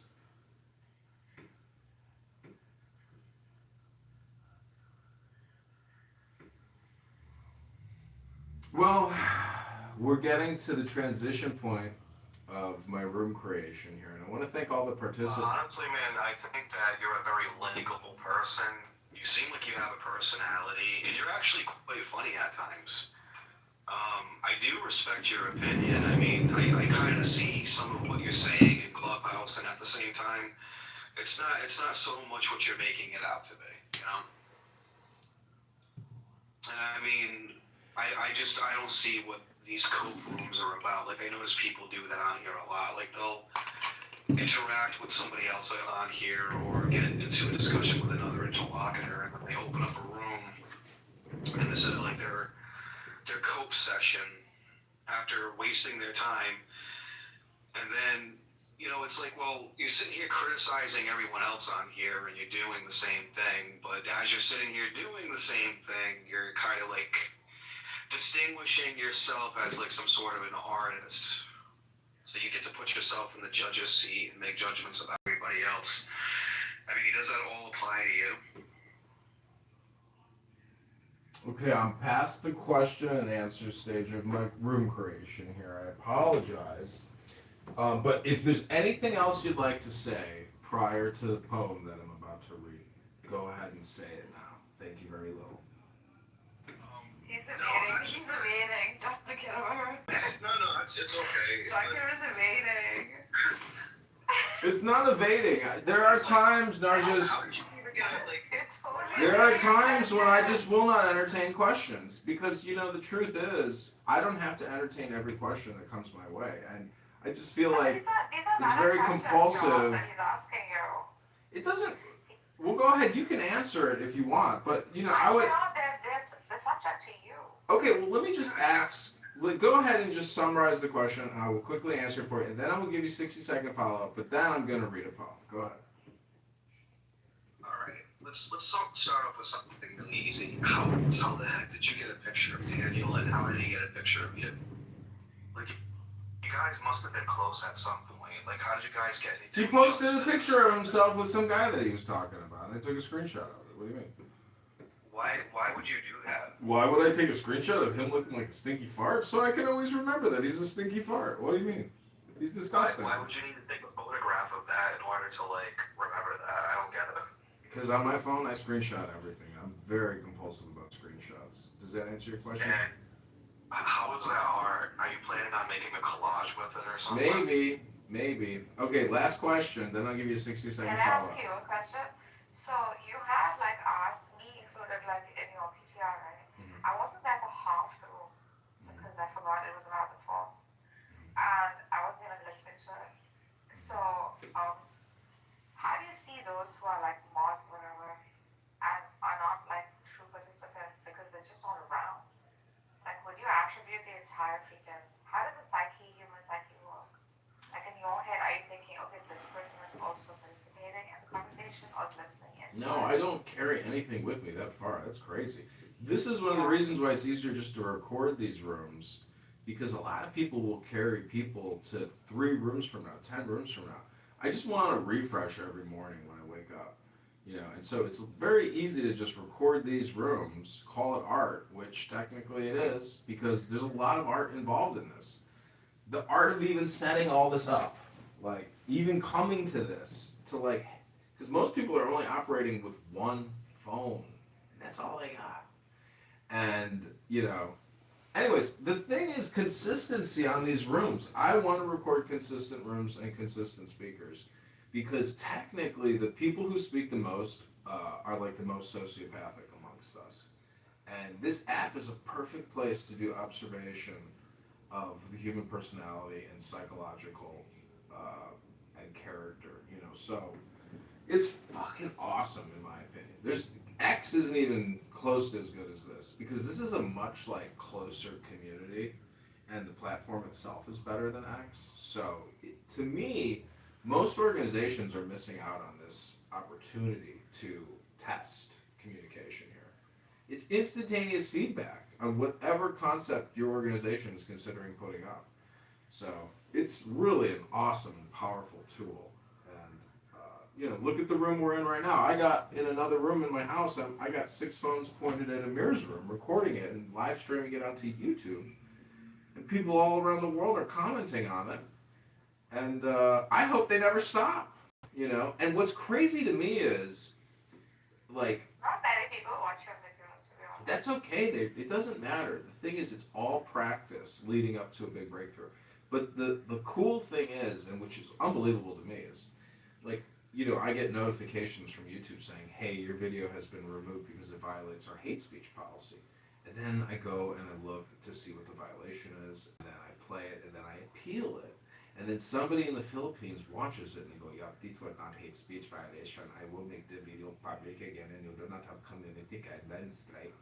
And so how in the world can their algorithm, because it's totally subjective. Like, to me, if I hear somebody saying stuff, I'd be like, yeah, that could be like, that's possible terrorist and hate speech. But like, how does that YouTube algorithm not think that all the shit it's hearing is not hate speech?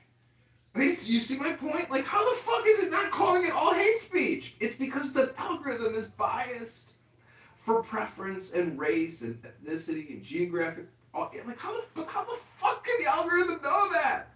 It's unbelievable. So it's totally biased, and as a white heterosexual Christian American male, I'm just wondering, how does it know what I'm saying, is considered hate speech or not hate speech? Because clearly, almost like 99.9% of everything I say is not hate speech.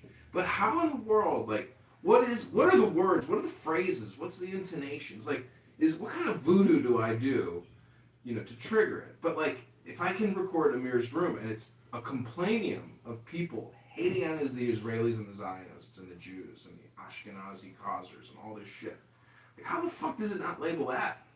So, censorship is real, because the problem with the radical, mind is that it just knows no limits.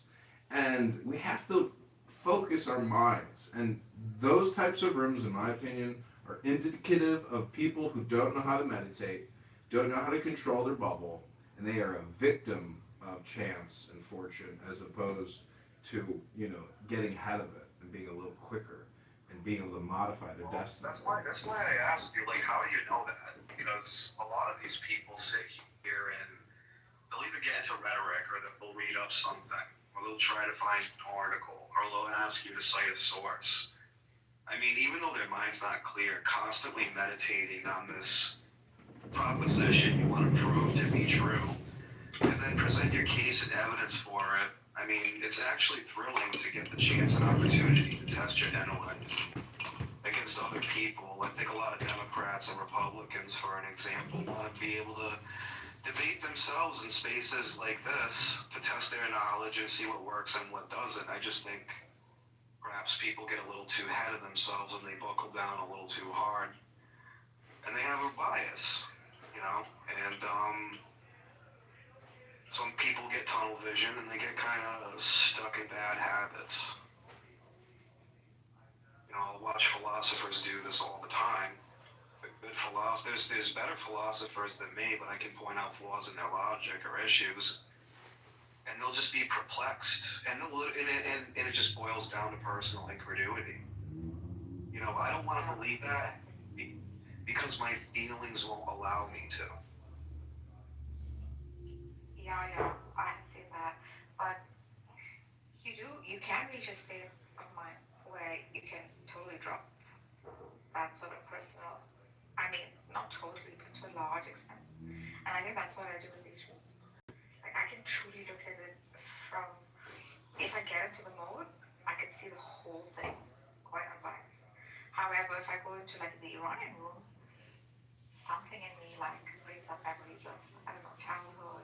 Like there's some connection there that I know I am not being completely unbiased. That's why I don't speak in those rooms.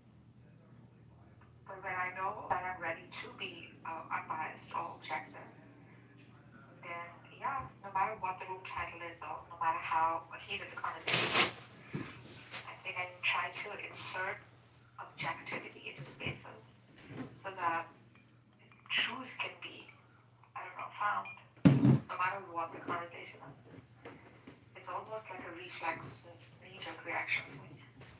It's like, look at the other side too. And then in some spaces I'll get like confrontation.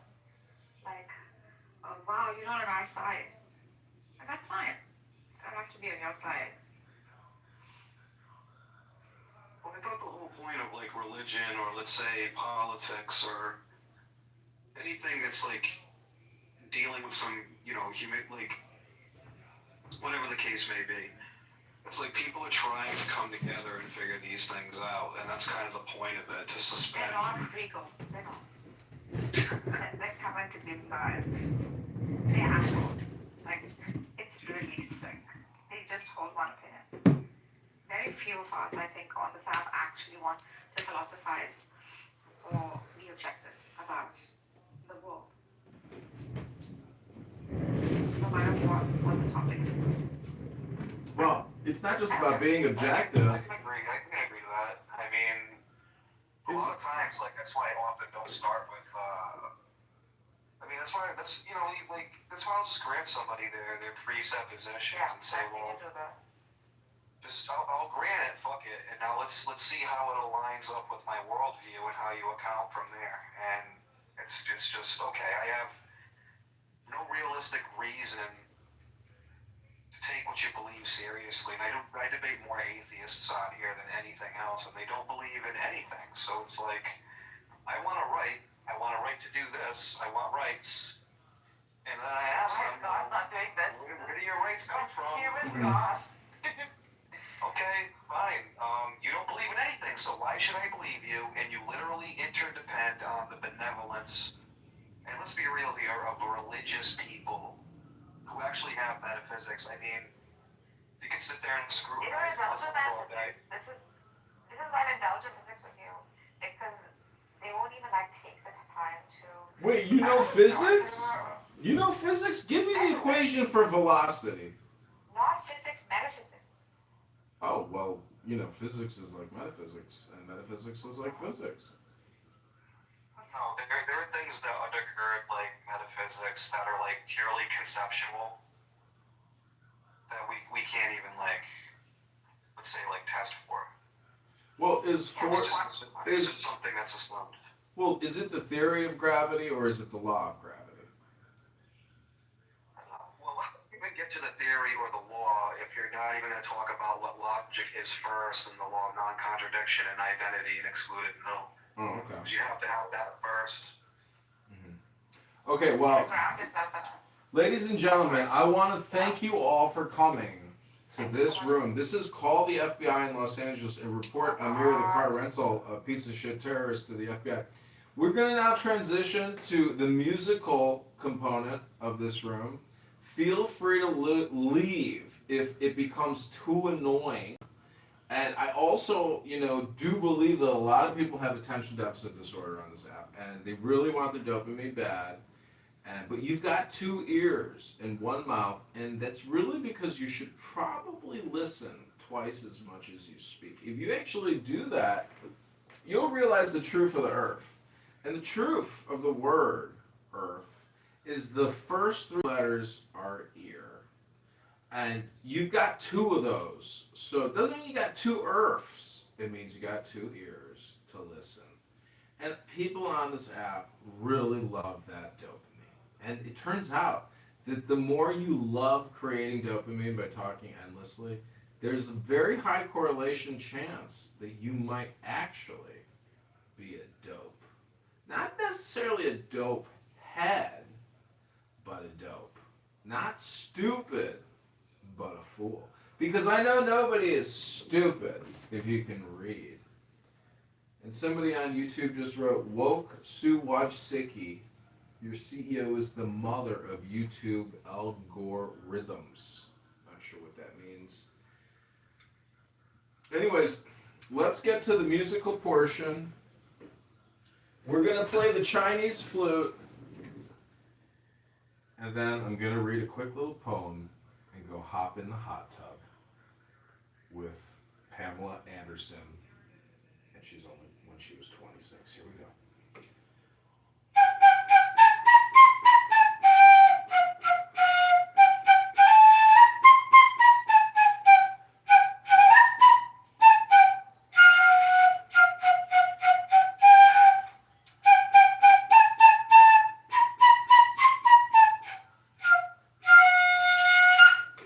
Never had one lesson. We cleared the room. We cleaned the house. Oy vey, Rabbono Shalom. Another Shabbos miracle. Oy, Are you prepared to say that anyone who is still pro-Hamas within Palestine is therefore in the same boat as me and a genocide supporter? And if not, why not? Because it's the exact same situation. Okay, I'm potentially prepared to say that. Provided you say the same. Okay, I'll say the same. Okay, then we agree. Okay, so then what do you say to the people who are pro-Hamas in Palestine in order to convince them to not have these views anymore? It's a loaded question. Well, they're clearly the wrong views. You deserve better leadership. That's number one. I agree. Number two, I wish that Netanyahu didn't allow the flow of $1 billion+ to this leadership. Number three, unfortunately, let's look within your own societies, band together. Netanyahu and the Likud party's plan has always been, as stated in their charter, to prevent the formation of a Palestinian state. They do not support Palestinian states. So the Palestinians are responsible to a degree, of course, for the things that exist within their society. And Israel, the so-called beacon of democracy in the Middle East, is also responsible. And maybe if you live in a world where you hold the people with more power responsible. Okay, I just don't understand why Israel knowingly sent $1 billion to a terrorist group. That is a breakthrough. And let me ask you this: if that is a breakthrough, I've said this in this room before. Yes, that is a breakthrough. I don't know if 40% is right. I don't know if 70% is right. I don't know if 10% is right. So there's someone saying that hasn't been validated. I agree. But what I don't see and what I don't understand is if Sheikh's viewpoint is shared by others, and maybe it isn't. I like Sheikh's viewpoint, by the way. Where is the protest against Hamas? It doesn't exist from the Palestinian groups. It should exist. Actually, there have been protests I don't even against the protests against Israel. I'm fine with the protests against Israel, but there needs to be a sister movement saying, by the way, these guys have made our lives complete shit as well. Let's get these guys the fuck out. Yeah, it's nowhere. It's nowhere. There have been, by the way, protests against Hamas. No countries. Nowhere. Hold on a second. You're making a statement without doing the research. So there have been protests against Hamas in Gaza. By the way, in a place where you get potentially killed for disagreeing with Hamas. So that's one. Second is the Arabs aren't stupid, right? They know that Hamas was basically indirectly, and to some degree directly funded by Netanyahu, right? They know that what Netanyahu is doing by policy, intentional, calculated, discerning policy, is to divide the Palestinians. And so when you're sitting there picking up the ashes of your burnt little girl and burnt little boy, when you're sitting there picking up 1 foot of your mother and 1 arm of your father, high on your list is not, protesting Hamas. High on your list is not reading the last paragraph of the leaflet. High on your list is figuring out how you're going to bury your family, how you're going to live to the next day, where you're going to get food, water, and electricity. Those are the things you worry about. You probably have never lived in a war. I have.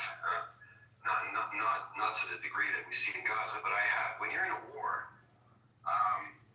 and you're innocent, like the overwhelming majority of the good Gazans, you're not figuring out what to put on your poster.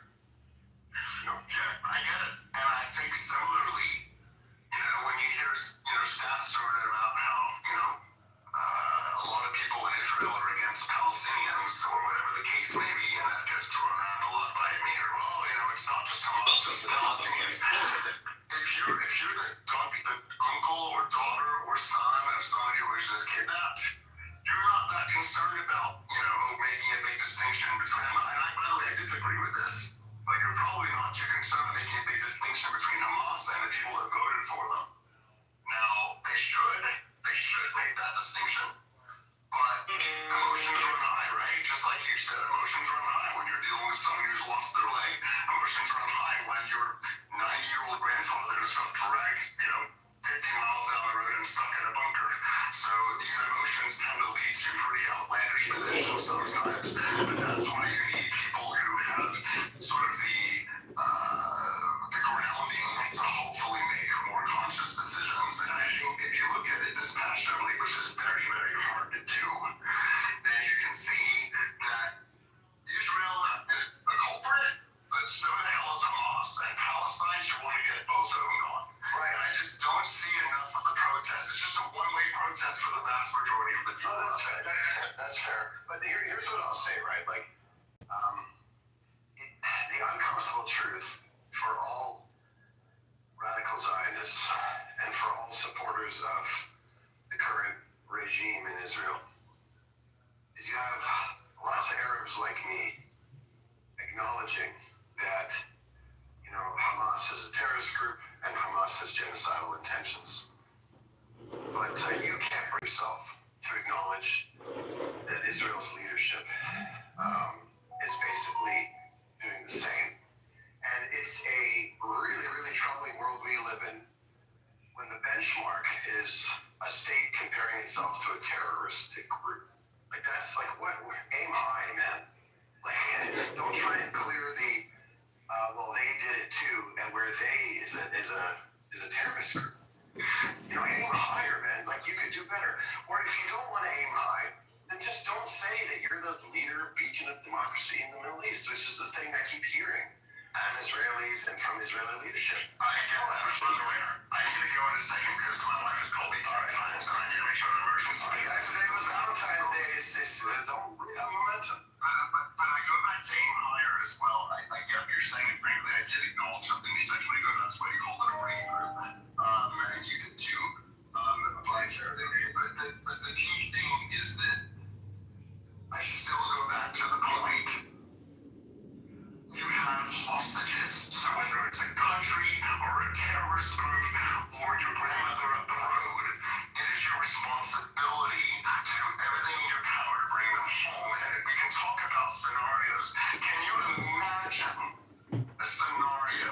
Pick a country, any country in the world, doesn't have to be Israel, where something happened similar to October 7th, and the government's response was nothing. Or we're not going to try and get them back, or we'll pay off these guys, which, by the way, you can argue whether that was a legitimate option. I will say in the United States, which is where I'm based, it is an absolute fundamental rule of law that you do not negotiate or pay off terrorists. I don't know if that exists in other countries or not, but at least in the U.S., that was not a viable option. But the U.S. does do that, though. Maybe it does, but it's stated goal. It's stated you do not negotiate with terrorists. They're pretty directly top down us. I think that is true because that's a back channel. But the point is that from a political position, you do not want to be the guys that said they stole a shitload of our people and we let them do it. And I don't think that's unique to Israel. No, it's not. Any other country is happened to them. I'll make this easy for you. I wasn't one of those ones that was surprised how Israel responded. I was like you. I'm like, they are what they say they are, right? When it comes to military use, right? So, and it was they were forced to. They were definitely forced to respond militarily, right? There's no debate there. Like, it'd be completely irrational to say, well, maybe they would just hold peace talks. No, they're going to respond. They're going to respond with force. And they were baited into it.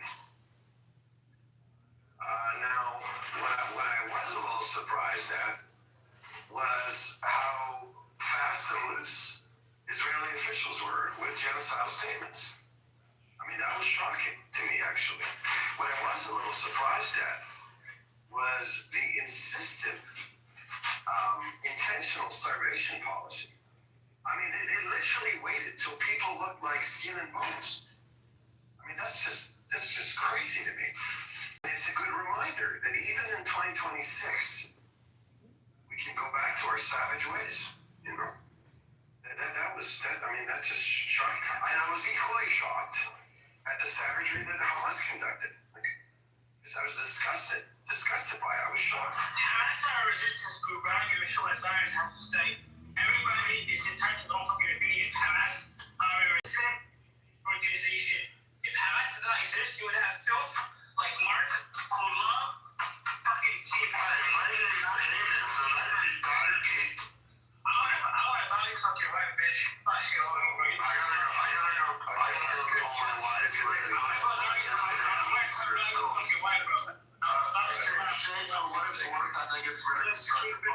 Yes, sir.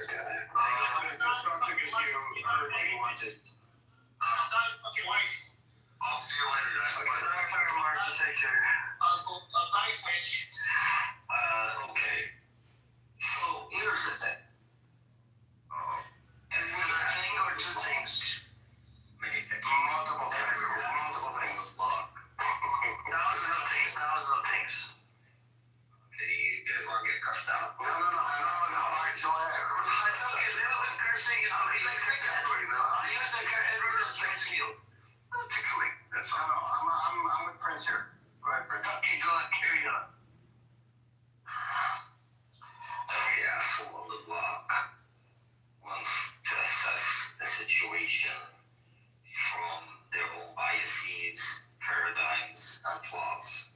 Number one, and I've said this in the past, it is yet to be determined why October 7th happened. What was the thinking and what were the information obtained by Hamas to take such a decision? Number two, whether or not October 7th is a good or a bad thing for the Palestinian people. Things are measured by their outcomes. And these outcomes are yet to be determined. Pragmatically speaking, aside from emotions and everything that has occurred, it is not the case. We don't know if they knew what they were getting into. We don't know if they had to do despite what they're getting. All of this will be uncovered with time. And nobody ever tells a person who is defending himself, why did you do it? You escalated the situation. It's called self-defense for a reason, and October 7th was an act of self-defense, not an act of aggression. Because there is an occupation, and there is a siege. But everybody is so clear in the evidence. No, I'm just saying, your mic is so clear, like loud and crispy clear. Go on, go. I'm done. And I think Edward would probably agree with this question, but if Mark is using that argument about wouldn't any country respond to having hostages with whatever kind of actions, the same argument the other way around, because weren't there Palestinian? What's the difference between the October 7th hostages and the Palestinian hostages that were before October 7th, right? He's not here. No, I know, but I'm just saying. Right, Shape left. Why wouldn't you respond that way? I'm here. I think there's still Shape. But Prince, to finish, we were maniacking with you. Sorry. I'll respond to that. In 1982, Israel invaded Lebanon and remained in Lebanon because a dumb bitch ambassador was assassinated in London. Does anybody believe that the assassination of a single individual warrants the invasion of the entire country and the slaughter of over 25,000 people in the year 1982 alone? This dumb person she was Israeli ambassador, right, Prince? Yeah. If I want to count the casualties post 1982, pretty sure we'll go up to the 70 and 80,000 Lebanese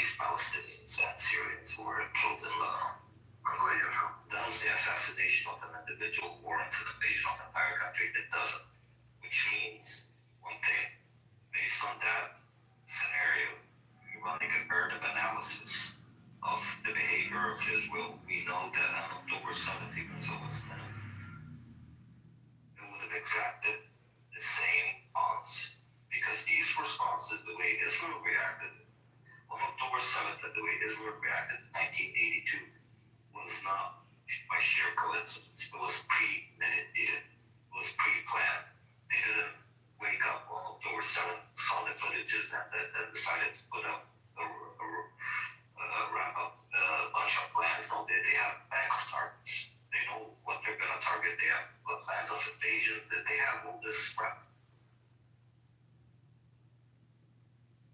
And between 1980 and 1982, there weren't major clashes between the Palestinian and Lebanese resistance against the Israelis, aside from that assassination that happened in London. Yasser Arafat back then said it when the Israelis signed a ceasefire for the first time, recognizing the PLO as a legitimate organization after what was called then the Cannon War, Harb al-Matfayyi. He said the Israelis are going to invade Lebanon 2 years before the assassination of the ambassador, which they used as an excuse. But is that really an excuse that anybody would reasonably grasp?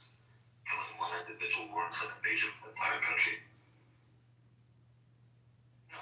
And even if the ambassador was not killed, is it really difficult for them to cause a false flag attack? And if October 7th didn't happen, but we know that what we're seeing is what they wanted to happen. Is it difficult for them to cause a false flag attack on Gaza and do it? Very easy. Then everybody needs to shut the fuck up and especially after they gave them $1 billion. About the brave men sacrificing not only themselves but also their families in the process for honor when you have no honor.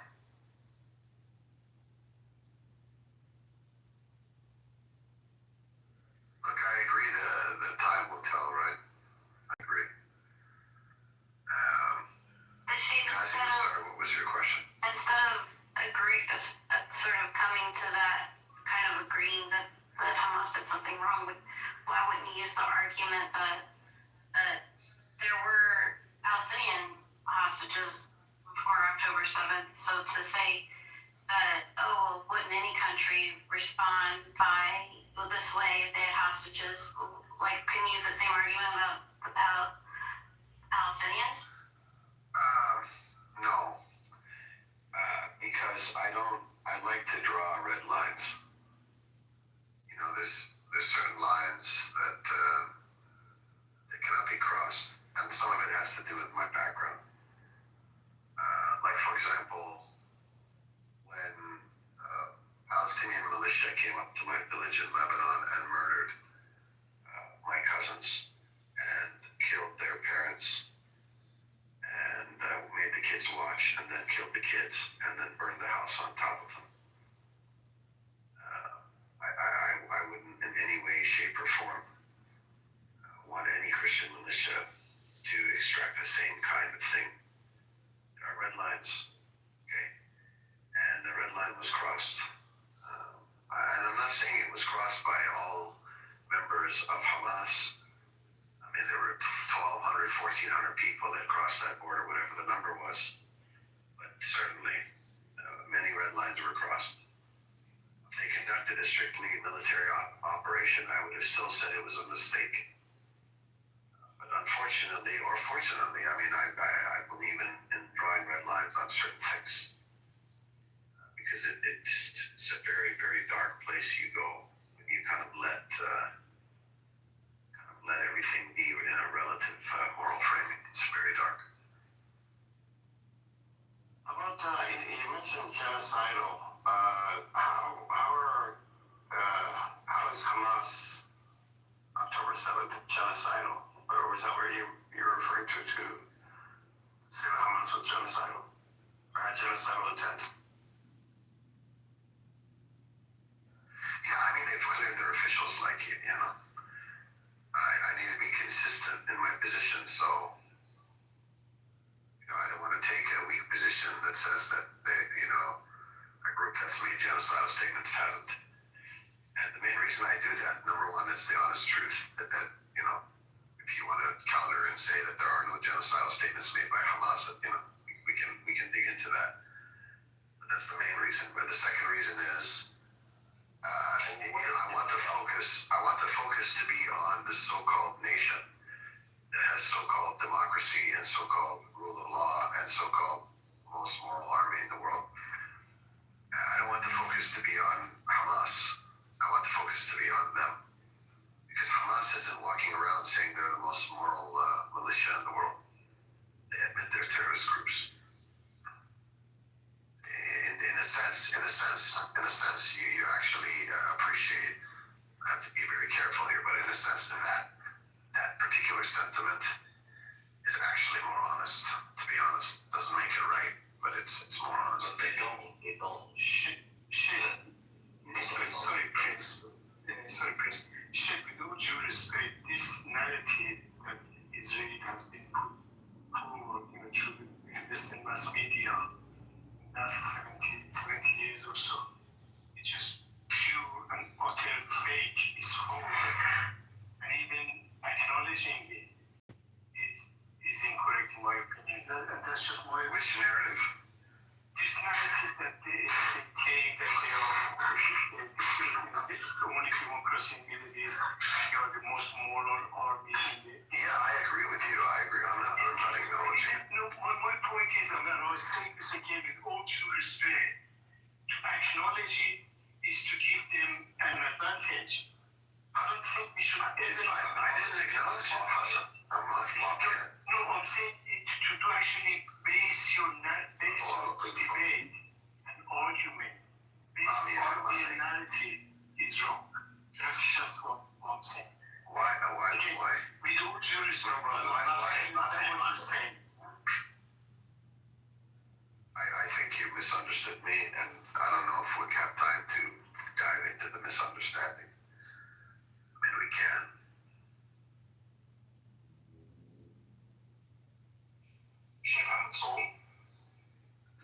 ليه بدي صوم؟ ولا من يكي؟ ليه؟ I want to... الأسبوع الجاي بكرة حياتك. طيب نلحق حالنا الليلة. اليوم كل اللحمة بالبراد الخوف. خيبة دنيك اختر بالراد. خيبة دنيك اختر بالراد. يلا مين اختار اللي شرب معنا خلص بالبراد ما بعرفش رح يكون بالراد خيي. رح يكون والله شو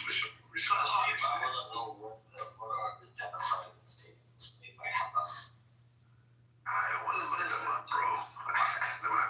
Then you got the browser history. Next thing you know, I'm getting a knock on my door. Don't do that to me. Incognito mode, like, I don't have NordVPN, bro. Can the same be said about the rhetoric coming out of the PFLP during its height? Can the same be said that they were genocidal? I have to study what they said. Look, if you're gonna look into the sentiments of these factions, back then, it's probably the case, yeah. More extreme. Yeah, it's probably the case. And they were, I wouldn't categorize them as being genocidal, either one of those groups. Because the rhetoric is geared towards the state as a structure and its compliances, such as the IDF. I believe Hamas. No. PFLP targeted Jews in Europe. Zionist Jews in Europe that were not just real. But you're kind of making the same. But that doesn't mean they were genocidal. But Prince, هلا خلينا نبلش في البنيكة. That's okay. No. No, but I how I was debating Mark. You have to pay attention. No, I wasn't here for that stuff. Okay. So position once I cornered him. That he was going to try and find quotes that suggest that the Prime Minister, Netanyahu, was just targeting Hamas. So I had to form my position that shows that one genocidal statement makes you a genocidal maniac. Right? So I wanted to neutralize the nuance and then call him out for being nuanced about something as murderous as a genocide. So anyway, that's why I did. There's a little prince in me in that moment, you know. I see you. What you do, you set the traps and you wait for them. The problem, and not with you, like the bushes. I feel like, and this is not directed to you, Shape, at all, that the word genocide or genocidal as a adjective, it's being used in society now as a matter of fact term to describe a lot of things. It's, you know, I don't know, it's losing its potency a little bit because I'm even I read science fiction, and you know, current science fiction has been written in late 2024 and in 2025. You know, characters are making comments like, you know, over something that doesn't taste very good, or this is a genocide, or this is a war crime, and things like this. And it's becoming a part of our vocabulary to say it. It's, you know, so now people are confused. What is a genocide? Yeah, you're right. I mean, you have Mark like using these random definitions. That's why, you know, to be honest, at the beginning, I was very, very ignorant what a genocide actually was. Like, I was, in the early days, was like, well, no, there's not a genocide, because I was using this kind of, to your point, this ignorant, colloquial definition. And then when I read the article too, I was like, oh, fuck, man. Got a problem here. Obviously, there was a problem. I mean, the 70,000 dead innocent civilians was the problem. But, like, I was no longer conflicted about whether there was a genocide. All you have to do is read the Article 2 definition. By the way, like, when are these guys going to fucking rule on is that case still open? Yeah, a couple of years. What's taking so long? Because they have to gather a massive amount of evidence. Because it's not just evidence in Gaza. They have to gather evidence of policies and systems. It's probably gonna turn into like the Armenian genocide, where fucking 100 years goes by and we're still, well, not fully acknowledged. Why? I don't know. I should look up why they haven't acknowledged that as a genocide. I remember looking that up. There's a technicality or something. I'm not sure. I think I heard that Israel was like also low key at trying to subdue the acknowledgement, which is crazy to me. No, they acknowledge it whenever they get mad at Turkey. You know, get mad at Turkey. It's important because these people are, you know, sort of past masters at debasing actual wars. And fortunately, genocide has a legal definition. That's, you know, when you, with intent, try to annihilate a group that shares a common, you know, denominator, essentially. So each and every time, you know, if somebody misunderstands or tries to debase the word itself, I think it's important for people who know to give the legal definition as, you know, as quickly as possible, so that it is registered within that it's not an ordinary word. It's a legal, you know, expression, essentially. And also, I believe when we are debating an issue with these people, we should call them out every time they try to debase certain expressions, certain words, and so on and so forth. Try to normalize, you know, a horror behind debasing what you see. That's quite. I agree. I think that's quite important. By the way, according to ChatGPT, Israel still has not acknowledged the Armenian genocide, which is fucking crazy to me.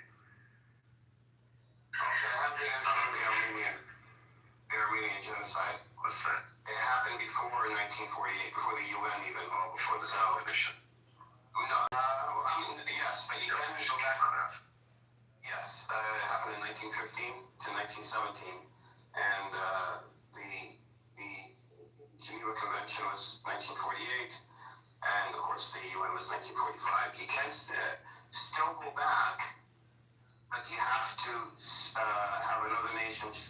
You have to have a nation that was a part of the League of Nations sue in order to go back to sue. Well, the U.S. took a while, but apparently in 2021 they acknowledged it. A lot of countries acknowledge it, but no, but the U.S. was like a late bloomer, sadly. Wasn't until 2021. But acknowledgement without enforcement is basically just words on paper. They're not genociding the Armenians now. No, in the sense of like, even with Palestine, if they acknowledge it without reparations, what good is the acknowledgement? Alright. Wouldn't you want some sort of substantive, like, aid or, you know? The Geneva Convention does have mechanisms for nations that have ratified, a lot of nations have ratified the Geneva Convention. And, you know, if a country is convicted of genocide, then they would have to, you know, limit their, interaction with that nation to the most minimal amount possible. But you see what's sinister with Israel's position on the Armenian genocide? It's like you would think of all nations that would be quick to say they did not acknowledge. They did not know, and they have this kind of low-key alliance with Azerbaijan. They spoke about acknowledging it, but they didn't. Yeah. Yeah. Well, they give 80% of their gas from Azerbaijan to Turkey. For all this talk about never again, and these guys stayed neutral. What was it, 1 million Armenians? Was it 1 million? Something like that. I think it goes into the Knesset as, you know, we put it in as a bill, and then, but it has to pass 3 times. It doesn't pass, you know, so it doesn't become something that they would recognize officially. But they always do it when they're angry at Turkey, when Turkey does something they don't want. They use it for political gains. That's so disgusting. Like, why is it hard? Like, that shouldn't be something hard to do. That's the real problem. It's realpolitik, right? It's them trying to get gas, oil, and all that. So, yeah, all the, you know, ethics and morals doesn't mean anything. By the way, like, how the Turks did some of the most cool things ever. Turks are very militant. They're very, like I read something where they took families and tied weights to them. Like just enough to keep them kind of slowly drowning. And just let them kind of slowly drown. Just discussing things like this. Can you eat on, mute, Prince? We don't want to hear that shit. You kept complimenting his high definition audio and now he's... I'm sorry, just, I wanted to ask something, Shape. Do you remember the 7014 room, right? What is it? Like yesterday's room? You were in the backup room? Yes. I was giving marriage advice, including marriage advice is not to be on Clubhouse on Valentine's Day. John Kitover, I got the clip about that room. Okay. Alright? And all of a sudden, Bart comes on the stage and he's asking, are you Muslim? Are you this? To him? Are you Muslim Israeli? Are you Israeli Muslim? Mizrahi Muslim? Yeah, like such an idiot. Mizrahi Muslim. Bart just has such a fucking deal, bro. Piece of shit. You know, first I found myself modded. I hate when I get modded, but I found myself modded. And I started having so much fun with it. You know how much fun it is to keep muting someone every time they talk? Well, I talked to Bay about that. He loves it. I kept muting the guy every single time. It was so. It's like you ever got an itch on your back. Daniel? Bart. Oh my gosh. You ever have an itch on your back and you finally scratch it? You know, like that just sensation you get. That's what I was getting when he kept talking. I muted him over and over. Because you can't kind of hit it. Well, you gotta like go 2 menus in. And I just kept doing it. It was just so satisfying. I've never done it. What 2 menus? What's the menus? To mute someone individually? Yeah. Oh, you just click on them and then you click on the dots, the 3 dots, and then you mute. Oh, okay. Yeah, it's like a targeted attack. It's like you have a laser pointer on their mouth, and you just shoot a laser pointer, and out comes like a gag, and you just. But the thing that makes it fun is you get to keep doing it. It's not just once. Talk to Vaya. Tell her exactly what you said. She figured out the mute into a couple of weeks ago on Brett, and she was having the time of her life. It was really the targeted muting. I don't like the muting the whole room. Like that disrupts things. But you just keep muting one person over and over and over again. It's so good. Amir does it to Norm. They're really easy. By the way, Norm, the video is uploaded on my YouTube. I'll put the link in the chat. See, this is the red line is my religion. So you come for that, that's it. That's the red line. I'll put the link in the chat.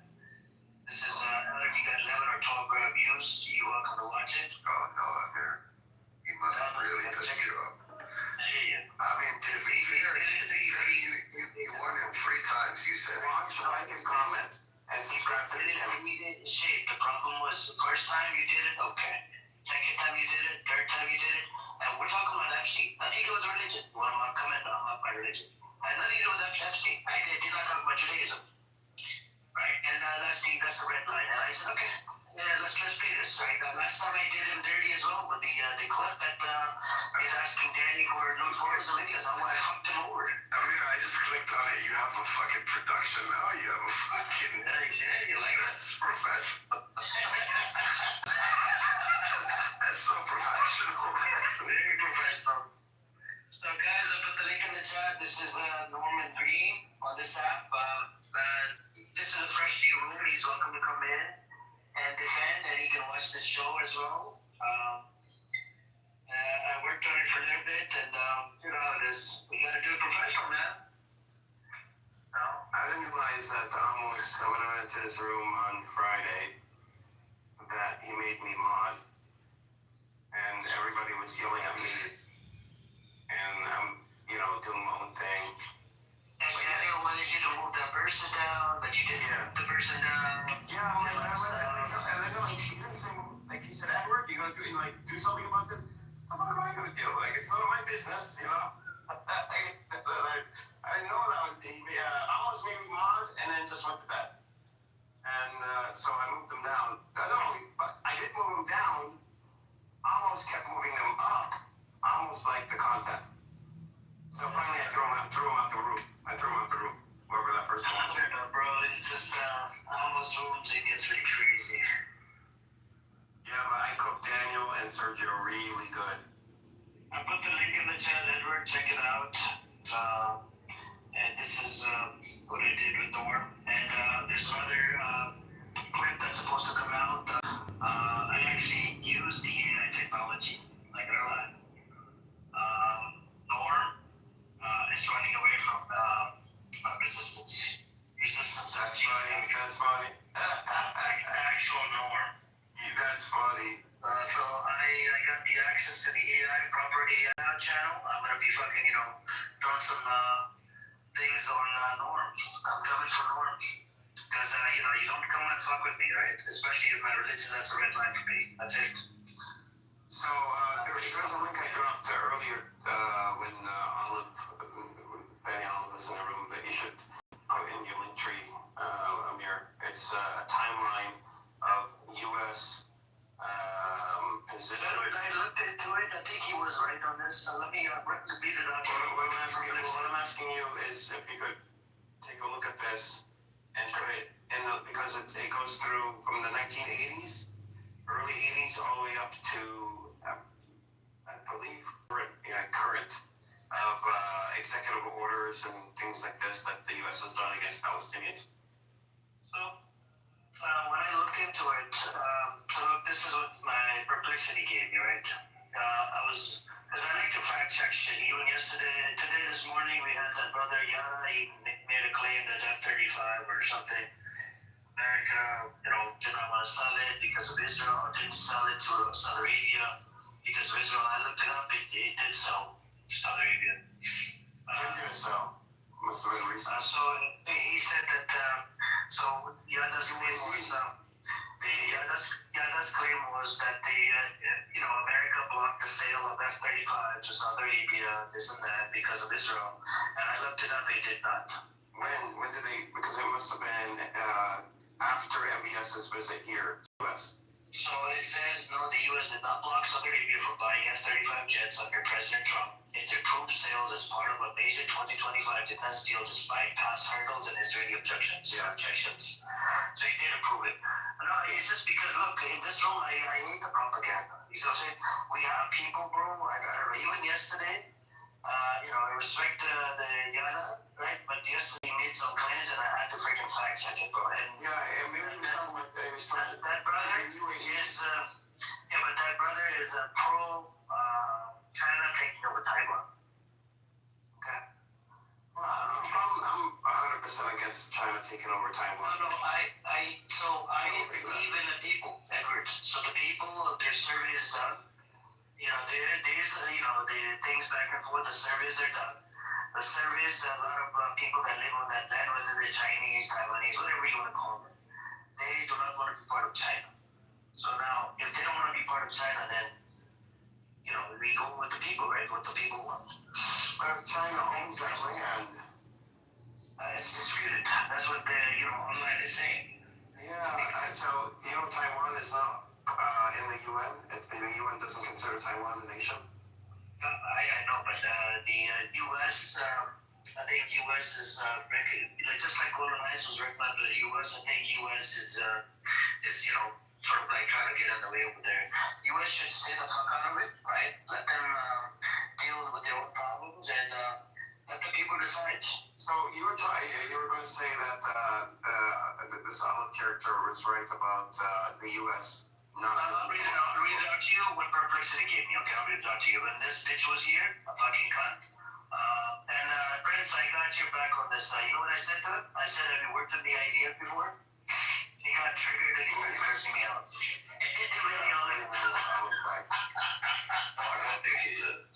I think he's a drug dealer. No, I said, He is a drug dealer. He said it to us in a room with a bunch of Houston. So he came to me, he apologized for cussing my family out. I introduced him to a bunch of 40 leaders. Excuse me, Prince, brother. والله nicely. اسمع هو الرملة English bro, English. ما سألت English.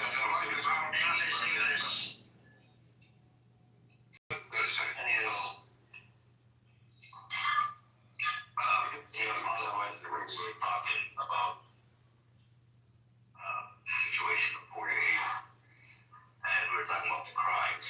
And then he said that he used to be a criminal belonging to a gang, selling drugs, and he got jailed for it. I don't know how long he was jailed. And then a crazy psychotic upload, he's toxic.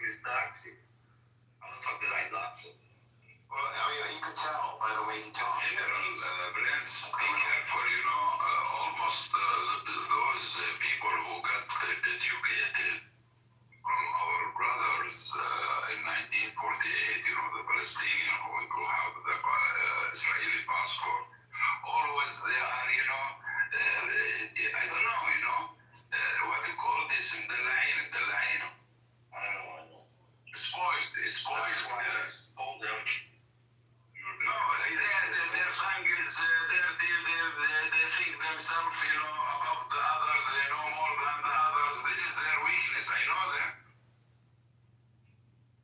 No, I'm here. What you said, let me read it out to you.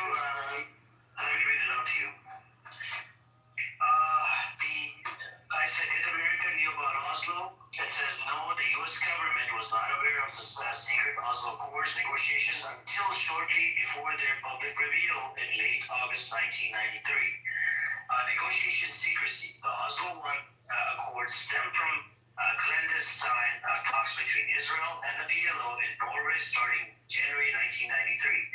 Brokered by Norwegian diplomats without U.S. involvement to bypass stalled public channels like Madrid. U.S. officials, including the Clinton administration, learned of the draft only after it was finalized in mid-August 1993, when Israeli and Palestinian reps flew to Washington seeking endorsement. So here's where I would say I would disagree. The U.S. Absolutely. The reason that the U.S. would deny it until it was signed is because Clinton was a brand new president in his first term in '92, so he couldn't risk anything. Because of that, not because of that. It is because of that. That's how politics work. That's how politics work here in the U.S. Listen, please, Edward, please. It was, a preparation after Madrid meeting. It was, the first thing they started talking after Intifada, the first Intifada, they started appearing in the West Bank leaders, some leaders, Al-Husseini, many others. He's not talking about the listen, That's not what I'm saying. That's not what I'm talking about. This is a real story. But it's a story that Chairman Arafat, when the things get serious, first of all, the beginning, he gave them, a green light to go. That's not what we're discussing. It's a real story, brother. That's not the story that we were. It's a real story, but it's not a story. He's not involved. We're not involved direct with the negotiation. We understand. It's understood. But the U.S. not knowing is impossible, especially Norway being a Western nation. Of course they knew. And the U.S. had a stranglehold on U.S. Israeli Palestinians. Excuse me, I speak in Arabic. القضيات البديلة لما بلشت تتشكل فيصل الحسيني والشباب لما بلشت تتشكل القيادة الحسيني Come on, man. والله أنا بعرف التاريخ. It's okay, just leave it and go to the Arabic room. Go mood. I don't like your fucking energy anyways. You like the booty clap for the Zionist comeback. You were booty clapping for Benny Oliver here. Fucking giving it thumbs up, heart symbol, and this and that. I'm like, what in the fuck world is that? Very beautiful. Okay, stop. Do you know what he told me with his earlier? He told me I have people where he lives, where Benny Oliver lives. And bro, I wouldn't take anything that comes out of Wu. It's just a bullshitter. One night he wants to sleep with Amos in his bed, and one night he wants me to come over there sleep in his bed. Fucking disgusting. You still have the opportunity, Amir. No, I don't want that. I don't want it that way. Come on. I'm not getting. I give you an ask. You have 24 hours only. I'm not getting. 24 hours. Oh, yes.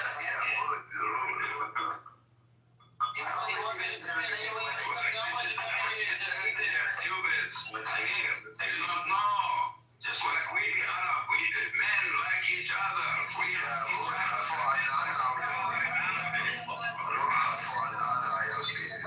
Sometimes understood. We always understood. We always understood.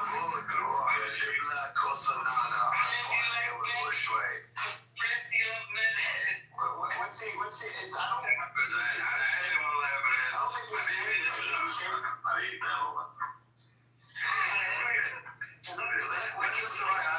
went to listen to the video. I come back to this. What is? I mean, it's very.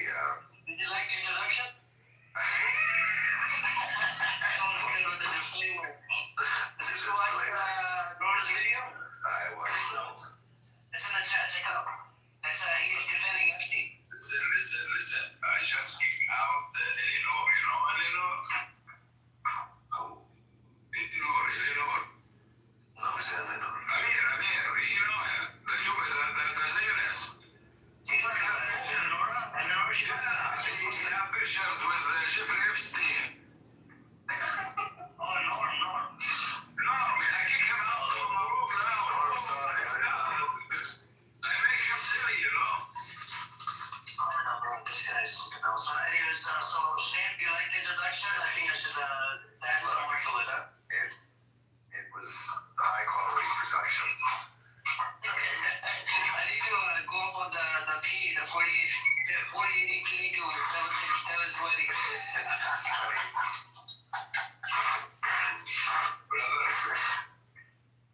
I just introduced myself. I'm a fast agent from Naples. But like you took it to a different level now. It looks like You took it to a different level? More professional, right?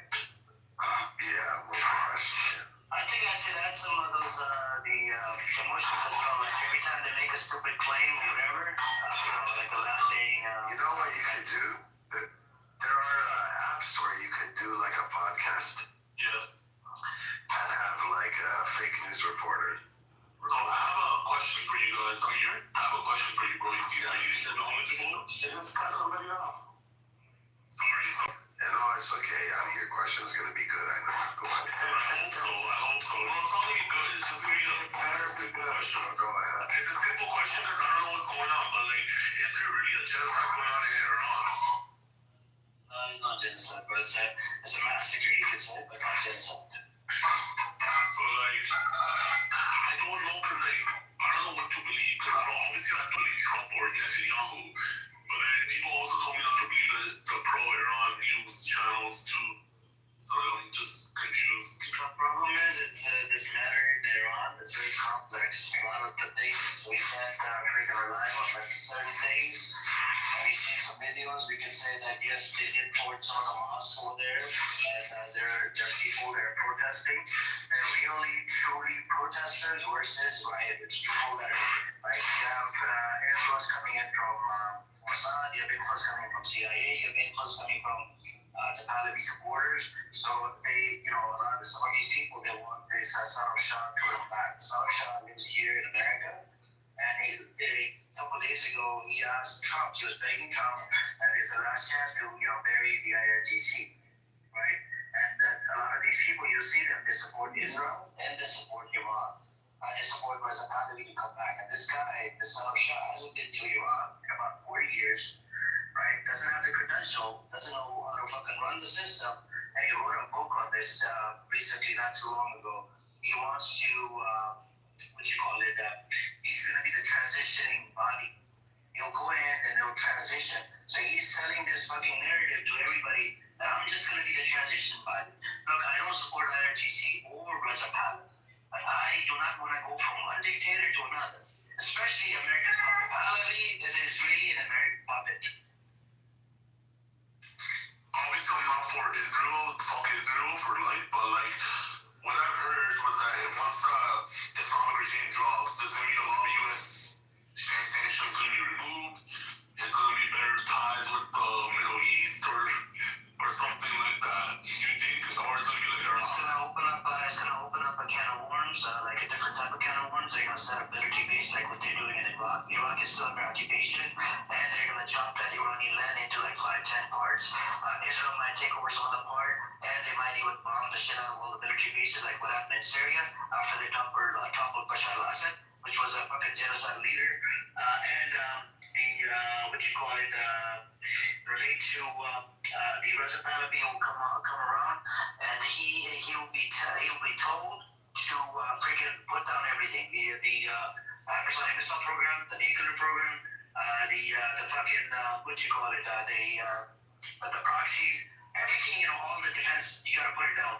So you can't attack back, you can't fight back, pretty much bend over and get fucked and ripped in the ass. Which I don't get to. Yeah, what if they want to be fucked in the back? Why won't you let them? If somebody people want. That's true. But the thing is, Tiger, my position is very strong, and I hate these people. So forget about that. The other thing that that bothers me is Islamophobia coming out of these disgusting people's mouth. You know what I'm saying? So much Islamophobia all over the internet. Just like you had that guy from your side, he was spewing a whole bunch of bullshit about Islam. I had to remove him out of the room. You want to say something? I It's from China. Go on, Lion. You want to say something? It's not from China. Yeah, Lion wanted to say something. Go on. A lot of the Iranian taxpayers' money is being used to attack Sunnis. The government of Iran, please let me finish. The government of Iran spends the Iranian people's money by giving it to the Houthis to attack Sunnis. So a new government in Iran will stop spending any taxpayer dollars on war on the Sunni. That means more money in the pocket from the Iranian people.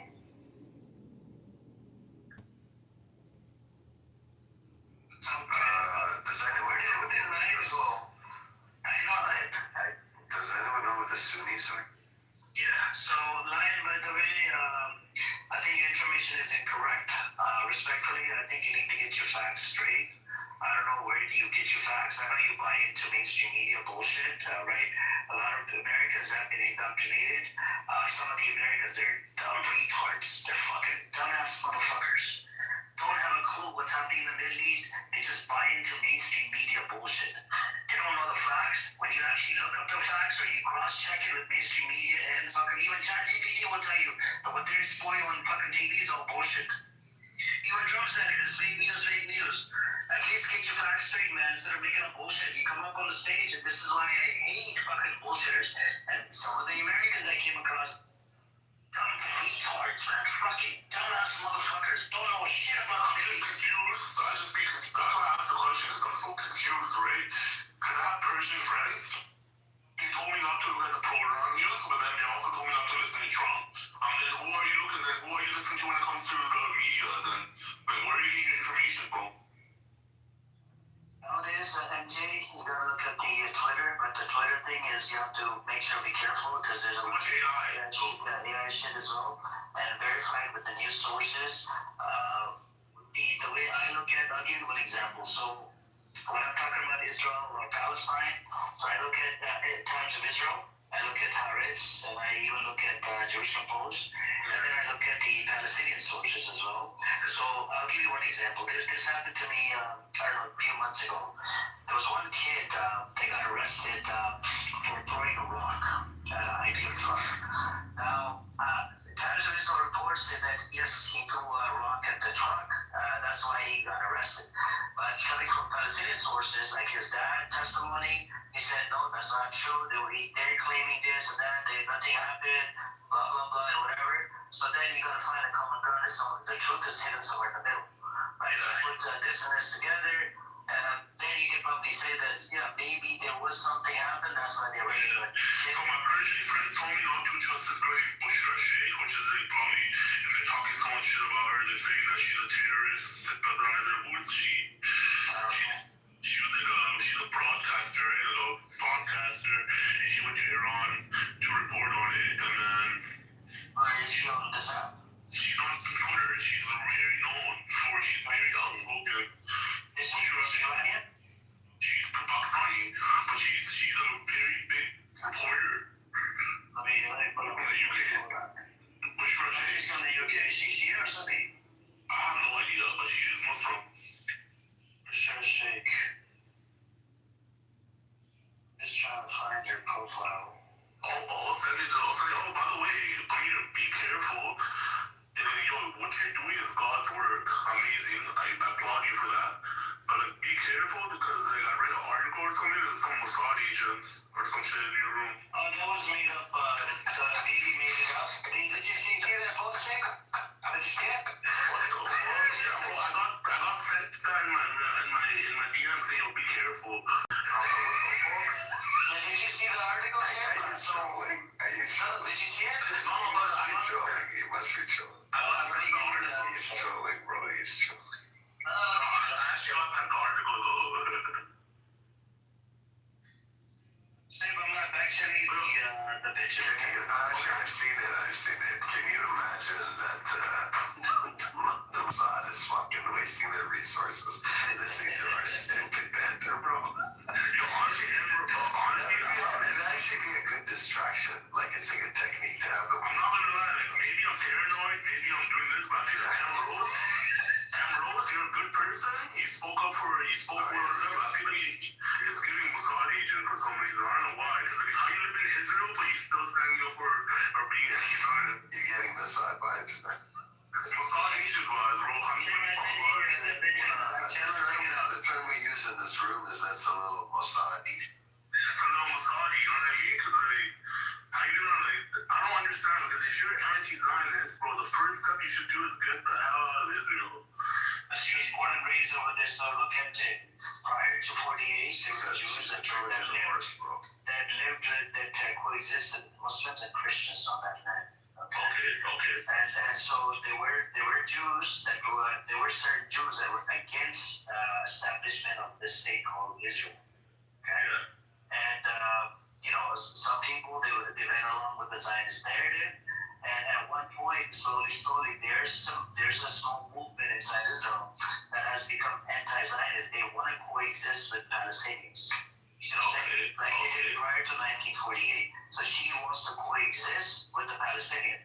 But she's half Arab, and she's half, I don't know, I think maybe Mizrahi. She's half Arab. You're saying you know what Mizrahis are, right? Yeah, Mizrahis are half Arab. They're Arab. Yeah, Mizrahis are Arabs. Oh, I mean, what's your background if you don't mind me asking? I don't share this because there's somebody that's streaming my room right now. You see that red flower at the bottom? You see he's streaming it directly on YouTube. I did rent free in a Zionist website. The Zionist comeback. He was investigated by for the campaign fraud in one of the states. He was running for some mayor bullshit. I'm blocked by Al Normal and Mr. Jeff from Clubhouse. How did you get so lucky? It's a badge of honor. I know. Because I posted this exact picture and they got offended. Okay, but here, if you see a Norm in any of the rooms, just save this link and give it to him. Tell him, why were you defending it? Someone told me that his wife is an Epstein files. Al Normal's wife is an Epstein files. I don't know, but I put the link in the chat. You can save it and give it to Norm whenever you see it. Honestly, my honest intention was to have him clarify and obviously state. My evil intention was to expose him. No, dude, I didn't. Oh, I mean, this is fire. This is amazing. My honest intention, I literally, when you told me what he was doing, like, basically defending directly and indirectly Epstein, I couldn't believe it. I'm like, no. I mean, he's not that kind of guy. And, man, I was wrong, bro. Yeah, but I gave him so many chances to just simply clear the record. I told you. He refused. I wasn't even trying to trap him. I was just trying to have an honest discussion where I'm like, come on, let's move on. You're a father. Like, we all know this is bad. Like, let's not tarnish his name. And he refused. He started saying, well, she was one day before her 18th birthday. My God. That was about it. Anyways, Jindip is here. What's up, Jindip? Jindip, is here to try to protect the soul rat, called Norman Green. I put the video in the chat, Jindip. I would like you to check it out. I don't think you were in the room. He was defending Epstein, and it's coming from World Affairs Forum production team. I wouldn't say protect.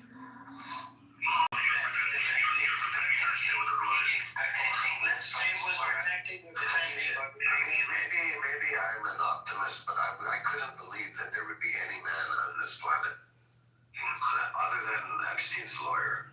There was another guy on Clubhouse in Mr. Jeff's room. Do you know who Mr. Jeff is? He's at the Jeff Epstein on Clubhouse. We know Mr. Jeff is from Algeria. He's actually a Mizrahi Jew. We know he's a Zionist comeback, and he's a Islamophobe. He ran out of content, so he likes to mock religion. It's a normal thing. He has been here multiple times, and he thinks that I am beneath him. He only wants to talk to somebody with the American accent. That's what it is. He's a disgusting animal. By the way, John Kitover, you can forward it to Jeff. All right, I know you're a son of a whore, but he likes to see you. Anyways, Jim, what's up? How do you know this? How do you know the report? We have intelligence. If you can kind of mute us over for a second. Yeah, we have a team, full team behind the scene. Are you hiring? Not right now. Hey, what's up? I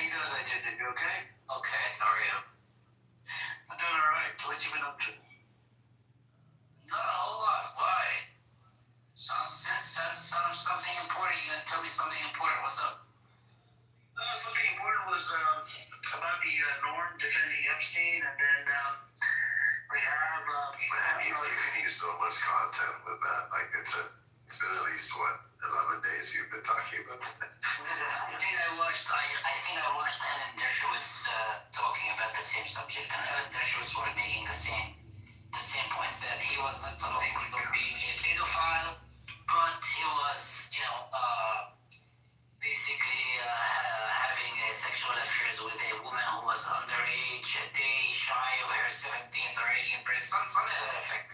The twisted logic of lawyery conversation. So, but I don't expect anything less from the sewer rat from New York, the so-called El Normo. He's a sewer rat. He's the only person I blocked on this app. He's a sewer rat. He's disliked. He's despised. He's the kind of character. I got blocked by him, so I got blocked by him, and it's a badge of honor, It's a badge of honor because, he got so treated with his photo, Yes, no dog in the game. He's just, he's just what he is. He's just a filthy piece of shit. It's just that who do you find more pervertedly problematic? Normal or Amos? No, Amos is crazy. He's an old, but he's a decent guy. You don't get perv vibes from Amos. Oh, he's a prefect. He tells you up front that I'm a sick person. He tells you up front. He's always talking about that issue. But overall, I think he's a decent guy. He's a simple guy. Other than the pervert part. Yeah, he's a perfect, yes. Other than, he's okay. He's a decent person. He can get emotional. He's a pervert. He's okay. Why the problem with perverts? I mean, I don't have a problem with people like. We're not talking about Epstein level perversion here. We're not talking about normal perversion. This garden variety old man perversion. You'll be there soon, Hey, no way. Some of us have daughters. No way. Oh, do you? Yes. Oh, I thought you had only sons. I don't know why I would have thought you had only sons. Because I'm so manly. No, that's not it at all. I'm trying to think more. But, Amos is not really the worst, the enemy, I think. Okay, I want to ask you this question in a while. Who are your top 3 Zionists on Clubhouse? To me, Zionism is the enemy, so I don't know if I have a top 3. Okay, let me widen it. Top three Jewish people on Clubhouse. Buttercup, Ambrose. Wait, Ambrose is an anti-Zionist. Why are you saying that? I widened the criteria. He said Jews. Your least favorite? Top 3. Top 3. Top 3. Okay. And then we'll do Iranians. Although I don't think I know more than you, Taco. Taco is my number 3 Jew. I'm gonna put Wayfan up there. Taco, Wayfan, and maybe another honorable mention. Oh yeah, Taco, Wayfan, and is Soren Iranian? Nargis. Soren. Oh, Nargis. Nargis is up. Okay. Yeah. Please don't group me with those 2 guys. Soren he's got a personality on him. I like his personality. I'm glad he's back. Mozzie, Mozzie, of course. Marcus is a huge people pleaser. So I would say Mozzie, Taco, and the top 3 one, which is the other one. I think Wayfan is okay. He's very controversial. Yesterday he tried to trigger, I think, Tiger and other people because he lives in Taiwan. He came for the China. Well, Wayfan is also, I think, a scientist. Some of his thinking is, a little different. It's, some of those people are. He's very, involved in computer science and things like this. I think it was computer science, so might have been chemistry. So he's different. Okay. But I know. So you're talking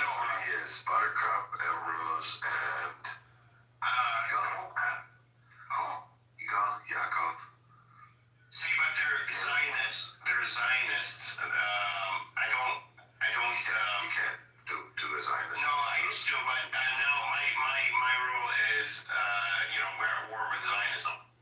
We were at war with Israelis or Israel, Palestinians, but now I believe that we are at war with Zionism. And if we can destroy Zionism, then, that would bring us to a peaceful solution for Palestinians. You don't like my extreme radical Zionism narrative.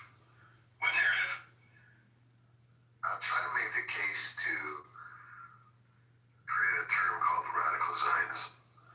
I see. And separate the two. Yeah. My problem is the Zionism has already changed. The definition of it has changed to most people around the world. So Zionism is already radical, and people perceive it as a radical ideology. So there's something very kind of nuanced and tricky about adding radical X.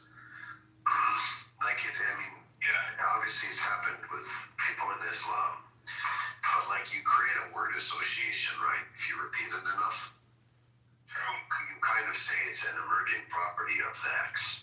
We can make it an ism, but it's already Zionism. It's already an ism. No, but you see, when you say radical, whatever, it kind of infers that the whatever has created it. Yeah. So it's kind of like fighting fire with fire, True, but I think that only works really with religion, and I don't know if it would work with ideology, because ideology is either radical or it's not. I could be wrong about that, though. But the problem that you have when you kind of take the position against Zionism is you have to really go deep, because someone else will say, well, no, it's just the wish for a Jewish homeland. Yeah, so that project hasn't been completed, so there's no need for Zionism. That's why I changed my position on this. Oh, so you create a you mean it's an implied neo-Zionism? That's a good one. It's a new kind of Zionism. Yeah, neo-Zionists. That's good. I like that. You like that? I like that. It's more technically accurate. It is, and it's also Good evening, guys. Only if you find this. Zionism has not come to the idea, or the project of Zionism has not come to fruition yet, as of yet. But the Jews, or the Messiah has, if they say it's just a creation of a Jewish homeland, then I would argue back, so the Zionism project is complete, so therefore there's no need for a Zionist ideology. That's where, that's why I say it that way.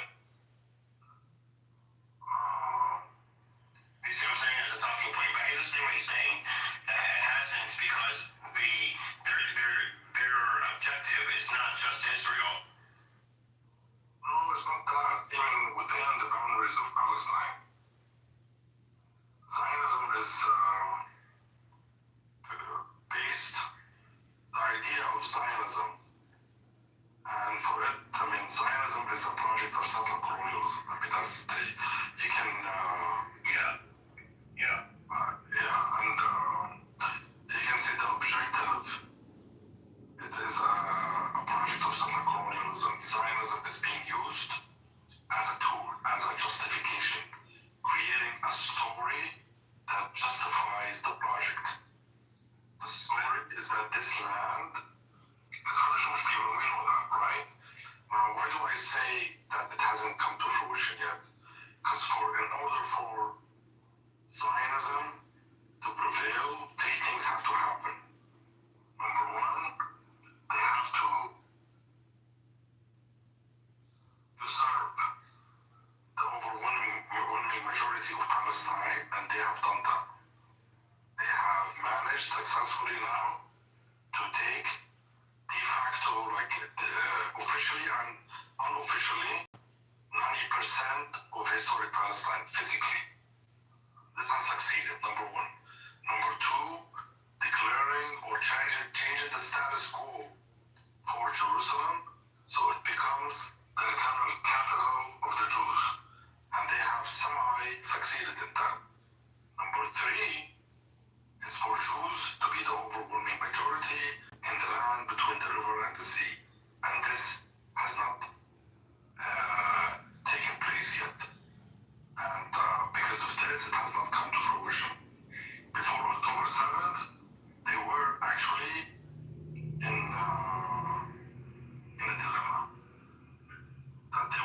And why do I say that?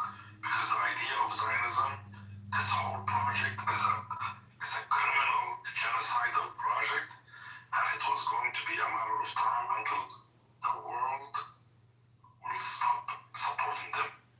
Even Jews themselves will not want this idea of settler colonialism. So they were racing against time.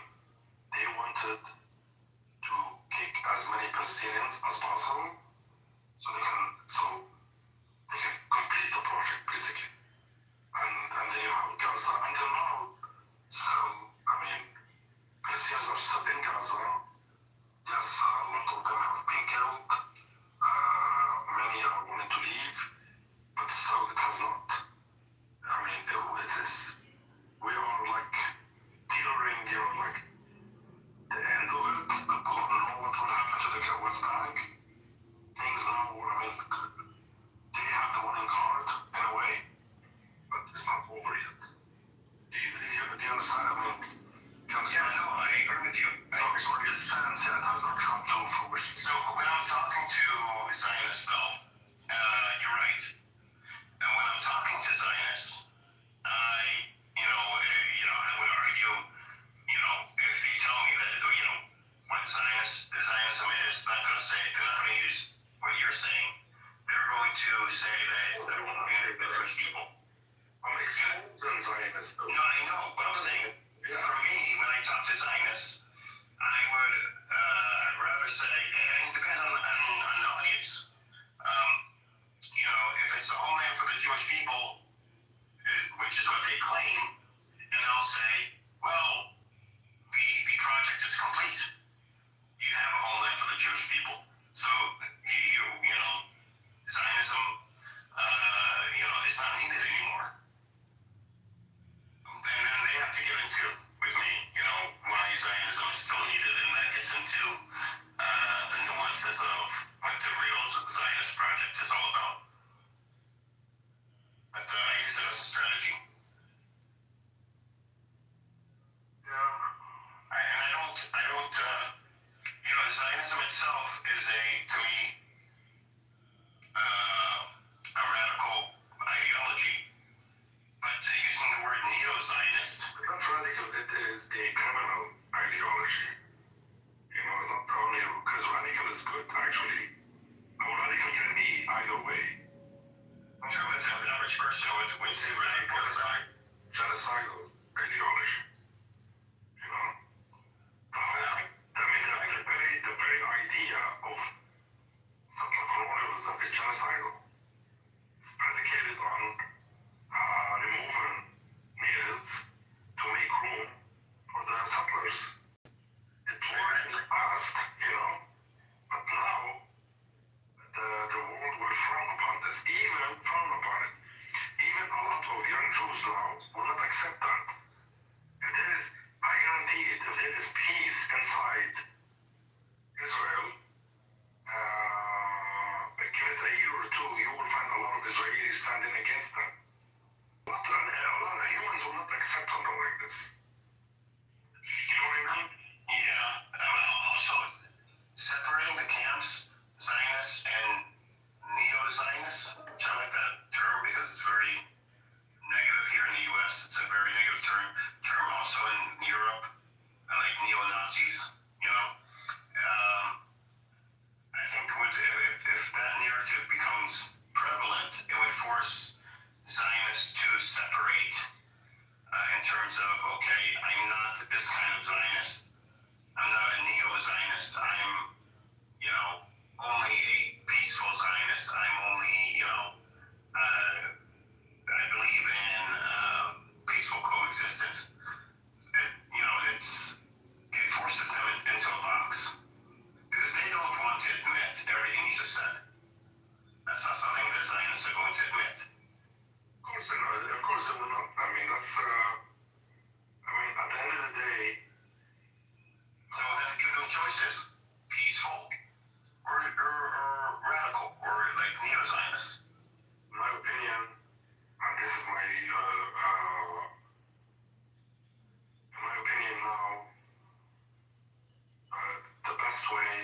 inside Palestine, the whole land between the river and the sea. Palestinians should not use armed struggle, like in a organized manner, because if they do it, they will give a pretext to the Israelis to continue doing what they're doing. But if they stop doing that, you see, the whole idea of Israel is a big lie, but the world is unable to see it because the water is not clear. Yeah. Because of all these, the noise. We have to clean up our, some of the traitors first, like as well. Some of them are fucking traitors. Like today, that guy was here, and there's other ones out there as well. They really use Zion's talking points, claim to be Palestinian, and those I look at them as traitors. You have to separate between you have to, I am talking about I see what you're saying, I agree with you. I've met people like this. I focus on strategy, there's a time we have, for us as a Palestinian people, we have the right to defend our land in any way possible, and this is only a matter of a strategy. In the 70s, when Palestinians had an organized army, the people we were talking about maybe would be against it, but in the 70s it was a good strategy for Palestinians to fight using weapons, because it was more feasible. We had a sanctuary, a land, Lebanon. We had the people of Lebanon. Majority of them supported, and not just supported, also were involved.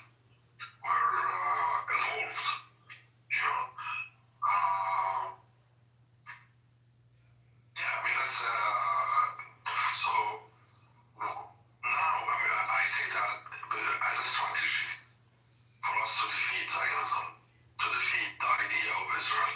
I think Israel now is hiding behind noise that is concocting, that there's terror, there's violence, all that, and they're able to hide behind it, and therefore the world is unable to actually see Israel the way, the real Israel,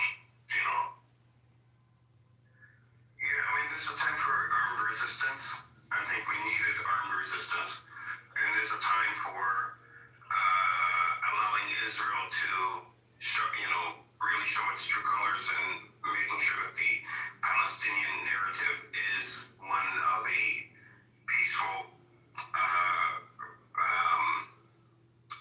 what would be the word? So I'm not about peace, it's just a matter of a strategy, I'm saying the narrative needs to, Palestinians need to be seen as ones that want to have a peaceful resolution. So there is a time for armed resistance. There's also a time for diplomatic resistance and geopolitical resistance. And I think basically, it is not, we are unable to use arms because we don't have the means. This is the only reason. If the minute we have the means, we have the right, the legal right, the human right. It's a right. Any oppressed people have the right to fight. To use weapons. This is a right. It's not like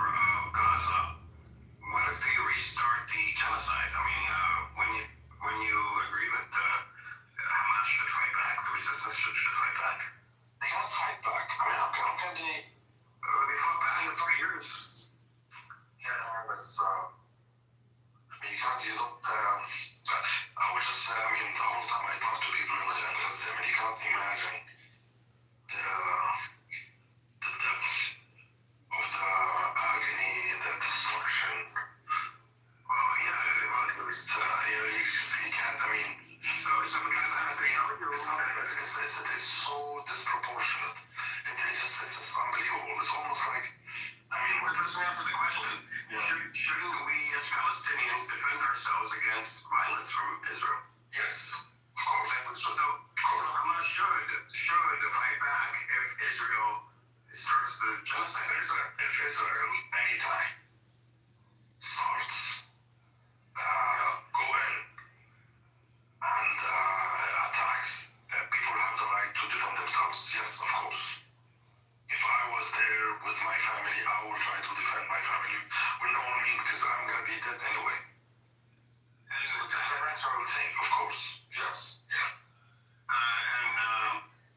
So I think what's keeping us from not attacking back per se. I think they've been conducting very clandestine operations in Gaza against Israeli soldiers who have been firing back. So it's a low level escalation, but it's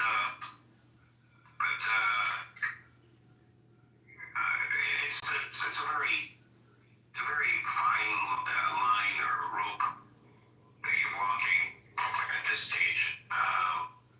When is armed resistance over? When is diplomatic resistance start? And they kind of both overlap sometimes. We have to be smart. Yes, PR matters a lot. How any story is perceived is very, very important. Perception is manufactured, it's not reality. There's a difference between perception and reality. Perception is something that is concocted. Let me give you an example. Back in 1982, when Israel was going to invade Lebanon, at the time, Ehud Barak was an army general, and Sharon was the Minister of Defense. I see that he's a colonel. No, Sharon was the Minister of Defense, and that's why they blamed him for the submarine Jatila, if you remember, right? This is why he was implicated here, because he was the Minister of Defense. I thought he was on the ground, wasn't he? He visited, he wasn't on the ground, he was the Minister of Defense, but he would go. And, he would visit, different times he would go and visit. And when Beirut, when Israelis entered Beirut, he went there a day before the massacre of Sabra and Shatila, for instance. He was there on the ground, for instance, So what Ehud Barak does, he writes a letter to Sharon, encouraging him and to attack Syria, to invade, to attack Syria. And in the letter, he is telling him, this is an opportune time for us now to attack Syria. But of course, how are we going to do it? Okay, now they have to manufacture, a perception. They say, well, we can engage in small shelling, missiles here and there, and then something happens, and then we show the world or the United States, Israel has attacked us, and then this would, we will build excuses that will help us attack Syria. We should take that advantage of it. The point here is that they will not go into any war without creating a pretext, without setting up a perception, They will not do it, you see. And by the way, this letter was published in the Horse magazine, newspaper. It's a well-known document, basically. A letter was written for real by Ehud Barak to Sharon, and it shows you basically. The point again, we keep reiterating that Israel will always try, and not just Israel, any country will always look for a pretext before it commits a crime.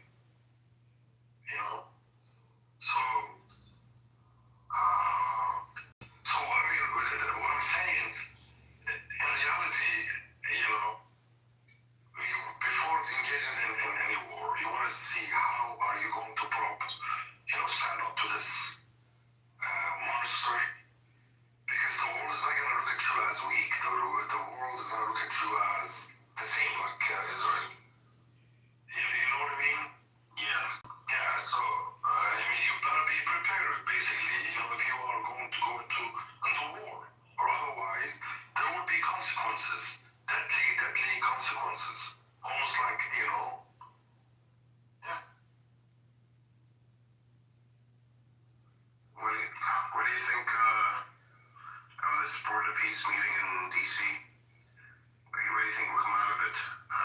Anything else? To be honest with you, I don't watch daily news myself. It's supposed to be on the 19th. Yeah, I don't know. Actually, you can tell me. I'm not aware of it. No, it's all I know is the Board of Peace is supposed to have the first meeting on the 19th. It's just that technocratic... the Board of Peace. Oh, yeah. The one that Israel now became a member. Yes. Yeah. So, meeting? Yeah. We're supposed to have more information about how things are going to be done and, you know, just more details. If you look at it on the ground, I mean, I was talking to some guys now from Gaza. I mean, Israel until now is not allowing anything to enter. You know, and they're only allowing up to 60 people to enter Gaza. Only 60 people. I have a question for you, Brother Samud. Do you think the American, you know about the Oslo Accord one? What is it again? America know about the Oslo Accord, the first one?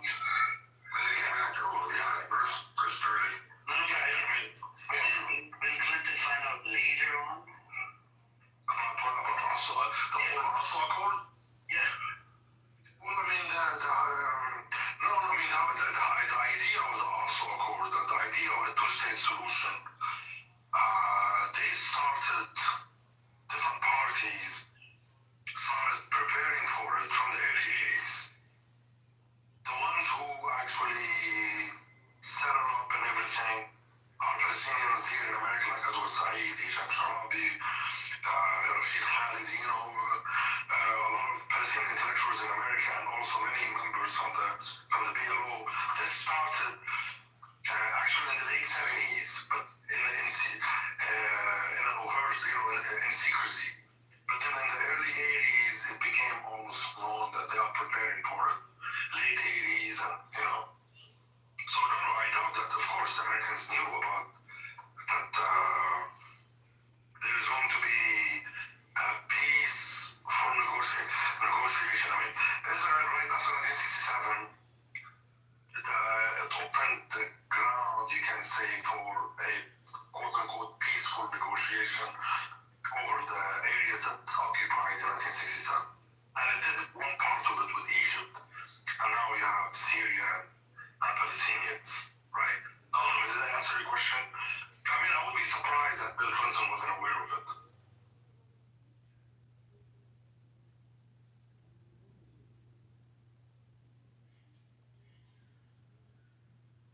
I'm here. And I didn't know. According to the idiot we had in here earlier, that idiot, he's a 48er. He claimed that Bill Clinton found out later, like on the pot. You know, America wasn't aware of it. It was a secret. And then I looked up on the AI. The AI agrees with his narrative. No, I mean, I mean, maybe part of it, okay. Like the actual, how the Oslo Accord, like how it was written, like the ones who actually sat down for the Oslo Accord that is going to be written, yes, could be take place behind closed doors. Even members from the PLO, a lot of members were not aware of it, and this is why some of them resigned, and some others became very angry at Yasser Arafat, like Edward Said and Rashid Khalid in America. It's like, we were working on this, and then behind our backs, like Edward Said was like behind our backs, you were actually working with some Israelis and finalizing the whole thing without even taking our advice. You know what I mean? Yeah, so it could be like maybe like how like the actual shape, how it was shaped. But the idea of a two-state solution, the idea of negotiating, peaceful negotiation,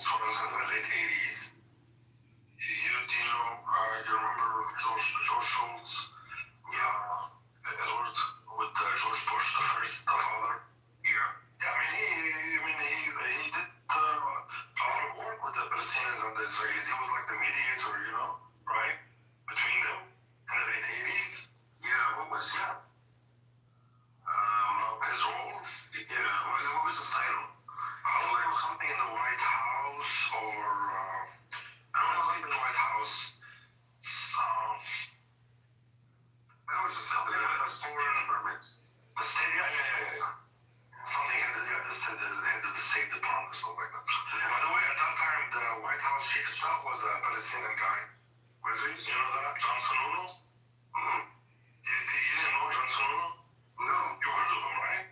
No. I was a teenager in the early 90s. Yeah, so the White House Chief of Staff, John Sununu. But then they kicked him out. Yeah, they came up, yeah. Then they kicked him out. Yeah, something happened like right before the United States invaded Iraq. Yeah. You know, his father was the governor, right? No, we're talking about the father, the White House Chief of Staff. The son became the senator. Yeah. A senator of some New England, one of the states, New Hampshire, maybe. Yeah, New Hampshire. Yeah. You know, those are Palestinian stock too, right? Who was that? The Sununu family is of Palestinian origin. You know that, right? Yeah, but that's what you're saying. I've seen a Palestinian guy, of course. He's from Jerusalem. Yeah. Sununu, yeah, from Jerusalem, yeah.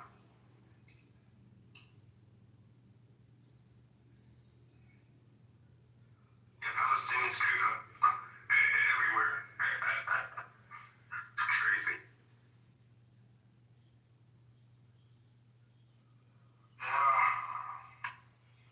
I mean, can you imagine like how in Gaza, Israel only allows 60 people, at the most up to 60 people to enter. Yeah. And there are about 25,000 people registered to return. So how long do you think it's going to take them? And it doesn't even, like in actual numbers, about 40, sometimes 45 people enter Gaza every day. So how long is it going to take people to enter? 25,000 people, you know? Yeah. That has to change. That's something that we'll see after the 19th, if there's any change there. If they can't do that, then they can't do anything. The Board of Peace. Yeah. I should call it Board of Politicians.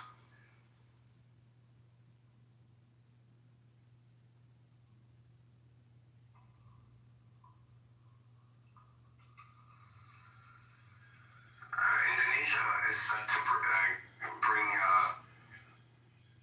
some troops in, about 8,000 to Gaza. And we're supposed to find out soon the makeup of the International Stabilization Force, the ISF. That's supposed to be going into Gaza and taking charge. The question is that who is going to force Israel from retreating back to the areas was having, yeah, exactly. Who's going to force Israel to do that? You know, that's the question. Yeah, they're supposed to. I mean, if the ISF is there, you know, Israel's supposed to be leaving Gaza altogether. So they gotta do that. Well, that's the thing. We're gonna see. We'll see how you know, how influential or how much authority this Board of Peace actually has on the ground. Yeah.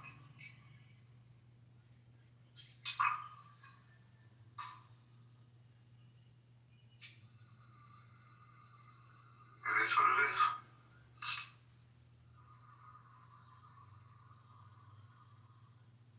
Mark was talking today. Who was Mark? I mean, he got on my nerves. I wanted to engage him, but he's really here. He comes in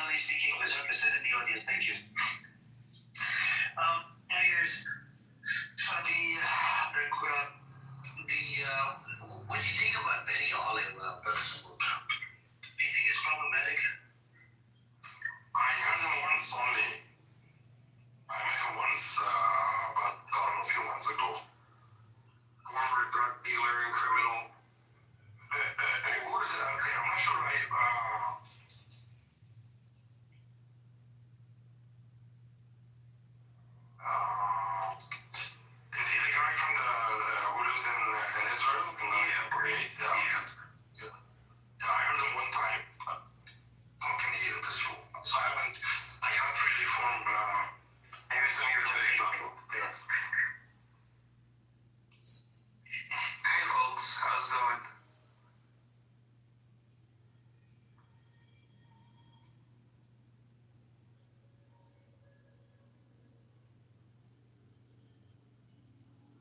Hi, Benny Goy. Hey, Benny Goy. Naftali. What did you call me? Naftali. Hey. Your name? Yes, it is my name. On here. Were you confused? A little bit, So yeah. Naftali, did you just enter the room, Naftali? Yes, I was caught by the prompt. So you are in support of Israel? Yes, I support the great state of Israel. And you are an American citizen? I'm Canadian. You are Canadian. Are you, with all due respect, you don't ask these questions. It's up to you, but I mean, are you of Jewish background or Christian? Well, it's complicated. No, it shouldn't be. I mean, what do you believe? It's not, I'm not asking about you. Brother Samud, he changed his position up. He got beat up by transgender. Oh, hey, Amir. Transgender. What are you talking about? Stop bringing that. Bring it So, up. I just want to know what you believe. Are you, you know? I was trying to see, I was trying to know, like, are you a Christian Zionist or not you? I mean, I'm not trying to. He's Jewish. He's from Israel, Brother Samud. Also, okay. So my father basically you are Jewish. My father is Jewish. Okay, so you are a Zionist. So by the halakha, I'm not considered a Jew. I think you are Jew. But you have the right to go and live in my grandfather's house, right? Well, I wouldn't say I'd be living in your house. More like a tower in Tel Aviv or maybe. Zionist Jews have physically taken over 60% of the West Bank. But they're I'm going to tell you like what Jacob said. I mean, if you don't, maybe you can do it, Naftali. If you don't steal it, other people will go and steal it. You can do it, actually. Oh, but it's not my responsibility. I don't think they're stealing it necessarily. No, it is. You are responsible because I don't think we should simplify the process that is being undergone. Naftali, you support the state of Israel, therefore you are responsible. Don't tell me it's not my responsibility. Ultimately, I do believe that no matter your religion, you should be able to buy property in the territories.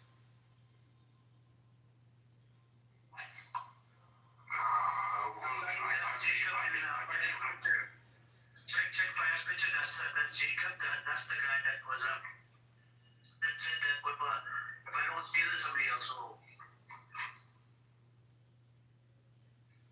So maybe Naftali, can I assume, because you are hesitating in answering, can I assume that you are perhaps confused on the whole issue, and then you just happen to support Israel because your father is Jewish, maybe your father is a Zionist?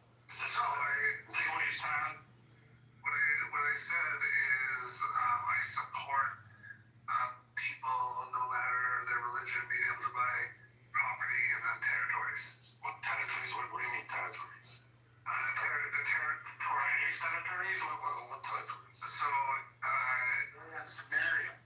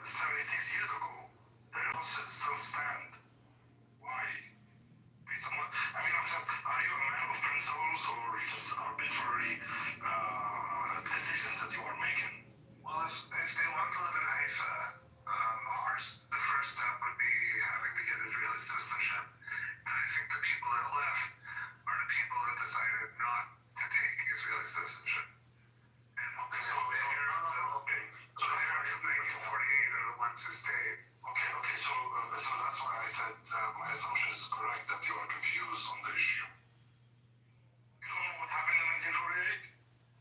Oh, I mean, have you ever read a book on what happened in 1948? If you, sorry, brother, so just one second. If you were to come across a pro-patty transgender that treats you pretty good, would you change your position to pro-patty? No. I don't know if that has to do with anything, but... It has, you told us about it. You changed your position because you got your ass whooped by a transgender, so, continue. No, first of all, it has nothing to do with her being trans, that her and her brother beat the shit out of me because I was a Jew. So you don't have to bring up that every time. Because you changed your position because of that experience. You changed your position because of that particular thing. That's what you told us. Well, suffering a hate crime does help in shifting away from supporting a group that doesn't have your best interest. If you got another transgender that loves you a lot, as a pro-patty, would you change your position? No. I don't know why you're getting all personal here, Amir. You're always getting personal with me, and I don't think it's very intellectually honest. Sorry, someone, he told us he changed his position because of what happened, experience. What's the best summer of one month? Are you in Toronto on that Sunday? Benny Gay can hook you up. Benny Gay can hook you up. No, I'm Benny Gay. I have a lot of hookups on Church Street.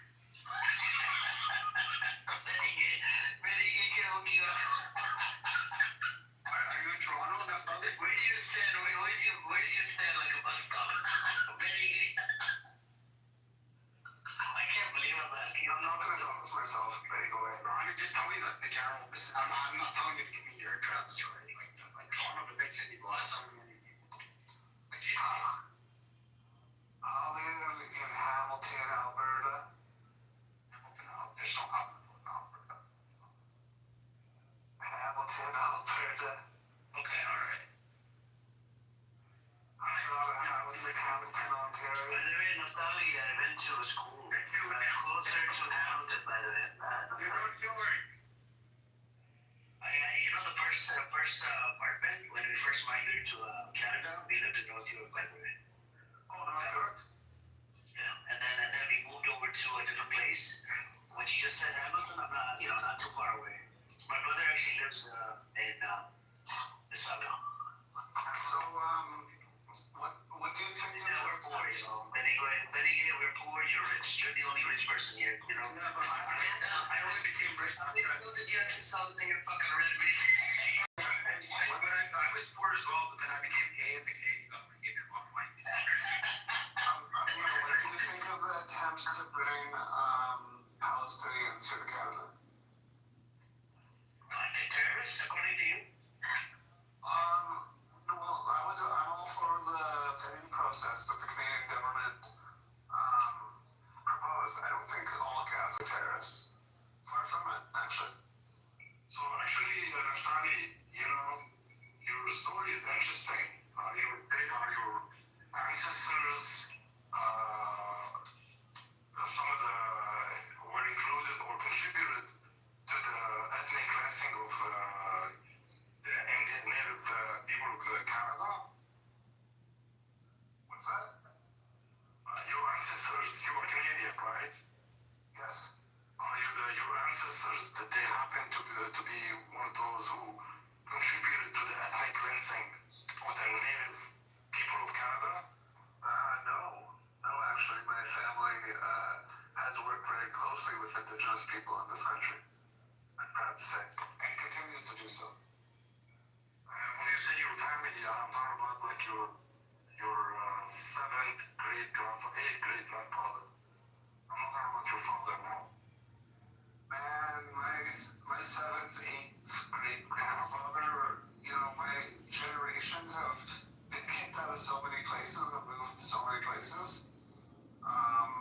They've been running from place to place for like the last 7 generations. So, my family doesn't have the privilege. Can you give us what happened to your 7th great-grandfather? Oh, I don't know. Or 9th? No, I don't know. I don't have that privilege. Unfortunately. No, because if you don't know, then how do you say that? You give me a story, right?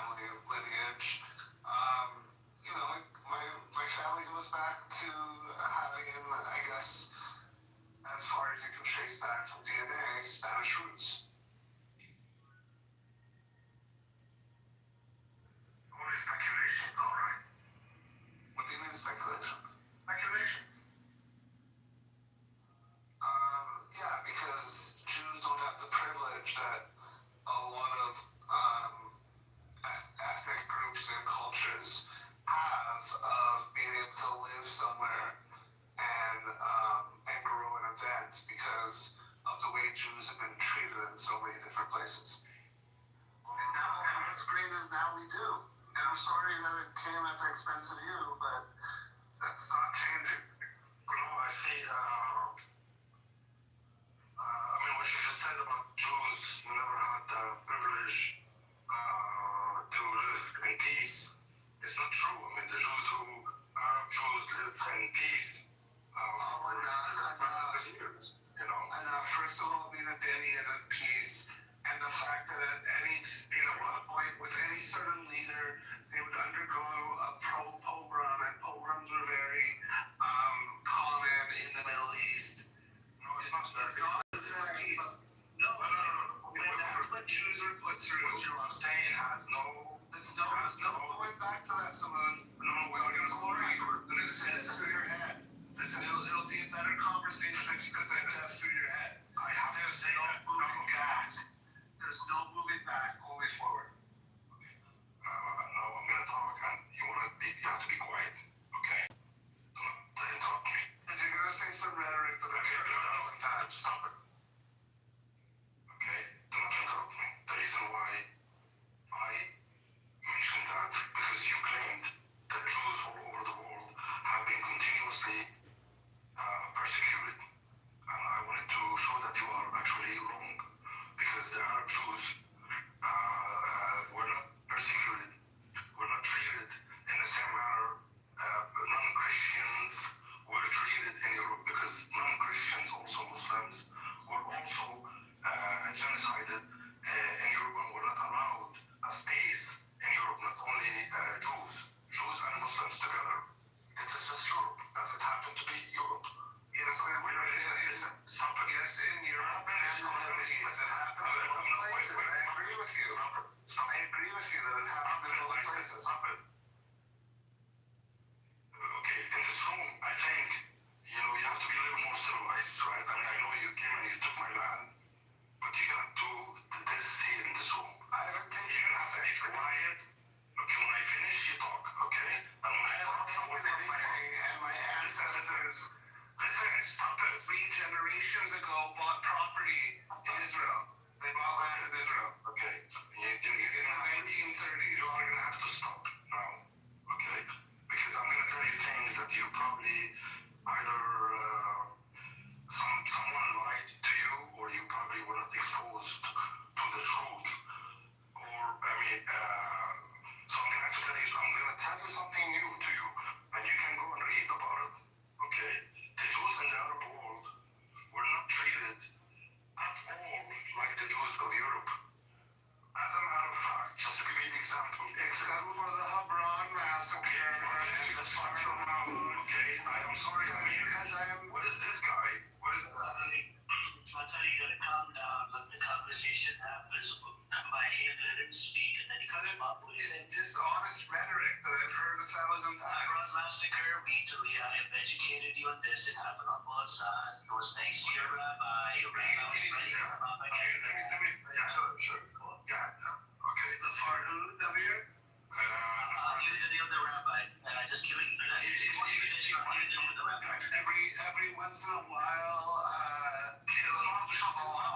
what is this? An empire that would make things bad. That's he's the Palestine that he has the privilege of finish, and then you can respond. Just mute up. Thank you. Do you know how you are being restricted in this room, right? You know that you can't freely go and steal someone's voice or land or anything like this. You know that, right? That's such a silly thing to say to someone online in a room like this. Okay. I mean what I said. Such a dumb thing to say. Okay.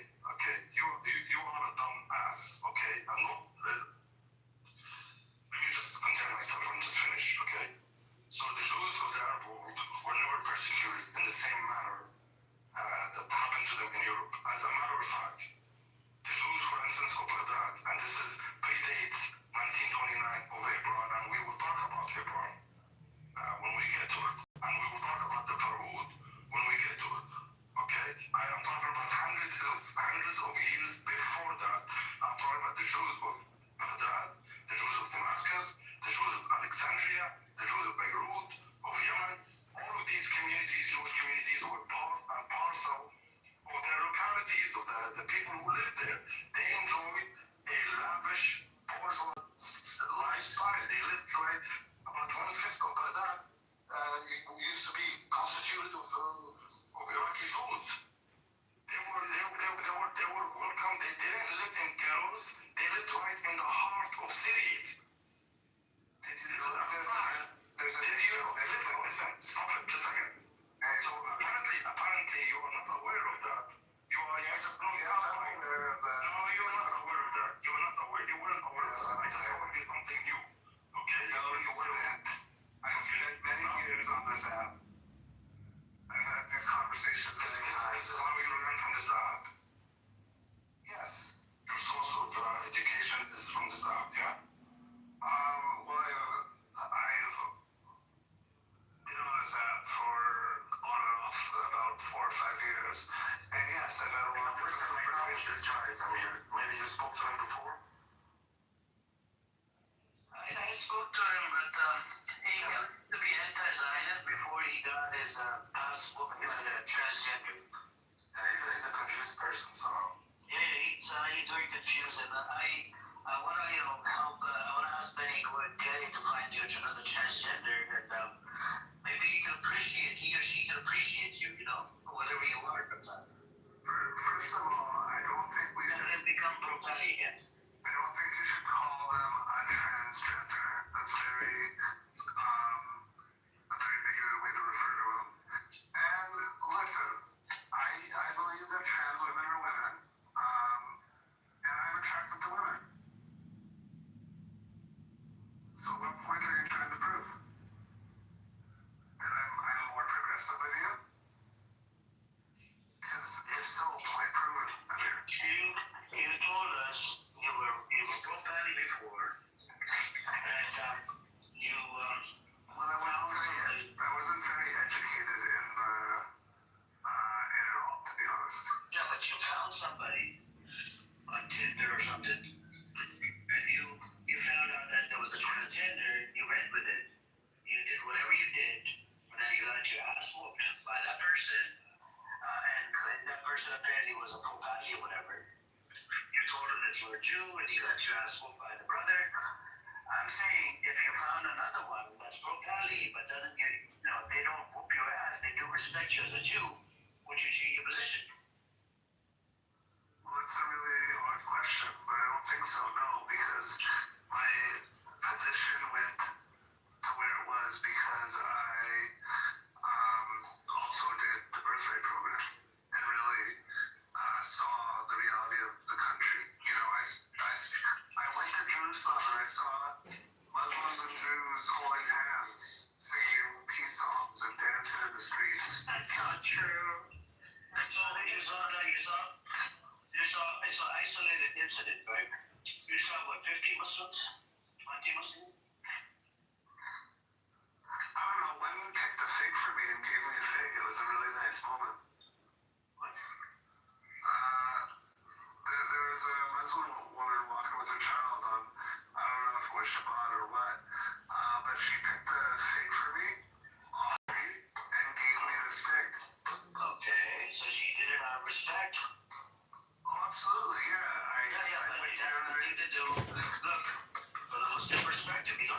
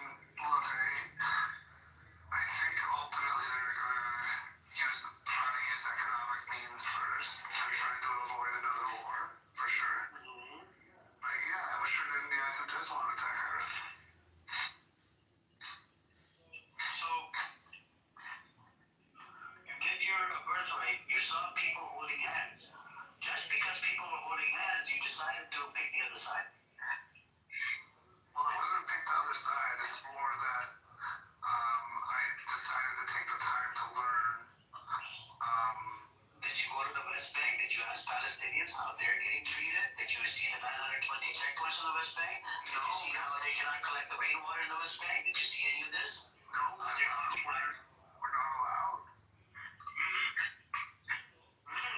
In the West Bank. I mean, I wouldn't feel safe in parts of the West Bank. I went to Area C where I did freezers. Area C is occupied by Israel. Area B is occupied by Israel, and got some control of the PA controls it. One area is controlled by the PA. But if you want to go into those areas, although hold on, when I was in 2022, I did dab up a Lion's Den member. that's fine. What I'm saying is you should go into. I was in Jerusalem and I was like, "What's up, nice shirt." So you're flirting with a guy. What's that? You were flirting with a guy. Oh, I wasn't flirting with him. I was complimenting a shirt. He was a Lion's Den member. And then there's IDF members all around the world. IDF are fucking terrorists. No, but like the Lion's Den is actually a terrorist. IDF is literally a terrorist. It was established out of three Jewish Zionist terrorist gangs. No, I mean, you didn't know that? I mean, they're military. You can see them That's as fine. like, You can be militarized and be a terrorist. Then it's a terrorist entity. you can see them as having like fascist leanings or whatever you want to paint them as. I'm telling you that They're military. They don't need the definition of a terrorist because IDF was for three Jewish militia gangs. These were terrorist gangs according to the British and the U.S. No, the Haganah wasn't viewed in the same way that Irgun and Leahy were. Okay, so in 1940, after the white papers were issued, they planted a bomb on a ship full of 600 Jews or something, 700 Jews. Actually, 1,800 Jews. Listen, I don't Guess what? Bomb went off. Yeah, the Leahy Jewish militia, of course, Hitler, 1940 to 41. Hitler. Yeah, I mean, like, I don't fuck with the Leahy because of that history, but you atrocities. You gotta respect the Irgun, and it's debated whether or not the They were all terrorists, bro. I don't know. I don't know what to tell you. If you listen to the telling from their perspective of the King David bombing, what was their perspective? Do you believe they were terrorists? Well, their intention was to get all the civilians out, like evacuate it. They were just going after the property, but then something moved up, like the timeline, so to speak. But someone still did make a call to try to get people to evacuate the building. More people would have died if he didn't like go through very risky circumstances, risking getting caught in the act to warn people to get out of the hotel. So it's not a terrorist attack. So if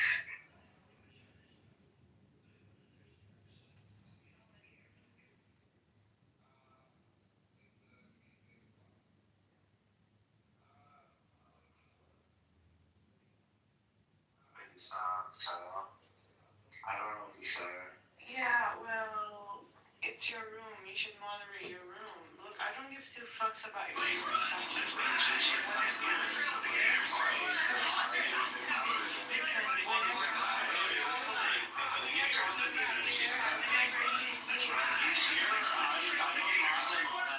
That's Fiona that throws you babies. And he's making room titles too. Okay, well, you talk to Fiona about that because that's Fiona's bestie behind.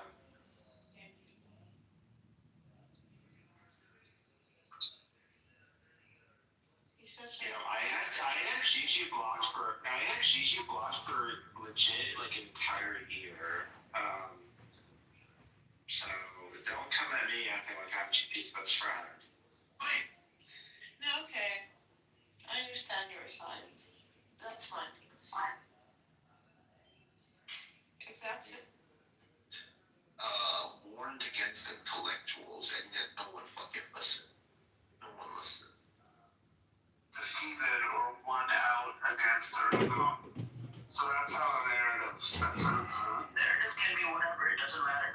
But if you look into the history, how was IDF formed? It was formed out of 3 Jewish Zionist terrorist militia gangs. Listen, the point is that you are sharing the anti-Israel narrative, and I'm sharing the Israel narrative, which that's fine. You could share pro-Israel, but do you agree? But I have to do that. Okay, if King Hotel David bombing attack was a terrorist attack, and it was done by which king was it done by? The Bayshore. Okay, Irgun. And let's say Irgun transforms into IDF in 1948. 46 was the terrorist attack. 1948 becomes the IDF. Would you still call them terrorists? Well, the Haganah absorbed them and formed the IDF out of that because the Haganah's values and way of doing things went out. Even Haganah was a terrorist gang. No, they were not. Well, okay. I gave you an example of the Kali 1940. It tried to pop on a ship full of Jews, and it sunk the ship. It killed about 250 Jews. I gave you that one example, 1940. And it did a whole bunch of terrorist attacks as well. It wasn't just Irgun, it was Haganah and Lehi. Lehi lived in Jewish land in 1940 to 41. So these are all terrorist gangs. They really unison. These are terrorists who went to the British. I must say it's been a long time since I've heard these talking about it. You know, it's been such a long time since I heard your point, and you're denying it. You're suffering from cognitive dissonance, right? You don't want to agree to any of this.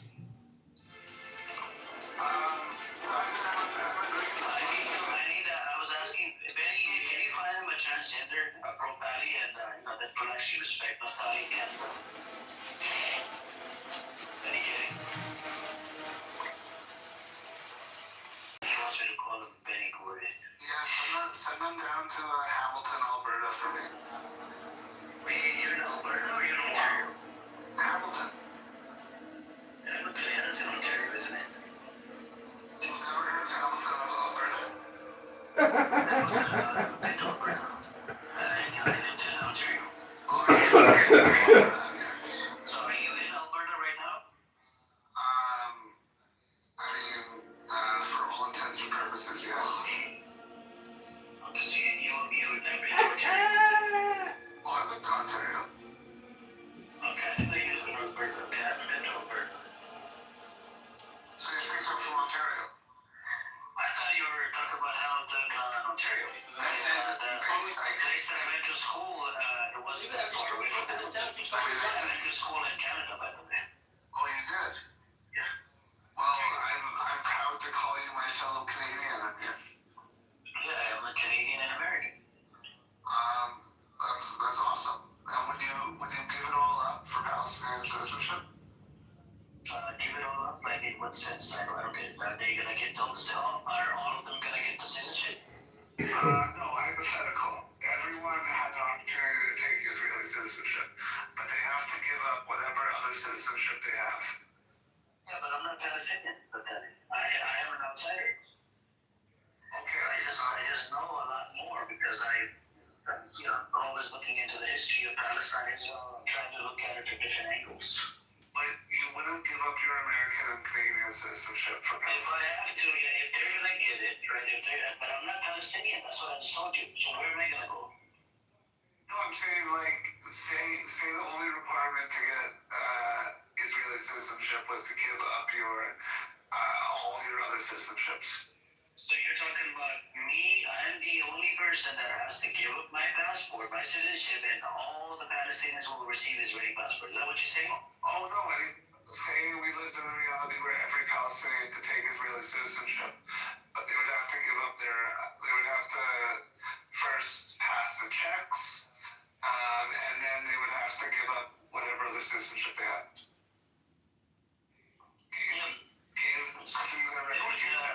I think some of the people would give it up. They want to live inside where they are from. I've met 2 so far. There's a lot of them out there. Some of them are living in the West just because they can't go back. They don't want to go back. There's a pretty big population that want to go back. Well, they want both. Muslims, even the Christians want to go back, but who's stopping them? Israel. Why do Palestinians though? Like, their citizenship. That's what I'm saying. No, say it was a new rule for both populations. I mean, listen, if a state wants, man, there are states that do have this rule that you're not allowed to hold any other citizenship, right? So it's not completely out of the question.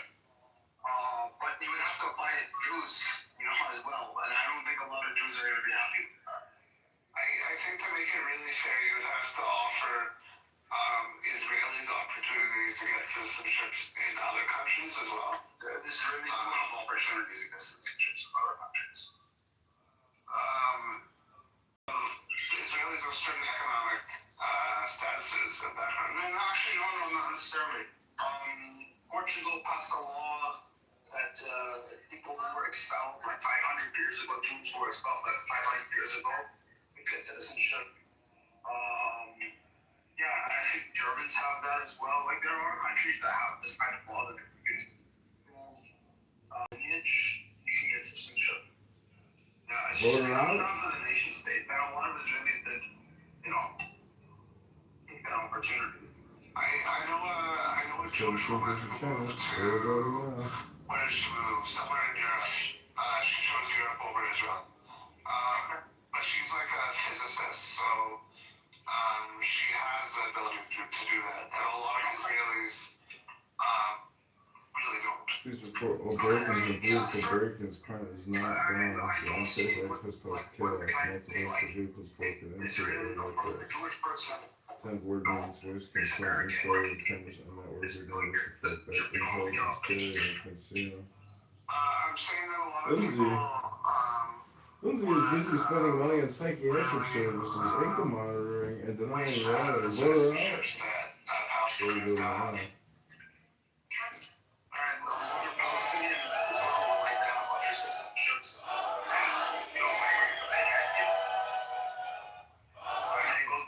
I just don't see where you're getting this idea from.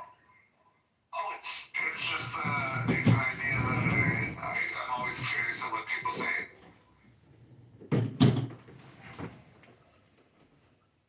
Because I actually know a lot of Israelis that I think would prefer to be like in North America or Europe, right?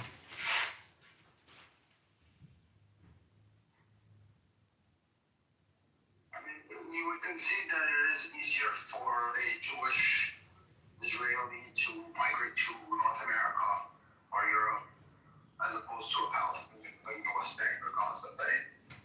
No, I think the West Bank is because of the high education rates. It's very easy. It's like the point systems in places like North America are all related to education and career, like prospectability and things like that. So the same thing that benefits Palestinians in the West Bank benefits some Israelis. But as you know, Palestinians in the West Bank are some of the highest educated population per capita. So it gives them an advantage in those point races. Well, I mean, if you take out the Haredi, right, who just choose to not get educated, just, send me to the world thing, I think the rates are going to be pretty similar. No, actually a lot of people can't really afford, like, especially on the outskirts in the north, in parts of the south, that aren't Haredi can't afford education. Education, like, very cheap in Israel? Well, especially if you do, like, civil service or the army. Well, it's not paid for, it's not free. Yeah, but it's pretty cheap, I'm assuming. I don't know what they do it. No, you can take out, like, student loans and stuff. They make it expensive. But it's not cheap. Yeah. How much does it cost? I don't really know. I know someone who has had to take loans out to do a healthcare admin role. I know that one of the big proposals of Naftali Bennett, who's a politician I really like, is to give everybody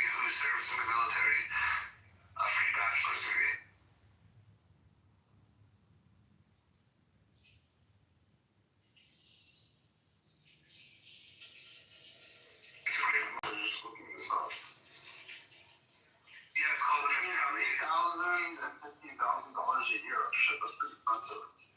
Yeah. Actually, on the lower end, $3,000 is not much. They're talking about like $12,000, let's say $15,000 for a bachelor's degree for a 4-year. That's not too much.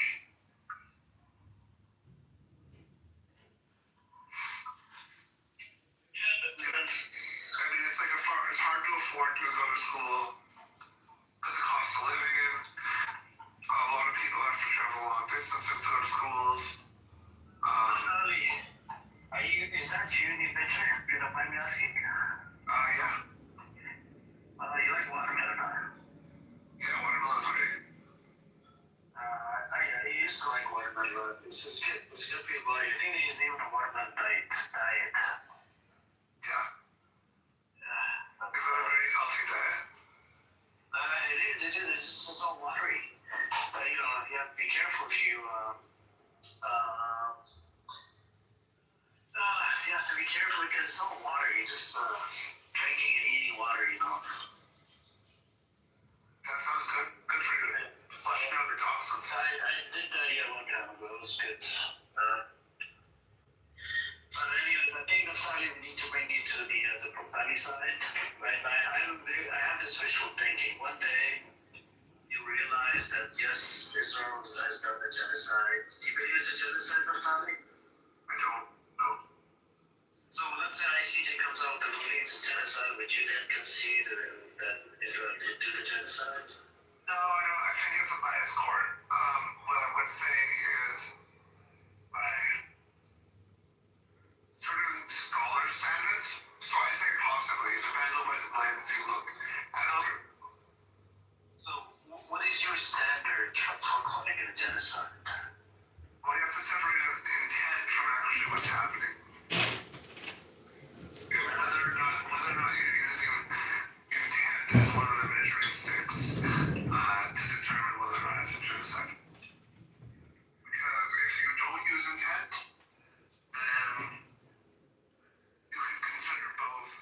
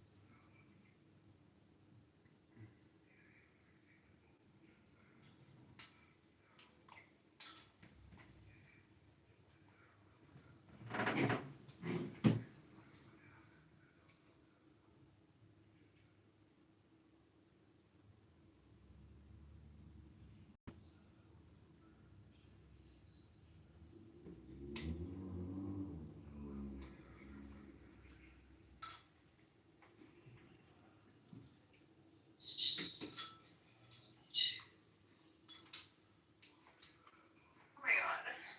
I feel like I'm dying. Sorry, guys. What's up, Who's dying here, Azrael. Do you know who gave your photos to him? So it was a guy that had a thing. That's Mr. Mos. Mr. No, it wasn't. It was Aziz. It was the guy that I had a thing with who released my photos. He's the only one I sent him to 2 years ago. He said Dr. Osama gave him. Yeah, Dr. Osama got them from Aziz. That's how they got out. It's not because I gave them to Dr. Osama, please. Oh, interesting.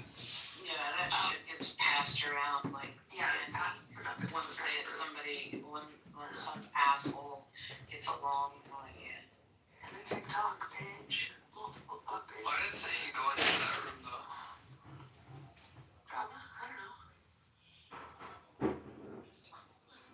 I don't really care. I respect 19-year-olds, so it's hard to respect it.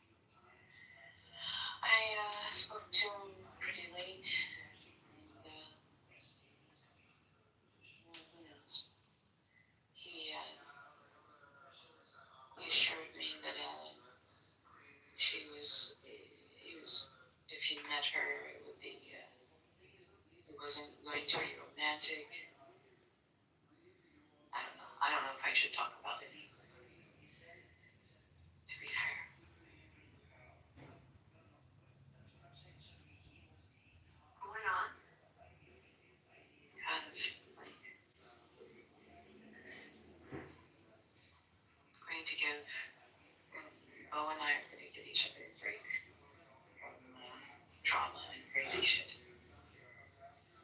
That's good. Yeah, actually really like it. So, on a human level. You like you? Oh. Just like the path?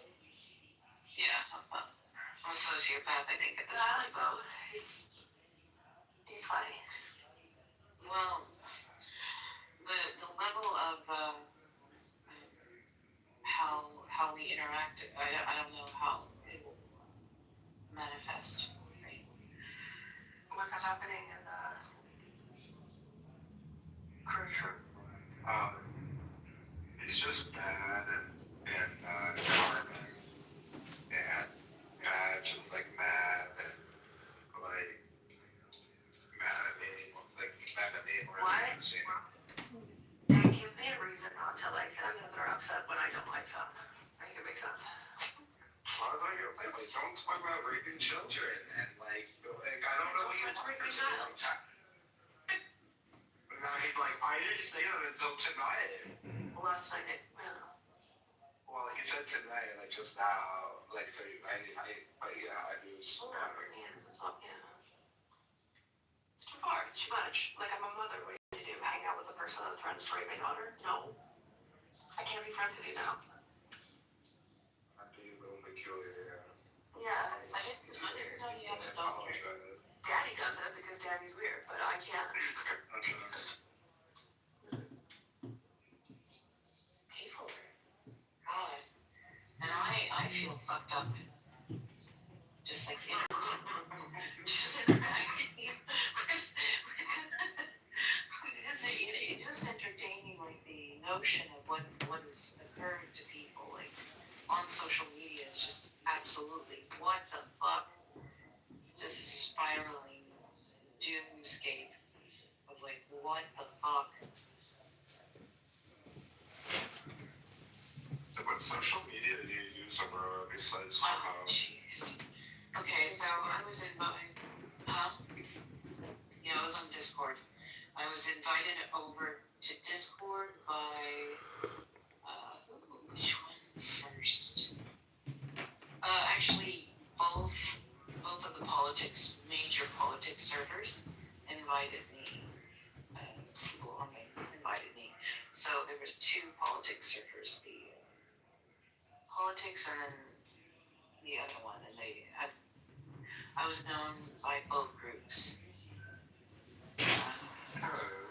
Yeah, and then so I had no idea what it was like on the Discord servers, what the people were doing, what was the norm.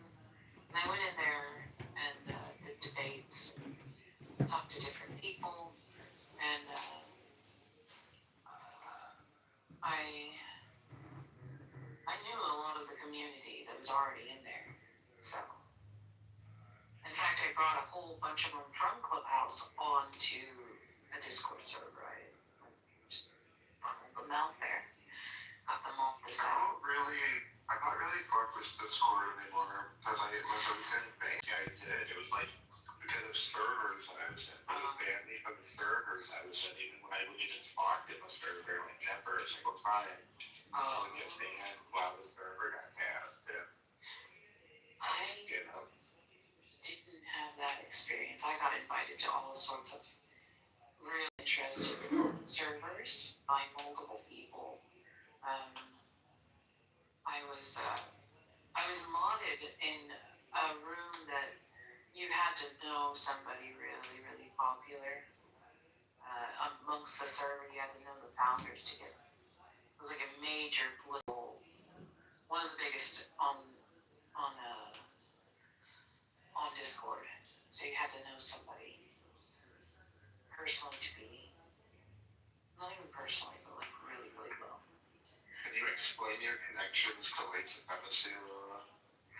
I don't really like that, but it's real, and where I come from, traffic in those circles. Traffic. What do you mean? I don't understand what you're talking about. Because white supremacy isn't like, I'm completely for diversity, but of course, being the way that I look and where I come from, I'm going to attract a certain kind of man, usually. So you're saying that you've been with neo-Nazi men? Like your back channel say. No, I didn't say that, but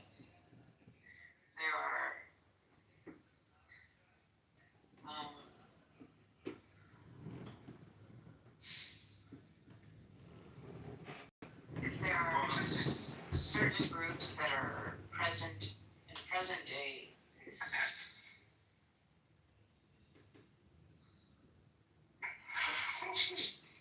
What's going on? I'm too high right now. I'm sorry. I took a lot of edibles.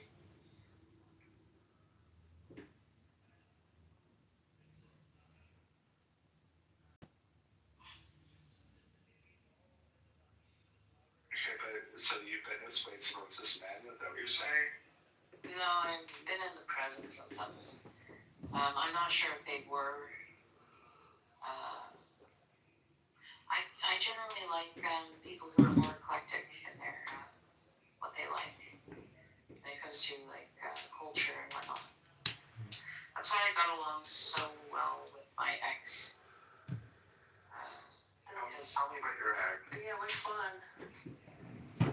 Well, I generally get along very well with somebody who is willing to at least entertain people from different backgrounds and nationalities, and is able to navigate that with grace. But I do that.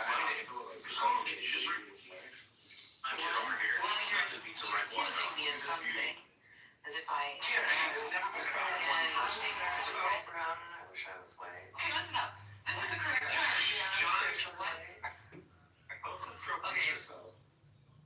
Listen, I don't care if somebody's brown or We're embarrassing. whatever. As a people, as a collective, it's embarrassing. Yeah.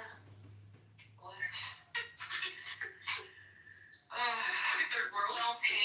Self-hate. It's a rub. It's not just that. Like, you have to understand, like, people should shit on our beaches. Like, it's embarrassing. Like, it's embarrassing.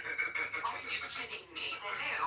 Yes, our politicians had to ask immigrants to stop shitting on beaches in Canada. It's crazy. Oh my god. But they don't know the difference between that brown and it's all brown to them. Okay, wait. I mean, it doesn't matter. To be honest. It doesn't. Yeah, and I'm with them on that. I'm with them. I'm anti-immigration. Fuck this shit. Like, we're the third world, the top of the world.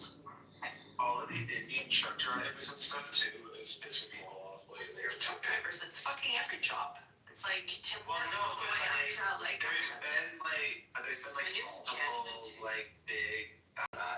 There's been multiple accidents in the U.S. with Indian truck drivers. Because they're all alcoholics. Like 6 months. I don't know if that's what it is, but yeah. A lot of them here have like drinking problems and stuff because they come here and they have free access to like, yeah, and then there's like a lot of accidents and stuff. And one driver drove into a school bus and killed like 20 kids. The whole thing. I'm worried about Billy. Why don't we hear from him anymore? I think he's drinking. Billy? I talked to him yesterday and he barely could speak. Is he And then Brock? Really? No. And yeah, Billy. Well, he barely wanted to speak. But Brock came. Hang on, let me finish. Brock came in and was kind of like, oh, Billy. He's like talking to a stone wall. I was like, leave him alone. Just let him flow. You know, if he doesn't want to speak or say much, just let him not say much. No, Billy needs to be bullied a little. A bully? Billy? I think he might be a KG beast by anyway, so. Yeah, like Yeah, we think he might be. I love the fact that you picked up on that without me because I notice these things.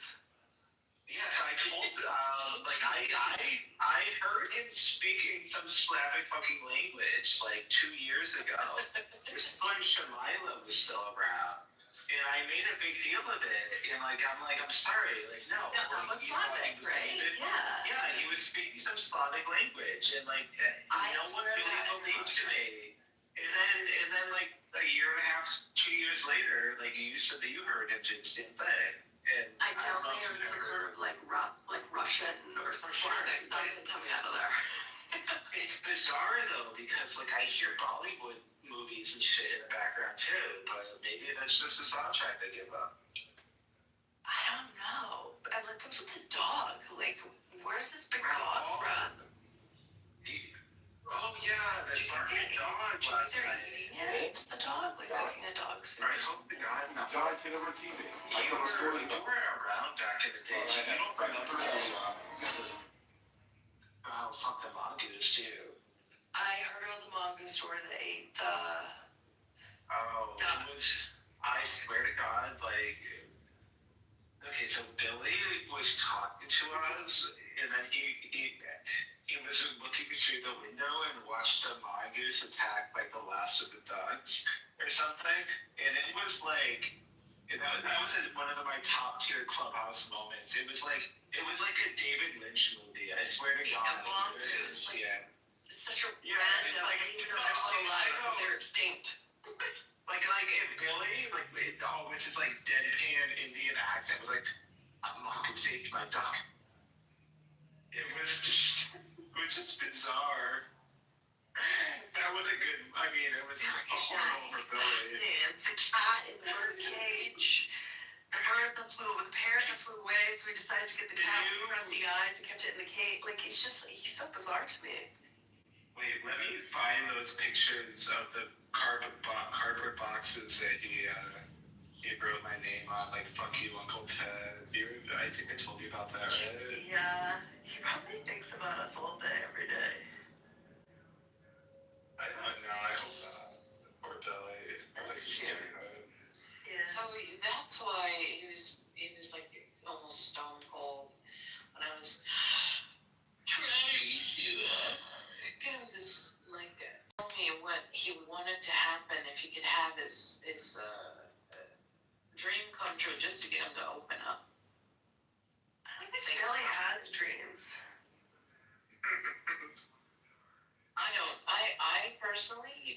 I personally do. No, you definitely do, but he doesn't. I don't know if that's part of his makeup. No, I feel like I'm dying, and every time I talk to somebody, I feel like I just fuck everything up because I feel like I'm dying.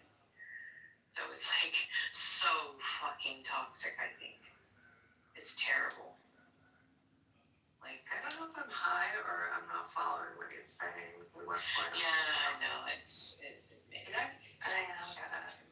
No, I wasn't paying attention either because I was looking for those pictures, but I don't think I have those. I'm listening, Dave. I'm listening, girl. Hold on. Hold on. Where is everyone? Fiona has a job Fiona's been now? working. Well, Fiona denies it because Fiona had the sugar daddy. But yeah, Fiona must be working. I think normally even when Fiona's working, it's he comes back, but maybe they switched him from swing shift to overnight. I don't know.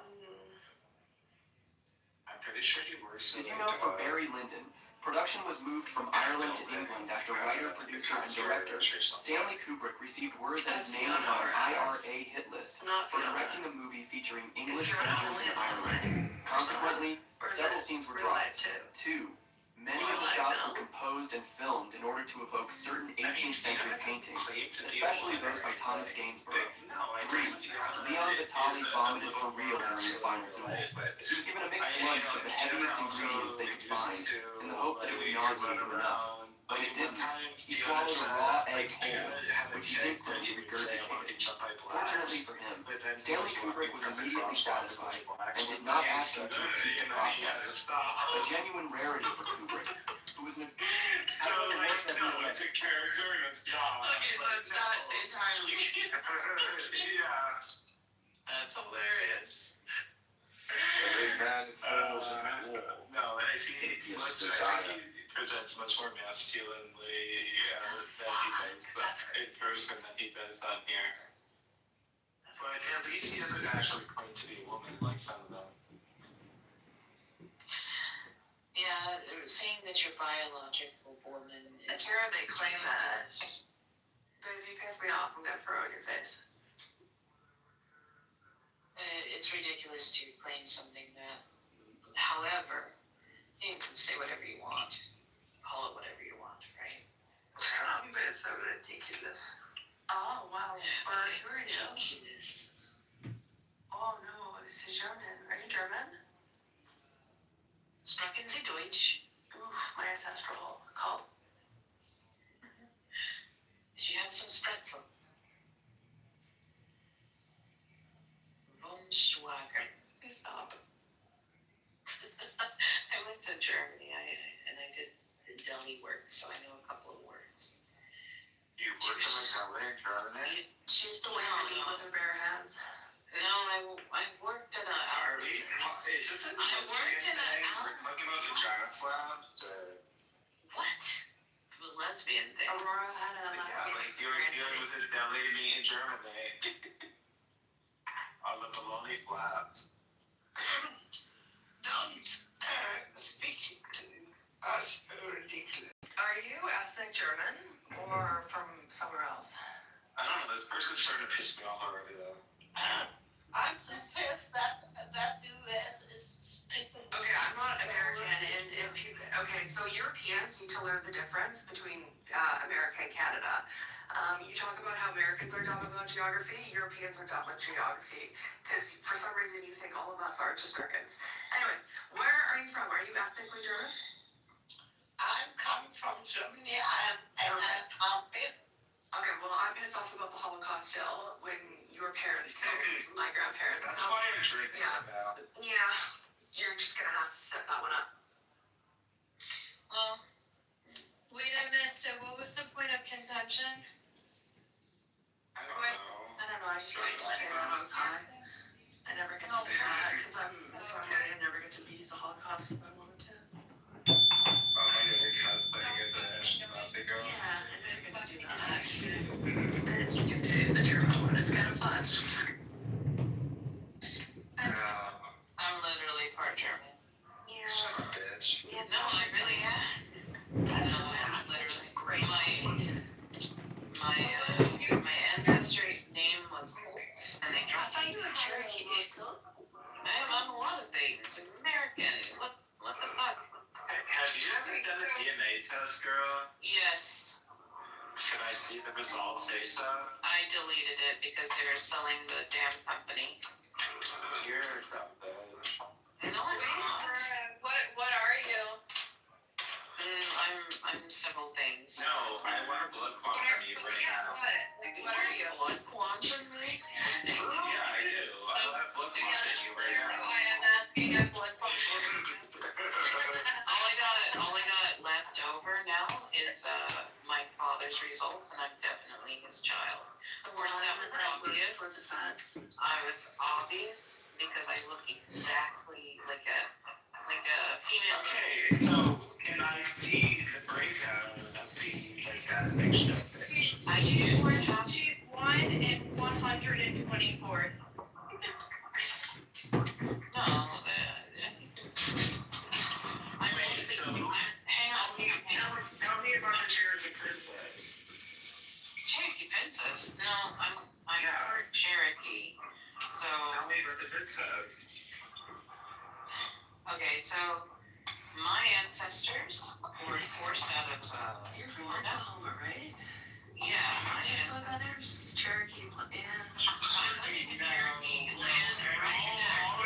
No, but they have the nation, right? They have the Plains Nation. They have the Cherokee Plains Nation. It would also make them fishy. It's all so many white people in Oklahoma that claim that.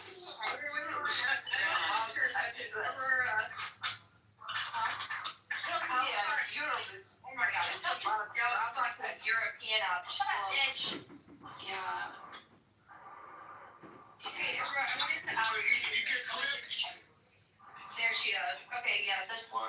there. Oh, yeah. Aurora. Go ahead.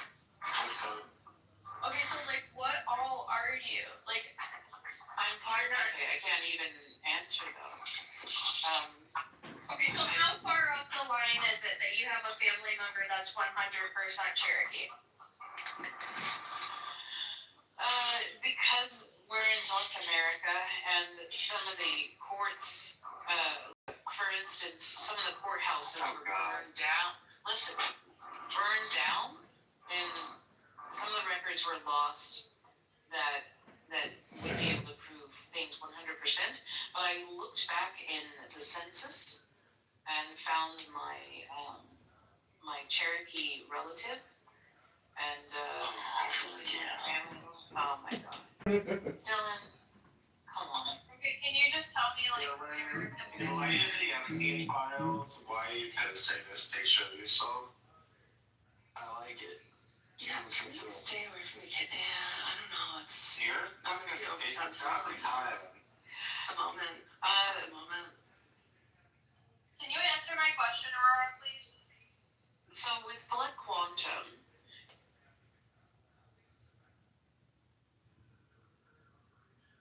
Hi, I'm your freestyle dance teacher.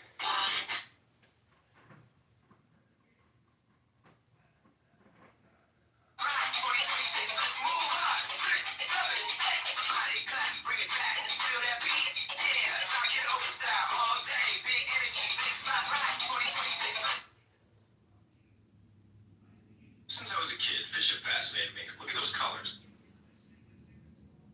See hearts everywhere. It's a reminder to put a little more love into what you're doing. I figured I'd start with myself. Hi, I'm your freestyle dance teacher.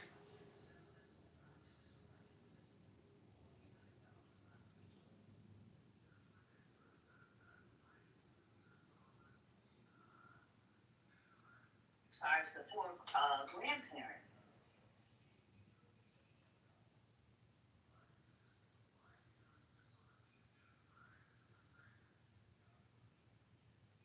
Resource that literally powers our entire nation, our globe, and then just coincidentally we find a better solution. And we're seeing that happen right now in a million different ways. And this is messy, not just with the shift from petrol to electric and battery and renewable resources, but in a way more disruptive way when it comes to humanoid robots and AI, what's about to happen in the next year. That saves me so much water energy. Can you explain something? Yeah, the Right. world. My stepmother is Cherokee. Okay, she's Cherokee and fucking white. But when you look at her, you're like, oh, that bitch looks like a Latina bitch, right? When I was a kid, I filled the margins So, of every notebook with does dragons. that mean that Little I'm creatures Cherokee that fly, because my breathe fire, stepmother never is back down. Cherokee? Somewhere along No, the way, I realized I don't I- share the I same am- ancestry. I as my share the stepmother. same ancestry as my step. This is weird. You're telling me Struggle is really not giving up. John Kitover. So your father, Ancestors We are are all Yes, first ever Kitover global meetup. Let me.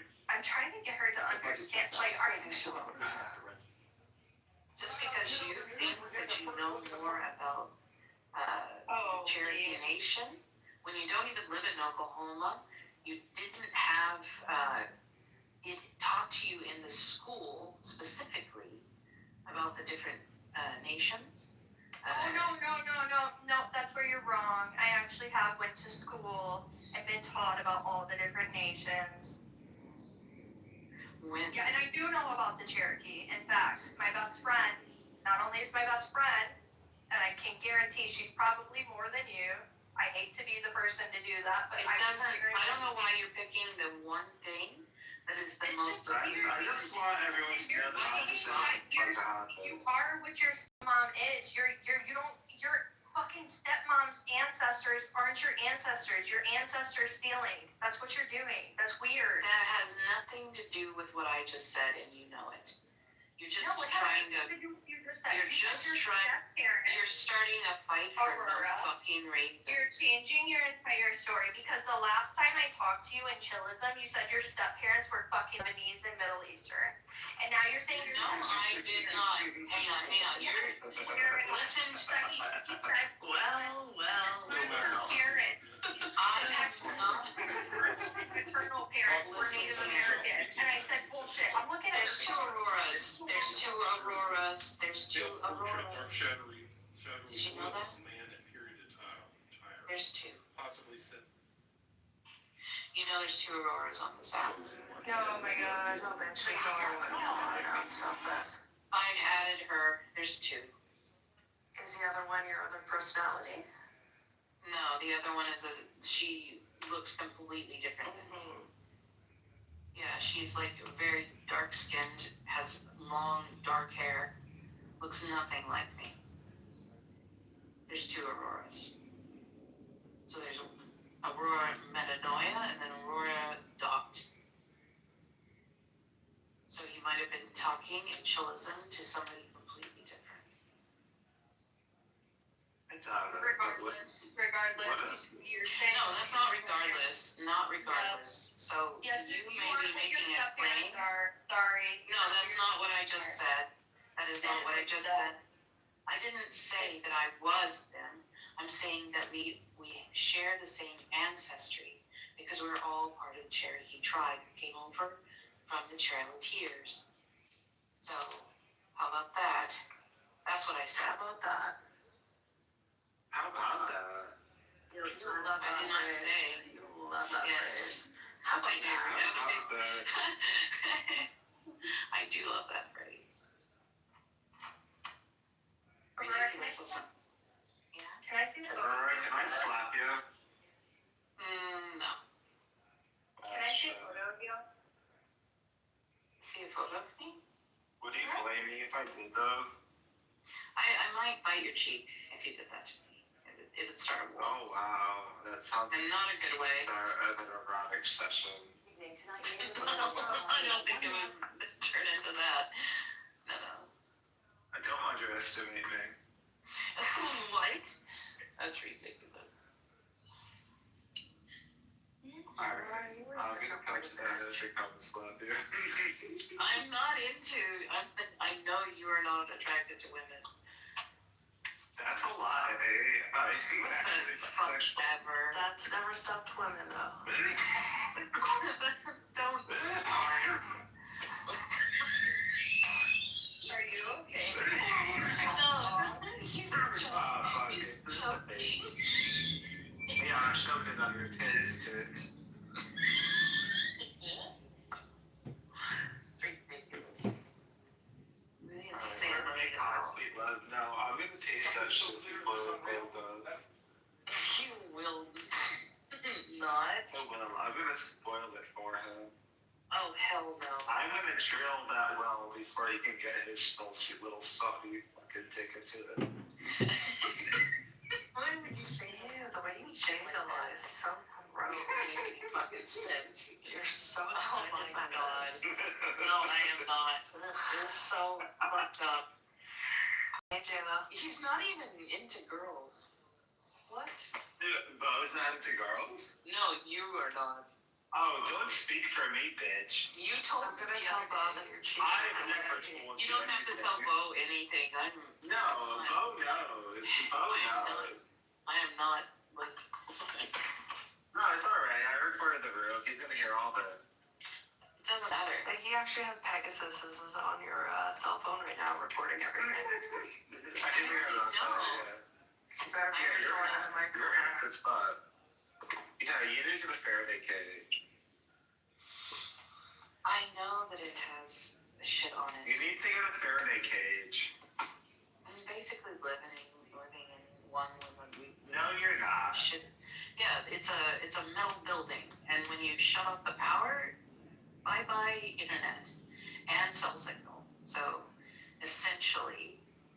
Yeah, because your router goes off and the power goes off. You dumb bitch. No, it's because a signal can't get through the walls because it's metal. I used to work for a cell phone company So I used to do advanced self. A lot of jobs. Yeah, I did a lot of jobs. And do you remind me, what was your favorite corner?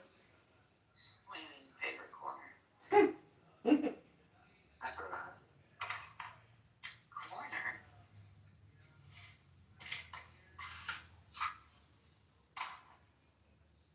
Alright, you're a good girl. Guns? You're a good girl. Fuck?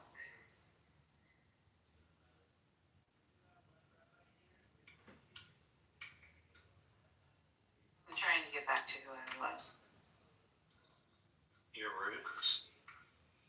The shark root? No, my like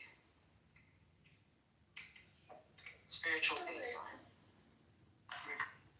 Your spiritual what? Baseline. You're just you're just being fucking rude. What? I'm a little high, little dry. Yeah, you're fucking with me. You're fucking with me. Yeah, but it's only because I love you. You know, I am people. He's the only one that loves you, Aurora. He's the only one you can trust on this app. Oh, Lord. No, I don't want that responsibility. Hell no. It sounds like Bo. Hell no. Fucking bitch. I'm not gonna get passed around like a fucking. No, girl. Your mind is always like hit in the gutter. And pass around that we get a frat party, you horny bitch. You're so hypersexual.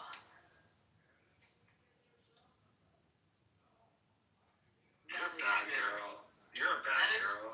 That is true. You've been punished, Aurora. You've been a naughty girl. How do you want to?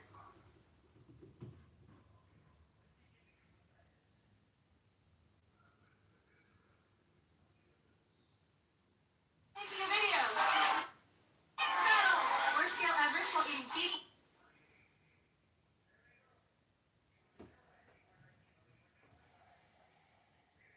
68, 71, 41.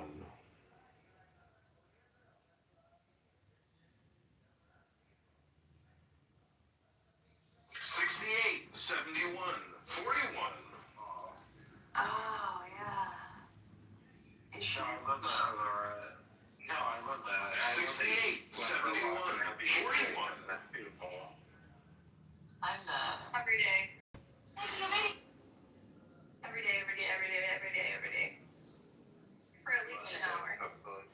I miss my old walking trails. And several that I would go to and take the dogs. And I've lost like 30 pounds just walking. It's insane.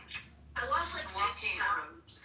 Walking is one of the best exercises. Running and stuff is really not as fun the joints. But some people need to do it.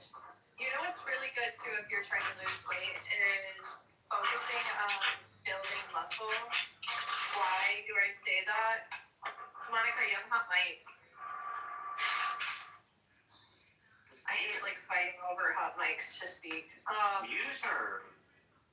Yeah. What was your original? Another thing that's really great if you're trying to cut weight is building muscle, because what building muscle does is it actually like you burn more fat while resting with the more muscle mass you have. This is science. That is true, but it's also not that significant. Like, yes, you should definitely build muscle while losing weight. You should work it. Don't just focus on Because, one. the problem is that if you're only doing cardio and stuff when you're losing weight, you're gonna lose muscle mass as well. So you need to work your muscles out in order to preserve them while losing weight. Aurora, what did you have for dinner tonight? Oh, it's disgusting. I didn't like it. What did the kitchen make? No, it's not the kitchen. It's moronic, like. Is it? So it was like the worst damn thing that anybody could make for themselves. It was like macaroni and cheese and a meatloaf. And the meatloaf isn't so bad, but the sauce on it had a little too much sugar. Everybody in the kitchen. Yeah. Do you live with your parents or in a home? And with my parents. because I'm getting a divorce. Okay. I thought you were in a hall. Hell no, I'm not. Who serves your meals every day? Well, if I go into the fucking kitchen, I get fucked with, and I just stay out. 2 women in one house is very difficult to navigate. And is it your mother or yeah, my mother, and any woman that you try to. The only person I was able to exist with for the 8 years I was there.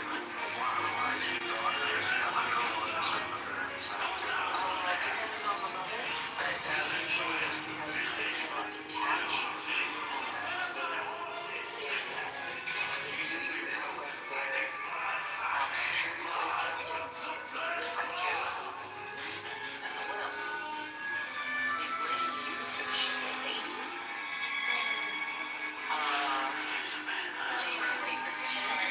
They pretend to be super nice outside, and then they're just crazy. Like, they are nothing like how they are at home. And yeah, there's all kinds of crazy shit that's happening right now in the dynamic of families. Oh, Billy says you wrecked the soda machine. That I'm getting a divorce. Because my family never made enough for themselves to basically take care of themselves. They expected me, the only child, to figure it out for them and myself. So, And yet here they are cooking your meals 3 times a day. Yeah, well, what happened was an absolute. He drops him in the book of the plan, Mike and my. Yeah, try to live in the United States. Oh God, because life is so oppressive in the United States of America. Yeah, try not to. Shut the fuck up, Aurora. Like, I come from the Middle East. Live in like, poverty. Don't live in the Middle East in poverty. No. And then Shut the fuck up. Maybe I will. You're a white woman in America. Come on. No, you have no idea what it's like to grow up in Oklahoma as somebody who's poor. Okay. You have no idea what kind of shit you go through. I literally was dragged to our local by my own car. Chambers for Marshals Wyatt Earp. You have no idea. You were tied to a car and dragged around by it? No, they backed up, and I was pinned under the car door. So my cousins were tied to a Taliban who invaded their village and tied them by the ankles to the back of a car and then drove it around until they died. I don't think your life in Oklahoma was coming here and accusing Oh my people God, of being She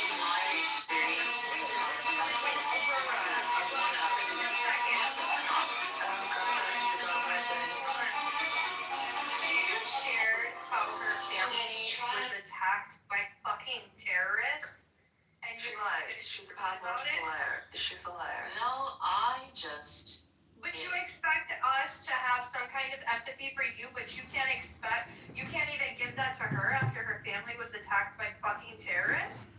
Are you kidding me? It can always be worse.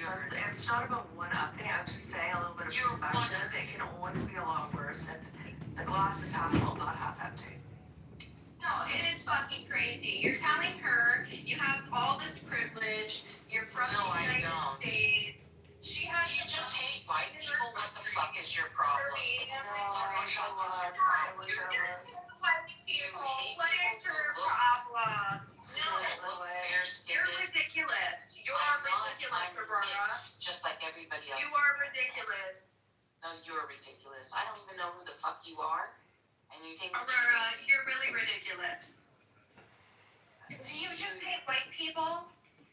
Girl, 5 seconds ago you were claiming to be like 6 different races. What happened to Cherokee? No, you keep on. I don't even know what the fuck you look like for you to make the claim that I know that you're white. You. Hello? Hello? Give a fuck about Hello? what I'm saying. It's like you all you're No, doing. I think you're racist, picking me Aurora. apart. I think you're a I fucking am not. racist because you I just am not. invoked race politics and we weren't even talking about Jesus fucking Christ, you've been bringing up race and... Yeah, you just projected your fucking racism onto me, bitch. Seriously, that's ridiculous. I don't even know what the fuck you're talking about. Yeah, sure you don't, because you're fucking crazy. You're fucked in the head. No, I'm not. I'm not gonna have you tell me what I am. You don't have that right. Okay, then I'll tell you, you're fucking nuts, babe. Nope.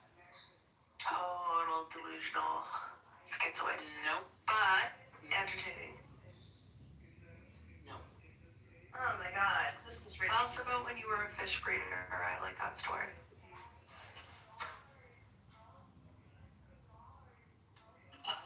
Like, you were just telling us an hour ago your house was being bugged by, like, a sea. All of our houses are bugged. No, you're fucking nuts. You're fucking crazy, bitch. Yeah, you're fucking We live in the fucking United States. No shit. It's Be awful. grateful. Have you ever been to Europe? Have you ever been to Australia? Have you ever been to any other place other than the United States? You haven't perspective other than, okay? Oh, wow. Wow. You're coming at me with a lot of aggression for no fucking reason. Just to have aggression. Have a great night. Sure. I just seen your photo, by the way. You're a white woman. Yeah, I'm mixed with all sorts of different ethnicities. You're white. Yeah, white presenting, You blah, have blah, light blah, blah, hair, light skin. It's fine. Just be happy that you're white in America. What the fuck ever. Just be happy you're white in America. Racism At least you're is not brown. At least you're not being persecuted for being brown in America. You're white. You have privilege. You should be happy about this. You shouldn't talk about the United God, States. you are like so it's hateful. Fucking horrible. No, you're hateful. You hate the United States. You were putting words into my mouth. And you hate yourself. I don't know why you're acting like you're not white. You are fucking white. It's weird. Listen. You can try to tell me who the fuck I am. Doesn't mean it's true. Your can try hair to is say blonde. You have it's not white blonde. skin. It's dirty blonde. That's It's the a color of your stupid fucking conversation. To have dirty blonde hair, generally The fact that those you genetics spend your come out time- of Europe. To have white skin, those genetics generally come out of Europe. Yeah, well... You already admitted to being part European, and you are predominantly European. Like, I don't know. You're just weird. You're fucking weird, lady. Seriously. I'm still baffled by the fact that you tried to, project your own racism onto me. You're fucking weird. Great. Yeah. Stop pretending to be other races. Stop pretending to be racist. I'm not pretending to do anything You are. other than You're be not Native myself. American. You're white. She told us that she was Native American because she has size 11 feet. I was like, that's kind of fucked up. Yeah, that's fucking racist. I knew it. You're a fucking racist. It's not You're racist. It is racist. There's a difference between racism Listen, and if I took the stereotype, and I said, yo, I got big tits, that means I'm Jewish. That's fucking racist. That has nothing to there's what the fuck? If I looked at a black man and I said, yo, you got a big dick, black man, that's Just racist. because you're fucking stereotypes and you're a moderator doesn't make you the fucking end all be all of what is actually real. Okay, you're just parroting things you heard in other rooms. I honestly No, don't care. I'm just You're not saying important. it. You're just a white woman who hates herself that lives in America, and you hate the United States. It's like you're like every other white, crazy woman that hates the United States. Whatever. I don't care. You're not that important. You're not original. What you're doing is not unique. It's weird. When did I ever say that I didn't like the United States? You In this sat here and conversation. talked about the United States When like did that it's a come out of my bad thing fucking multiple mouth? mouth? Fine. When did I come out Okay, of yeah, my you're a mouth? fucking nut job. When You're did it crazy. come out of You don't my even mouth? remember what you just said 2 minutes ago. No, you You are talked putting about words the into my United mouth. States like it was You're a horrible fucking multiple idiot. times. No, you're fucking crazy, bitch. No, you are putting words into No, my mouth bitch, that I didn't you're say. fucking crazy, bitch. And I don't appreciate it. Seriously, you're weird. You're like trauma dumping on us about shit that didn't even happen.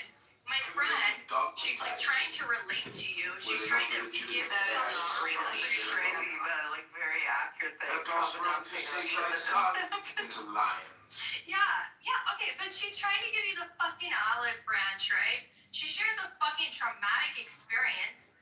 Her family member got attacked by terrorists in the Middle East, and Despite constant opposition, Trump is managing to undo some of the worst aspects of Bidenomics. Inflation is now under control.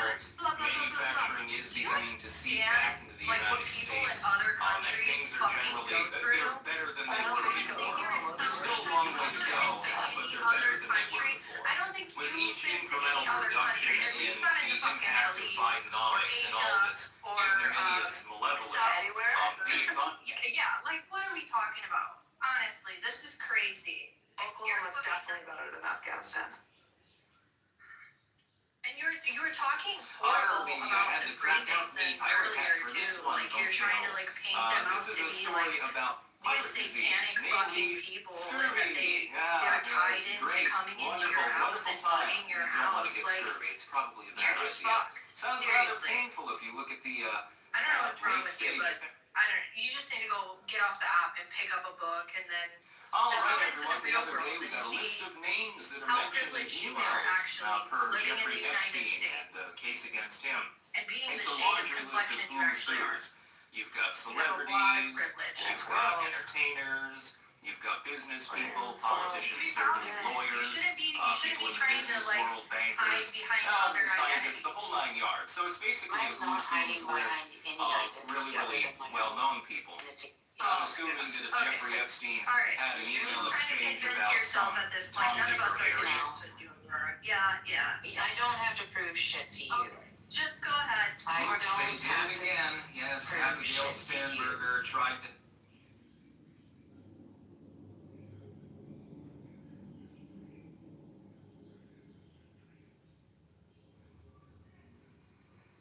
All right, everyone. We have long known about the health benefits of tea and coffee more recently. Originally, they thought it.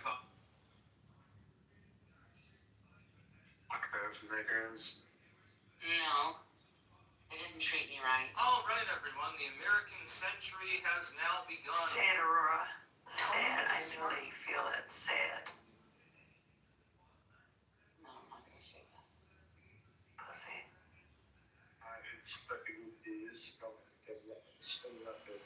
All right, everyone. We have to talk about Alex Preddy and the Minneapolis situation. Link in the description, archived, of course. We've got new footage, actually, from some time before, where he appears to berate. All right, everyone. Let's talk about Venezuela and what's going on down there. It appears. After 2 edibles, she grows on me. All right, everyone. ICE was attempting to take out a human. Someone who was literally trafficking little kids. I love the fish reading stories. I haven't heard any of those yet. Oh, she was a professional goldfish reader. All right, everyone. The other day I was watching Chuck Read that in Soul Drop. January Yeah, 6th speech. commercially. Honestly, When you weren't working in the Delta Israel one day. or in IT or married to the prince, the royalty guy. How long were you married? That's not how you say things all out of order and make me sound ridiculous. We don't know. Well, these are all things that you have said. You want me to read it by You want me to go through like the things that are said at the time of the I did a lot of fucking Yeah, I know you've done a lot of So you don't even give a shit about the actual reality of things. You just want to You don't live in reality, Dave. You're You're the schizoid. Prince of Israel No, one I'm day not a Israel. schizoid. this is a real You are. life. Jewish complaints all the But time. now yesterday. Lady, you're a fucking nut job. I know it's scary.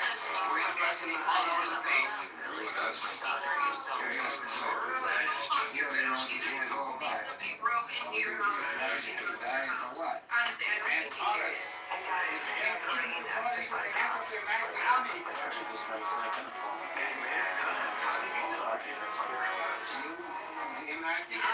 Okay, you're doing that. $16 million worth of loan commitments. That's how we got like pictures of their gospel, right?